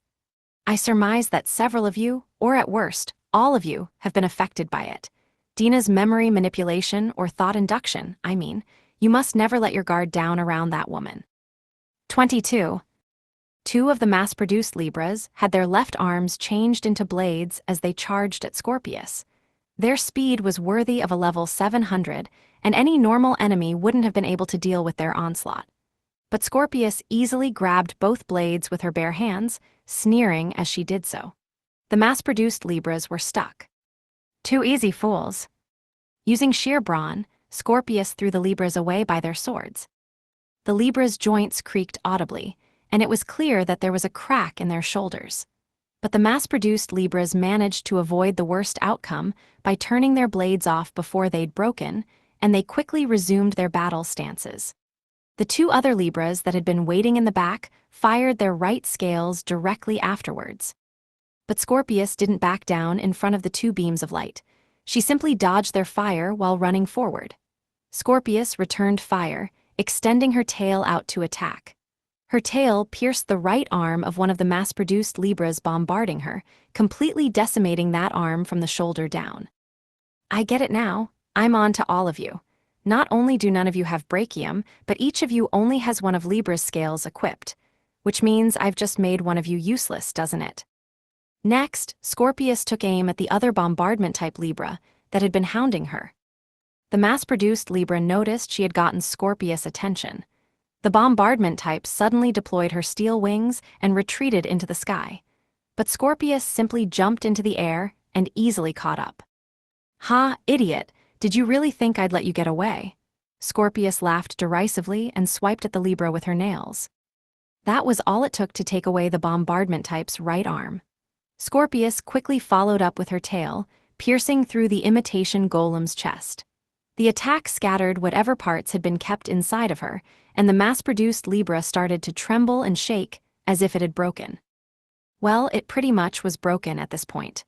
The Libra emitted meaningless noise from its mouth. It was no longer in a state to even speak properly. But it was still a weapon, a steel doll made to protect Blutgang. Its face betrayed no fear nor any other emotion. It existed with an ironclad will to fulfill its mission. The mass-produced Libra had lost its weapon and was heavily damaged. It understood that it no longer had anything to offer to the battle, and that if it stayed, it would only get in the way. So there was only one option for it to take. The half-destroyed, mass-produced Libra used its remaining arm to grab hold of the tail piercing it. Then, in a surprise move, it lurched forward, driving the tail deeper until Scorpius was close enough to kiss. The mass-produced Libra started to shine. Sparks of electricity flew off of it. The golem's glass-like eyes cracked, and a fissure widened on its face. Scorpius knew what the Libra was trying to do. "This damn doll, she's trying to take me with her." But Scorpius couldn't get free no matter how hard she tried. Her tail was stuck too far inside the Libra, not to mention the fact that the golem was grasping onto the tail as well. She would normally be able to get free of something like this in a matter of seconds, but she didn't even have that long until the golem blew up. There was a flash. For a moment, the sky was lit up, shining brightly, and was accompanied by a loud, explosive sound. A pillar of fire rose high into the sky, high enough to disperse the clouds. Even just the aftershocks of the explosions caused more casualties among the golem army, lowering their numbers even more. In Blutgang's control room, the Admiral was convinced of Scorpius' death, judging from the aftermath of the explosion. Our losses this time were far too great, he thought. They'd lost almost all their treasured high-level golems, and even one of their prized mass-produced Libras. The remaining three weren't exactly untouched, either. One of them had a hole in its stomach, and another had lost its weapon. Since they couldn't repair the Libras on their own, it was basically as if they'd lost 3 of their mass-produced Libras in this fight. But somehow, they'd still managed to win. They might have paid an immense price, but Blutgang had finally managed to take down one of the 12 heavenly stars. Well, not quite. If they had managed to do it, that would still have only offered some cold comfort. Impossible! The smoke had cleared, and what the Admiral saw drew those words of despair out of him. The rest of the bridge crew probably felt similarly. They looked down at the results of the Libra's sacrifice, with expressions saying that none of them could believe. No, that they didn't want to believe what they were seeing. That was close. Even I panicked a bit there. You really need to warn a girl before you do that. Scorpius didn't seem to have been affected at all by the blast. Well, she did show some signs of having taken it. Something black and scissor-like flickered over both her arms. It was most likely a weapon manifested by condensing mana, and there were several bits and pieces of mass-produced Libra sticking to it. Having seen that, the Admiral figured out what had happened. In that moment right before the explosion, she'd taken apart the Libra and made her escape. Well, that's over. I may have been surprised by that once, but it won't work again. Now then, out of those left, there's a half-broken one with a hole in it and a useless one with no weapon. Only one of you is in perfect shape, I see. Hee, looks like it's my win. Scorpius, convinced of her victory, kicked into the air and flew at the remaining Libras. The mass-produced Libras were only barely able to give a good fight when all of them had been in perfect condition. They had no chance of winning now. None at all. The best they could aim for would be mutual destruction. Their only hope was to somehow catch Scorpius in another self-destruct blast. In other words, no matter what happened, Blutgang had lost their trump card. Oh, there's so many of them. All the scorpion monsters are like a wriggling carpet. Having left the interior of Blutgang to Libra and the others, I was currently outside surveying the army of scorpion monsters that were several hundred meters ahead. I couldn't help but smile. From what I could tell, the monsters had some substance to them. While there were definitely some small fry that were there just to bolster numbers, most of them were over level 100 or 200. But what was really surprising was the fact that Blutgang was managing to go toe-to-toe with the scorpions. The golem forces battled it out with the monsters without giving an inch, and the supporting fire from Blutgang itself was very well placed and effective. What interested me the most was the woman in black off in the distance who was a way higher level than everything else. I bet that's Scorpius. The loofahs inside me is telling me so. The golems were giving her a good fight, although it wasn't quite even. They were amazing, to say the least. The golems, which looked just like Libra, used dazzling teamwork to get at Scorpius, but a good fight was nowhere near winning. They weren't fighting evenly. While the Libras were trying their best, Scorpius would still win if nothing changed, at least in my opinion. One was already half broken with a hole in its torso, and another two were also in horrible shape. That's too bad, I muttered without meaning to. Dina looked up at me and responded, "What is?" "Just those Libra lookalikes. From what we can tell, they're level 700. In this era, they're masterpieces. It's a waste to see them broken like this. By the way, you said that our level 100 golem was worth 1,000,000 L. So how much would something like those be worth?" "They're national treasures." "Hi. They're super valuable golems that have been deemed national treasures. So calling it a waste was underselling it." Well, it made sense if level 100 was already 1,000,000 L. A level 700 golem was something no person, including me, could make today in the first place. So the fact that Blutgang deployed them at all showed just how far they were backed into a corner.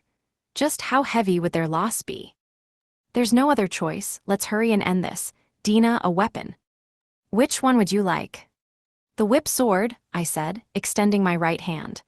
Matching my movement, an X-gate opened up, and I was now gripping my favorite sword.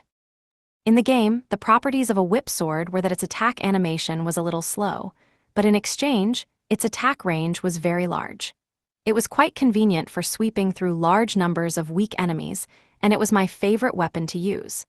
I tended to use something different against bosses, but this would have to be my choice for my most used, favorite weapon. But as things stood, I couldn't bring this weapon to bear. Dina paved the way. "Leave it to me." If I were to simply wade in now, I'd end up hitting the golems in my path as well. That would be a huge waste. While it would have been possible for me to remake them, I didn't want to have to try, since it would be troublesome and tiring, given their numbers. So, I decided that taking measures not to destroy them would be best, and my measure was right next to me. X-gate. Dina's magic and heaven arts combined to form a gate. Its location, encompassing the entire battlefield. It was a little funny seeing all the golems fall over backwards when the hole suddenly opened up. But the only ones that fell were the golems. All the scorpion monsters stayed where they were. An escape couldn't be passed through by beings with a will without complete consent.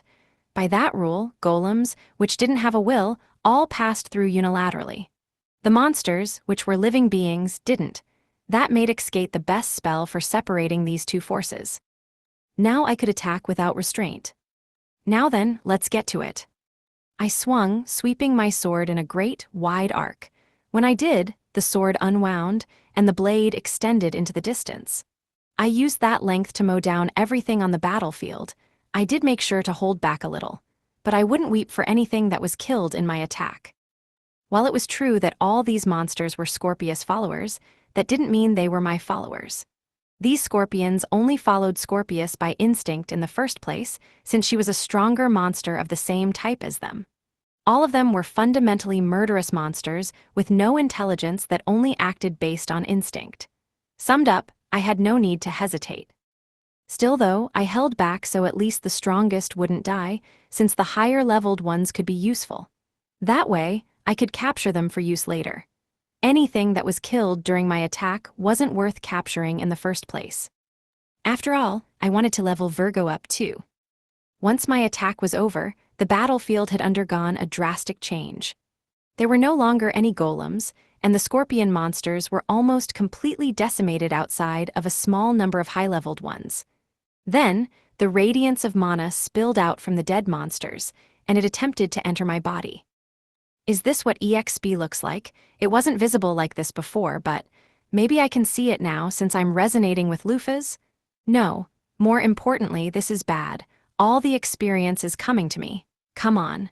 There's no point in me getting the EXP, I'm already level 1000. If this keeps up, Virgo won't level. I concentrated and tried to will the mana to not get absorbed into me. Not this way. Go to Virgo. She was in my party and participated in battle, so she should get at least some of the EXP. Let me power level her. As I kept concentrating my will, the mana started to gather on my palm instead of inside me. I noticed Dina holding her breath and looking surprised, but I didn't have the leeway to care at the moment. Keep gathering, keep gathering. Eventually, the concentrated mana shined gold and settled into the shape of a fruit that I was very familiar with, an apple. What the hell? I couldn't help but mutter. The EXP became an apple. I don't get it. So should I give this to one of my friends to power level them? I looked towards Dina and found her making a grim expression, her eyes glued on me. No, on the apple in my hand. A golden apple. Yes, a golden apple. Say was still in the wise king's mansion in Svel. Megrez was entertaining Say, the hero, in his parlor, telling him a Mizgar's myth. The credibility of the story Megrez was telling him was considered to be incredibly low, but Megrez still insisted on sharing the story with the hero. After all, Megrez was sure this myth was closer to the truth than any other myth in existence, no matter what anyone else claimed. There used to be no mana in Mizgars. This was because the white-winged folk who lived on top of the tallest mountain in the world, Vanaheim, cleaned up the impurities, or mana, of the world by gathering it up. That is the true form of the golden apple, and people were forbidden from touching the fruit. Forbidden fruit. But someone among the winged people broke that taboo and ate one. That person angered the goddess and was exiled from the mountain. Having lost his wings, he became a human. You could say that this person who ate a fruit on a whim is the link between the heaven-winged and the rest of humanity. After this incident, the heaven-winged lost their ability to gather mana, causing the world to overflow with it. Megrez turned the page in the book he was reading from. The title of the book was History of Mizgars Part 1, The Secret of the Birth of the Seven Races. But this is just a story, right? Yes, it is. I'm sure no one believes in this story. Even I would have considered this tale ridiculous if I hadn't met her. But the thing is, it exists. Megrez smiled gently as he looked over at Say. Then, he spoke of the one thing that the hero party wanted to know about the most. You all called it a secret method, a way of quickly raising a person's level. Well, that method is golden apples. And as far as I know, the only person in the world who can create them is Lufas Mafal. 23. After ruminating on what Megrez had told him, Say had an incredible urge to facepalm. We're screwed. Actually, we've been screwed from the start. Say no longer thought of Lufaz as an enemy. Rather than defeating her, he wanted to find a way for them to join forces. If I still thought of her as an enemy, I'd be running straight into an unwinnable battle. In order to get to level 1000 to be able to stand against Lufaz and the Devil King, golden apples were the key. But Lufaz was the only one who could make them. No one would help if someone came up to them and said, "I want to beat you. Please help me." Say once again realized just how correct the path he'd chosen was. We really shouldn't be enemies with her. Why is she the only one? That's a good question. Still, I can only speculate about it since I wasn't alive back then. Do you still want to know what I think? Please. Megrez nodded after hearing Say's unhesitating response. Once again turning the pages in the book, Megrez started to speak. The first Heaven-Winged were able to gather up impurities, or mana, and turn them into golden apples in this mythical age. This power has undoubtedly been inherited by Lufaz. The question is, why did that happen? The criminal who ate the golden apple was exiled, while the rest of the Heaven-Winged had the ability taken away from them. Thinking logically, there's no way anyone would be left with this ability. But just by looking at the results, it's clear that the ability remained in the world. The goddess probably overlooked someone. But unluckily, that person had eaten the forbidden fruit. Megrez then muttered an aside, saying, "At least that's how I see it," before continuing on. That person's children must have been lucky enough to be born with white wings. And, luck upon luck, they'd managed to hide their family's crimes. But their secrets came to light. The person's descendants probably exhibited stronger ancestral blood after a few generations, and the power to gather mana that should have been lost was lost no longer. That's probably the reason for her black wings, as well as the reason why black wings are hated for being taboo. And of course they are. Black wings are proof of guilt. They're a brand revealing to the world that the person ate the forbidden fruit. So that's why Lufaz Mafahal. Yes, at least that's what I believe. It's all speculation on my part. Say sunk into thought with an appreciative hum. I see, it makes sense at a glance. There's pretty much no proof, so it's hard to say this is all correct, but it should be all right to consider this a good theory. At the very least, it's easier to believe than someone just randomly being born with pitch-black wings and amazing strength. At any rate, it's true that Lufaz has the ability to produce golden apples. All of us, including Lufaz, use them to absorb far more mana than usual in order to become this strong. The Sky King of Djalaghorn is Heaven-Winged, right? Was he okay eating what's basically lumps of mana? You can probably figure it out from the fact that the person got exiled, but the fruit itself doesn't affect the Heaven-Winged in any way. Their hatred of mana is probably from the goddess manipulating them. She most likely imprinted the knowledge of the exiled one's cardinal sin in their subconscious, which causes them to feel unwell just by being near mana. The reason why their wing colors change so much must be because of that subconscious knowledge, too. Megrez finished speaking and closed the book. Everything he'd said was mere speculation without any proof, but given the current situation and the knowledge at hand, there was no other conclusion to draw. Now, how do you feel after hearing all that? I believe you understand why I separated you from your friends. Yeah, there's no way I can talk about this stuff. It's just too shocking. Even though they'd come all this way to find a method to get stronger, it turned out Lufaz was the only one who could execute that method. On top of that, the apples were a symbol of sin. It'd be really hard to accept. It'd be totally impossible for Cross, at least, since he was an acolyte with strong faith in the goddess. But you'll have to tell them eventually, and they'll have to accept it too. I'll leave the timing to you, but I'm sure their worlds will be turned upside down no matter when you choose to tell them. Those are the consequences of this thorny road you chose. They'll probably look at you coldly. They might treat you like a crazy person. They might even consider you a traitor and turn on you. So, do you still want to walk down the path that leads to the truth? I'm being tested. Say felt that instinctively. The wise king was trying to get a measure of Say. If he backs down now, then that's all he's worth, Megrez thought. Even if he went down the path of truth, he wouldn't make it all the way. So make me believe that you'll be all right. Megrez was trying to secretly bring out Say's resolve. In response to Megrez's question, Say decided to stay true to his beliefs and answered firmly. I've never been that skillful at this kind of stuff. I'm just not smart enough for it, so all I have to show is the sense of justice I've inherited from my father. I believe that's the best answer to show who I am. My father used to be a police officer. In this world, I guess the closest thing would be a knight. Anyway, it was a job where you investigate crimes and catch criminals. I see. I was really proud of my father. He was like a hero to me when I was a kid. But one day, my dad arrested an innocent person. While there was physical evidence and sufficient testimony, it was all fake.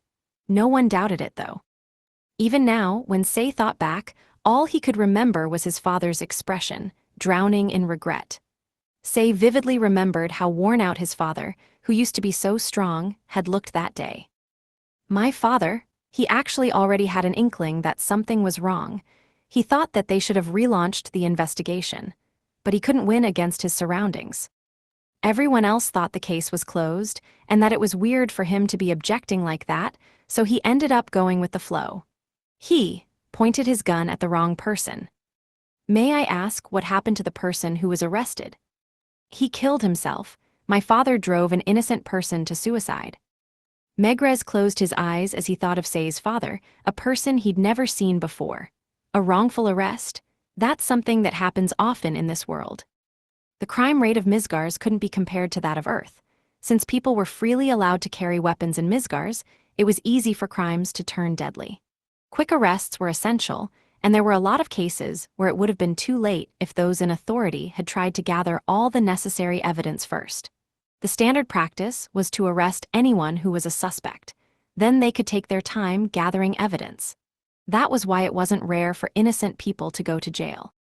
But even if it wasn't rare, it wasn't something that people should have gotten used to. My father told me many times to never point your gun at the wrong person. He also said that no matter what everyone around you says, always choose the right option, even if they hate you for it. I see. Megrez thought back to his own past and let out a small sigh. Those are fine words, but that's all they are, he thought. Anyone would pick the correct path if they could. But it's also common for people to not know what's correct and what isn't. They only find out after the fact. But still, if back then, if 200 years ago, I myself was able to choose the correct path, if I'd just been able to believe in my friend, I'm sure the world would be very different. Lufas might just be the one who can defeat the goddess and win true freedom. Hero, huh? I was a coward, I feared Lufas, I didn't even try to face her head-on. That's what led to the fight 200 years ago. But while this boy may be immature, he's fully prepared and willing to go down the thorny path instead of the easy one.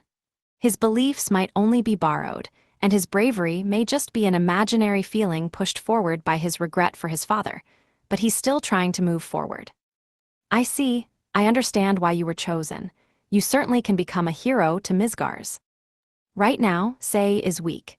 Instead of proactively charging into monsters like the heroes from Tales, he's trying to find a way not to fight.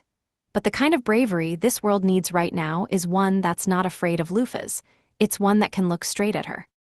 Someone needs to stand against the doubt and apathy from the wider world and the goddess, control over our hearts, while still managing to find the just path. What we need isn't the courage to face enemies. It's the courage to empathize with them and reach out our hand in peace. And this boy certainly has it. So, does your correct path mean joining hands with Lufas? Surprisingly, Say shook his head in response to Megrez's question. No. From how things were going, a person might think that joining hands with Lufas would be the way to go. But Say and the others were missing one thing. I still know far too little about Lufas Mafal, so first, I need to meet her. Heh, so you want to meet and talk to the black-winged conqueror, feared over all of Mizgars. It's common sense in this world that talking doesn't work with Lufas. But that's not true, right? Yeah, it's not. She's quite willing to talk. In fact, she's rather magnanimous. While she shows no mercy to her enemies, you shouldn't be attacked on sight at the very least, as long as you don't do something especially rude. Then it's decided. Say nodded firmly as he declared his intention to Megrez. First, I'll go talk to her, then I'll come back here once I've decided what to do.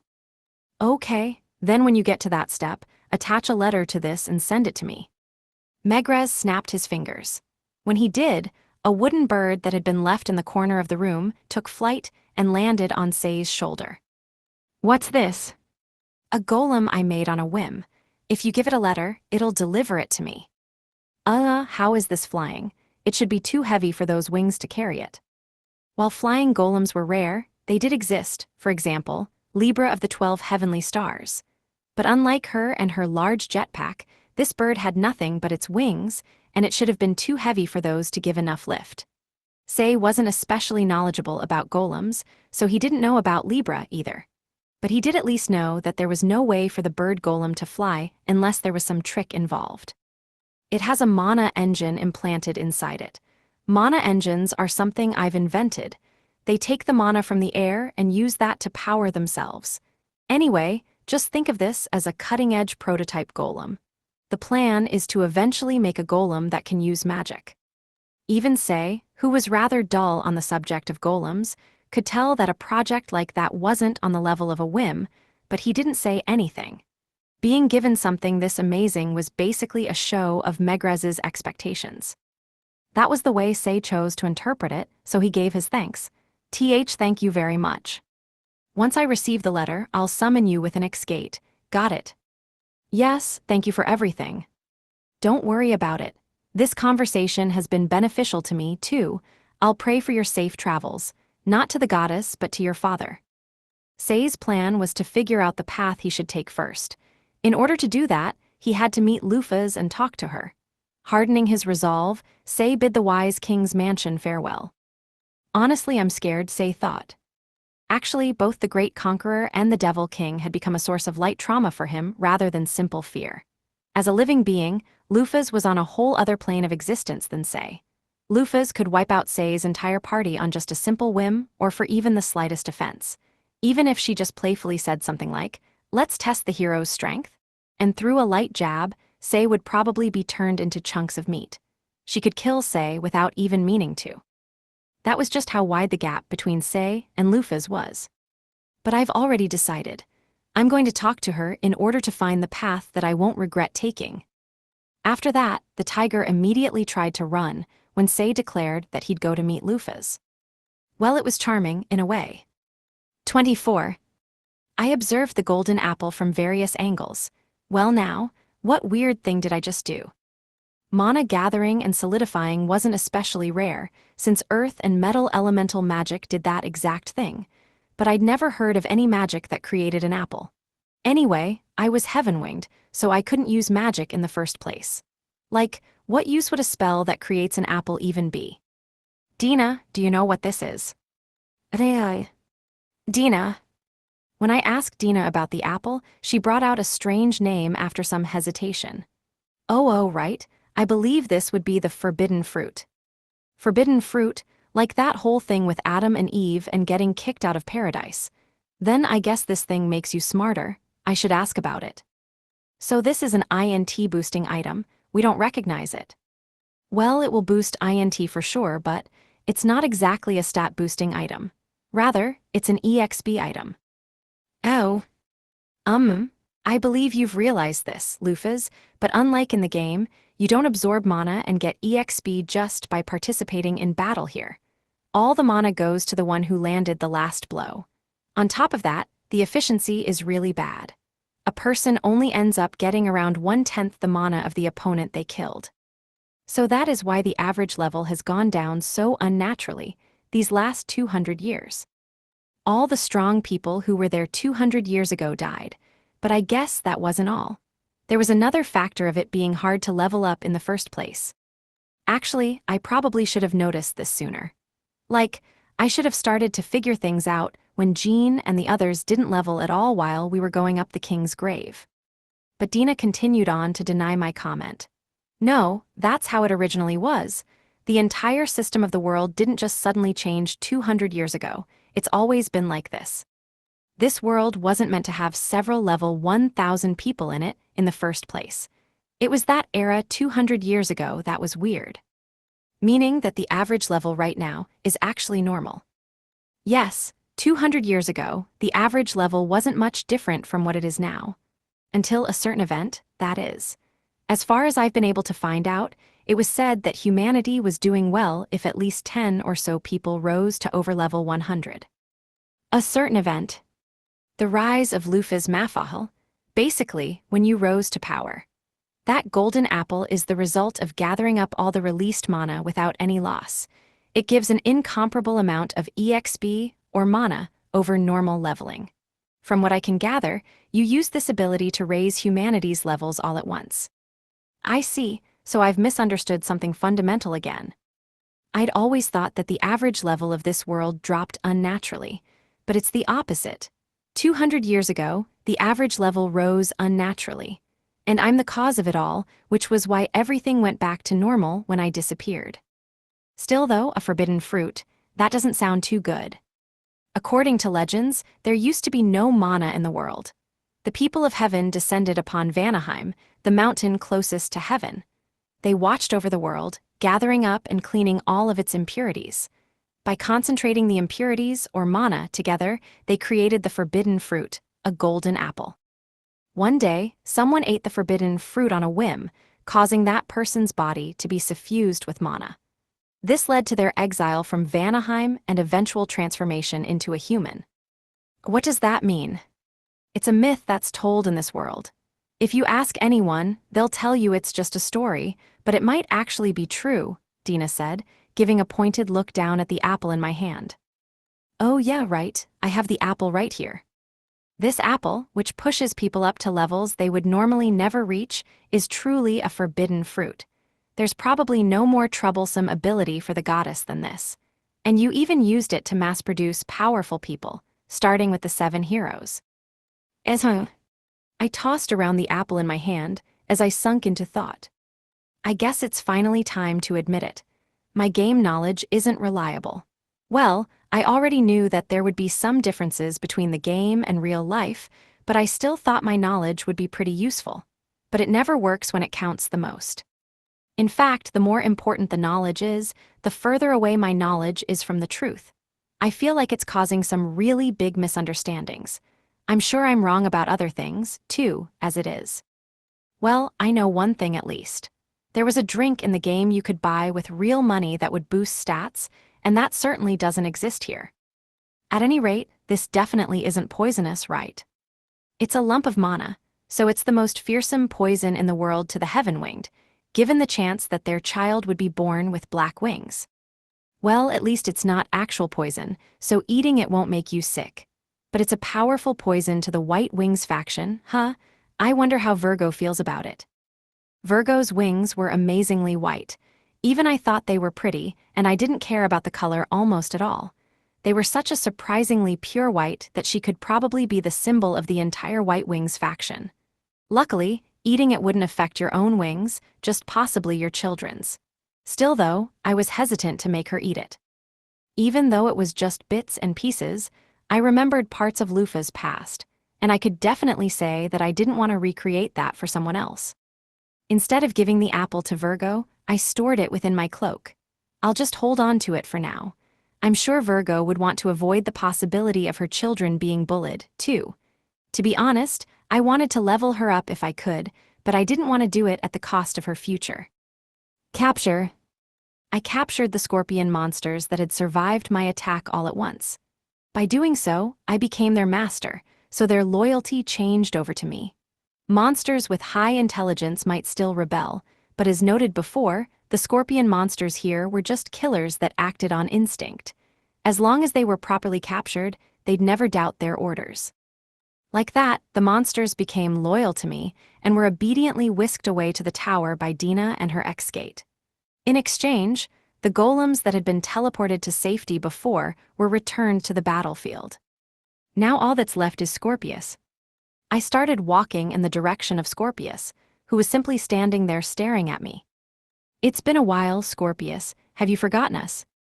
Lady Lufas. The outfit I had on right now was the light disguise given to me by Megrez. It didn't hide my face, and I had even made a grand entrance with the attack that had wiped out her scorpions. There was no way she wouldn't recognize me. Scorpius was staring at me as if all the emotions had been drained out of her. But after a while, her purple lips tilted upwards, and her cherry-red tongue peeked out. There's no way I would. I've never forgotten you for a single second of a single minute, of a single hour, of a single day. I've been waiting and wishing to meet you again ever since I heard that you were alive. I've been waiting for this exact moment. Scorpius howled as she sent her tail-like braid at me. While I was surprised by the sudden attack, I managed to sway my upper body to the side and dodged. What is the meaning of this, Scorpius? Hee, ha ha ha, ever since that time, ever since I lost you, I've regretted it. I thought, oh, why didn't I stop you?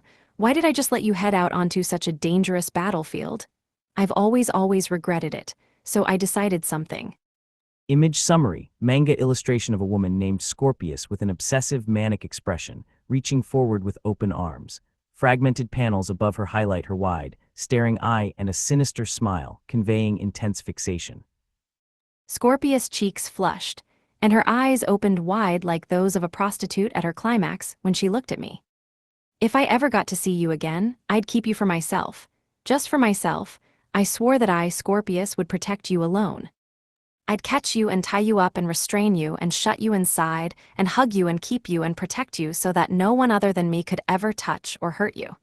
No one will touch you or wound you or look at you or even hear your voice. They'd never even hear from you. You'd be next to me and only me. That's right, that's the best way to do things. Right? I mean, it's a mistake to let other trash even be near you, the world's most valuable treasure, in the first place. Just thinking about trash being able to lay eyes on you drives me crazy. I won't forgive them for being able to hear your voice, and I won't settle down until those who didn't know their place as they yearned for you die 10,000 times. I'll never show mercy to that trash that abused you either. So I'll be the one to kill all your enemies, and I'll be the one to protect you from everything. It'll all be fine, my dear Lady Lufas. You might feel inconvenienced at first, but I'll provide you with everything you need. You won't even need to lift a finger.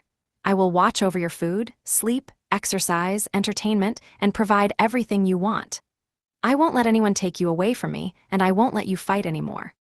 I will pluck anything that would dare harm you from this world, whether that be the 7 heroes or the Devil King or the goddess or humanity or the devil folk or dragons or the Ouroboroses.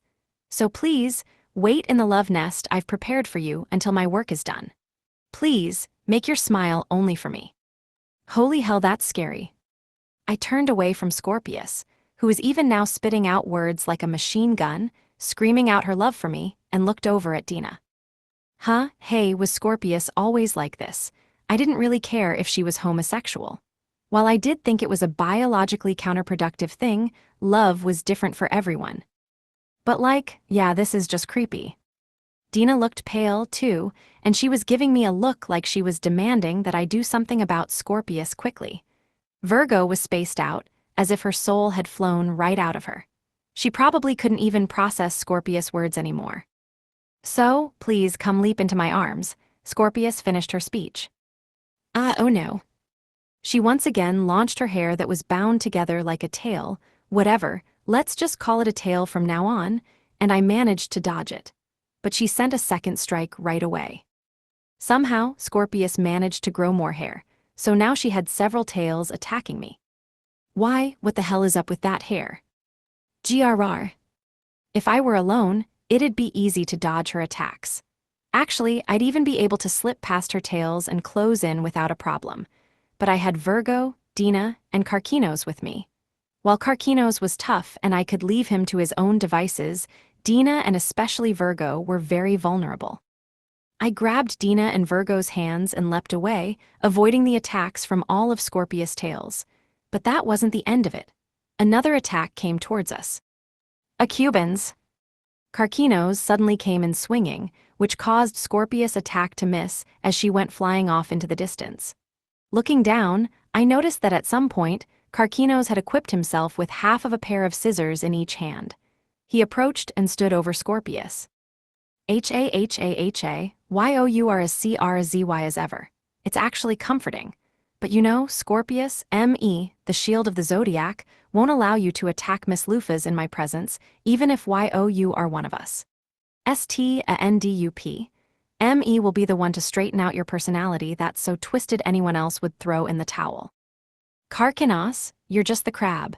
Don't stand in the way of me, the scorpion. Scorpius stood back up and concentrated mana in both her arms. The mana solidified and became a pair of black scissors. Karkinos' weapons were also scissors, so I guess this would be a showdown between two people wielding the same weapon. Scorpius kicked off the ground and charged at Karkinos, with her scissors aimed at his neck. Karkinos didn't even try to dodge.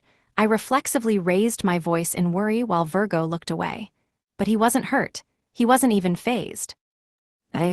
Tusk. Did you forget how tough ME is after 200 years apart?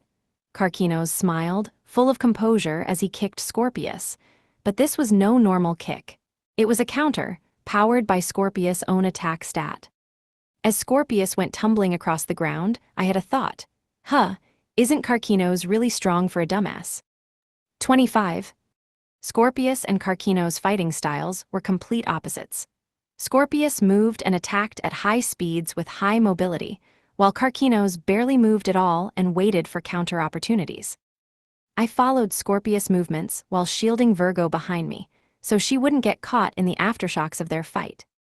While Scorpius didn't match up to the Devil King, she was plenty fast, but Karkinos never lost sight of her. Scorpius weaved feints into her attack pattern to try to catch Karkinos from behind, but Karkinos saw through those, too, and rammed a Cubans at her, so they both hit each other simultaneously. Karkinos is pushing her back at the moment, isn't he? Indeed, Karkinos always has the advantage in an upfront engagement. Scorpius seemed to have finally understood that she was at a disadvantage, as she leapt backwards to create some distance. Karkinos certainly was strong, but his strength was based on fights with parties, not one-on-one fights. Karkinos shined the most as a solid wall to protect his friends in a fight. He wasn't suited for going on the attack at all. So Scorpius' actions were correct. If I were in Scorpius' position, trying to brute force my way past his defenses while being prepared for a counter would be possible. But with Scorpius' firepower, that line of action would be suicide. This time, Karkinos went on the offensive to try to capitalize on the weakness she'd shown. He charged in. Oh, so he chose to go on the attack even though he won't be able to use a Cubans. Very decisive. In the game, a Cubans was a skill that forced you into a stance to wait for the enemy's attack.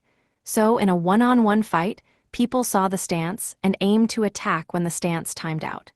On top of that peculiarity, a Cubans couldn't be activated while the user was on the attack. It was a powerful skill, but very hard to use. It's really amazing that you can see all that. I can't keep up at all.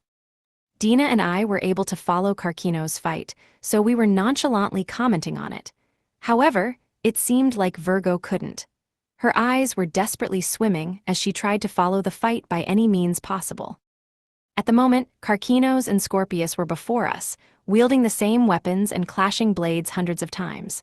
But Virgo probably didn't know that. While Scorpius boasted more force and could send out more blows, Karkinos was stupidly tough. On top of that, he would read Scorpius' attacks, and after receiving them, he'd quickly strike back with the Cubans. He's good. He's certainly fighting better than I'd have expected. Yeah, but a good fight is all it is. Karkinos was putting up a good fight. If things kept proceeding like this, he'd most likely win eventually. But it probably wouldn't go past being a good fight. It was impossible for nothing to happen, and the fight to just continue in the same pattern as it was now. I noted this before, but the way Karkinos and Scorpius affinities matched up had already dictated the outcome of this battle. If Scorpius were to get serious, Karkinos would have no chance of victory. That was why a good fight was all it was. I need to get in and end this before Scorpius decides to get serious. Having come to that decision, I moved a step towards Scorpius, who seemed about to spray poison at any moment. I grabbed her arm. Hi. Sorry, we're going to need you to sleep for a while. I hit her with a knife hand strike incorporated with the blunted sword strike skill. While I hadn't gone all out with my strike, Scorpius was still blown away, flashily bouncing and rolling across the ground. Weird, has my attack power gone up? No, it hasn't. I'm just remembering how to move this body. When we'd visited Vanaheim, my fusion with Lufa's became much stronger, and it seemed that it had affected me physically as well as mentally. At any rate, I could move much better than I had before. I wonder if I should just accept this as a good thing. A-M-A-Z-I-N-G, as expected of you, Miss Lufas. What a wonderful strike. I'm falling for you all over again. Heh, sorry about that, Karkinos. We interrupted your fight. Noproblem. Honestly, even if we continued to fight, ME would have lost. I appreciate your good decision. Karkinos laughed dryly, and I smiled to myself. While he was a bit too energetic most of the time, Karkinos was a really good-natured guy. With him here, it should prevent the other 12 heavenly stars from clashing together too much. Plus, he was plenty good in a fight. He's a really reliable party member, isn't he? I thought sincerely. The only problem is Scorpius. I'd knocked her out for now, but there was no guarantee she wouldn't go wild again when she woke up. Well, I guess I should go ahead and tie her up while she's asleep. As I considered that, I was snapped back to the present by an ominous feeling from behind me. Did I go too light? No matter how high-leveled she is, she should still have been knocked out after taking a surprise hit like that to the head, though. Hi. You got up. We seem to have underestimated you a little. Why, Lady Lufas? Why won't you return these burning feelings of me, Ayan? Scorpius howled, and I thought that her eyes glowed red, though that might have just been a figment of my imagination. A firm but sinister conviction seemed to well up from deep within her. And inversely, Scorpius started to glow a holy white. It wasn't magic power. In fact, it was the opposite. It was the power behind heaven arts, classified as the shine of life, as well as a miracle of God. No, wait just a second. Scorpius shouldn't be able to use that power, right? No way, heaven's power. We never heard anything about Scorpius being able to use heaven arts.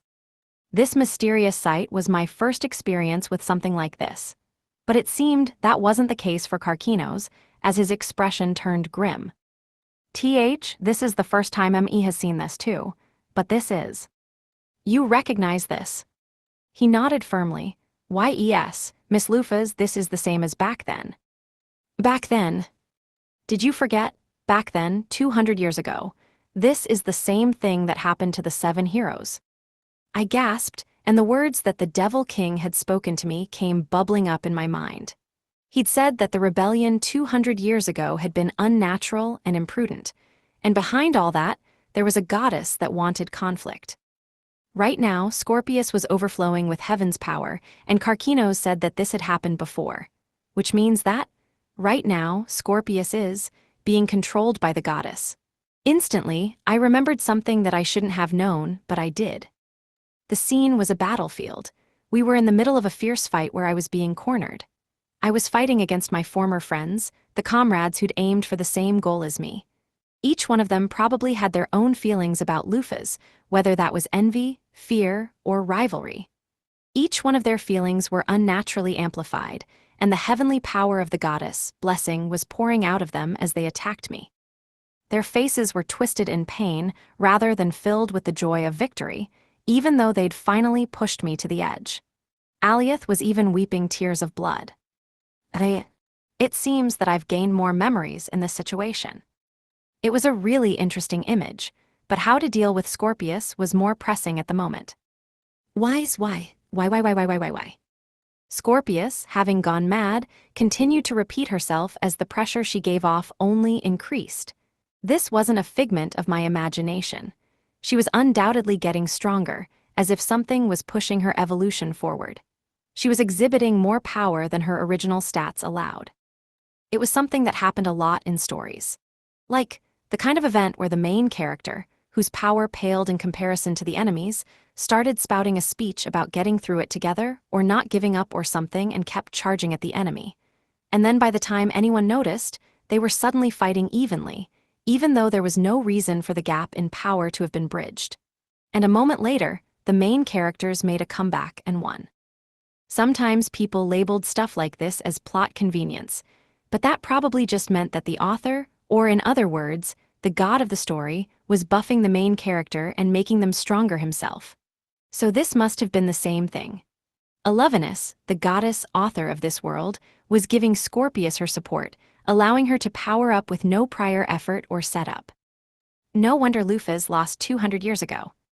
We had heard that Scorpius breached her limits and reached level 900 because of her feelings for us, so she was placed under the goddess control back then. Miss Lufas. Stay back, Dina, we must be the one to stop her. Resting the whip sword on my shoulder, I stood and squared off against Scorpius. She most likely wasn't even really registering what she was doing anymore as she kept shouting, "Why?" There probably wasn't any meaning in answering her. The ends of my mouth unconsciously turned upwards into a smile, and I closed the distance between Scorpius and I by a step. Geez, who knew affection could be this heavy? She loved me so much that she got manipulated by the goddess. Even if it were a joke, it wouldn't be funny. But well, I still only have one thing to say. Hey goddess, that's my subordinate you're manipulating there. I'm gonna have you return her to me, Alevinus. Huh. With a light grunt, I slashed at Scorpius with my whip sword in a scythe-like motion. While I was still too far away for a normal sword to reach her, that didn't matter with this weapon. The blade extended and undulated like a snake flying towards its prey. Image summary: black and white manga illustration of a dynamic combat encounter where a character attacks an opponent with a whip-like sword, creating sweeping motion lines across the frame. Scorpius quickly dodged the blade, but I'd already closed the distance and planted a kick into her soft belly. GRK Gyuha. What's wrong, Scorpius? You're full of openings. Even while Scorpius was being carried away by the force of my hit, she used her tail to attack in return. We reflexively tilted my head away from the blow, but the tip of her stinger managed to scratch my cheek, leaving a line of trickling blood. So she managed to wound me. Then suppose this'll be a decent fight. Oh, and were poisoned from that, weren't we? It wasn't my cloak, but my dress that negated status effects. We would get poisoned easily as we were right now. Still, it was an easy fix with Heaven Arts. We traced the scratch with our finger and erased the poison before licking the blood that stuck to my hands. Good, well done with that attack. We're going to raise the speed then. We didn't feel any anger at being hurt. In fact, we were happy about it. It was moving how Scorpius had managed to get so strong. While it was unfortunate and disappointing that she became the goddess puppet to do so, we could just tell her that once she'd been returned to normal. Transmute Sword of Winter. We stabbed our whip sword into the ground and started transmuting. Countless whip sword blades sprouted out of the ground and attacked Scorpius all at once. The skill we used was an AoE skill that attacked the entire enemy group with blades from the ground. By mixing in my real blade among the transmuted blades, it also turned into a good feint, since it became hard to tell which one of the blades was real. Of course, the transmuted blades weren't harmless, but it would be much better to be hit by them than by the real one. But it seemed as if Scorpius couldn't differentiate the real from the fake. She took a deep slash to her leg and fell to the ground. She still didn't give up, though, and she sprayed poison mist at me. HMPH. If we were hit by the mist, it would result in the deadly poison status. But there was no need to fret.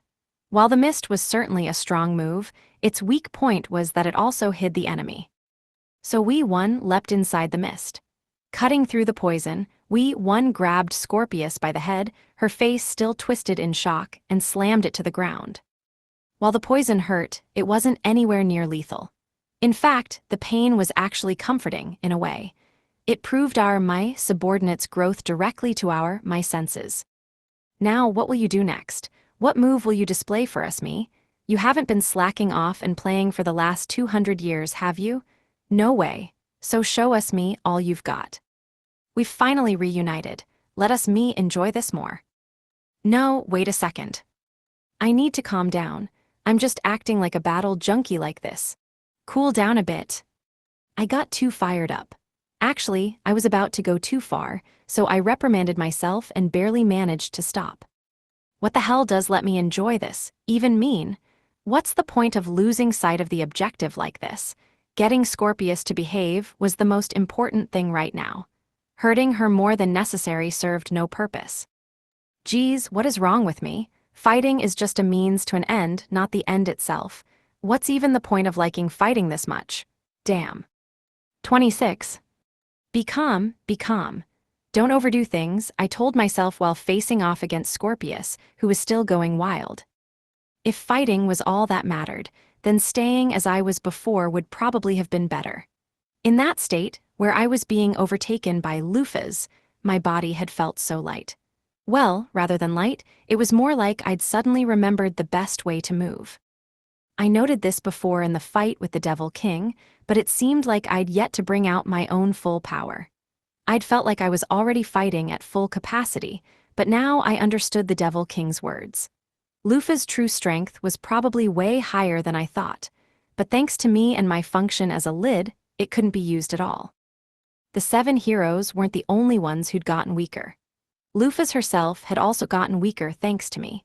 While my stats hadn't changed from what I remembered, I had clearly just been exhibiting more power than my stats would suggest. Are my stats being concealed or overwritten? It seemed that my own stats couldn't be trusted. Still, that could be left for later. It didn't matter right now. My current objective was to retrieve Scorpius, not to kill her.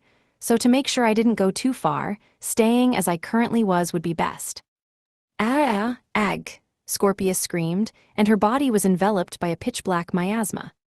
Her body clearly started to expand, and she eventually settled at a size where a normal person would look like trash. The bewitching woman who had been in front of me a little while ago was no longer there. Instead, there was a giant scorpion monster, equal in size to Ares in his monstrous sheep form.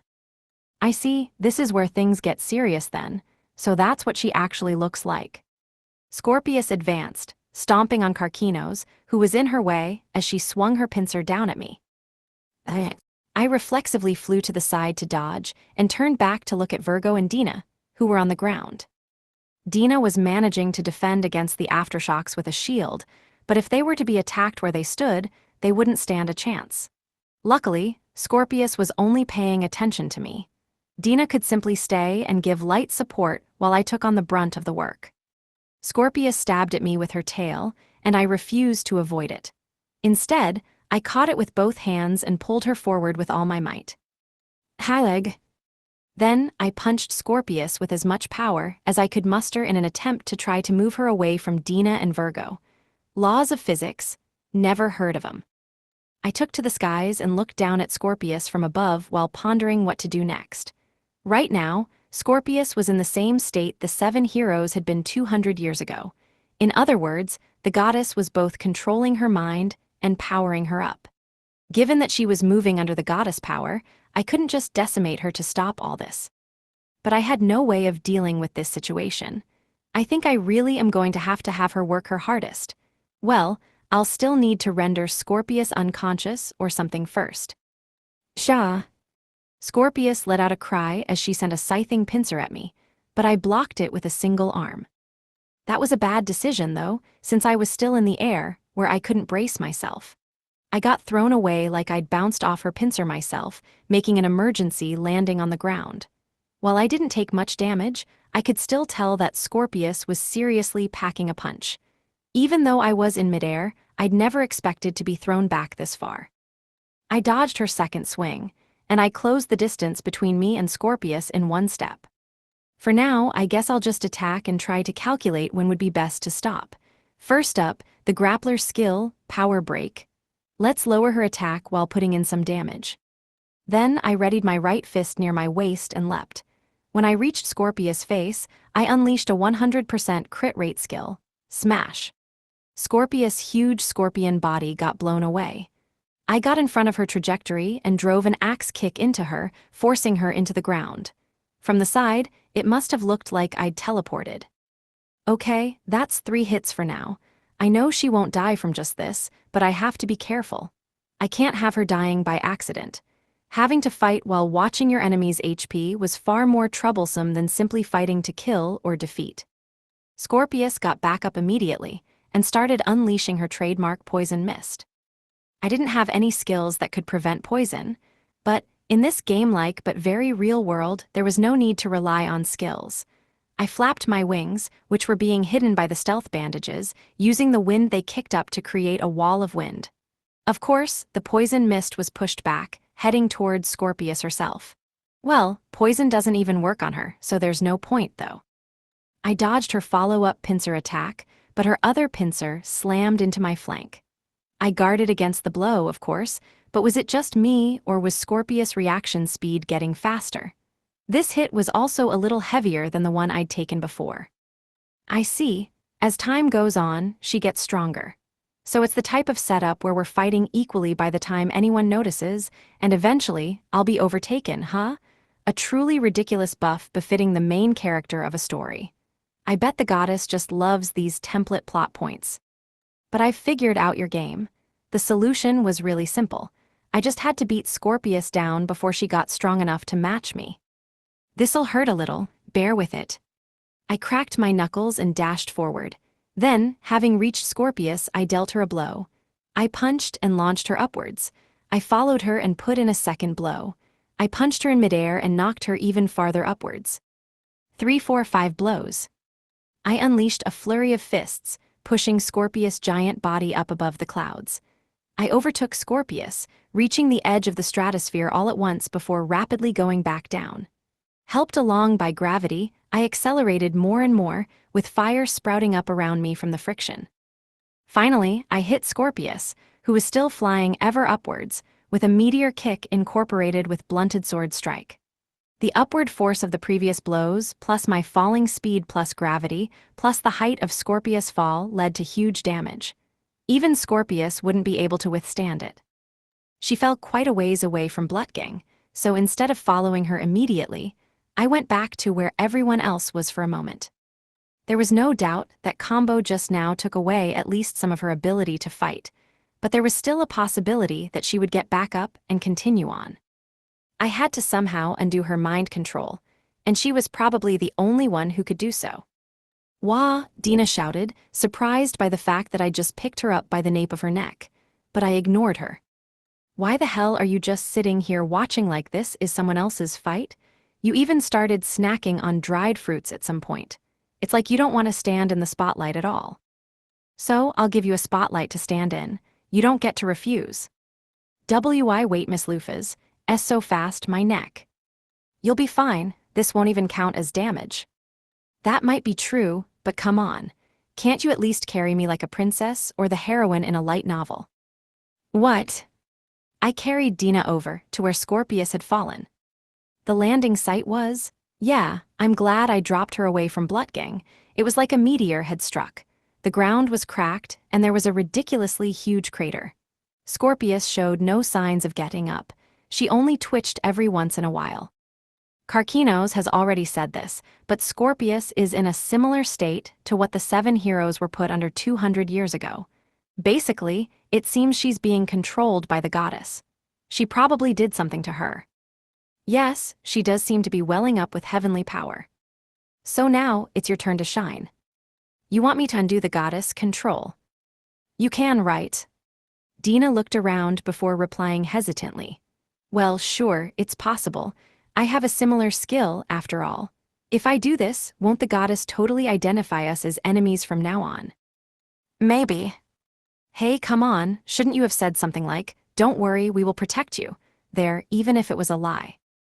Do not worry, we will protect you. You didn't mean that, did you? It seemed Dina was afraid of being deemed an enemy by the goddess. But whether that was true or not, judging from all the information I had so far, Dina shouldn't be unrelated to the goddess. They were aligned to the exact same elements, and Dina also had the ability to manipulate memories. Plus, Dina often made suspicious moves, as if she were just asking me to doubt her. More than anything, all the incidents that had happened so far had way too perfect timing. There was Ares' invasion of Svel, Aegakeros appearing in Gijallarhorn, and Scorpius' current assault on Blutgang. All of them happened while I was around, almost like they'd been waiting for me. On top of that, all 3 of those members of the 12 heavenly stars had contact with the devil folk, who'd had some control over their movements. So it was simple. Someone on the devil folk's side who knew what I was doing was controlling how the 12 heavenly stars under their influence acted. And there was only one person like that. But the most decisive evidence was the fact that Dina was able to easily pass through Vanaheim's barrier. Dina was never my subordinate. She had only self-proclaimed her position as my advisor. She hadn't been around 200 years ago, but she'd still managed to enter the forest along with me. She had passed through Parthenos' barrier, which was only supposed to let allies inside. This meant that something about Dina had caused Parthenos to recognize her as an ally at the very least. And that made me recall Parthenos' original title, Maiden in Service to the Goddess. Parthenos had originally served the goddess. It wouldn't be strange for her to at least subconsciously register the goddess and those affiliated with her as allies. Or she may still have faith deep in her heart. At any rate, Dina had been able to pass through the barrier, even though we weren't real allies. So, at least in my headcanon, she was basically confirmed to have some sort of connection to the goddess. Which meant that if my guess was correct, Dina would most likely not actually be marked as an enemy of the goddess. In fact, Dina might even be the goddess avatar, in the worst case. HMPH, fine, I'm just a newcomer with no sense of presence after all. Even if I make the goddess angry and get punished, I'm just gonna die alone anyway. Why am I so pitiful? Okay, if you were to actually anger the goddess, we would protect you with all our power. So hurry up and do something about Scorpius. Really, it's a promise, okay? A promise. You gotta protect me for real, got it? Yes, of course, we will promise or do whatever you want. As always, I wasn't really sure if she was faking it or not, but I would have protected her even if I hadn't promised. That was if Dina really was someone who could earn the anger of the goddess, or in other words, someone unrelated to her. Then please wait a little, this will take some time. Dina walked over to where Scorpius was and stood in front of her giant face. Then, she silently stared at Scorpius. I see, so she uses her power by staring into a person's eyes like that. Yeah. She's done that several times before, hasn't she? Her control is pretty light. It's mostly Scorpius' desire to monopolize you that's been forcefully amplified. It seems she's normally a fairly conscientious Yandir who would never touch a hair on her loved one's head. Conscientious, a Yandir, as if. What? It's totally possible. It's actually awful that there have been so many criminals waving around blades, disguising themselves as Yandirs to make excuses for their violence. Originally, Yandirs were people who liked someone so much they fell ill, not these crazy stalkers. Oh, and by the way, I hate men who think that Tsundirs can say whatever they want because they're Tsundirs just as much. Why are you talking so much about something so silly? We never asked you for your preferences. While I'd managed to learn what Dina liked in terms of light novels or manga, it wasn't really worth knowing in the first place. 27. At pretty much the exact same time as the conclusion of Lufa's and Scorpius' fight, the battle inside Blutgang was also decided. Well, to be fair, the battle had been decided from the start. Technically, the fighting was just over. That was how large the gap between the two fighters, Aegakeros and Luna, was. The only reason Luna was able to drag the fight out this long was because of how persistent she was and the fact that she had the terrain advantage. But in the end, holding on was all it was. She never changed the inevitable outcome. Aegakeros had Luna's slender body in his grasp, and the pained screams coming out of her echoed in the enclosed space. Ag.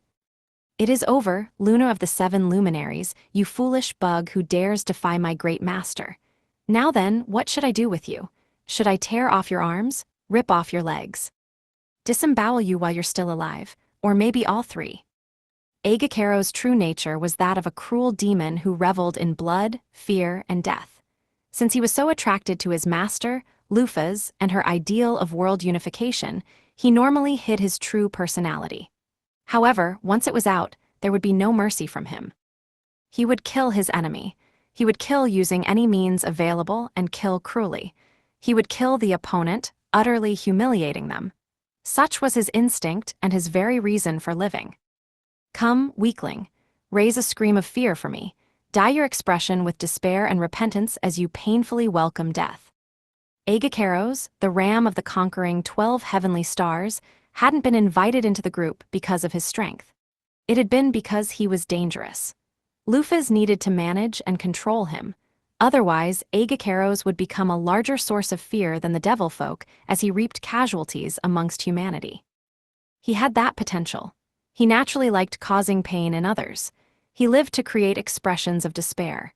He loved seeing puny and pathetic weaklings spout lines about bravery or hope and come at him, only to be brought to their knees. He loved seeing their warped faces streaked with tears and snot as they begged for their lives before dying. He'd loved that from birth. Aegacaros didn't need any reason to prefer darkness. He didn't need any sort of pompous reasoning to love death. He'd just been born that way and stayed that way. To him, death was beautiful and despair sweeter than any confection. That was exactly why Lufas had welcomed him into her fold in order to manage and keep tabs on him as a demon who was far too dangerous. Most importantly, Aegacaros had the pride of someone truly infused with mana.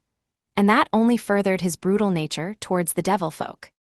Foolish false demon, how could you have thought that a created devil could fight a true demon? False. Indeed, you are nothing but a pet of divinity, a fake created to imitate demons. What do you?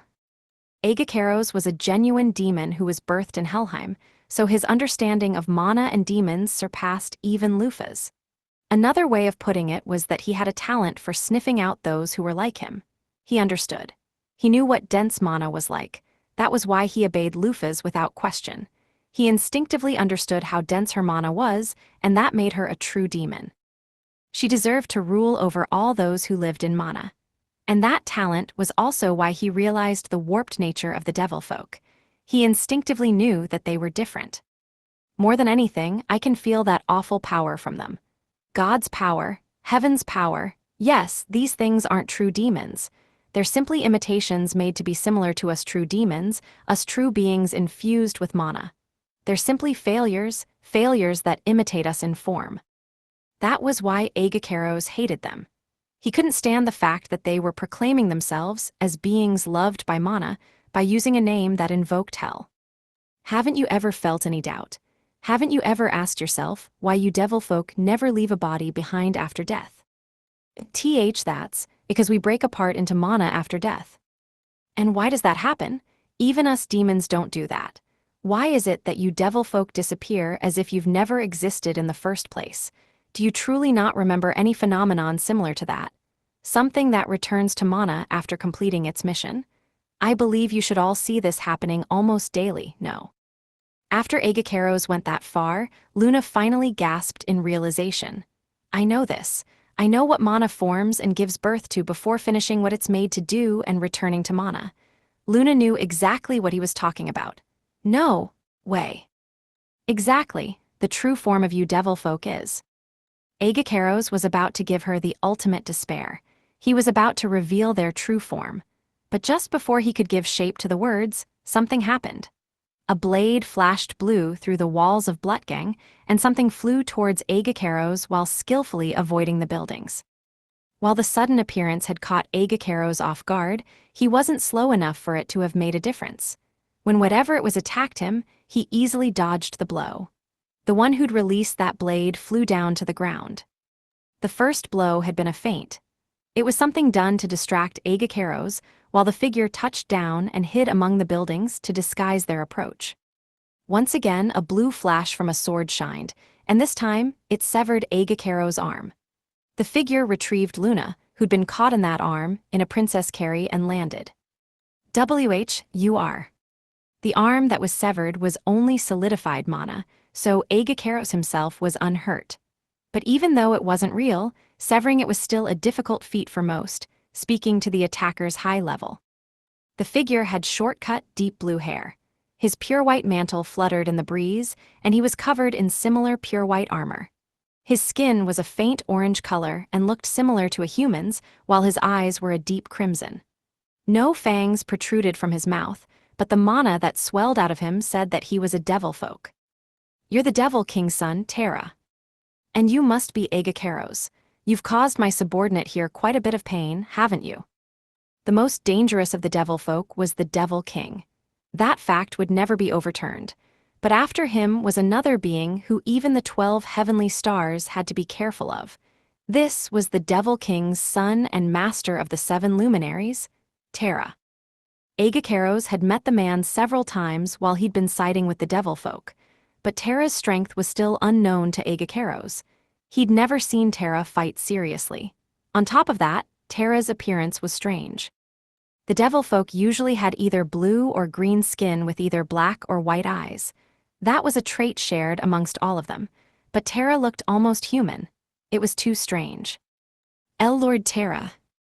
My word, how many times have I told you not to push yourself too far? My apologies. Stop making me worry so much.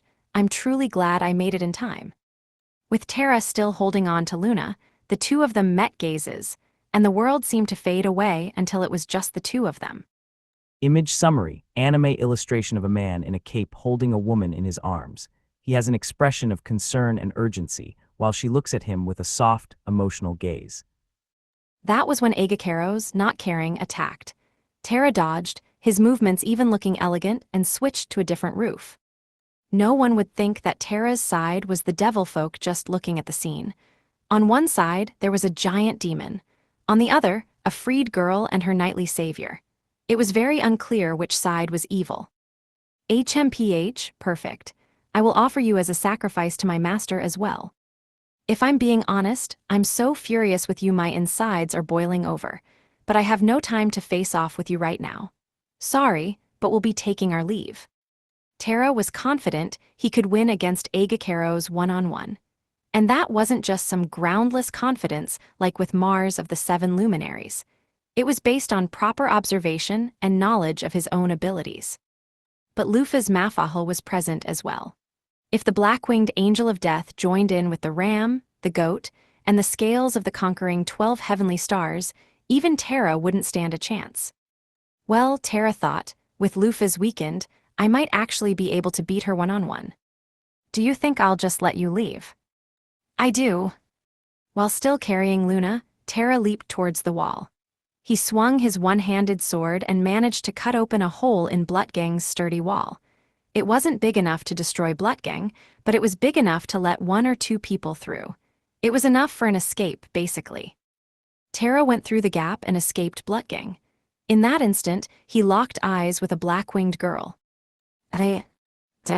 Neither of them said anything. Their interaction only lasted an instant, so there was no time for any other reaction. Just like that, the two broke eye contact, and Terra left. I can't get the measure of her, Terra thought, reinforcing his opinions. Terra had heard from his father that the current Lufas had been meddled with and couldn't exhibit her full power. But even so, she's like that. She's still that strong after having over half her power taken away. The instant we met each other's gazes was enough for me to hallucinate that I'd be eaten. To Terra, Lufas exuded that much power. Terra's belief turned into conviction. The current stance of letting people other than his father fight her was a complete mistake. A thought crossed Terra's mind. We need to change our stance quickly. And I need to figure out her intentions, since she keeps maneuvering the 7 luminaries and 12 heavenly stars to bump into her. Luna. Why yes. Right now, the 7 luminaries, no, all the devil folk are being controlled by someone. My father knows and isn't doing anything about it. In fact, he's being quite cooperative. And Saul has basically been turned into a complete puppet. So at the moment, there are almost no devil folk whom I can trust. Terra continued to kick off empty air as he held onto Luna. Whenever he did, he accelerated, and the scenery went by blindingly fast. You are one of the very few I can trust. Please, don't fruitlessly die in battle. I need you. Lord Terra. Terra's words were probably only meant for her as a subordinate. Luna knew that. But even so, she couldn't stop herself from thinking there might be a hidden meaning. In fact, she wanted there to be one. Luna wanted to believe that Terra needed her outside of their relationship as leader and subordinate. Luna shook her head, as if to free herself from her train of thought. What are you doing? And nothing. Her superior's words, spoken with no knowledge of how she felt, were just the smallest bit infuriating to Luna. Who the hell was that hot bastard? I had to process what just happened after seeing off the really good-looking guy who'd suddenly burst out of Blutgang's wall. How should I put it?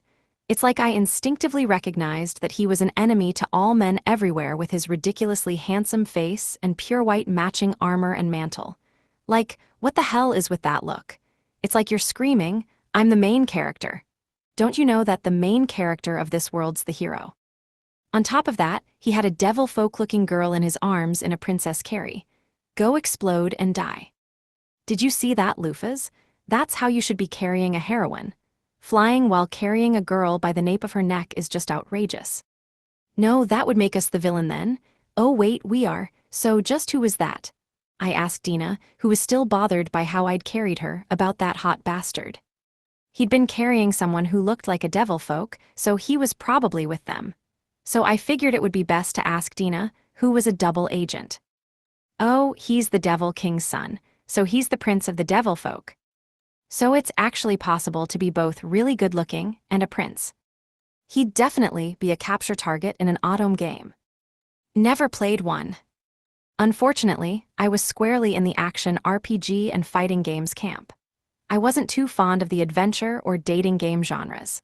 I mean, aren't those games basically just a light novel with a save and load function? So wouldn't it be better to just buy a book? Why do I have to buy an expensive PC or gaming system just to read a light novel? You really don't act like a girl at all, Lufas. Of course, we are a man inside after all. Huh? Dina seemed shocked after hearing what I'd said, and she proceeded to stare straight at me. Did I say something weird? Huh, what?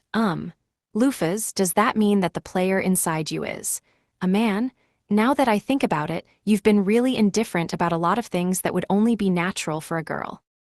Did we never tell you? No, you didn't. This is the first I'm hearing of it. Ah, you might be right. Well, don't worry about it too much. Ever since we started inhabiting this body, our lust has disappeared somewhere and has yet to return. So we don't feel anything looking at a woman's skin or anything. Why is that still frustrating? I left Dina to flail about on her own as I walked towards Virgo. They're probably done inside Blutgang, too. I should praise Libra and the others for their work later. 28. The Devil Folk's castle was located outside of the sphere of humanity, a place commonly referred to as the Dark Continent. It was a place ruled by devil folk. Its exact position was unknown, but it wasn't anywhere close enough that monsters tamed by humanity could attack it. That went both ways. The devil folk couldn't easily attack out of it either, except for the fact that they could teleport. More precisely, the Devil King and Venus, one of the members of the Seven Luminaries, could teleport, and they used that to cut travel times by a great deal. Terra could only get places through his father's X-Gate, though, since he didn't trust Venus. Terra's suspicion was never wiped away. In fact, these last few days it had only gotten stronger. No, not just stronger. Terra's suspicion had grown into conviction. He knew that Venus was not an ally of the devil folk. Venus is Venus here, Terra shouted. Venus was elusive. If you called her, she'd pop up out of nowhere, even if you didn't think she was around. Terra continued shouting for her for a few minutes. A tear opened in empty space, and a blonde girl popped out of it, landing lightly in front of Terra. Did you call for me, Lord Terra? I have something I want to ask you. As you wish. Venus' origins were a mystery among the devil folk. She was simply a beautiful girl that Sol, the de facto leader of the Seven Luminaries, brought in one day. Naturally, since the devil folk are formed fully grown, unlike most living creatures, her origins weren't questioned at all. She may have had skin and eyes that were different than most devil folk, but Terra was the same, so she was easily accepted. Most importantly, the Devil King himself approved of her, so others lost the ability to interject. By the time anyone noticed, she'd completely blended in. But no matter how much I think about it, this girl is strange, Terra thought. After all, Venus could use X-Gate, an ancient technique said to only be possible by being able to use both magic and heaven arts at the same time. The devil folk were incarnations of mana, so there was no way for them to use heaven arts. The only one who was able to do so was the Devil King himself. My father most likely knows this girl's true identity, as well as her goal. However, Tara was sure that while her goal may benefit his father, it wouldn't benefit the devil folk. Tara didn't know what his father wanted. And he didn't want to doubt the man. But Tara could cleanly declare that allowing Venus to do as she pleased was a mistake. Then here is my first question. You told Mars of Aries and used his ambition to make him go wild, didn't you? Oh my, used? How horrid. I simply informed him of an easy method to bring down that annoyance of a country, Svel. Well, it failed due to the unexpected appearance of Lufa's Mafahal, but I don't think it's fair to expect me to have predicted that. Venus smiled calmly. Tara averted his gaze from the girl, who was giving him a sidelong, flirtatious look, and went back to his questions. He knew that there was one thing you must never do when talking to her, and that was to look into her eyes. If a person were to look into her eyes, they'd start thinking things they'd normally never consider. Their will was pulled away from them. Once they'd calmed down afterwards, they'd finally realize how strange they'd been acting. Tara was aware that Venus was most likely trying something while they were talking. Second, you told Jupiter of the embers waiting to be stoked in Gijallarhorn and guided him into taking Agacaros as well, didn't you? Yes, I did. Unfortunately, that one also ended in failure. That was a case of a schemer being caught by her own schemes. Remembering my smug face as I saw him off is so embarrassing. I've learned from that experience. Totally. You're so damn shameless. Tara couldn't stop himself from clenching his fist as the blood rushed to his head. But he calmed down when Luna, who was by his side, grasped his fist. Right, I can't get worked up. Getting swept up in anger in front of her is like committing suicide. Third, you tempted Scorpius into attacking Blutgang in concert with Luna's infiltration, didn't you? Yes, I wanted to support Luna, since she was working so hard. You fool, in what world is making an infiltration mission so showy helping? That's like screaming out to the world that someone has infiltrated. Luna's mission was originally to infiltrate with only a few attendants. It was far from something that would require that many devilfolk or Scorpius to accompany them. She was supposed to have secretly infiltrated Blutgang, famed for its solid defenses, and assassinated the leadership. That was the original plan. But Venus was the one who completely ruined that plan. She tempted Luna, asking if it was really okay to just leave it at that, and used her wanting to be acknowledged by Tara to add to and change the original mission.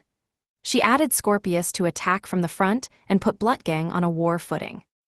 Then she added too many meaningless devilfolk reinforcements and transformed the mission into a huge operation.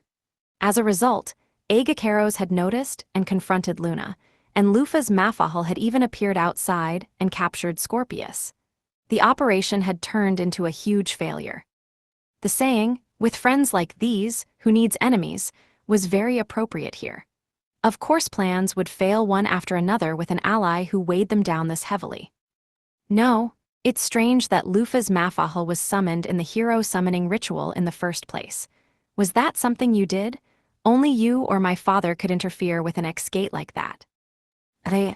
Then, you continued to guide Lufa's down the path you wanted and had her clash with my father in Levitane. And there's my father's sudden expedition, too. Was that an idea you gave him as well? Right now, the Devil King wasn't in the castle. Several days ago, or rather, right after he'd fought Lufa's, he took some subordinates and went off on an expedition somewhere. And the subordinates he'd taken weren't devilfolk, either. They were an elite force consisting of monsters he'd captured and raised using his powers as a monster tamer. From the fact that he took them, it was plain to see what that meant for the rest of the devilfolk, too. But Venus' expression never wavered in front of Tara's interrogation. Her smile simply got a mite deeper as she boldly continued to answer. I'll answer your last question. Yes, it is as you say, I organized that fight. His Excellency wished for it. Tara narrowed his eyes and quickly put his hand to his sword's hilt. In a single movement, he drew the sword and swung with godlike speed, aiming for Venus' neck. Luna couldn't even see the sword's blade, it only looked like a flash of light. But even then, Venus didn't flinch. Just what are you planning? What are you trying to achieve by using us? I suppose he wouldn't mind if I told you. His Excellency does care about you specifically, and I don't want to make an enemy of him, but... Venus paused and looked pointedly at Luna. Unfortunately, I will not talk in front of her. Luna is the only subordinate I can trust. There is no problem. Speak. I cannot. The problem isn't whether she is trustworthy or not, Venus said, and a tear opened up behind Luna. Her aim was obvious. She was threatening Terra, implying that if he were to actually attack her, she would then take Luna to the grave as well. The 7 luminaries were basically of the same standing, but Venus was the only one who didn't fit into that structure. Terra couldn't get a read on Venus, and in order to stand against her, Luna was a chip that was too precious and couldn't be substituted. Terra grit his teeth as he lowered his sword. When he did, the tear closed as well. Jay, just what is wrong with me? Why am I no good? Because you're nothing but an NPC, you sad little puppet. What an NPC pup, pet me. Yes, a poor puppet that doesn't even realize she is one. You aren't even aware of the fact that you are just a toy. Just as was, until meeting that person. Venus spoke that last sentence softly. It was hard to hear exactly what she said, but Luna still knew that it was humiliating. Terra's expression clouded with anger, and he glared sharply at Venus. Venus, using my authority, I relieve you of your position in the 7 luminaries starting today. Don't think you'll be able to do as you please anymore. That was sooner than I thought it'd be, but I suppose it was just a matter of time. Luckily, all the 12 heavenly stars who were here have been retrieved, so I guess it's all right. What? I'm saying that I've gotten tired of acting. Venus laughed scornfully, and her hair billowed with the motion. At the same time, several tears opened up, surrounding Terra and Luna. Venus stuck her hand into a tear that opened up by her side at the same time as the others and continuously fired magic. The magic came out through the tears surrounding Terra and Luna, assaulting the 2 of them all at once. You. Well then, it was nice knowing the 2 of you. Let us meet again, as enemies next time. Please give my farewells to His Excellency. Venus, no, Dina, jumped through a tear in space and escaped. As soon as she did so, a golden light was unleashed from all the tears surrounding Terra and Luna at once. This attack would amount to nothing more than some light damage for Terra, but it would be fatal for Luna. Terra quickly reacted and took Luna into his embrace, using his own body to shield her from the attack. Venus' attack wasn't meant to kill either of them in the first place. She just used the fact that Luna would be a burden to make sure that Terra couldn't move while she escaped. The attack stopped, and the first thing Terra did was make sure that Luna was safe and sound in his arms. Next, he looked around for Venus, but she was already gone. And that's how I got fired from the 7 luminaries. What the hell? After the fight with Scorpius ended, Dina suddenly said, "I'm being called," and disappeared for a few minutes. Once she came back, the first thing out of her mouth was that she'd gone too far and the Devil King's son had seen through all her deeds, so she got fired. Apparently the son had asked, "You did all that, right?" Instead of denying it, she'd taken responsibility for all his accusations with a smug face like a big shot and gotten fired for it. Is she an idiot?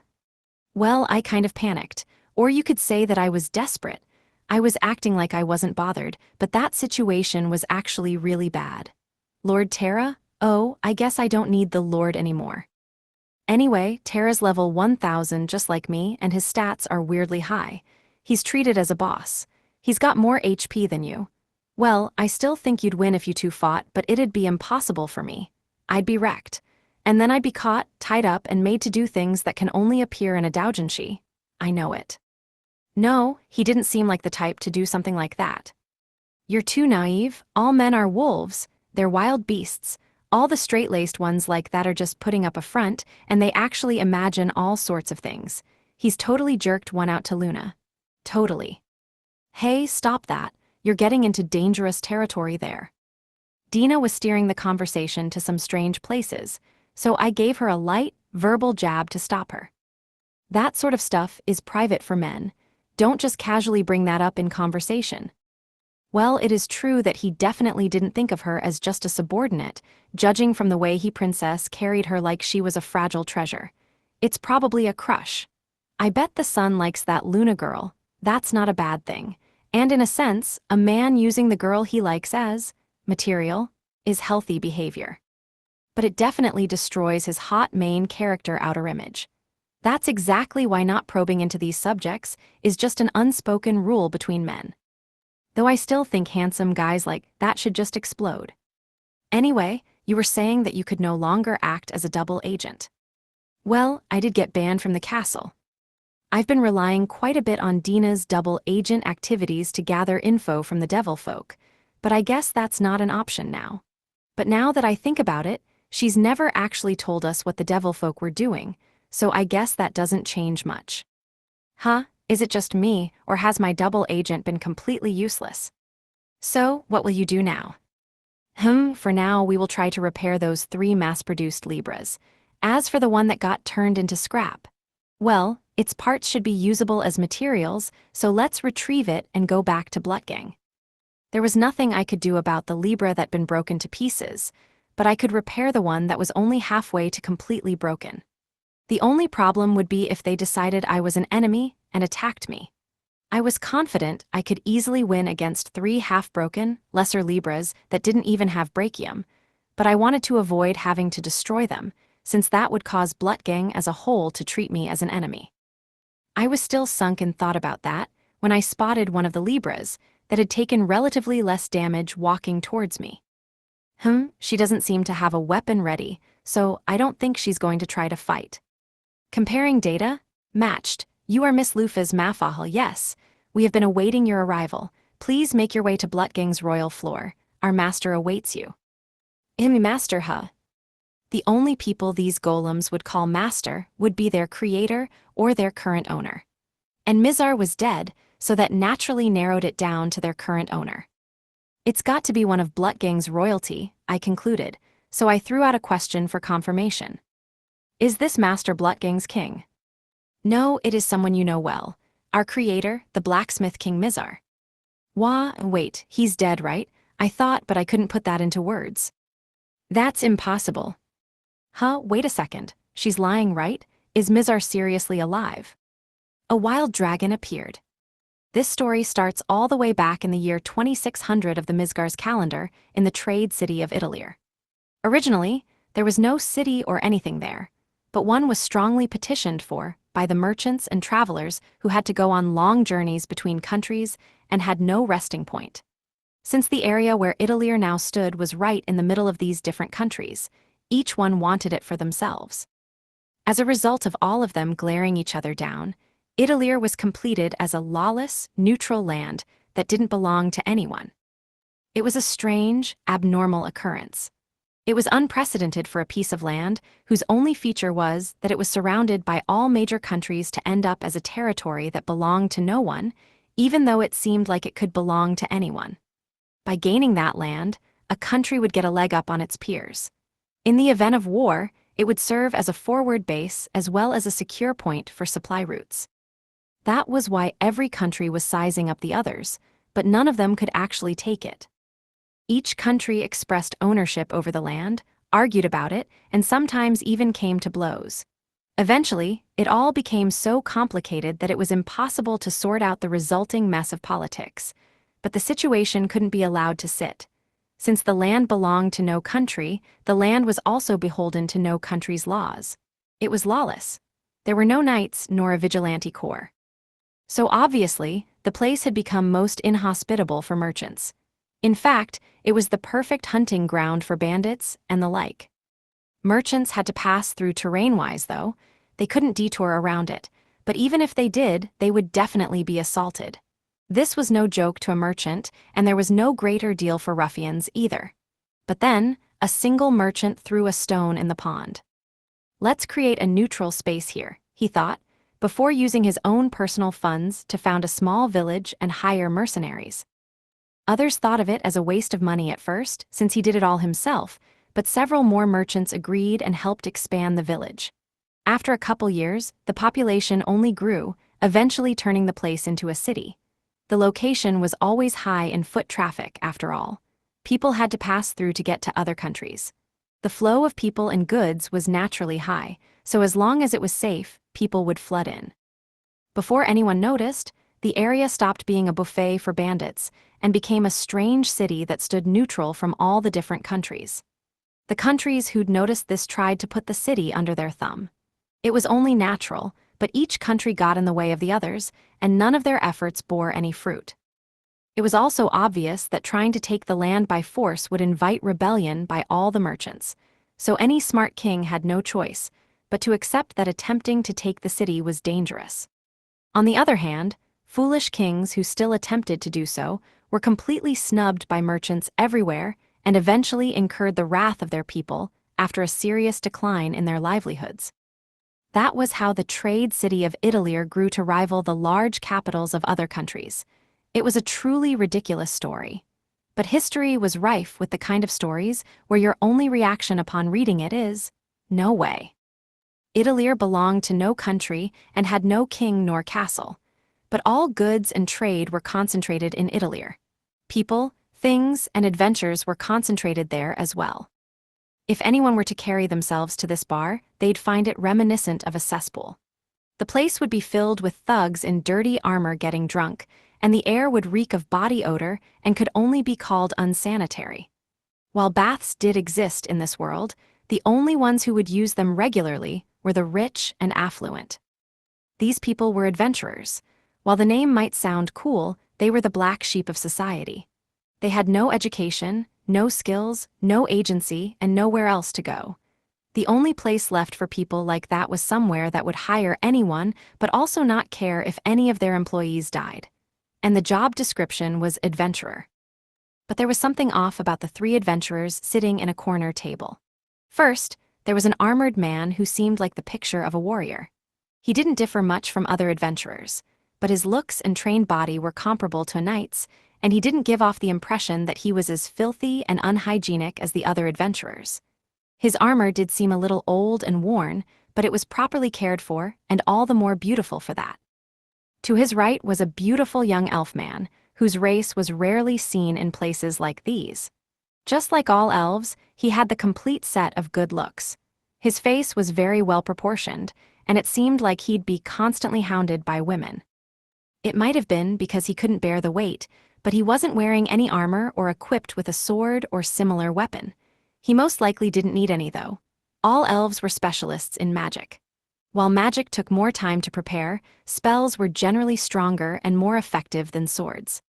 Most importantly, they were free. If a person had heaven arts at their disposal, they'd probably be able to put up a better defense than any armor, too.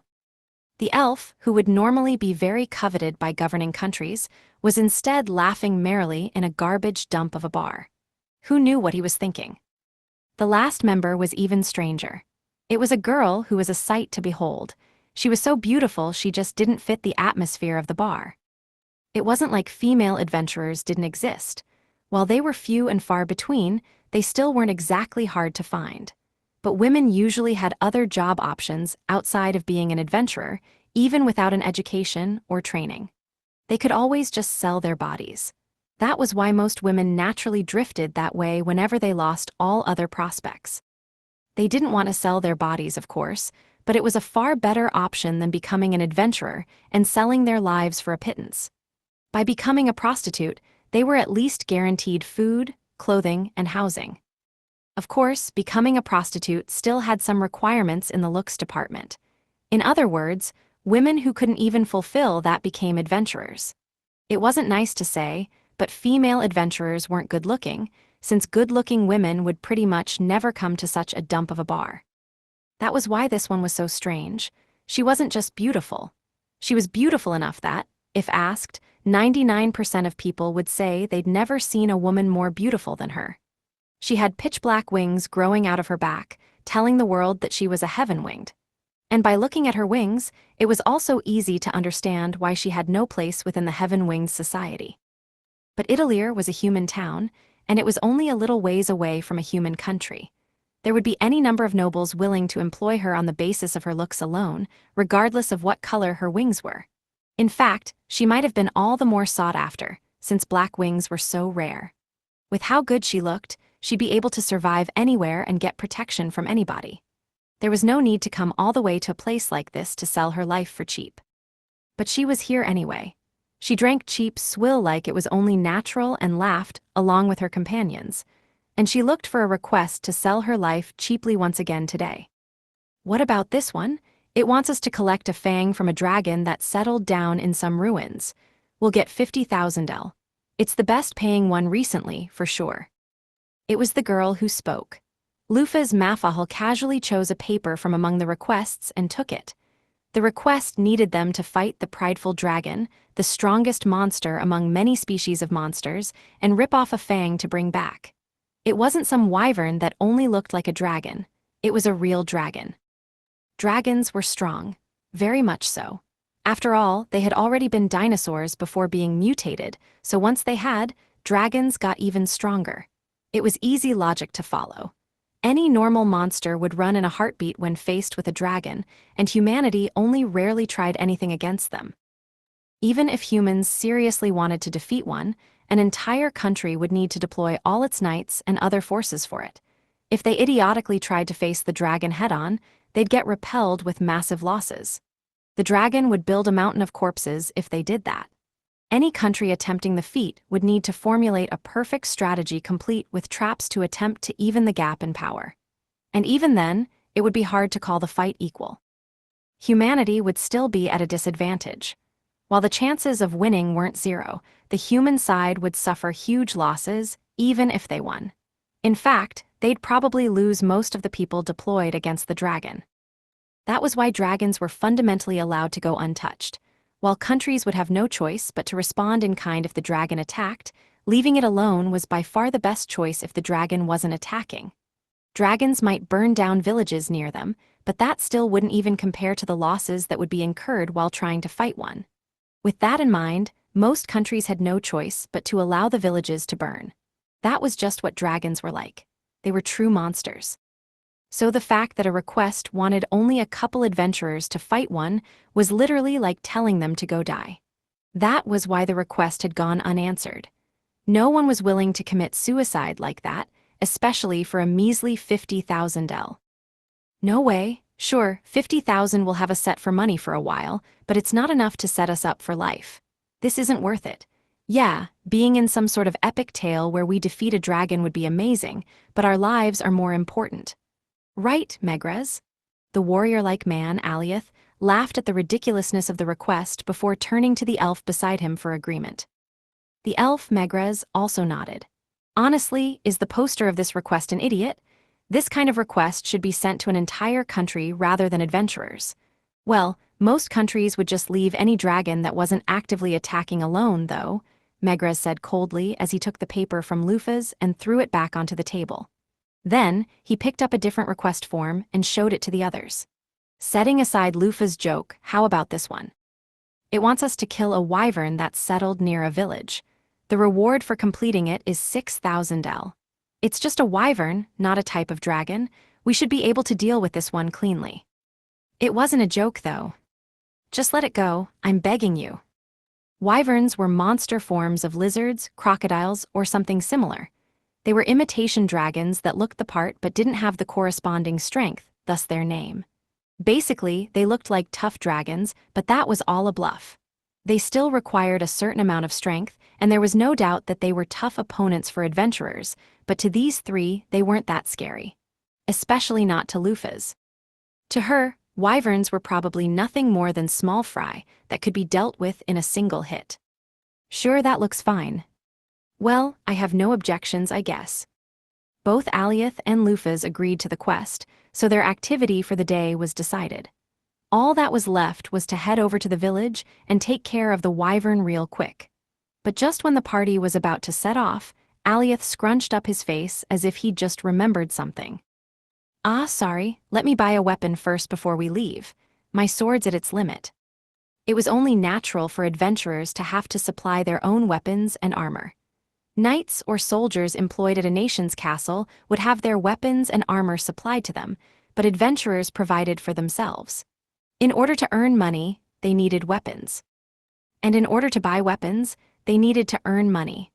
Almost all adventurers tripped over this vicious cycle and had to go out on requests with cheap swords or otherwise dull weapons. This was one of the reasons why so many adventurers died so quickly. On that point, Alioth could be considered a veteran. He thoroughly understood that a good, reliable weapon would see him live through his requests. "I don't mind, I want a new weapon too, can I come with you? Don't you fight barehanded? I've been hooked on using all sorts of weapons recently." Unlike Alioth, who was faithful to his sword, Lufaz was mastering fighting with both her fists and swords.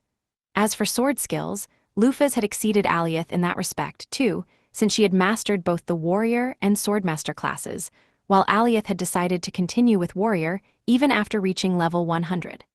Lufaz had recently mastered the monster tamer class as well, and was now raising levels as an alchemist. Alioth felt she had no sense of fidelity.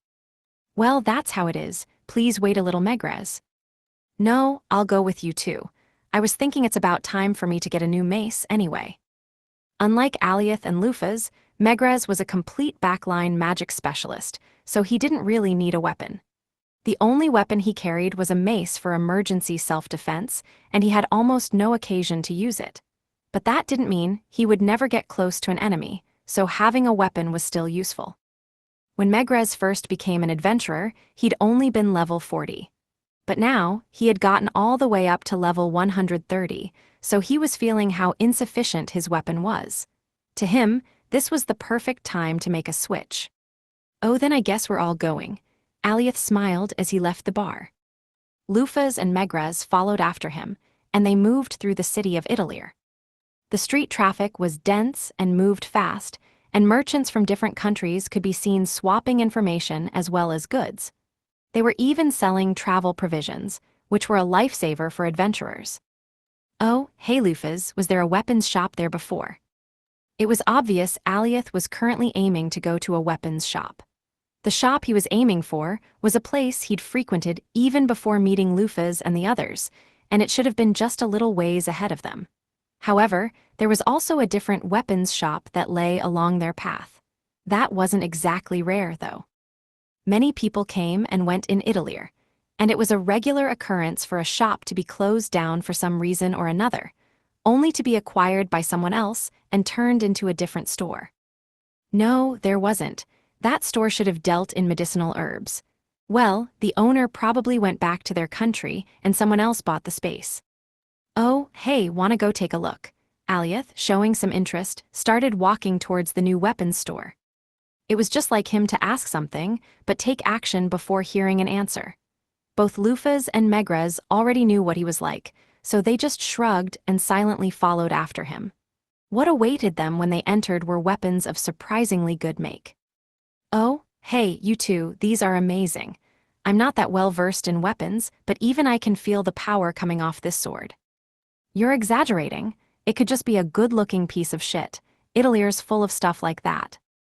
While Alioth was really excited with a sword in hand, Megrez was there to pour some cold water on his enthusiasm, though he was even more clueless about weapons than Alioth was.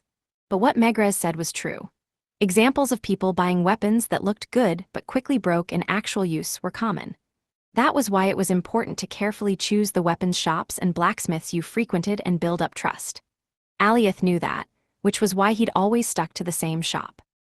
But that was when Lufaz stepped in. "No, I can tell because I've started down the path of an alchemist. This one is good. It's of a much higher quality than most other weapons you'll find around here, but this is strange. Why is it so cheap when the product is this good?" Lufaz picked up several weapons and compared them, only to find that they were all of exceptionally high quality. They were leaps and bounds above what was offered in most weapons shops and cheaper as well. Even knights employed by a country may not have access to something this good. "The blacksmith is Mizar. All these weapons are top shelf, but I've never heard this name before. I can't believe that someone this skilled is so unknown." Weapons and armor were always engraved with the name of their maker. All the weapons here were engraved with the same name, Mizar, which couldn't be seen in any other shop. Is he a new blacksmith that just came into his own? No, this isn't the skill of someone new, but I've never heard this name.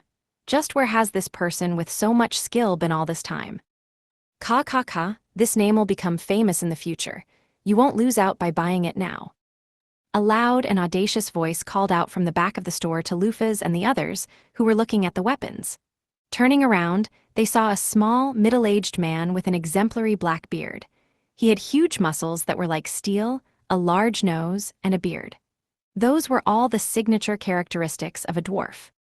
Of course, these features didn't stand out nearly as much as an elf's ears, a heavenwing's wings, or a vampire's fangs, so it was still entirely possible that the man was just a short human. Dwarf. You got it, my name is Mizar. One day, I'll be known as the man who made the world's best sword. All the ones you see here are practice pieces that didn't make the cut as the world's best, so buy them if you like. I can use as much money as I can get to make weapons, after all. The middle-aged dwarf, who'd introduced himself as Mizar, spoke of his grand dreams before trying to sell them weapons. That was when it clicked for Lufas why he was so unknown, even though his products were so good. Contrary to how they looked, dwarves were very dexterous and had almost otherworldly skills when it came to blacksmithing in particular. But they normally holed up in caves or somewhere similar, so it was rare for a human to see the products of their skills. He must have been just like that, except for the part where he had a dream. So he must have come up against a wall within the narrow world in which dwarves normally lived and left for a human town. The world's best sword? That's great, I like that. I'm gonna be the world's best swordsman, so that's just perfect for me. Alioth immediately got in tune with Mizar and the size of his dreams, since he was also a man dreaming to be the world's best at something. Their dreams were similar, so he must have felt closer. So Lufas snuck in a jab, which caused Alioth's face to scrunch up. As it is now, my skill with a sword is better than yours, though. Shut up. I'll surpass you someday, Alioth said, undaunted, before looking over the swords and picking the one that fit him best. Right, I'm gonna pick this one, it feels the best. Hey old man, I'm buying this. Sure thanks, that'll be 700 L. After paying for the sword and its scabbard, Alioth hung the new weapon from his waist. He'd been planning to buy a new weapon before the job, but this was a stroke of luck. Dwarven weapons were always of good quality. It would become a reliable partner for Alioth on his adventures. Oh, from how you look, all of you are adventurers, right? Did you come because you took my request? Request? Did you put one out? What was it for? Alioth returned the question and waited for Mizar to answer. Since Mizar was running a weapons shop, Alioth could pretty much guess what the request would be about. It was most likely something to do with materials for weapons, something like a monster's fangs or claws, or maybe some sort of rare metal. There was no doubt in Alioth's mind that Mizar had asked for something like that. Alioth thought it would be fine to accept if it was just something on that level. After all, this store dealt in high-quality weapons, and Alioth knew he'd come back to this shop a lot, so it wouldn't be a bad idea to leave a good impression now. Alioth's thought process was half calculation and half just liking Mizar, but it was quickly blown away by what came out of the dwarf's mouth next. Good of you to ask. You see, there are some ruins about 3 days' travel by carriage from here. A dragon's settled down there, right? And I'm sure one of its fangs will make for great material. And what? My request was to go punch that dragon's lights out and get me a fang.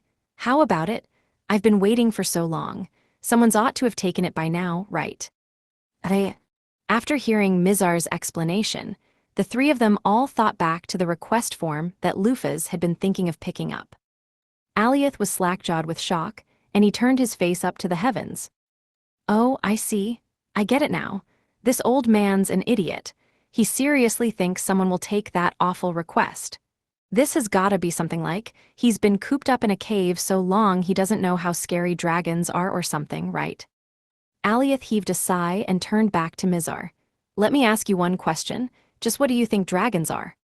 Huge lizards, right? Are you stupid? That was when all three of them realized that while this dwarf named Mizar might be skilled, he was both ignorant and foolish. But unlike Alioth and Megrez, who were both dumbfounded and exasperated, the ends of Lufa's mouth turned upwards amusedly. I found someone interesting. Even if she didn't put it into words, her expression did all the talking for her. Oh ho, so dragons are that strong, huh? I just thought they were like those huge lizards you see around the place. Those are wyverns, old man. They look similar, but they're completely different. I see. No wonder why no one ever came to ask about it, no matter how long I waited. The dwarf nodded in understanding, while stroking his beard as Alioth gave Mizar a proper explanation of what dragons were.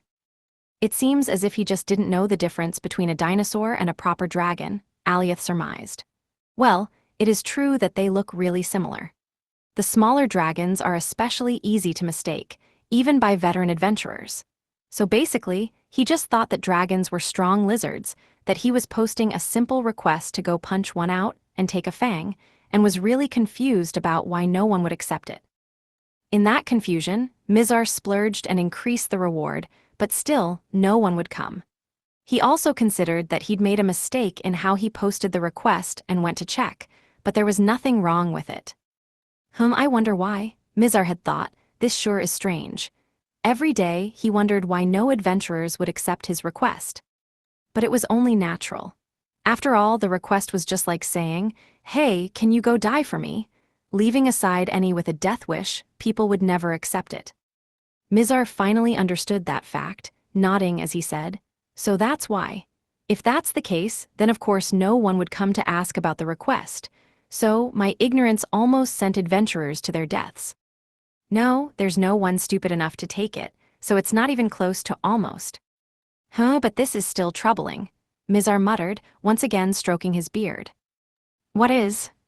Well, I only caught a glimpse of it when I passed by the ruins, but that dragon's fang will definitely make for a good sword. That's what my instincts are telling me.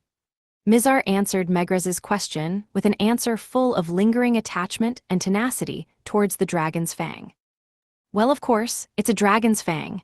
It'll totally make for a good sword, but Megraz, exasperated, heaved a sigh. It was true that a dragon's fang would make great material for a weapon, especially with Mizar's skills. That point was never in question. But in order to get that fang, someone would have to fight a dragon. It was far too risky. Still, Megraz expected Mizar would finally give up now that it had all been explained to him. "Okay," Mizar exclaimed, seeming to have come to some sort of conclusion before he went back to the back of the store. The three adventurers were left wondering what was up for a few minutes as they waited. When Mizar showed himself again, he was wielding a large axe and wearing a steel set of armor that he'd most likely made himself. Hey old man, what are you planning to do looking like that?"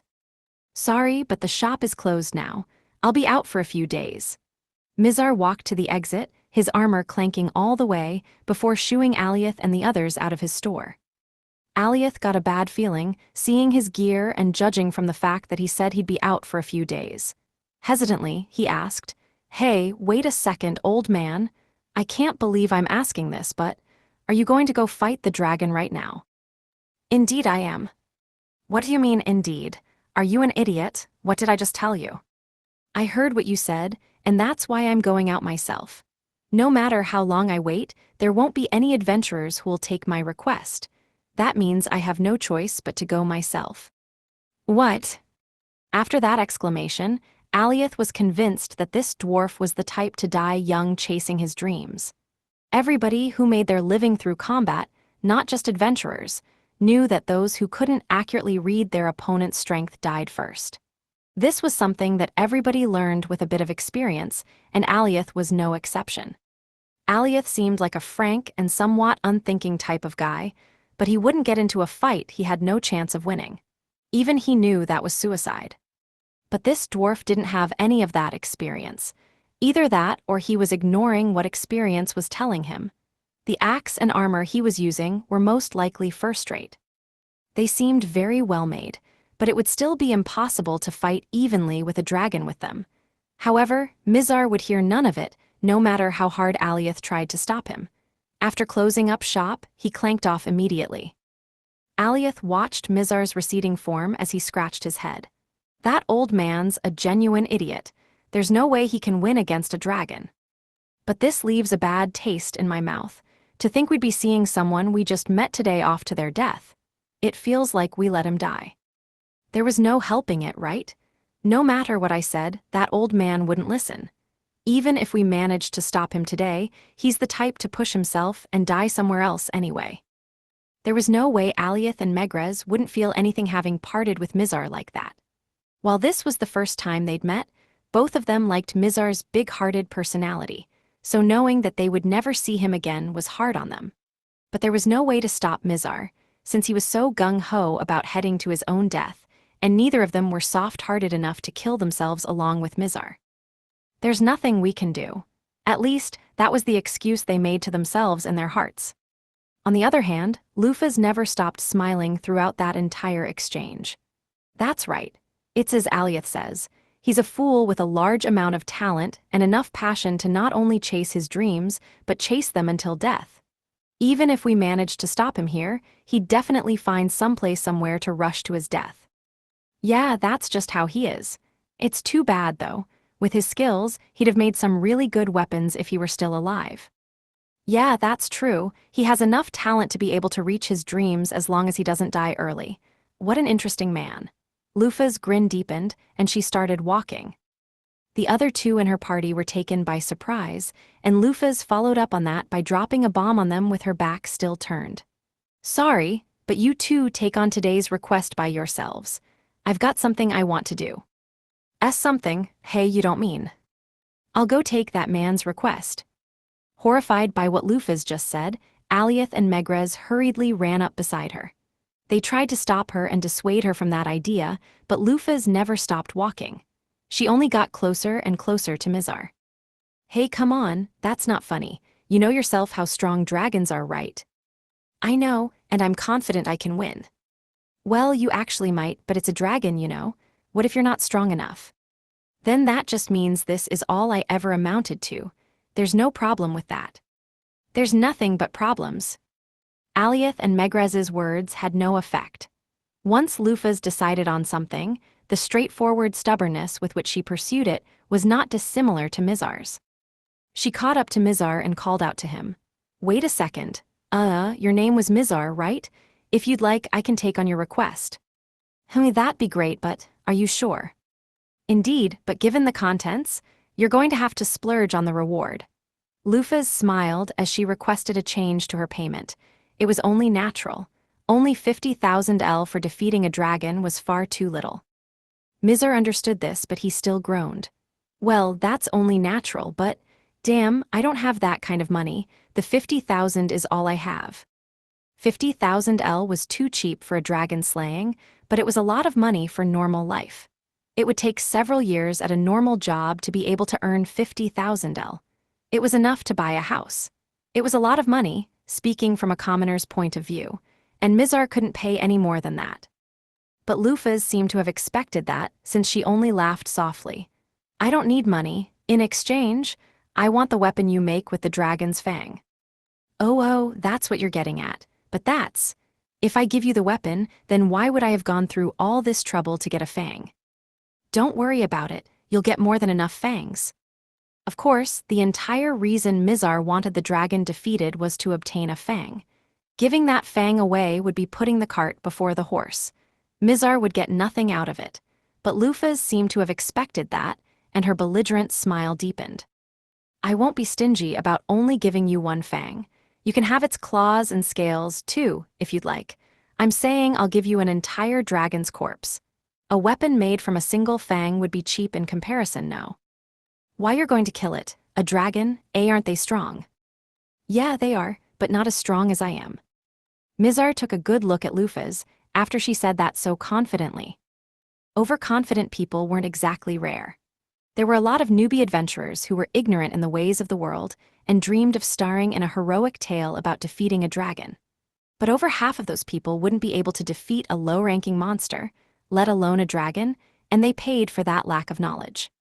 The half of those fools who survived such an experience learned how to accept reality, as well as how to accurately measure their own abilities. But Lufaz didn't fit into that category. She said that with full knowledge of how strong dragons were. In other words, she was just that confident. Interesting. Well, I'd be going with or without you, so I guess it'll be all right to bet on if you're bluffing or not. That'd be a boring bet. You know I'm going to win, right? Mizar and Lufaz both laughed and high-fived. Then, with no hesitation, they both started walking. Of course, both Alioth and Megrez were panicking. Wait a second. Okay, already I'm going too. I'm going. Hey, what, Alioth? Fine. In the end, the two of them were still adventurers. There was no way they didn't dream of beating a dragon. Most importantly, they knew they would regret it if they left Lufas alone. If Lufas died, they would have basically killed her. If she came back, her equipment would be much better than theirs, and the gap in power between them would get even wider. So they had no choice but to follow along. Their fates were intertwined. If they died, they'd die together. The two of them caught up to Lufas, glaring at her for her decision, but she didn't seem to care. She was brazen to the end. "Aw, you two didn't need to come, you know," Lufas spouted, wide-eyed, causing the two of them to smack her in the head. Lufas angrily shouted, "Why?" But they needed to get back at her that much, at least. A long time ago, a country stood on this spot. The country wasn't large, but it had a splendid castle and splendid people. One day, a dragon suddenly attacked, and the country was destroyed. That was what the history books said, at least. After the dragon had its fill of violence, it chose the castle as its nesting spot. At some point, the poor, destroyed country had devolved into ruins, but the building that had once been the castle still played host to the dragon that destroyed it. At some point, people started fearfully calling the dragon Noggard, and the ruins it settled in gained the simple name of Noggard Ruins. No one had approached the ruins ever since, even hundreds of years later. Well, it was possible that adventurers dreaming of killing a dragon might have gotten close, but they must have all been turned into feed, since the dragon was still living in the ruins like it owned the place. "Well, it's time," Lufas muttered while looking over at the ruins. The other three made faces that said, "Time for what?" So Lufas explained. "Look, the castle's deteriorated a lot. It seems as if the dragon likes this castle quite a bit, but it's about reached its limits. So if it can't live here anymore, what do you think the dragon will do?" Megrez was the first one to arrive at an answer. "It'll look for a place to live next." Lufas nodded. "That's right. If we leave it alone, it'll just attack another country somewhere and wreck it, or it could even attack Idalir. It's about time that someone needs to kill it. I'm saying that we don't have the option of leaving it alone anymore. The dragon could attack Idalir." Hearing those words, Aliath and Megrez braced themselves. To them, Idalir wasn't just a base for their adventurer activities, it was also their second home. They couldn't stand for it to be destroyed, so Lufas was right, it was time. The dragon Noggard had to be defeated here and now. "Megrez, we need a greeting. Go and wake it up." "I thought you'd say that. I'm ready." At Lufas' command, Megrez activated the spell he'd already finished preparing. The pentagram enclosed by two circles shined blue, and mana gathered in front of him before converting into a large amount of water. The spell would unleash a merciless torrent of water. It was a high-tier water spell that would crash through everything before it. Tidal wave. There was no water in the ruins, but suddenly there was a physical phenomenon that ignored the rules of physics and nature, causing a tsunami to appear. Normally, manifesting water in a place like this would just make it spread everywhere, but the tidal wave spell was directional. The tsunami formed a typical wave shape and surged forward as if the water itself had a will. The wave itself was actually around 20 m tall and engulfed the ruins. Tidal waves shouldn't be underestimated just because they're water. The effect of the huge mass of water was exactly like a natural disaster. The deteriorated castle was easily smashed, crushed, and otherwise destroyed. Eventually, the water passed through, and the castle that had been just barely holding on to its form was completely turned into a pile of rubble. "Hot damn, you're pretty good, elf." Mizar raised a cheer after seeing Megrez's spell, but Megrez himself stayed calm. "Lufas already said this, but this is just a greeting. It's coming, get ready." The tidal wave spell had the highest destructive power among all the spells he could use at the moment, but Megrez still expected that it wouldn't do too much to a dragon. And in fact, the dragon that burst out of the mountain of rubble didn't seem to have any actual wounds on it. "Gag," the dragon Noggard howled, causing the very air to shake. Its body, covered with green scales, was over 10 m long, and its mouth, which was filled to the brim with fangs, was drooling. Its glowing, golden eyes had vertically slit pupils which were currently locked onto Lufas and the others, and it was clearly enraged. It seemed to have taken the destruction of its favorite home personally. Carried away by those feelings of anger, Noggard swung its claws down at them. Lufaz came forward and intercepted the blow head-on. Her legs sunk into the ground from the force of the blow, but she herself took no damage. Somehow, a single person just managed to stop a dragon's full-force blow. Gah! Nice attack there. Lufaz's eyes were open wide as she spun on the spot. Then, she threw Nagard. Alioth, who was in Nagard's path, used his sword to deflect the dragon away. That was dangerous. If you're going to throw it, you should have warned me first, Alioth complained, dripping composure, but he sounded more impressed than angry. Lufaz surely placed a lot of trust in Alioth, and she had probably fully believed that he'd be able to follow up on her throw. The party's bond was strong and didn't waver even when Nagard got up and opened its mouth. As if to put that to the test, Nagard breathed fire at Lufaz while her back was turned. But before it could hit, a wall of water rose up in the way, completely shutting out the fire. There's no time to be talking. You guys are way too relaxed. Sorry. Megrez most likely had the spell prepared for a while, expecting to have to block the dragon's fire. And Lufaz believed that Megrez wouldn't fail to do so. If she didn't, there was no way she would have let her guard down like that in a fight. What tepid fire, though. Allow me to show you what real fire is like. Lufaz put her hands together, clashed the powers of both heaven and mana into each other, and created a tear in the fabric of space. I, your master, command you. Burn my foe to death with your rainbow fire, Ares, Lufaz shouted, and a sheep with rainbow-colored wool appeared out of the crack. Its size was far away from what a normal sheep should have been, though, as it rivaled Nagard. The summoned sheep collected rainbow-colored fire in its mouth and shot it, clearing away the fire that was being released from Nagard's mouth even now in a show of brilliant, multicolored radiance. The rainbow-colored fire even melted dragon scales, which were supposed to be resistant to fire. Having fulfilled its duty to show the dragon real fire, the sheep retreated back into the crack in space and disappeared. But the crack itself didn't disappear. Lufaz quickly moved on to her next action. Next, I order you, use your unrivaled power to crush my enemies. Come, Taurus. From the same crack came another monster. Its upper half was a cow's, and its bottom half was a human's, meaning it was a monster called a minotaur. The monster had a huge axe in hand, and it swung that axe into Nagard's neck, even while it was still covered in flames. Having been hit by the axe, Nagard's tough scales gave in, and a vast amount of blood shot out of the wound as broken pieces of scale scattered around. With its roll over, the minotaur went back through the crack, which finally disappeared. But dragons were said to be strong for a reason. Nagard stood up, even though it was bleeding like a stuck pig, and glared at Lufaz with seething hatred. In response, Lufaz gave Megrez a signal and drew the sword at her waist. Alioth swung the sword he just bought that day as easily as breathing, and Megrez swiftly completed a magic circle. Gag. Maelstrom. Nagard unleashed another breath attack, but the water from Megrez's spell canceled it out. But it didn't stop there. The raging swirl of water completely stopped Nagard from moving, and Megrez shouted, "Now, Lufaz, Alioth. You sure kept me waiting. Thanks for the assist. I can do this too." Lufaz, Alioth, and even Mizar, who hadn't been called, replied to Megrez's shout and jumped into the air. Lufaz and Alioth spun in the air, using centrifugal force to aid them in cutting into Nagard's neck. Their attacks deepened the wound in Nagard's neck left by the Minotaur, but Lufaz's weapon wasn't fit for the job. Unlike Alioth's, which managed to cut halfway through the neck, Lufaz's sword got stuck inside the dragon's flesh and snapped.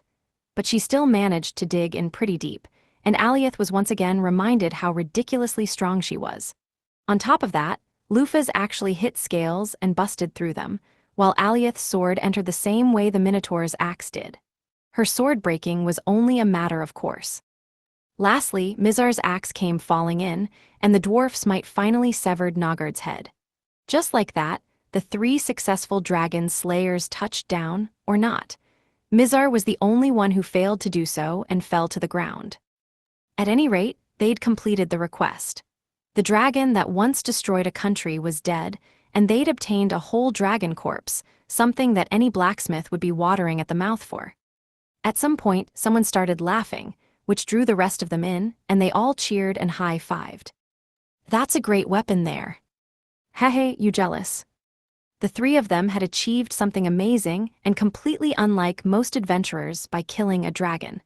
But for some reason, they were all sitting in the same bar a while later, just like always. Of course, they'd gotten job offers from other countries. There were so many messengers bearing offers of knighthood it was actually stifling. They even promised fame and status. But the three of them spent today as normal, still adventurers, although Lufas was looking happily at the new whip sword she'd obtained. Mizar had come through on his promise.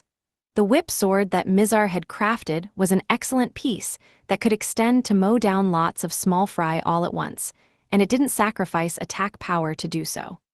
Lufas was completely taken with her new weapon, and she hadn't tired of polishing the sword even a few days after receiving it. "Don't worry, I'll make one for all of you." Suddenly, a familiar voice called out to them from the entrance of the bar. They all turned around and saw Mizar. For some reason, the dwarf was fully armed.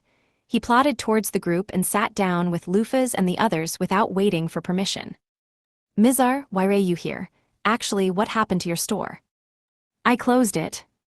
"What?" "I figured something out. Rather than opening up a store, going along with you guys would net me a mountain of good materials. And you'd be the best test subjects to try out the feel of my weapons, too. As if I could keep up a store with such a juicy opportunity right in front of me." While Mizar spoke as if it were a done deal when none of the others had agreed to this, it was actually a tempting proposal. Lufas and the others didn't know of a more skilled blacksmith than Mizar, and with him in the party, they'd have no problems with their equipment. Aliath and Megrez sighed exasperatedly, but Lufas laughed amusedly. "So that's how it is. I'll be counting on you guys from now on." Mizar gave a sunny grin and held out his hand. It seemed that to him, entering the party was already a done deal. Lufas was the first to shake Mizar's hand, followed by Aliath and Megrez, who both smiled wryly. Adventurers chased dreams. They chased them and died. But if one managed to make it to the end, if they managed to get to the goal with comrades who shared the same dream, they might be elevated to the status of hero. The world would later call these people heroes, or at least the great conqueror. But they didn't know that at the time. They were simply some lowly adventurers dreaming big in a dirty bar and laughing together. Image summary: a grayscale manga illustration of four diverse fantasy adventurers laughing together around a table in a bar. Afterward. Yaha, say my name. Firehead. Burden. Bomberhead. Why ye? Hello, everyone, so we meet again. It's Firehead. This time it's the afterword of a wild last boss appeared. Volume 3. I'm living on the line of just barely not being cut. I'm planning to have the series finished in about 6 or 7 volumes, so if I can manage to not get dropped before then, I'll consider this whole thing a great success. If I do get dropped, though, please laugh it off and just say that I needed to get it together. Now then, let me brag to you about the contradictions in this story here in the afterward pages, where no one will benefit. Contradictions are something that always happen when anyone tries to write a story. Consistency relies entirely on the writer's strength of memory, after all, given that you're writing something entirely out of your imagination. If the writer ever forgets a single detail of what they wrote, that can create a contradiction. It's really hard to get perfect. If the writer's memory fails, so does that same part of the world they've built. If the writer makes a mistake, the fictional world goes right along with them. If a character is established as a man, then that character is, of course, a man, and will be as long as the characterization stays. They'll enter the men's bath, and they'll have a deagle between their legs. But just like Schrödinger's cat, as long as the readers don't observe something, it's not definite. In other words, as long as the readers don't see that the character is a man, then it's possible for the character to be revealed as a woman later on. Creators are just like that. If a fact is observed and then breached, then that is when a contradiction is created. In that event, I'll hurriedly paint over it with a new fact to try to smooth things over. Take the bull of the 12 heavenly stars, for example. I've already made a mistake with his name. I forgot that I'd already named him Tauros and wrote his name as Taurus in this volume. As of the writing of this afterward, I was already told by my editor, Taurus is fine, through laughter. Only now do I realize why. I feel like I totally messed up. If this were a web novel, then I could just edit that back in afterwards, but that doesn't fly in print. So what do? That's when I had an idea. That's right. Let's just make it a joke that the bull is bothered by how often people get his name wrong. It's an annoying distinction anyway, and even I as the writer got it wrong, so it's fine if Lufas and the others do, too, right? That's what I think anyway. By doing that, oh my how mysterious, both Taurus and Tauros are suddenly correct. I mean, the characters themselves are getting it wrong too. On top of that, Taurus gains a "my master doesn't remember my name" trait and thus sets his character off on a strange arc. Great, it all worked out. I swear, basically all the things I write turn out like this. Contradiction gets piled on top of contradiction, and I'm just trying to cover it all up like a criminal in the Ace Attorney series. So PHOE letter 3007IX, right? Show us your evidence. I've been waiting for that chance. Objection, take this. If that ever happened, I wouldn't even be able to argue. I'd just be found guilty and carted off to prison. Now then, of all the new characters that appeared in this volume, I'd have to say that my favorite is Friedrich. While he was named in Volume 1 as the Sword Saint lol, he's really just a misfortunate tiger. Even though he's hailed as humanity's strongest in this era, he's nothing much from Lufa's perspective. Not to mention, Bennett Nash exists, too, so he ends up being a character where his fame and his actual ability don't match up. I already knew from the start that he wouldn't even be strong enough to be considered an underdog. That's why I decided to specialize him in jokes, which turned him into the Tiger Sword Saint you see now. I myself am really satisfied with how the character turned out, and I think I did a pretty good job of making him stand out. If he was just a regular hot swordsman, then he'd probably be even less memorable than Dina. Also, Sei unexpectedly stood out a lot, too. I'd always had him in the role of a victim, hero, who was troubled, because he was called into such a ridiculous world, but he's trying pretty hard to find his own way. Sure, I get that people might not like the fact that he threw away the defeat Lufa's route for the peaceful route so quickly, but it's the right choice to make in universe, so. I don't know if he'll be able to successfully mediate between Lufa's and the rest of humanity, but I'd like it if all of you cheered him on. There were also a bunch of other important characters who debuted in this volume like the Devil King, Scorpius, Virgo, and Parthenos. It'd be great if you cheered them on, too. And don't forget the crab. Lufa's, you don't really have to cheer her on. Even without main character levels of plot armor, she'd still be able to take out most enemies with a single flick to the forehead with how oppressive her stats are. In fact, you should try to bolster her enemies. That's just what a wild last boss appeared is like, so if you all like, it'd be great if you'd keep reading. Burden. Image summary, a grayscale manga illustration featuring a group of diverse armored characters, including a tiger-headed warrior and an elf, surrounding a nervous young man. Accompanying text thanks readers for finishing Volume 3 and introduces the hero Sei. Bonus short story. A wild crab wanted to appear. The ocean spread all the way out to the horizon.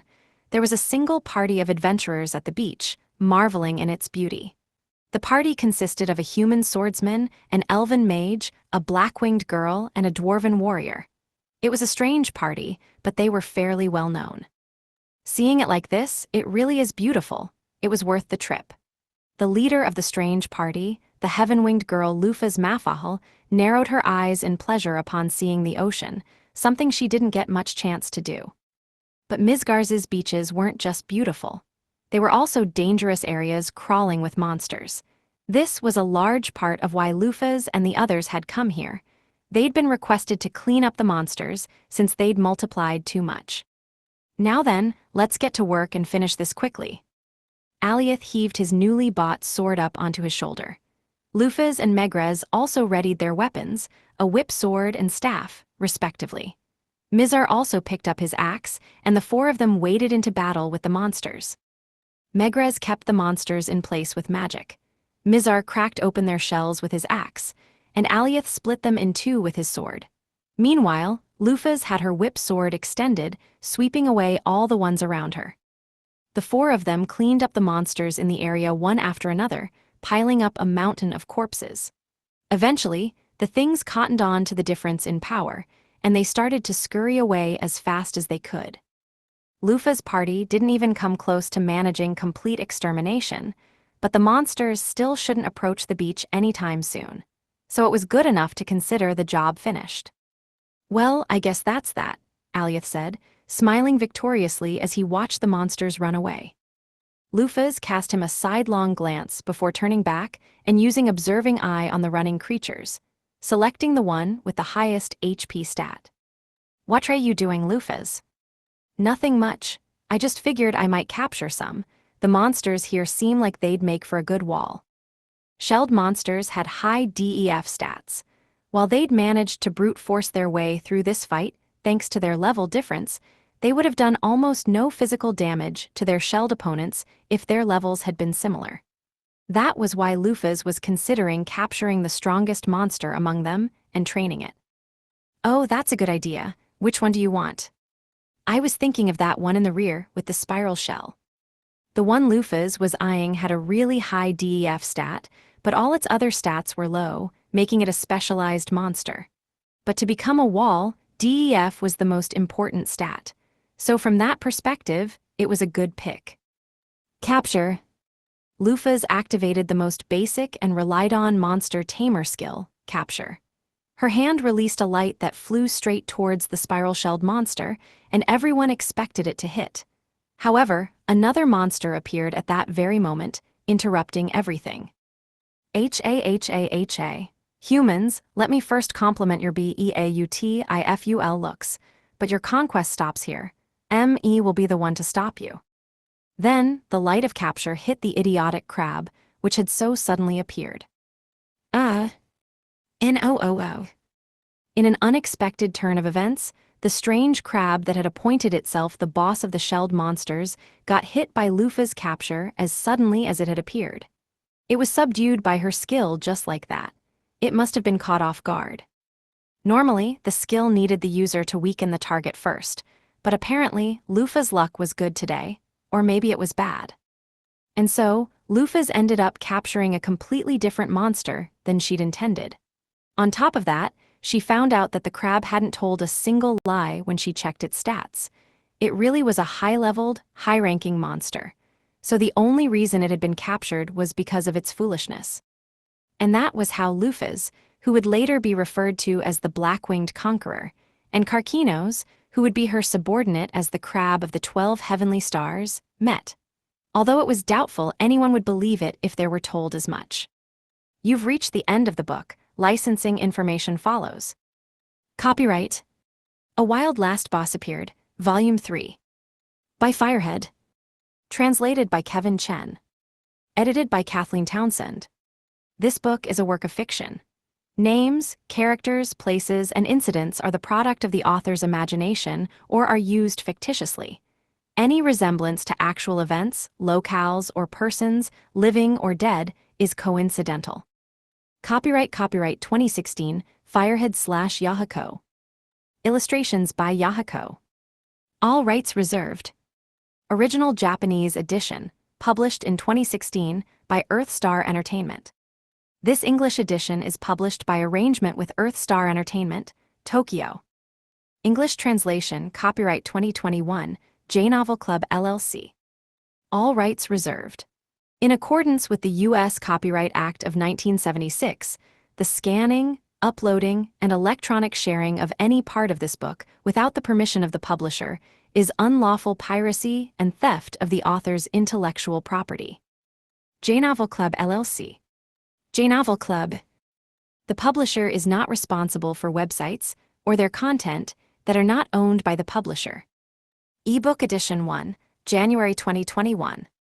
Premium ebook. A Wild Last Boss Appeared, Volume 5. Firehead. Image summary, anime-style illustration of 4 characters. A blonde woman in a red cape and blue dress stands in the foreground, flanked by a dark-haired woman, a gray-haired man with an eye patch, and a silver-haired girl in a dark cloak who says, "It's been a while, Lufas Mafal." Text in the bottom left reads, "A Wild Last Boss Appeared." Illustrator, Yahako. Image summary, a 3-panel anime illustration depicting a dramatic magical event. The left panel shows a close-up of a woman shouting in distress. The center panel displays a massive, glowing white energy blast, striking a cratered landscape. The right panel shows a small figure floating in a beam of light with an outstretched hand. Image summary: anime illustration of a large white robot standing between a sweating, anxious young man and a pink-haired girl with wings who is shouting, this person's a molester, someone help me. Image summary: anime-style illustration featuring a central girl shouting with determination amidst a burst of light, surrounded by a collage of cheering and intense companions, topped with the text, Go, Aries. Image summary: a character introduction page featuring a central group of anime-style characters and a gallery of supporting cast. The layout identifies key figures including Minami Jujutsu, a Japanese hero, Luffy's Mafal, the Black-Winged Conqueror, and various members of the conquering 12 heavenly stars such as Virgo, Carcinos, Scorpius, Castor, Sagittarius, Agacaros, Libra, and Aries, along with allies Mercurius, Peto, and Dina. Image summary: a story recap page detailing the protagonist's journey to Draupnir, their alliance with Sei to defeat Devilfolk, and an illustration of 3 characters facing a large, monstrous beast. 1. The thing about trouble was that when there was none, there was actually none, and you were drowning in boredom for ages. When trouble finally happened, it happened over and over in rapid succession, almost like it had a will of its own. We'd only visited Draupnir to give Virgo a place to test her strength, but we'd also reunited with the heroes' party, fought with Mercurius, one of the Devilfolk's 7 luminaries, and reunited with Sagittarius. It had been a true free-for-all of trouble. With that over, a bunch of demihumans, species that were just shy of being considered human, had shown themselves and revealed that they were backed by the strongest of the 12 heavenly stars, Leon the Lion. Why does it all happen at once like this? It'd be so nice if all this stuff would form a line and come one at a time. At any rate, I couldn't leave this alone. If I did, a huge war would start between humans and demihumans. In order to prevent that, as well as retrieve Leon and Sagittarius, we split up into 2 groups. First up, there was the heroes' party along with Castor and Virgo. They were going to the Centaur's village. Leon and Sagittarius were currently cooperating, but unlike the muscle-brained Leon, Sagittarius should have been the prudent and discreet type. Thus, it was hard to believe that he would follow Leon for no reason, so Castor and the others were heading out to find out why this was the case. Meanwhile, the rest of us would be heading to the far northern point of humanity's territory, which was also its most dangerous area. There were 3 reasons why it was so dangerous. The first was because of the terrain. There was nothing there, so the location was simply dreadful. Humanity had almost had all of its land taken by the Devilfolk, and they had been forced to live on just a small fraction of the continent. The northern part of humanity's sphere was closest to the Devilfolk's territories. However, the Devilfolk still had not invaded this territory. Rather, they couldn't. That was because of the second reason. The north was closest to the Devilfolk's territories, but it was also home to the kingdom of the strongest of the 7 races of humanity, the vampires. Yes, it was where Mjolnir, led by the vampire princess Bennett Nash, was. Even the Devilfolk had to be cautious of Bennett Nash. Apparently she'd leave anybody who just passed through her territory alone, but any army that foolishly invaded would be trampled by Bennett Nash and her army instead. In other words, the reason why humanity's sphere of influence had remained the same for so long was because the Devilfolk's worst enemy was in the worst possible spot. Bennett Nash is there, Dina said. Just that fact caused a 200-year-long stalemate. Well, at least that was what Dina had taught me. Oh, so she really is doing something for humanity after all, I said, praising Bennett Nash's efforts. Dina smiled wryly. I'd bet that it's unintentional, though. In fact, I bet from her perspective it's like her 2 neighbors started a war between themselves even though she hadn't moved a muscle, she said, shooting me down. Bennett Nash herself had never given any thought to what would benefit humanity. She just happened to be in a good spot, so the rest of humanity used her as a shield, and the Devilfolk stopped on their own out of fear. That still meant that her just being there was a deterrent, and that was still something. The Devilfolk did actually try to invade her once to expand their territories, though the result was a disaster. Oh, we'd like to hear about that. Dina paused. So many were lost to Bennett Nash alone in a single night. There were the 7 devilfolk leaders who could be said to have been the predecessors of the 7 luminaries, who were around level 600. Also, there were 36 elites of level 500 or so, as well as 200 devilfolk who equaled the current 7 luminaries at level 300. Lastly, there were 1,000 small fry. And if you count her subordinate vampire's efforts, you can probably double the casualty list. For a moment, I remained in shocked silence. Oh my God, how dangerous is Bennett Nash? I almost shouted that out loud, but somehow managed to stop myself. Being able to stop knee-jerk reactions like that was one of the good points about Lufus's body. While I still wasn't able to do anything about her manner of speech, I was thankful for the ability to control strange outbursts like that. We see, that certainly sounds like a deterrent, but the Devil King did nothing about it. It seems as if they've had some skirmishes, but for some reason, neither of them have fought all out yet. I don't think either of them has felt like it. After hearing what Dina had to say, I once again had to hold back the desire to clutch at my head over how troublesome Bennett Nash would be to deal with. I could kinda get why the two of them decided to hold back. They probably sensed that neither side would get off easy if they didn't. Neither of their goals lay in defeating the other, so there was no reason to commit themselves to a fight that could end in death. From the Devil King's perspective, Bennett Nash was a pain for sure, but her fundamental stance was one of disinterest. In other words, Bennett Nash and Mjolnir were almost completely harmless as long as they were ignored. There was no reason to go out of their way to fight them. To Bennett Nash, the Devil King was probably an eyesore, but that was it. While she was probably more than willing to destroy them if they came at her, she likewise didn't really care if they didn't. Her thought process was probably something like, if you small fry want to pass by me and squish each other, do as you please. As a result, both parties had decided that this wasn't a fight worth starting, and thus, they had parted ways after some light jabs. At least, that was what I imagined had happened. The worst part about this was that Bennett Nash most likely wouldn't do the same for me. Once she locked onto me, she probably wouldn't stop until one of us was dead. There was no one more reassuring as a friend, but also no one scarier as an enemy. And the third reason. Yes, that would be the existence of monsters. Rather, the Demihuman Union Tiaving. It's led by Leon, the strongest of the 12 heavenly stars, and consists mainly of centaurs, merfolk, bug people, plant people, snake people, and giants. In pure numbers, it surpasses Mjolnir. Ones who haven't been counted as human, huh? To be honest, I wasn't too enthusiastic about fighting them. After all, I considered them victims. They were excluded from humanity just because of the size or shape of their bodies. That alone caused them to be aligned with monsters and deemed occasional targets for extermination. Of course, I couldn't just blame all the people who decided on the definitions of humanity. They probably had their own reasons.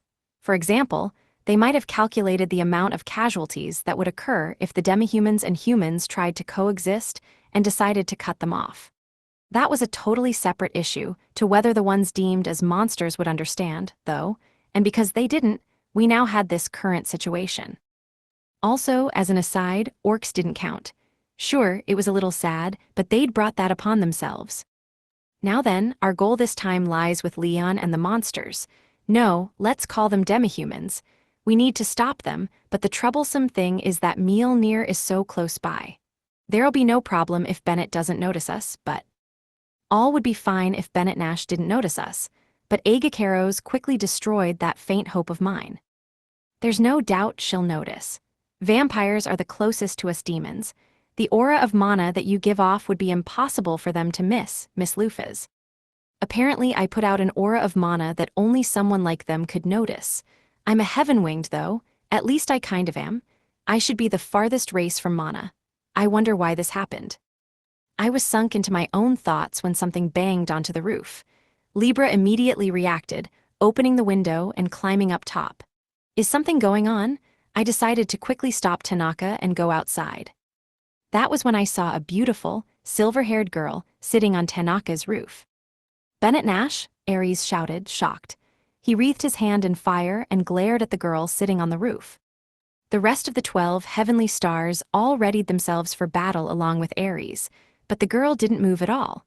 Smiling calmly, her gaze was wholly concentrated on me. I see, so she's Bennett Nash. I didn't remember her face, but it was definitely in our memories. She hadn't changed at all in 200 years, not her snow-white skin nor her blood-red eyes. Her flowing silver hair reflected the moonlight, and her face was almost too well-proportioned. Physically, she looked to be around 14. That was younger than I had expected. She had on something reminiscent of a white, long-sleeved blouse and a black skirt. On top of that, she wore a black coat over her shoulders, not making use of the sleeves. On the surface, she seemed like an adorable girl, but I understood. She was the vampire princess. She was Bennett Nash. It's been a while, Lufus Mafahel. She thought silently for a moment. 200 years and 4 months, I'd say. I already knew you were alive and well, but seeing you in person like this really brings it home. I'm happy to see you. I paused before responding. We see you haven't changed a bit. You still look exactly as we remember you. Of course I would. Time has been stopped for me ever since that day. Even if I wanted to change, I couldn't. Bennett Nash laughed amicably, seemingly happy at our reunion. That was probably how she really felt. She was truly happy to be reunited with me, but her eyes weren't laughing and they never wavered. They were locked onto me like a beast watching its prey. Seeing an opening, Libra threw out a knife hand strike. But without missing a beat, Bennett Nash grabbed Libra's arm, gripping it with a strength no one would expect from that small frame. Libra was shocked. I'd stop that, doll. I'm rarely this happy. If you don't do anything, I'll let you go. But if you're going to interrupt my reunion with Mafahel here, I can't say what I'll do to you. With that, Bennett Nash eased her grip on Libra's arm as she threw her back towards us. Libra managed to land with a light step, but she was definitely damaged. When I looked closer, I saw her wrist was cracked. That alone told me more than I wanted to know about how strong the vampire princess was. That goes for all of you, 12 stars. I understand that you're all fairly skilled, but you're still just Mafahel's pets in the end. You're no match for me. If you don't want to die, just sit and tremble in some corner. Oh ho, you sure can talk, can't you, Pipsqueak? Scorpius jumped forward, cutting off Bennett Nash as she jeered at them. Agacaros also came at her after going around to the opposite side, and the both of them launched a full-on attack at the same time. But Bennett Nash disappeared for an instant, and the two of them were sent flying. Magic? No, it wasn't. She's just insanely fast. With speed beggaring the imagination, she dodged both their attacks and replied in kind. Put into words, it was incredibly simple, but this is bad. Her speed is no joke. I watched quietly for a moment. This is the first time I've lost sight of someone's movements ever since I found myself in this body.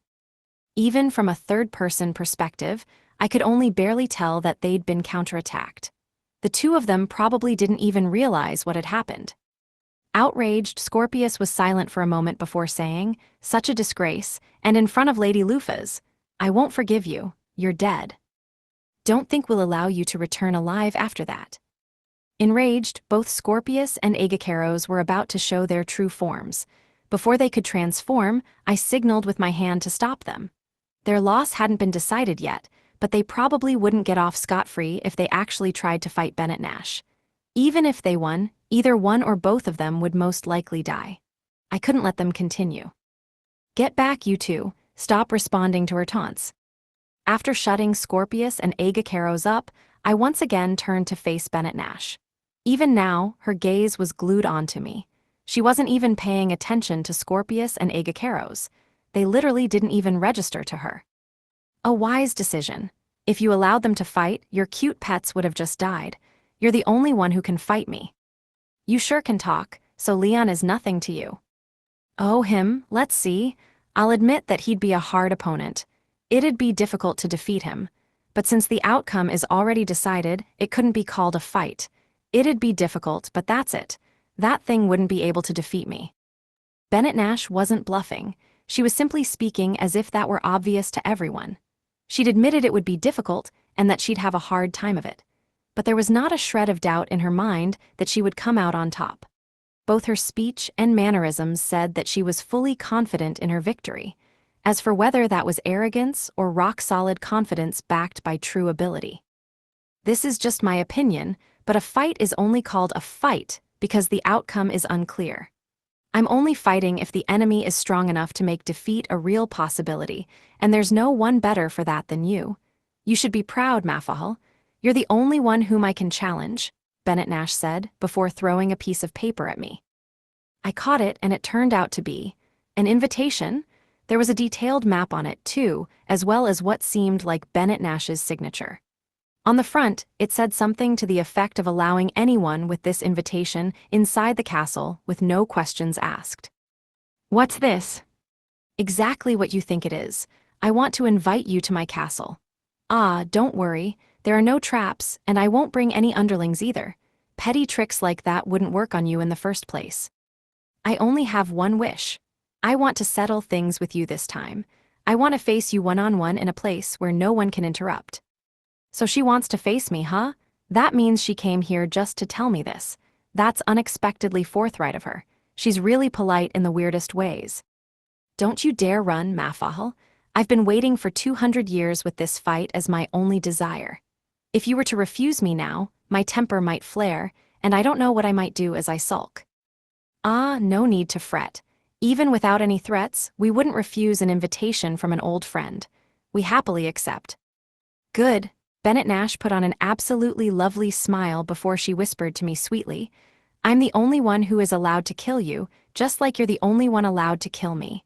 I will not compromise on that point. This time, let's keep going until one of us perishes. Her smile was just like a teen's who was just about to go on a date she'd been earnestly waiting for. But the words out of her mouth were clearly about a deathmatch, and the air around her was full of the intent to kill. The silver-haired girl in possession of such an unbalanced air gave me a final glance before she leapt away into the moonlight. I watched her leave, silent. Oh crap, what do I do? That girl's super cloying. 2. In the past, she believed that she was the strongest. Vampires had always been a race possessed of incredible power and magic, but she was far and away the best of them. The density of the mana she was born with was just different. Her status from birth was also proportionately different, as were her base stats and upper limits. She, Bennett Nash, was born completely separated from her peers in those respects. Those around her praised her endlessly as the princess and a prodigy, but that praise only filled her with disgust. She never once thought the vampires surrounding her as the same species. They only looked like lower beings with insufficient levels to her. There was no way she could think of them as the same as her. Was that the result of a sense of overinflated self-worth? Was it just a child's desire to think of themselves as special? It would have been nice if that were the case. Truly, it would have been. But Bennett Nash was different from the rest in every sense of the word. The more she grew, the more the gap widened, and the more she thought of her hangers-on as nothing more than trash. To her, it was like they were completely different beings that just happened to look like her. She had held that precursor to a belief ever since she was just a toddler. Was she a genius, a prodigy, a wunderkind? Bennett Nash tried out all the words for it she could think of, and none of them really clicked for her. For example, if a human and a wolf were to compete in math, would the human be a genius for being able to outcalculate the wolf? No, it would only be natural for that to happen. Of course the human would beat the wolf. All this was about the same thing to Bennett Nash. Just like this example, it was only a matter of course for Bennett Nash to be superior to other vampires, and this gap was only there because they were simply of a lower class than she was. At least, that was what Bennett Nash thought of the difference between her and others. She rampaged around the continent in order to find someone whom she could fight with as equals. The more she fought and the more she killed, the stronger she grew. Eventually, there was no one left who could even stand up to her. Can you imagine how boring her life was?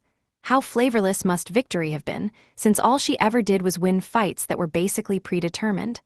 How utterly unsatisfying it must have been? Sure, she experienced the visceral feedback of a fight. Sure, she thought some opponents were strong, but never once had she thought that she might lose, and she'd never once met an opponent she thought of as an equal. She eventually went from having 20% of a continent able to match her to being utterly unmatched on said continent, and she was finally forced to set her sights on the world at large. Across the sea were the Devil King, the Lion King, and the Dragon King, 3 beings who walked the same path of supremacy as Bennett Nash. She had also heard of the Fairy Princess, who was the equal of the Devil King even though she herself didn't rule and was powerful enough that the other three couldn't carelessly mess with her. Yet Bennett Nash didn't seriously expect anything out of them. She figured she'd end up winning anyway. Nevertheless, they were opponents she had to face. There was a need to determine who was strongest and who would get to decide the fate of the world. Before Luphaz, Mafahel came to power. 4 equal powers faced off against each other, and the world was barely able to maintain balance. The devil folk headed by the Devil King, the monsters led by the Lion King, the dragons led by the Dragon King, and the vampires led by the Vampire Princess all viewed each other as enemies in an inevitable battle yet to come. The Demon King, Agakeros, ruled in hell, but he showed no signs of wanting to come to the surface, and the Fairy Princess gave no indication of wanting to expand her area of influence either. The threat those two posed paled in comparison to the others. For many years, it was thought that only those 4 were fighting for supremacy. That was why it was so utterly surprising when Bennett Nash heard the news that the Dragon King had been eliminated by a heaven-winged girl. One of the strongest 4, who had been maintaining the balance of the world at large, had been killed by a completely unknown, unremarkable heaven-winged girl. Bennett Nash had heard rumors of the Dragon King. He was the picture of arrogance, insisting that everyone other than him was a lower life form. He was a tyrant who would kill others for recreation. Apparently, he even threatened the races of humanity, demanding sacrifices. It was inevitable that he was despised by humanity, and his death could have been considered the result of karma or divine retribution. The problem was that a single person had managed this feat. It wasn't someone leading an army, and they hadn't set a trap. Neither had the Dragon King been deceived in any way. He'd been faced head-on and had been destroyed by a single person's power. That fact was more than enough to impress Bennett Nash. At that point, she still wasn't that interested in whoever it was. To her, the Dragon King had been killed because, in the end, he was weak. Basically, it only confirmed for her that rumors weren't to be relied on and that he actually hadn't been that big a deal. That was the conclusion that Bennett Nash had reached, and her interest in the heaven-winged girl quickly faded. It would only take a couple years for her to realize her mistake, which she would eventually pay for physically. The heaven-winged girl, Luphaz Mafahel, invaded her lands. It was the first time in her life she had to fight while bracing for a loss, as well as the first time in her life she felt so exhilarated. That was the moment Bennett Nash met her only equal, no, her better, in several hundred years. Their races were vampire and heaven-winged, the 2 races of humanity that most closely represented darkness and light, as well as probably the 2 most genetically different races. But Bennett Nash understood that Luphaz was most likely the same as her. She felt far closer to Luphaz than any of the riffraff out there, including the vampires. They were both unique people who didn't fit inside the box with the existing peers of their race, improbable beings born by chance. For the first time, Bennett Nash wasn't sure of her victory. Never before had she even imagined she would have to commit to a fight she would probably lose. This wasn't a fight she knew she could win, so she just had to fight and do things as expected. It was a fight where the outcome was unclear, one that she would have to put her all into. How sensational it was. The result was a draw in name but a loss in reality, and Bennett Nash became Luphaz's comrade with the condition that it was only until Luphaz succeeded in uniting the world. It was shameful to Bennett Nash that she hadn't been finished off, and even worse was the fact that Luphaz had been considerate and decided to call it a draw. However, Bennett Nash had to admit that she'd been saved by it. By meeting Luphaz, she'd experienced what it was like to know someone better than herself. She was able to recognize that battles could be incredibly fun, and she understood that she could still climb higher. She just had to look forward to the next fight, and she had to win. Even if Bennett Nash lost, she swore she wouldn't allow Luphaz to take pity on her. It was her fault that time for being so weak that Luphaz had the leeway to take pity on her. Bennett Nash's pride wouldn't allow her to ignore that and place all the blame on Luphaz, so she decided to obey her for the moment. She decided to help Luphaz on her path to dominance.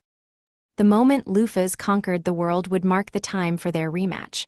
For that purpose, Bennett Nash would spare no effort. The 2 of them would settle things the moment Luphaz stood at the top of the world. That was Bennett Nash's heartfelt wish, probably the first one she ever had. It was often misunderstood, but Bennett Nash didn't particularly hate loofahs. Sure, she was somewhat unsatisfied having had her reputation as the strongest damaged, and for having been brought down from her position, but that had only occurred because she was too weak. She neither regretted what happened nor hated loofahs for it. In fact, she was thankful to loofahs and respected her. If Bennett Nash were asked to name the person she respected the most in the world, she'd name loofahs without a moment's hesitation. She didn't hate loofahs. In fact, she liked loofahs. Her feelings for loofahs were earnest, strong, and blazing hot, much like an innocent girl towards her first love. In fact, her feelings were very similar to love. It was only that all her feelings translated into the urge to kill. She just expressed her love through lethal attacks filled with murderous intent. That was why Bennett Nash swore that she would be the one to kill Loofah's Mafahel. She wouldn't let anyone else kill her, and she wouldn't allow herself to be killed by anyone else. That was why she was so unsatisfied with the previous ending. She would never forgive those who had ruined her battle with Loofahs. Everything started when Bennett Nash asked for her rematch with Loofahs. It was a pact arranged between the two of them. On the eve of Loofah's hegemony over the world, she and Bennett Nash would fight. Loofahs made good on her word, and the two of them clashed with enough strength to destroy the world. The great conqueror gained her extraordinary strength through the golden apples formed with her power and from stat-boosting items made through alchemy. Meanwhile, Bennett Nash realized her potential after gaining a fated rival in the form of Loofahs, and she herself had reached level 1000 as well after taking in an immeasurable amount of mana. The two of them were well outside the norms of a vampire and a heaven-winged, and they used skills on each other that defied common sense without reserve. That time they fought was exactly what Bennett Nash had been waiting for, and she believed that it would continue until one of them was dead. Eventually, their fight reached its climax, and Bennett Nash was cornered. She was covered in wounds. Her natural regeneration as a vampire was unable to keep up, and she would most likely fall if she were to take another full-strength attack. On the other hand, Loofahs was still calm and composed. Bennett Nash had no choice but to admit that Loofahs had the overwhelming advantage. Of course, Bennett Nash hadn't given up. After all, if she only had one attack left, then it would be fine as long as she won with that single attack. Let's go, Mafahel. It all ends with this last attack. Yeah, you're right, come Bennett. As always, Loofahs looked calm and composed as she motioned for her opponent to come at her. To Bennett Nash, she was both hateful and absolutely precious. If I'm going to lose, at least let me get in one last hit. I'll put everything I have into it and carve my existence into her so I'll never be forgotten. No, I'll win. I'll use my last attack to pierce through her heart. Bennett Nash ran forward, filled with the intent to win. Loofahs made to intercept. The betrayal was too sudden. The moment they were about to clash, some sort of interfering magic was cast on Loofahs, which was layered with another interference skill to make her stop in her tracks. Noticing this, Bennett Nash also stopped and tried to divert her attack, but the momentum wasn't easy to stop. While her claws missed Loofah's vitals, she still gouged out Loofah's flank, causing it to blossom red. You bastards, what's the meaning of this? Of course, Bennett Nash was enraged. From her perspective, someone just interrupted the climax of the fight she'd been waiting so long for. It'd be impossible to expect any other reaction. She fixed the culprits of the interruption, the 7 heroes, with a hate-filled glare. She quickly noticed that they were acting strangely. They were overflowing with divine power, something that would normally be impossible. Right now, they had enough power to be able to match Bennett Nash herself. What the hell? Sure, the 7 heroes are strong, but they shouldn't be this strong. Bennett Nash's expression was one of fury, but the 7 heroes didn't respond at all. In fact, they were completely silent as they restrained Bennett Nash with magic. Normally, she wouldn't have been caught with such a spell. Even if she were, she'd be able to break out immediately, but Bennett Nash was wounded. She was no longer able to move a muscle. She was forced to the ground, miserable and unable to do anything but watch what was about to happen. Sorry, Bennett, looks like something's come up. We apologize, but we'll have to call this fight a draw and wait to settle things until next time. W8 Mafahel. Don't worry, we will come back. Keep polishing your fangs until then, she said, before leaving Bennett Nash and never coming back. After that, it was exactly as the history book said. Thanks to the wounds caused by Bennett Nash, Lufas was cornered and lost to the 7 heroes. Bennett Nash was once again forced to accept a draw in name only, and because her rival and enemy was gone, she'd lost her reason to live. Thus, she completely lost interest in the world at large, becoming totally indifferent to all things as she shut herself in her own coffin. Bennett Nash learned from her followers reports that Alioth and the rest of them were going to try to fight the Devil King, as well as the fact that they had asked for her assistance, but she ignored all of it. Bennett Nash knew that their betrayal was not something done of their own free will, but she still couldn't bring herself to forgive them. Instead, she completely stopped bothering with world events. No matter how many heroes died or how much danger humanity was in, she wasn't roused at all. The turning point for Bennett Nash happened 50 years after Lufas's defeat. The Devil Folk brought a huge number of grunts with them and attacked her country, so she decided to get some light exercise in and completely crush them. The only one among them even worth fighting was the Devil King, and he dropped a huge bomb on her. Just what I'd expect from a vampire. I understand why you were the only one said to be able to fight Lufas Mafahal one-on-one. On that note, you aren't all the rumors make you out to be. Sure, you're strong enough to make it worthwhile, but that's it. They were not evenly matched. Though the Devil King acted composed, he was covered in wounds, and his clothes were destroyed as well. On the other hand, Bennett Nash was pretty much untouched. She'd been in total control of the battle, but she'd vaguely understood that the Devil King had yet to show his true strength. She was confused as to why he never showed any sign of getting serious even after being pushed to this point. Such a shame. If you had joined in back then, this world may have been different. Whatever, I don't care what happens to that lot. How harsh, is that because they interrupted your showdown with her? Choose your next words carefully, or I might just rip apart that talkative mouth of yours where you stand. Right on the mark, Hut. Bennett Nash broke the sound barrier as she swept at him with her claws. Blood blossomed, and the Devil King retreated, having lost his entire right arm. His expression remained fearless, and it looked like his lost arm didn't bother him in the least. Now, let's just calm down. Alker. Right, Alker is our name for Lufas. She told you that she'd return, didn't she? You just rushed to conclusions. You talk as if you know something. Because I do. The Devil King held his arm up to his arm's stump as he spoke. When he did, the arm stuck and went back to normal, as if it had never been cut off. While flexing his fingers to confirm his range of movement, he continued speaking words that were like the devil's whisper to Bennett Nash. Lufas Mafahal will surely return in? Let's see, according to her, around 150 years, I believe. That shouldn't be that long for a vampire like you. Just wait patiently. Your wish will surely be granted. Even now, Bennett Nash had no idea how the Devil King had known that. Neither did she have any idea about the mysterious her he'd alluded to. But Lufas would in fact return. Then that's fine. This reality is everything. I don't care about anything or anyone else. If this is real, then that's fine. I don't need anything else. Bennett Nash had continued to wait patiently in her own room, to which her followers were forbidden entry, to sense her fated enemy and rival. 3. The capital of the vampire country, Mjolnir, had been made under the premise that it would forever be night there. The country's airspace was constantly covered in dark clouds thanks to Bennett Nash's magic, blocking out all sunlight from the area. The concepts of morning, noon, and even evening didn't exist in this place. All times of day were the middle of the night, but only for the area around the capital. Probably thanks to that, the capital was very well fixed with light sources. Man-made light illuminated the entire city. It might have been too dim for other races, but it was perfect for vampires. The architecture itself was pretty much exactly that of Europe in the Middle Ages or something like it, though in the end, it was still somehow different from a normal townscape. Every building was fancy enough to be mistaken for a castle. Not one of them looked like a normal or shabby house.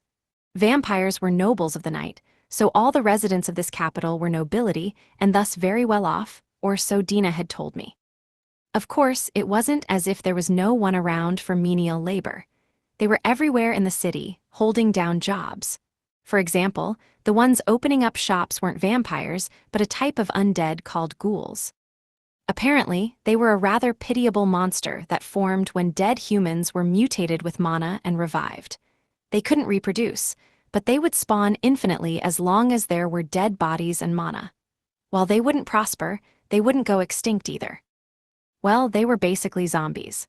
The only ghouls in the city were fairly pretty and clean, so the fact that they didn't reflexively cause any physical disgust was a faint silver lining, I guess. If you ignored the fact that they were deathly pale, they basically looked like normal humans, and they could hold a conversation too. They had nowhere else to go, but they were allowed to settle down in Mjolnir. Apparently they were barely scraping by, since they were basically slaves. While I did think they were pitiful, they probably had it pretty good just because they had a place to live. There was no way they'd be accepted by other countries, so if they were rejected here, the only fate awaiting them would be extermination as one of the undead. The ones that were more heavily damaged weren't even allowed into Mjolnir. Life sure was tough. At any rate, the point was to never erect graves in places where mana was thick. That was why most graves in this world were built near churches and protected by mana-repellent barriers put up by acolytes. If they weren't, it'd cause a huge outbreak of ghouls. But even with these countermeasures, ghouls still spawned. One of the reasons was probably because those who were afraid to die liked to build their graves in places with high amounts of mana to try to revive as ghouls. It wasn't like I didn't understand their feelings, but was this something really worth becoming a ghoul for? Still, even though they were ghouls, they weren't that scary. Since their personality in life was reflected in death, there were good and bad ghouls, just like how there were good and bad people. Good people stayed good as ghouls, and the same went for evil people. Of course, in that case, the latter would be turned to ash, because then they'd just be a harmful monster. 1 Clatida. Sure thing. When I gave my order to the pale, old ghoul pulling along his cart, he used a clean glove to pull out something that looked like a crepe. After I paid, I bit into the snack, and the taste of strawberry jam filled my mouth. Just because he was a ghoul didn't mean he'd hand me something rotten. At any rate, the vampires were the wealthy class in the capital, and the ghouls were the working class. Also, the pathways were a little unique. I figured it out because I'd flown in, but this capital had a pretty funny shape. The capital itself was a perfect circle, surrounded by a wall. As for the insides of it, the city's large thoroughfares drew a heptagram. It made me want to take my time and sightsee a little, but unfortunately that wasn't the purpose of my visit. The reason I was here was, of course, due to Bennett Nash's invitation. To be honest, I'd wanted to do something about Leon's demi-human union thieving first, but I couldn't predict what Bennett Nash might have done if I'd left her alone. In the worst case, I might have gotten pincered by Bennett Nash and Leon, so I decided to leave Leon to Dina and the other 12 stars and came here on my own. Now that I thought about it, this was the first time since I'd been summoned to this world that I was completely alone. Well, maybe we could sightsee a little. Let's just take a quick lap around. It's not every day I'm in the vampire's country. Let's check it out, I thought, but a voice called out from behind me. Hey. I turned around, and there was this country's princess with her arms crossed, looking unhappy. I noted this already, but you've got some light footwork there. Damn. I had to wonder if it was okay for one of the 7 heroes, not to mention the one called the Vampire Princess, to be wandering around town like this. It's you, Bennett. Don't it's you, Bennett me. I sensed you coming, but no matter how long I waited, you didn't show up at the castle. To think that you had the guts to ignore me and go sightseeing. Now, don't be in such a rush. We still plan to face off with you later. This was just a minor point, but every time I tried to refer to Bennett Nash it ended up coming out as Bennett, her nickname. This was most likely because it was what Lufus herself had used. Also, Bennett Nash didn't seem weirded out by it at all, strangely enough. I thought I had her solidified in my mind as someone dangerous, but for some reason, that was overtaken by feelings of fondness. It was different from romantic love, of course, but it was hard to explain. For example, if you were talking to an equal and a friend, you wouldn't be able to avoid feeling close to them, right? Surprisingly, Bennett Nash may have been the person that Lufus acknowledged the most. By the way, do you have any recommended tourist spots here? Also, we're looking for souvenirs, and we haven't been able to find any.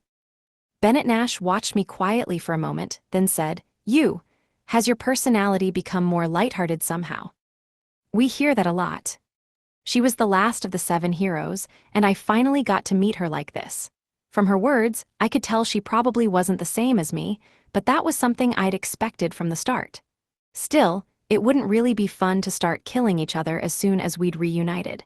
I wanted to talk for a while and learn how she was as a person. Is this strange? Anyway, wasting time in a place like MG. I bought an extra Clatida and shoved it into Bennett Nash's mouth to stop her complaining. Don't be so stiff. We've finally reunited. Wouldn't it be boring to just start killing each other right away? Come on, show us what there is to see in your capital. Image summary, manga illustration of 2 women. One woman is silenced as another shoves a cone-shaped snack into her mouth. It was true that the other members of the 7 heroes had nicer personalities. Strangely enough, I felt closer to Bennett Nash than any of them. After all, she didn't have any weird hang-ups about me. She didn't overly worship me like the 12 heavenly stars, nor did she harbor feelings of guilt like the other 7 heroes. She wasn't afraid of me either, and she wasn't inscrutable like Dina. She was just so natural. She stood on the same level I did, which was strangely comfortable. Well, I guess I'm plenty weird to be feeling that even though her killing intent is crashing into me like nothing else. Led by Bennett Nash, we came to a place that seemed like an arena. She probably wanted to start fighting already, but as soon as I had threatened to leave, she'd easily folded and started to lead me around tourist spots. She was truly easy to handle. If possible, I'd have liked to continue dragging things on with a relaxed air just like this until she eventually forgot about fighting completely, since from what I'd heard, defeating Bennett Nash now would be terrible for humanity. It was precisely because Bennett Nash was around that the devil folk couldn't continue their invasion. Looking at it another way, that also meant that as soon as she was gone, they could do as they pleased. Personally, I'd have liked to delay the fight. This is a monster coliseum. We pit captured monsters against each other and bet over the outcome. It's the most popular form of entertainment here. What a bloody piece of entertainment. Monsters from Tiaving have been attacking a lot recently, so there's no shortage of contestants, even if we execute some. She said something so creepy with such ease, but to be honest, it wasn't that weird based on the rate of this world's advancement. Even back on Earth, executions had been a form of entertainment in the Middle Ages. There have been records of public executions drawing huge crowds in places like France and Britain, after all. On top of that, this was the country of vampires, who were known to be belligerent. Not to mention, the ones being executed were monsters from an enemy nation.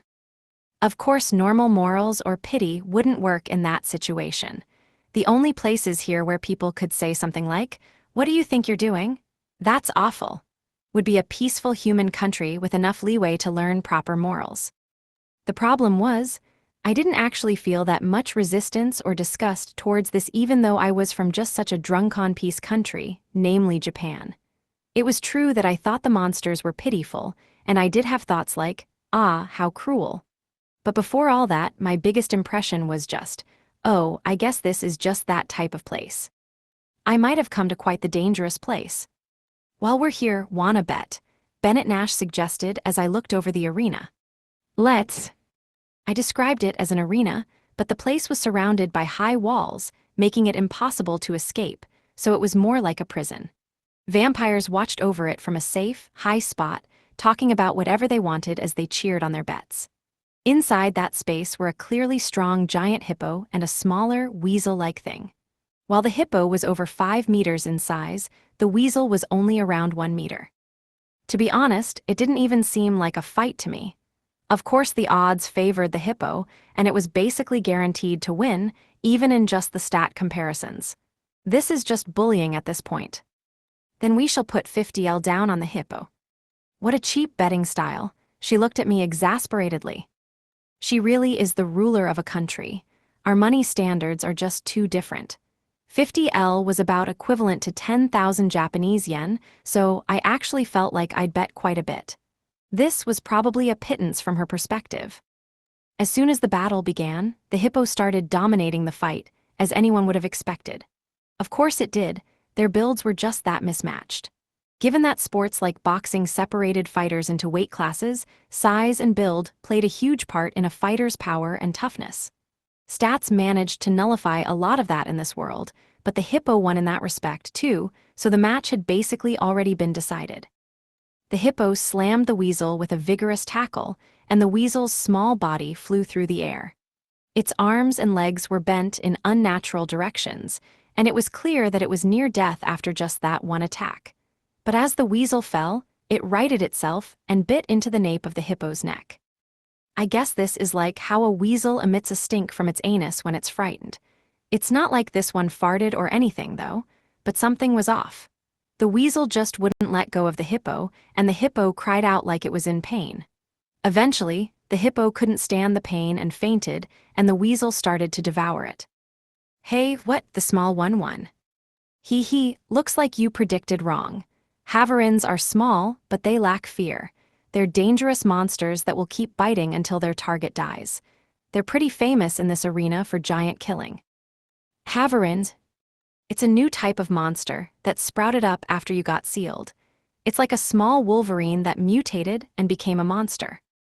I looked around and noticed a lot of resentful vampires who were yelling things like, "That thing won again."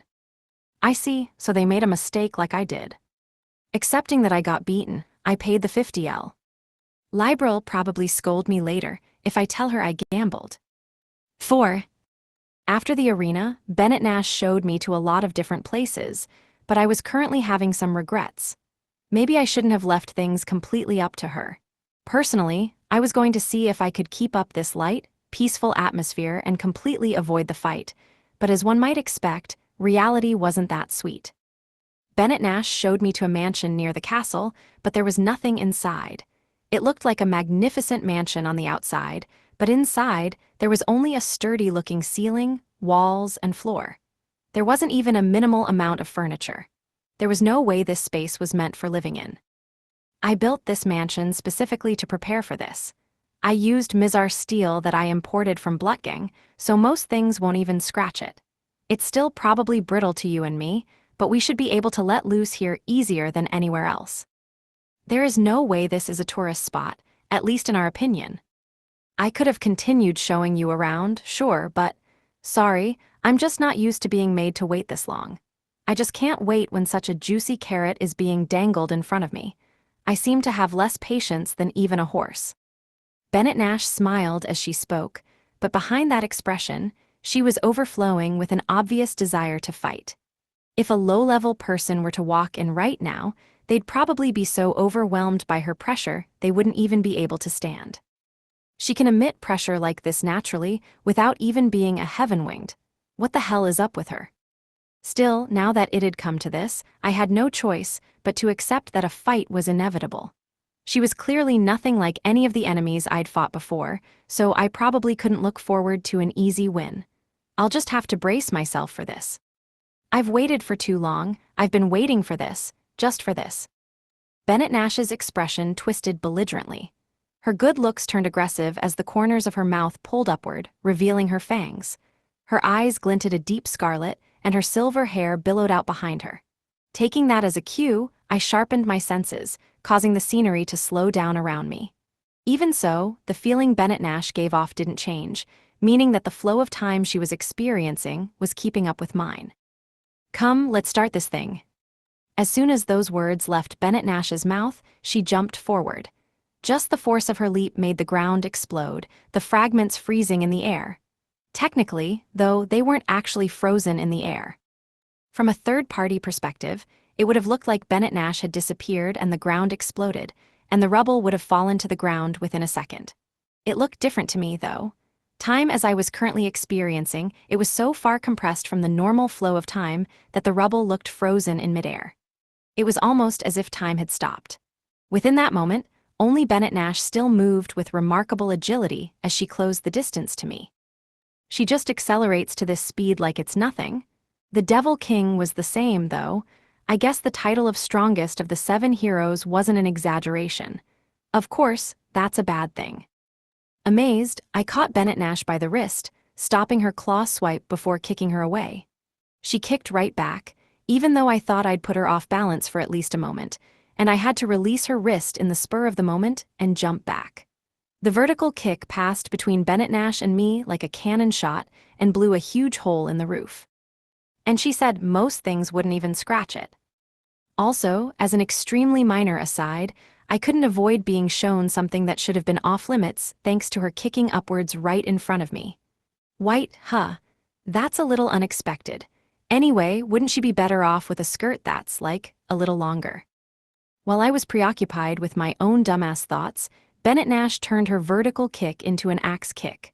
While there was no way it would hit given our physical distance, I also couldn't imagine her completely whiffing either. I settled on taking a half step away, and as I suspected, a black slash passed through the place I just was. Magic and a high-powered spell with no chance fired from her leg, but I didn't have the leeway to naturally process the surprise. Bennett Nash was already moving on to her next attack. A black glow started to condense in her hand before she unleashed a torrent of darkness that was like a pure incarnation of destruction. Is that a big-ass laser? Or, like some sort of death and destruction beam? I'd be a little hard-pressed to describe it in words, but for now, it'd be easy to understand as something often seen in manga. The attack traveled in a straight line, and though I dodged it, the beam continued on and pierced a hole in the wall of the mansion before flying off into the distance. Ah, crap. This place straight up can't withstand having Bennett Nash in it. Anyway, I can't just stay on the defensive. Let's go on the attack.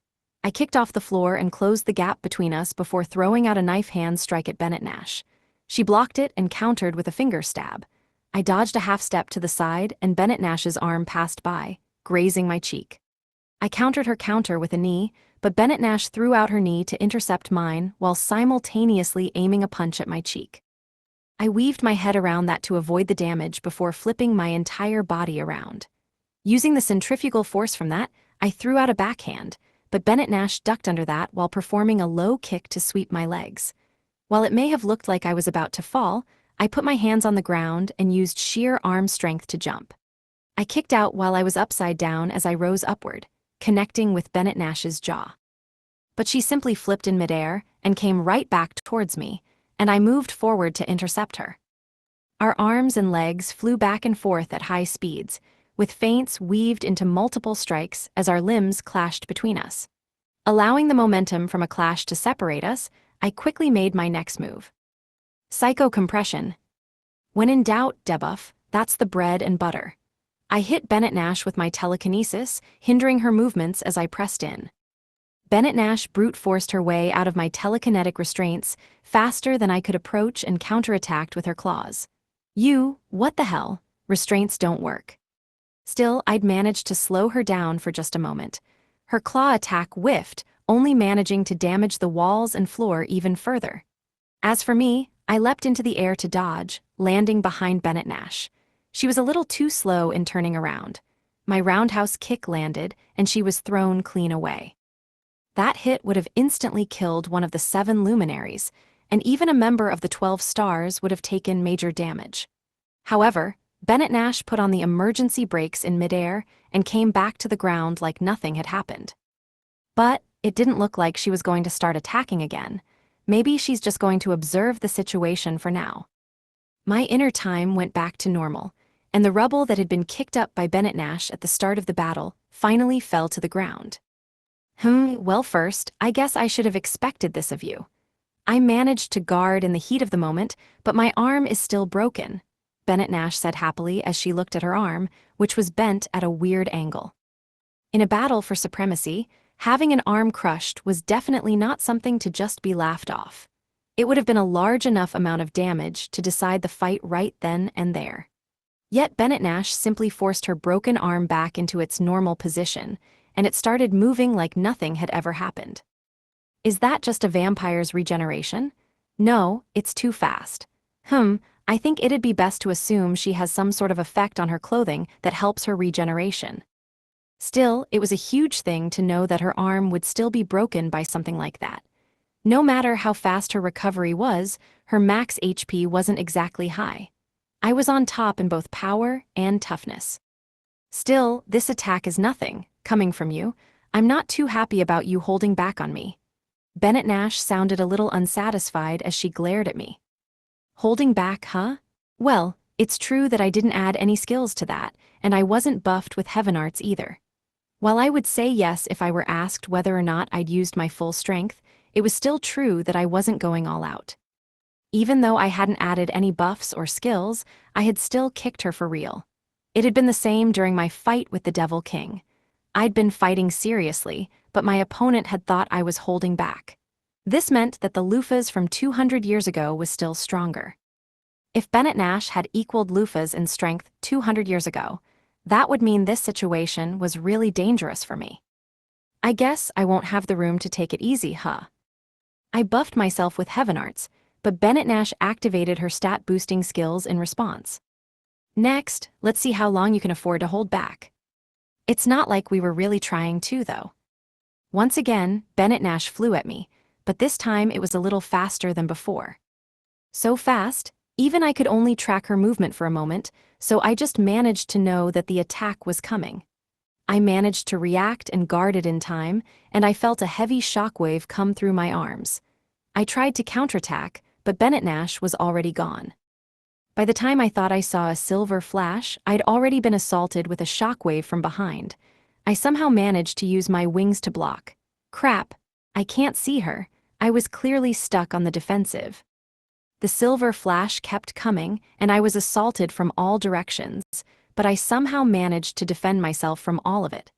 I wanted to counterattack, but I couldn't even find her, so there was nothing I could do. I was barely managing to see her afterimages, so I was capable of defense, but I couldn't win that way. Then there's only one thing to do. I predicted the next attack and threw out a punch while discarding all thought of defense, trying to take her down with me. My fist connected with Bennett Nash's face. Her attack hit my cheek at the same time, but my power trumped hers. While I bent backward slightly, Bennett Nash was blown backward as if she weighed nothing, and her beautiful face was wet with blood. She was laughing fiercely, though, and she jumped right at me again while her wounds were still regenerating. Hey, come on, wouldn't you normally hesitate for a bit after that? Not caring at all that she'd been countered, she continued her attack on me. While I was being pushed back by her, I was reminded of the arena fight between the two monsters I'd witnessed earlier. That Wolverine-like monster. It was a Haverin, right? That thing also fearlessly challenged a monster with better stats and body build than it, and it even won. Nothing's scarier in a fight than someone with no fear. Not faltering meant they didn't care about their own safety, and that was hard to deal with. It was a lot like the saying, "Cowards live longer." I wasn't denying that. In fact, it was probably the truth. Being daring and resolute sounded nice, but it also basically meant completely ignoring one's self-preservation instincts. There was no way for anyone like that to live long. However, the ones with no fear were the scariest once the fight started. Bennett Nash was exactly that type. She was, without a doubt, betting everything on this single fight. It hadn't been an exaggeration when she had said that she'd been waiting for 200 years. She thought it'd be fine if she died here. Even if I managed to inflict a wound that would be with her all her life, she wouldn't care because she was already fine with dying. She was going to keep going until one of us was dead. That was the entire reason why she'd brought us here. She's definitely the strongest one I've fought so far. Transmute Winter of Swords. I used alchemy to form a sword and stabbed it into the ground. Countless swords spawned from the ground, turning into an inescapable area attack towards Bennett Nash. I didn't expect to defeat Bennett Nash with just that attack, of course, but being able to control how she moved would be useful. Trying to wind her way through the swords would slow her down, and if she tried to break the swords in her path, then I'd be able to see her as well. But she did neither of those things. I couldn't see Bennett Nash in the crowd of swords at all, so there was only one answer. I jumped without any confirmation of my hunch, managing to tackle Bennett Nash in midair just as she was about to assault me from above. Attacking me from the ground would have been more difficult because of all the swords, which meant that attacking from above was much easier. Huh? I grabbed Bennett Nash's arm and slammed a kick into her soft belly. At the same time, I slammed my elbow into her back, scissoring her between my knee and elbow. Blood came out of Bennett Nash's mouth, and I flew away, carrying some guilt with me. I broke through the ceiling and rose up into the sky. Once I was high enough that Mjolnir's buildings looked like small specks, I dove down. Using my downward momentum, I threw her onto the ground far away from the city, and I followed up with a skill. Transmute Hrungnir's right arm. Sand and rocks swirled up from the ground, rising up above the clouds. When I swung down my arm, the cloud parted, giving way to a gigantic fist. The gigantic fist had been made with an alchemist's skill, and it weighed several dozen tons. It mercilessly crashed into Bennett Nash, emitting a loud sound and caving in the ground. The attack ended, and I looked over at the giant fist I'd made. How was that? Did that attack end it? Or maybe I went too far? It'd be nice if she just got knocked out from this. My hopes were easily dashed as the giant fist grew cracks. It was obvious who was making those cracks. Eventually, the fist completely broke down, and the silver-haired vampire princess flew out of it, stopping in front of me. It looks like it did something, but she's still smiling. As I thought, that was quite the attack, but you're still being kind. Am I not worth getting serious over, or? Bennett Nash's eyes glinted dangerously, and her laugh exposed her fangs. Crap, I have a bad feeling about this. If I get serious first, will you finally get in the mood? Yep, there it is, the I wasn't going all-out declaration. I kinda felt like that was the case. Damn it. 5. The pressure I felt from Bennett Nash increased. I reflexively broke out in a cold sweat, and I understood that I was being overpowered. Damn, this is no joke. To think that I, who usually pressures other people, am getting affected by pressure myself. Bennett Nash's silver hair waved in the wind, and thunder sounded. As if in response, the dark clouds that had been covering the skies cleared away, and moonlight shone over all of Mjolnir. Normally, Mjolnir was covered in Bennett Nash's magic, which shut out the rays of the sun, but now that she'd gotten serious, that magic had probably got cancelled. This meant that the mana she'd been using on the spell until now had returned to her, and even worse, tonight was a full moon. In other words, Bennett Nash was now being buffed by the full moon on top of having gotten some of her strength back. In the game, vampires being strongest under a full moon was just lore. A full moon didn't exist in the game in the first place. Nighttime always revealed a crescent moon in the game, showing off how many corners the devs had cut, but here, everything that just been lore actually had an effect. The waves of magic power I could feel rolling off Bennett Nash got stronger, and it didn't end there. I'm thankful to you, Mafal. If I hadn't met you, I probably wouldn't have been able to come this far. So, this is the greatest show of respect I can give you. No, this is quite enough. I don't need any more. Please, spare me. But there was no way I could put such pitiful thoughts into words, and once again I cursed this body's speech patterns. Come on, at least let me complain. If you won't get serious, then that's fine. That just means I haven't made you feel like it yet, so I'll show you what I have first. This is what you showed me long ago, the world beyond level 1000. Bennett Nash said as her silver hair started to shine. Huh? No, wait. Seriously, wait a second. Level 1000 is the hard limit of this world, right? At the very least, level 1000 was the limit to my knowledge, and any extra strength beyond that had to be achieved with stat-boosting items. But of course, Bennett Nash wasn't talking about that. Bennett Nash shrieked. The pressure she gave off multiplied explosively, and her whole body started to glow silver. A storm started to brew with her at the center. The earth shook, and it was as if Midgard itself were quaking in fear. Finally, the ground itself cracked, and all the clouds were erased. However, even without the clouds, the lightning didn't stop. The magic power flowing out of her in waves was messing with the surrounding mana in the area, probably changing it. Eventually, the storm subsided, only leaving Bennett Nash, still enveloped in silver light. I already felt like I couldn't keep up with Bennett Nash, and now she had even more power. Her silver hair glowed. Aw crap, I can't see her stats, but I can still tell this is bad. She's gotten a power-up that's somehow worse than the goddess's buff. The hell? She's a monster. Now let's do this, Bennett Nash said before she disappeared. Alarmingly, at the same time, I felt a shock as if I'd been punched by something, and my point of view quickly started to shift forwards. The way I felt it, the pain came before I realized I was punched. I was blown so far that, for a second, I couldn't see Mjolnir anymore, but I managed to put on the brakes and made an emergency landing. Even so, I still couldn't see Bennett Nash at all.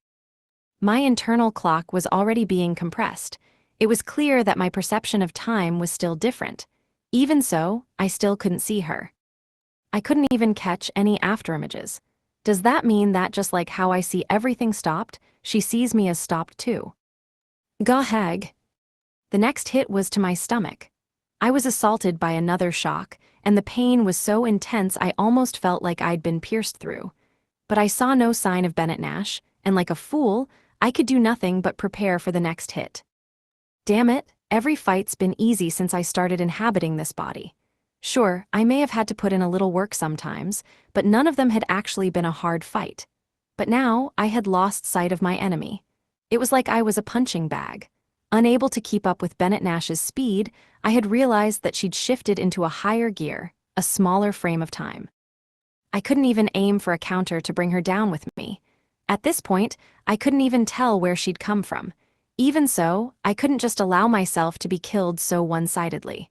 This time, I'm going to predict how she'll move. Transmute, Winter of Swords. Countless blades sprung up from the ground, limiting Bennett Nash's movement. Now, with this. I was shocked to find out my plan was too short-sighted, and I was made to come to the painful realization that the gap between us was so wide that such small tricks wouldn't work. Of all things, all the blades in front of me were shattered at once, and Bennett Nash, accompanied by Silver Lightning, punched me flying before I could even put my guard up. I didn't even have time to right myself before she caught up, continuing to hit me in the stomach, then back, jaw, and flank. The force from the hits assaulted me one after the other. This is bad, there's no way, she's too strong and too fast. At the moment, I couldn't even tell if I was being punched, kicked, or even hit with magic. The only thing I understood was that I was being beaten like a punching bag. Now this is just broken. I mean, what the heck even is the world beyond level 1000? I have no idea what that even means. Still, she's seriously strong. Oh look, I got hit again. This time, it was my shoulder. I was slammed to the ground, and I could feel a magic spell hit my back. I heard over and over again that she was strong, and to be honest, I'm stumped. I never thought she'd be this strong. She'd always been on a different level from everyone else, even when I first met her. I guess this is the result of meeting me and aiming even higher. This is great. I love it. No, the hell does when I first met her mean? That's not me. That's Lufa's. Oh no, I'm losing consciousness thanks to all the hits I took. My memories are getting all jumbled up, and even I can tell I'm confused. Strangely, I didn't feel panicked or annoyed. In fact, I was filled with respect and joy. Well done getting this strong. It's amazing that you polished yourself this diligently. Seriously, you're amazing. Honestly, I can only bow to you. Getting this strong must have taken an incredible amount of effort. That was why we were already laughing before we realized it. This situation was too fun for us not to. Ah, seriously. I'm so happy, Bennett. Well done climbing this high. The aura Lufa's let off changed. Bennett Nash felt it keenly, and she stopped attacking and put some distance between them. Up until now, she'd been attacking one-sidedly, but she'd never once thought she had the upper hand. After all, she knew that Lufa's Mafahal's true strength was nothing like what she'd shown so far. The enemy and rival that Bennett Nash had wanted, feared, loved, and chased after could never be so weak. That was why she was so sure that Lufa's would definitely show herself, and she finally had. You're here. Ahem. Lufa's composed smile never broke as she stood up and gave Bennett Nash a look before moving on to her surroundings. She moved as if she were looking at something nostalgic, which gave Bennett Nash some pause before she quickly gave up thinking about it. The important thing is the present and everything that is here. Lufa's is finally getting serious. I'm fine with just that. So it really was you. We knew you would be the one to wake us up. What? Ah, don't worry about it. We're just a little drowsy. We have been half asleep up until now. Well, we expected all this though. Lufa's took a step forward. Following her lead, Bennett Nash unconsciously took a step back, and she realized she was afraid of Lufa's. That's right, this is the real Lufa's Mafahal, the only one I respect and my feared enemy. She, Lufa's Mafahal, has to be like this, Bennett Nash strongly reminded herself. She took a step forward as if to make up for the one she'd taken back. Thanks to you, we are awake. That was a bit too extreme for a wake-up call, but it was perfect for us. We believed that you would be the one to smack us awake. That means it was worth coming here. Lufas giggled as she extended her black wings. We can't do this with Ares or Scorpius. They're excellent in their own way, but we'd be able to deal with them even while half asleep. Lufas paused. We have to give you our thanks, Bennett. Lufas gathered mana in both her hands. Both divine power and magic power circulated around her equally as she gathered more and more power. There's no doubt, right now, Lufas is totally in the mood to go. The black-winged conqueror, who once ruled the world 200 years ago, overcame time to finally stand before Bennett Nash. Her joy at that fact had Bennett Nash's mouth curving upwards, and she once again ran off at almost the speed of light. Arg! With a war cry, Bennett Nash charged at Lufas at her maximum speed and with all the strength she had. This assault was nothing like how she'd been acting until now, trying to get a sense of what was up. Bennett Nash was now focusing everything she had on this attack.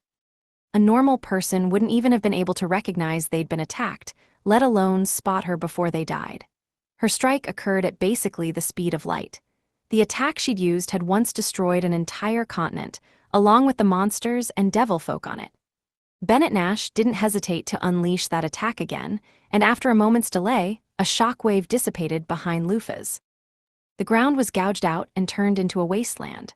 The forest that had been behind her was completely destroyed, not a single trace left behind. Both the sea and the sky split, and even then, the wave of force didn't stop as it split the atmosphere too. Mizgar's wasn't the only casualty of Bennett Nash's attack either. A single asteroid of around 5 kilometers in diameter that happened to have been close to Mizgar suddenly, and without any warning cracked, caving in on itself. After a few seconds, it completely disintegrated, turning into nothing but space dust. Bennett Nash's attack literally destroyed a heavenly body, of all things. Her strike was transcendent, fitting of the strongest of the 7 heroes. But the vampire princess all-out strike, which could even destroy an asteroid, was stopped by just the tip of Lufas's finger. The ground, and even an asteroid behind Lufas looked as disastrous, as if they'd been hit directly, but the fingertip that taken the full brunt of Bennett Nash's strike wasn't wounded at all. In fact, the attack hadn't even broken through a single layer of skin. Bennett Nash froze for an instant, but she quickly moved on to her second attack. I knew this would happen.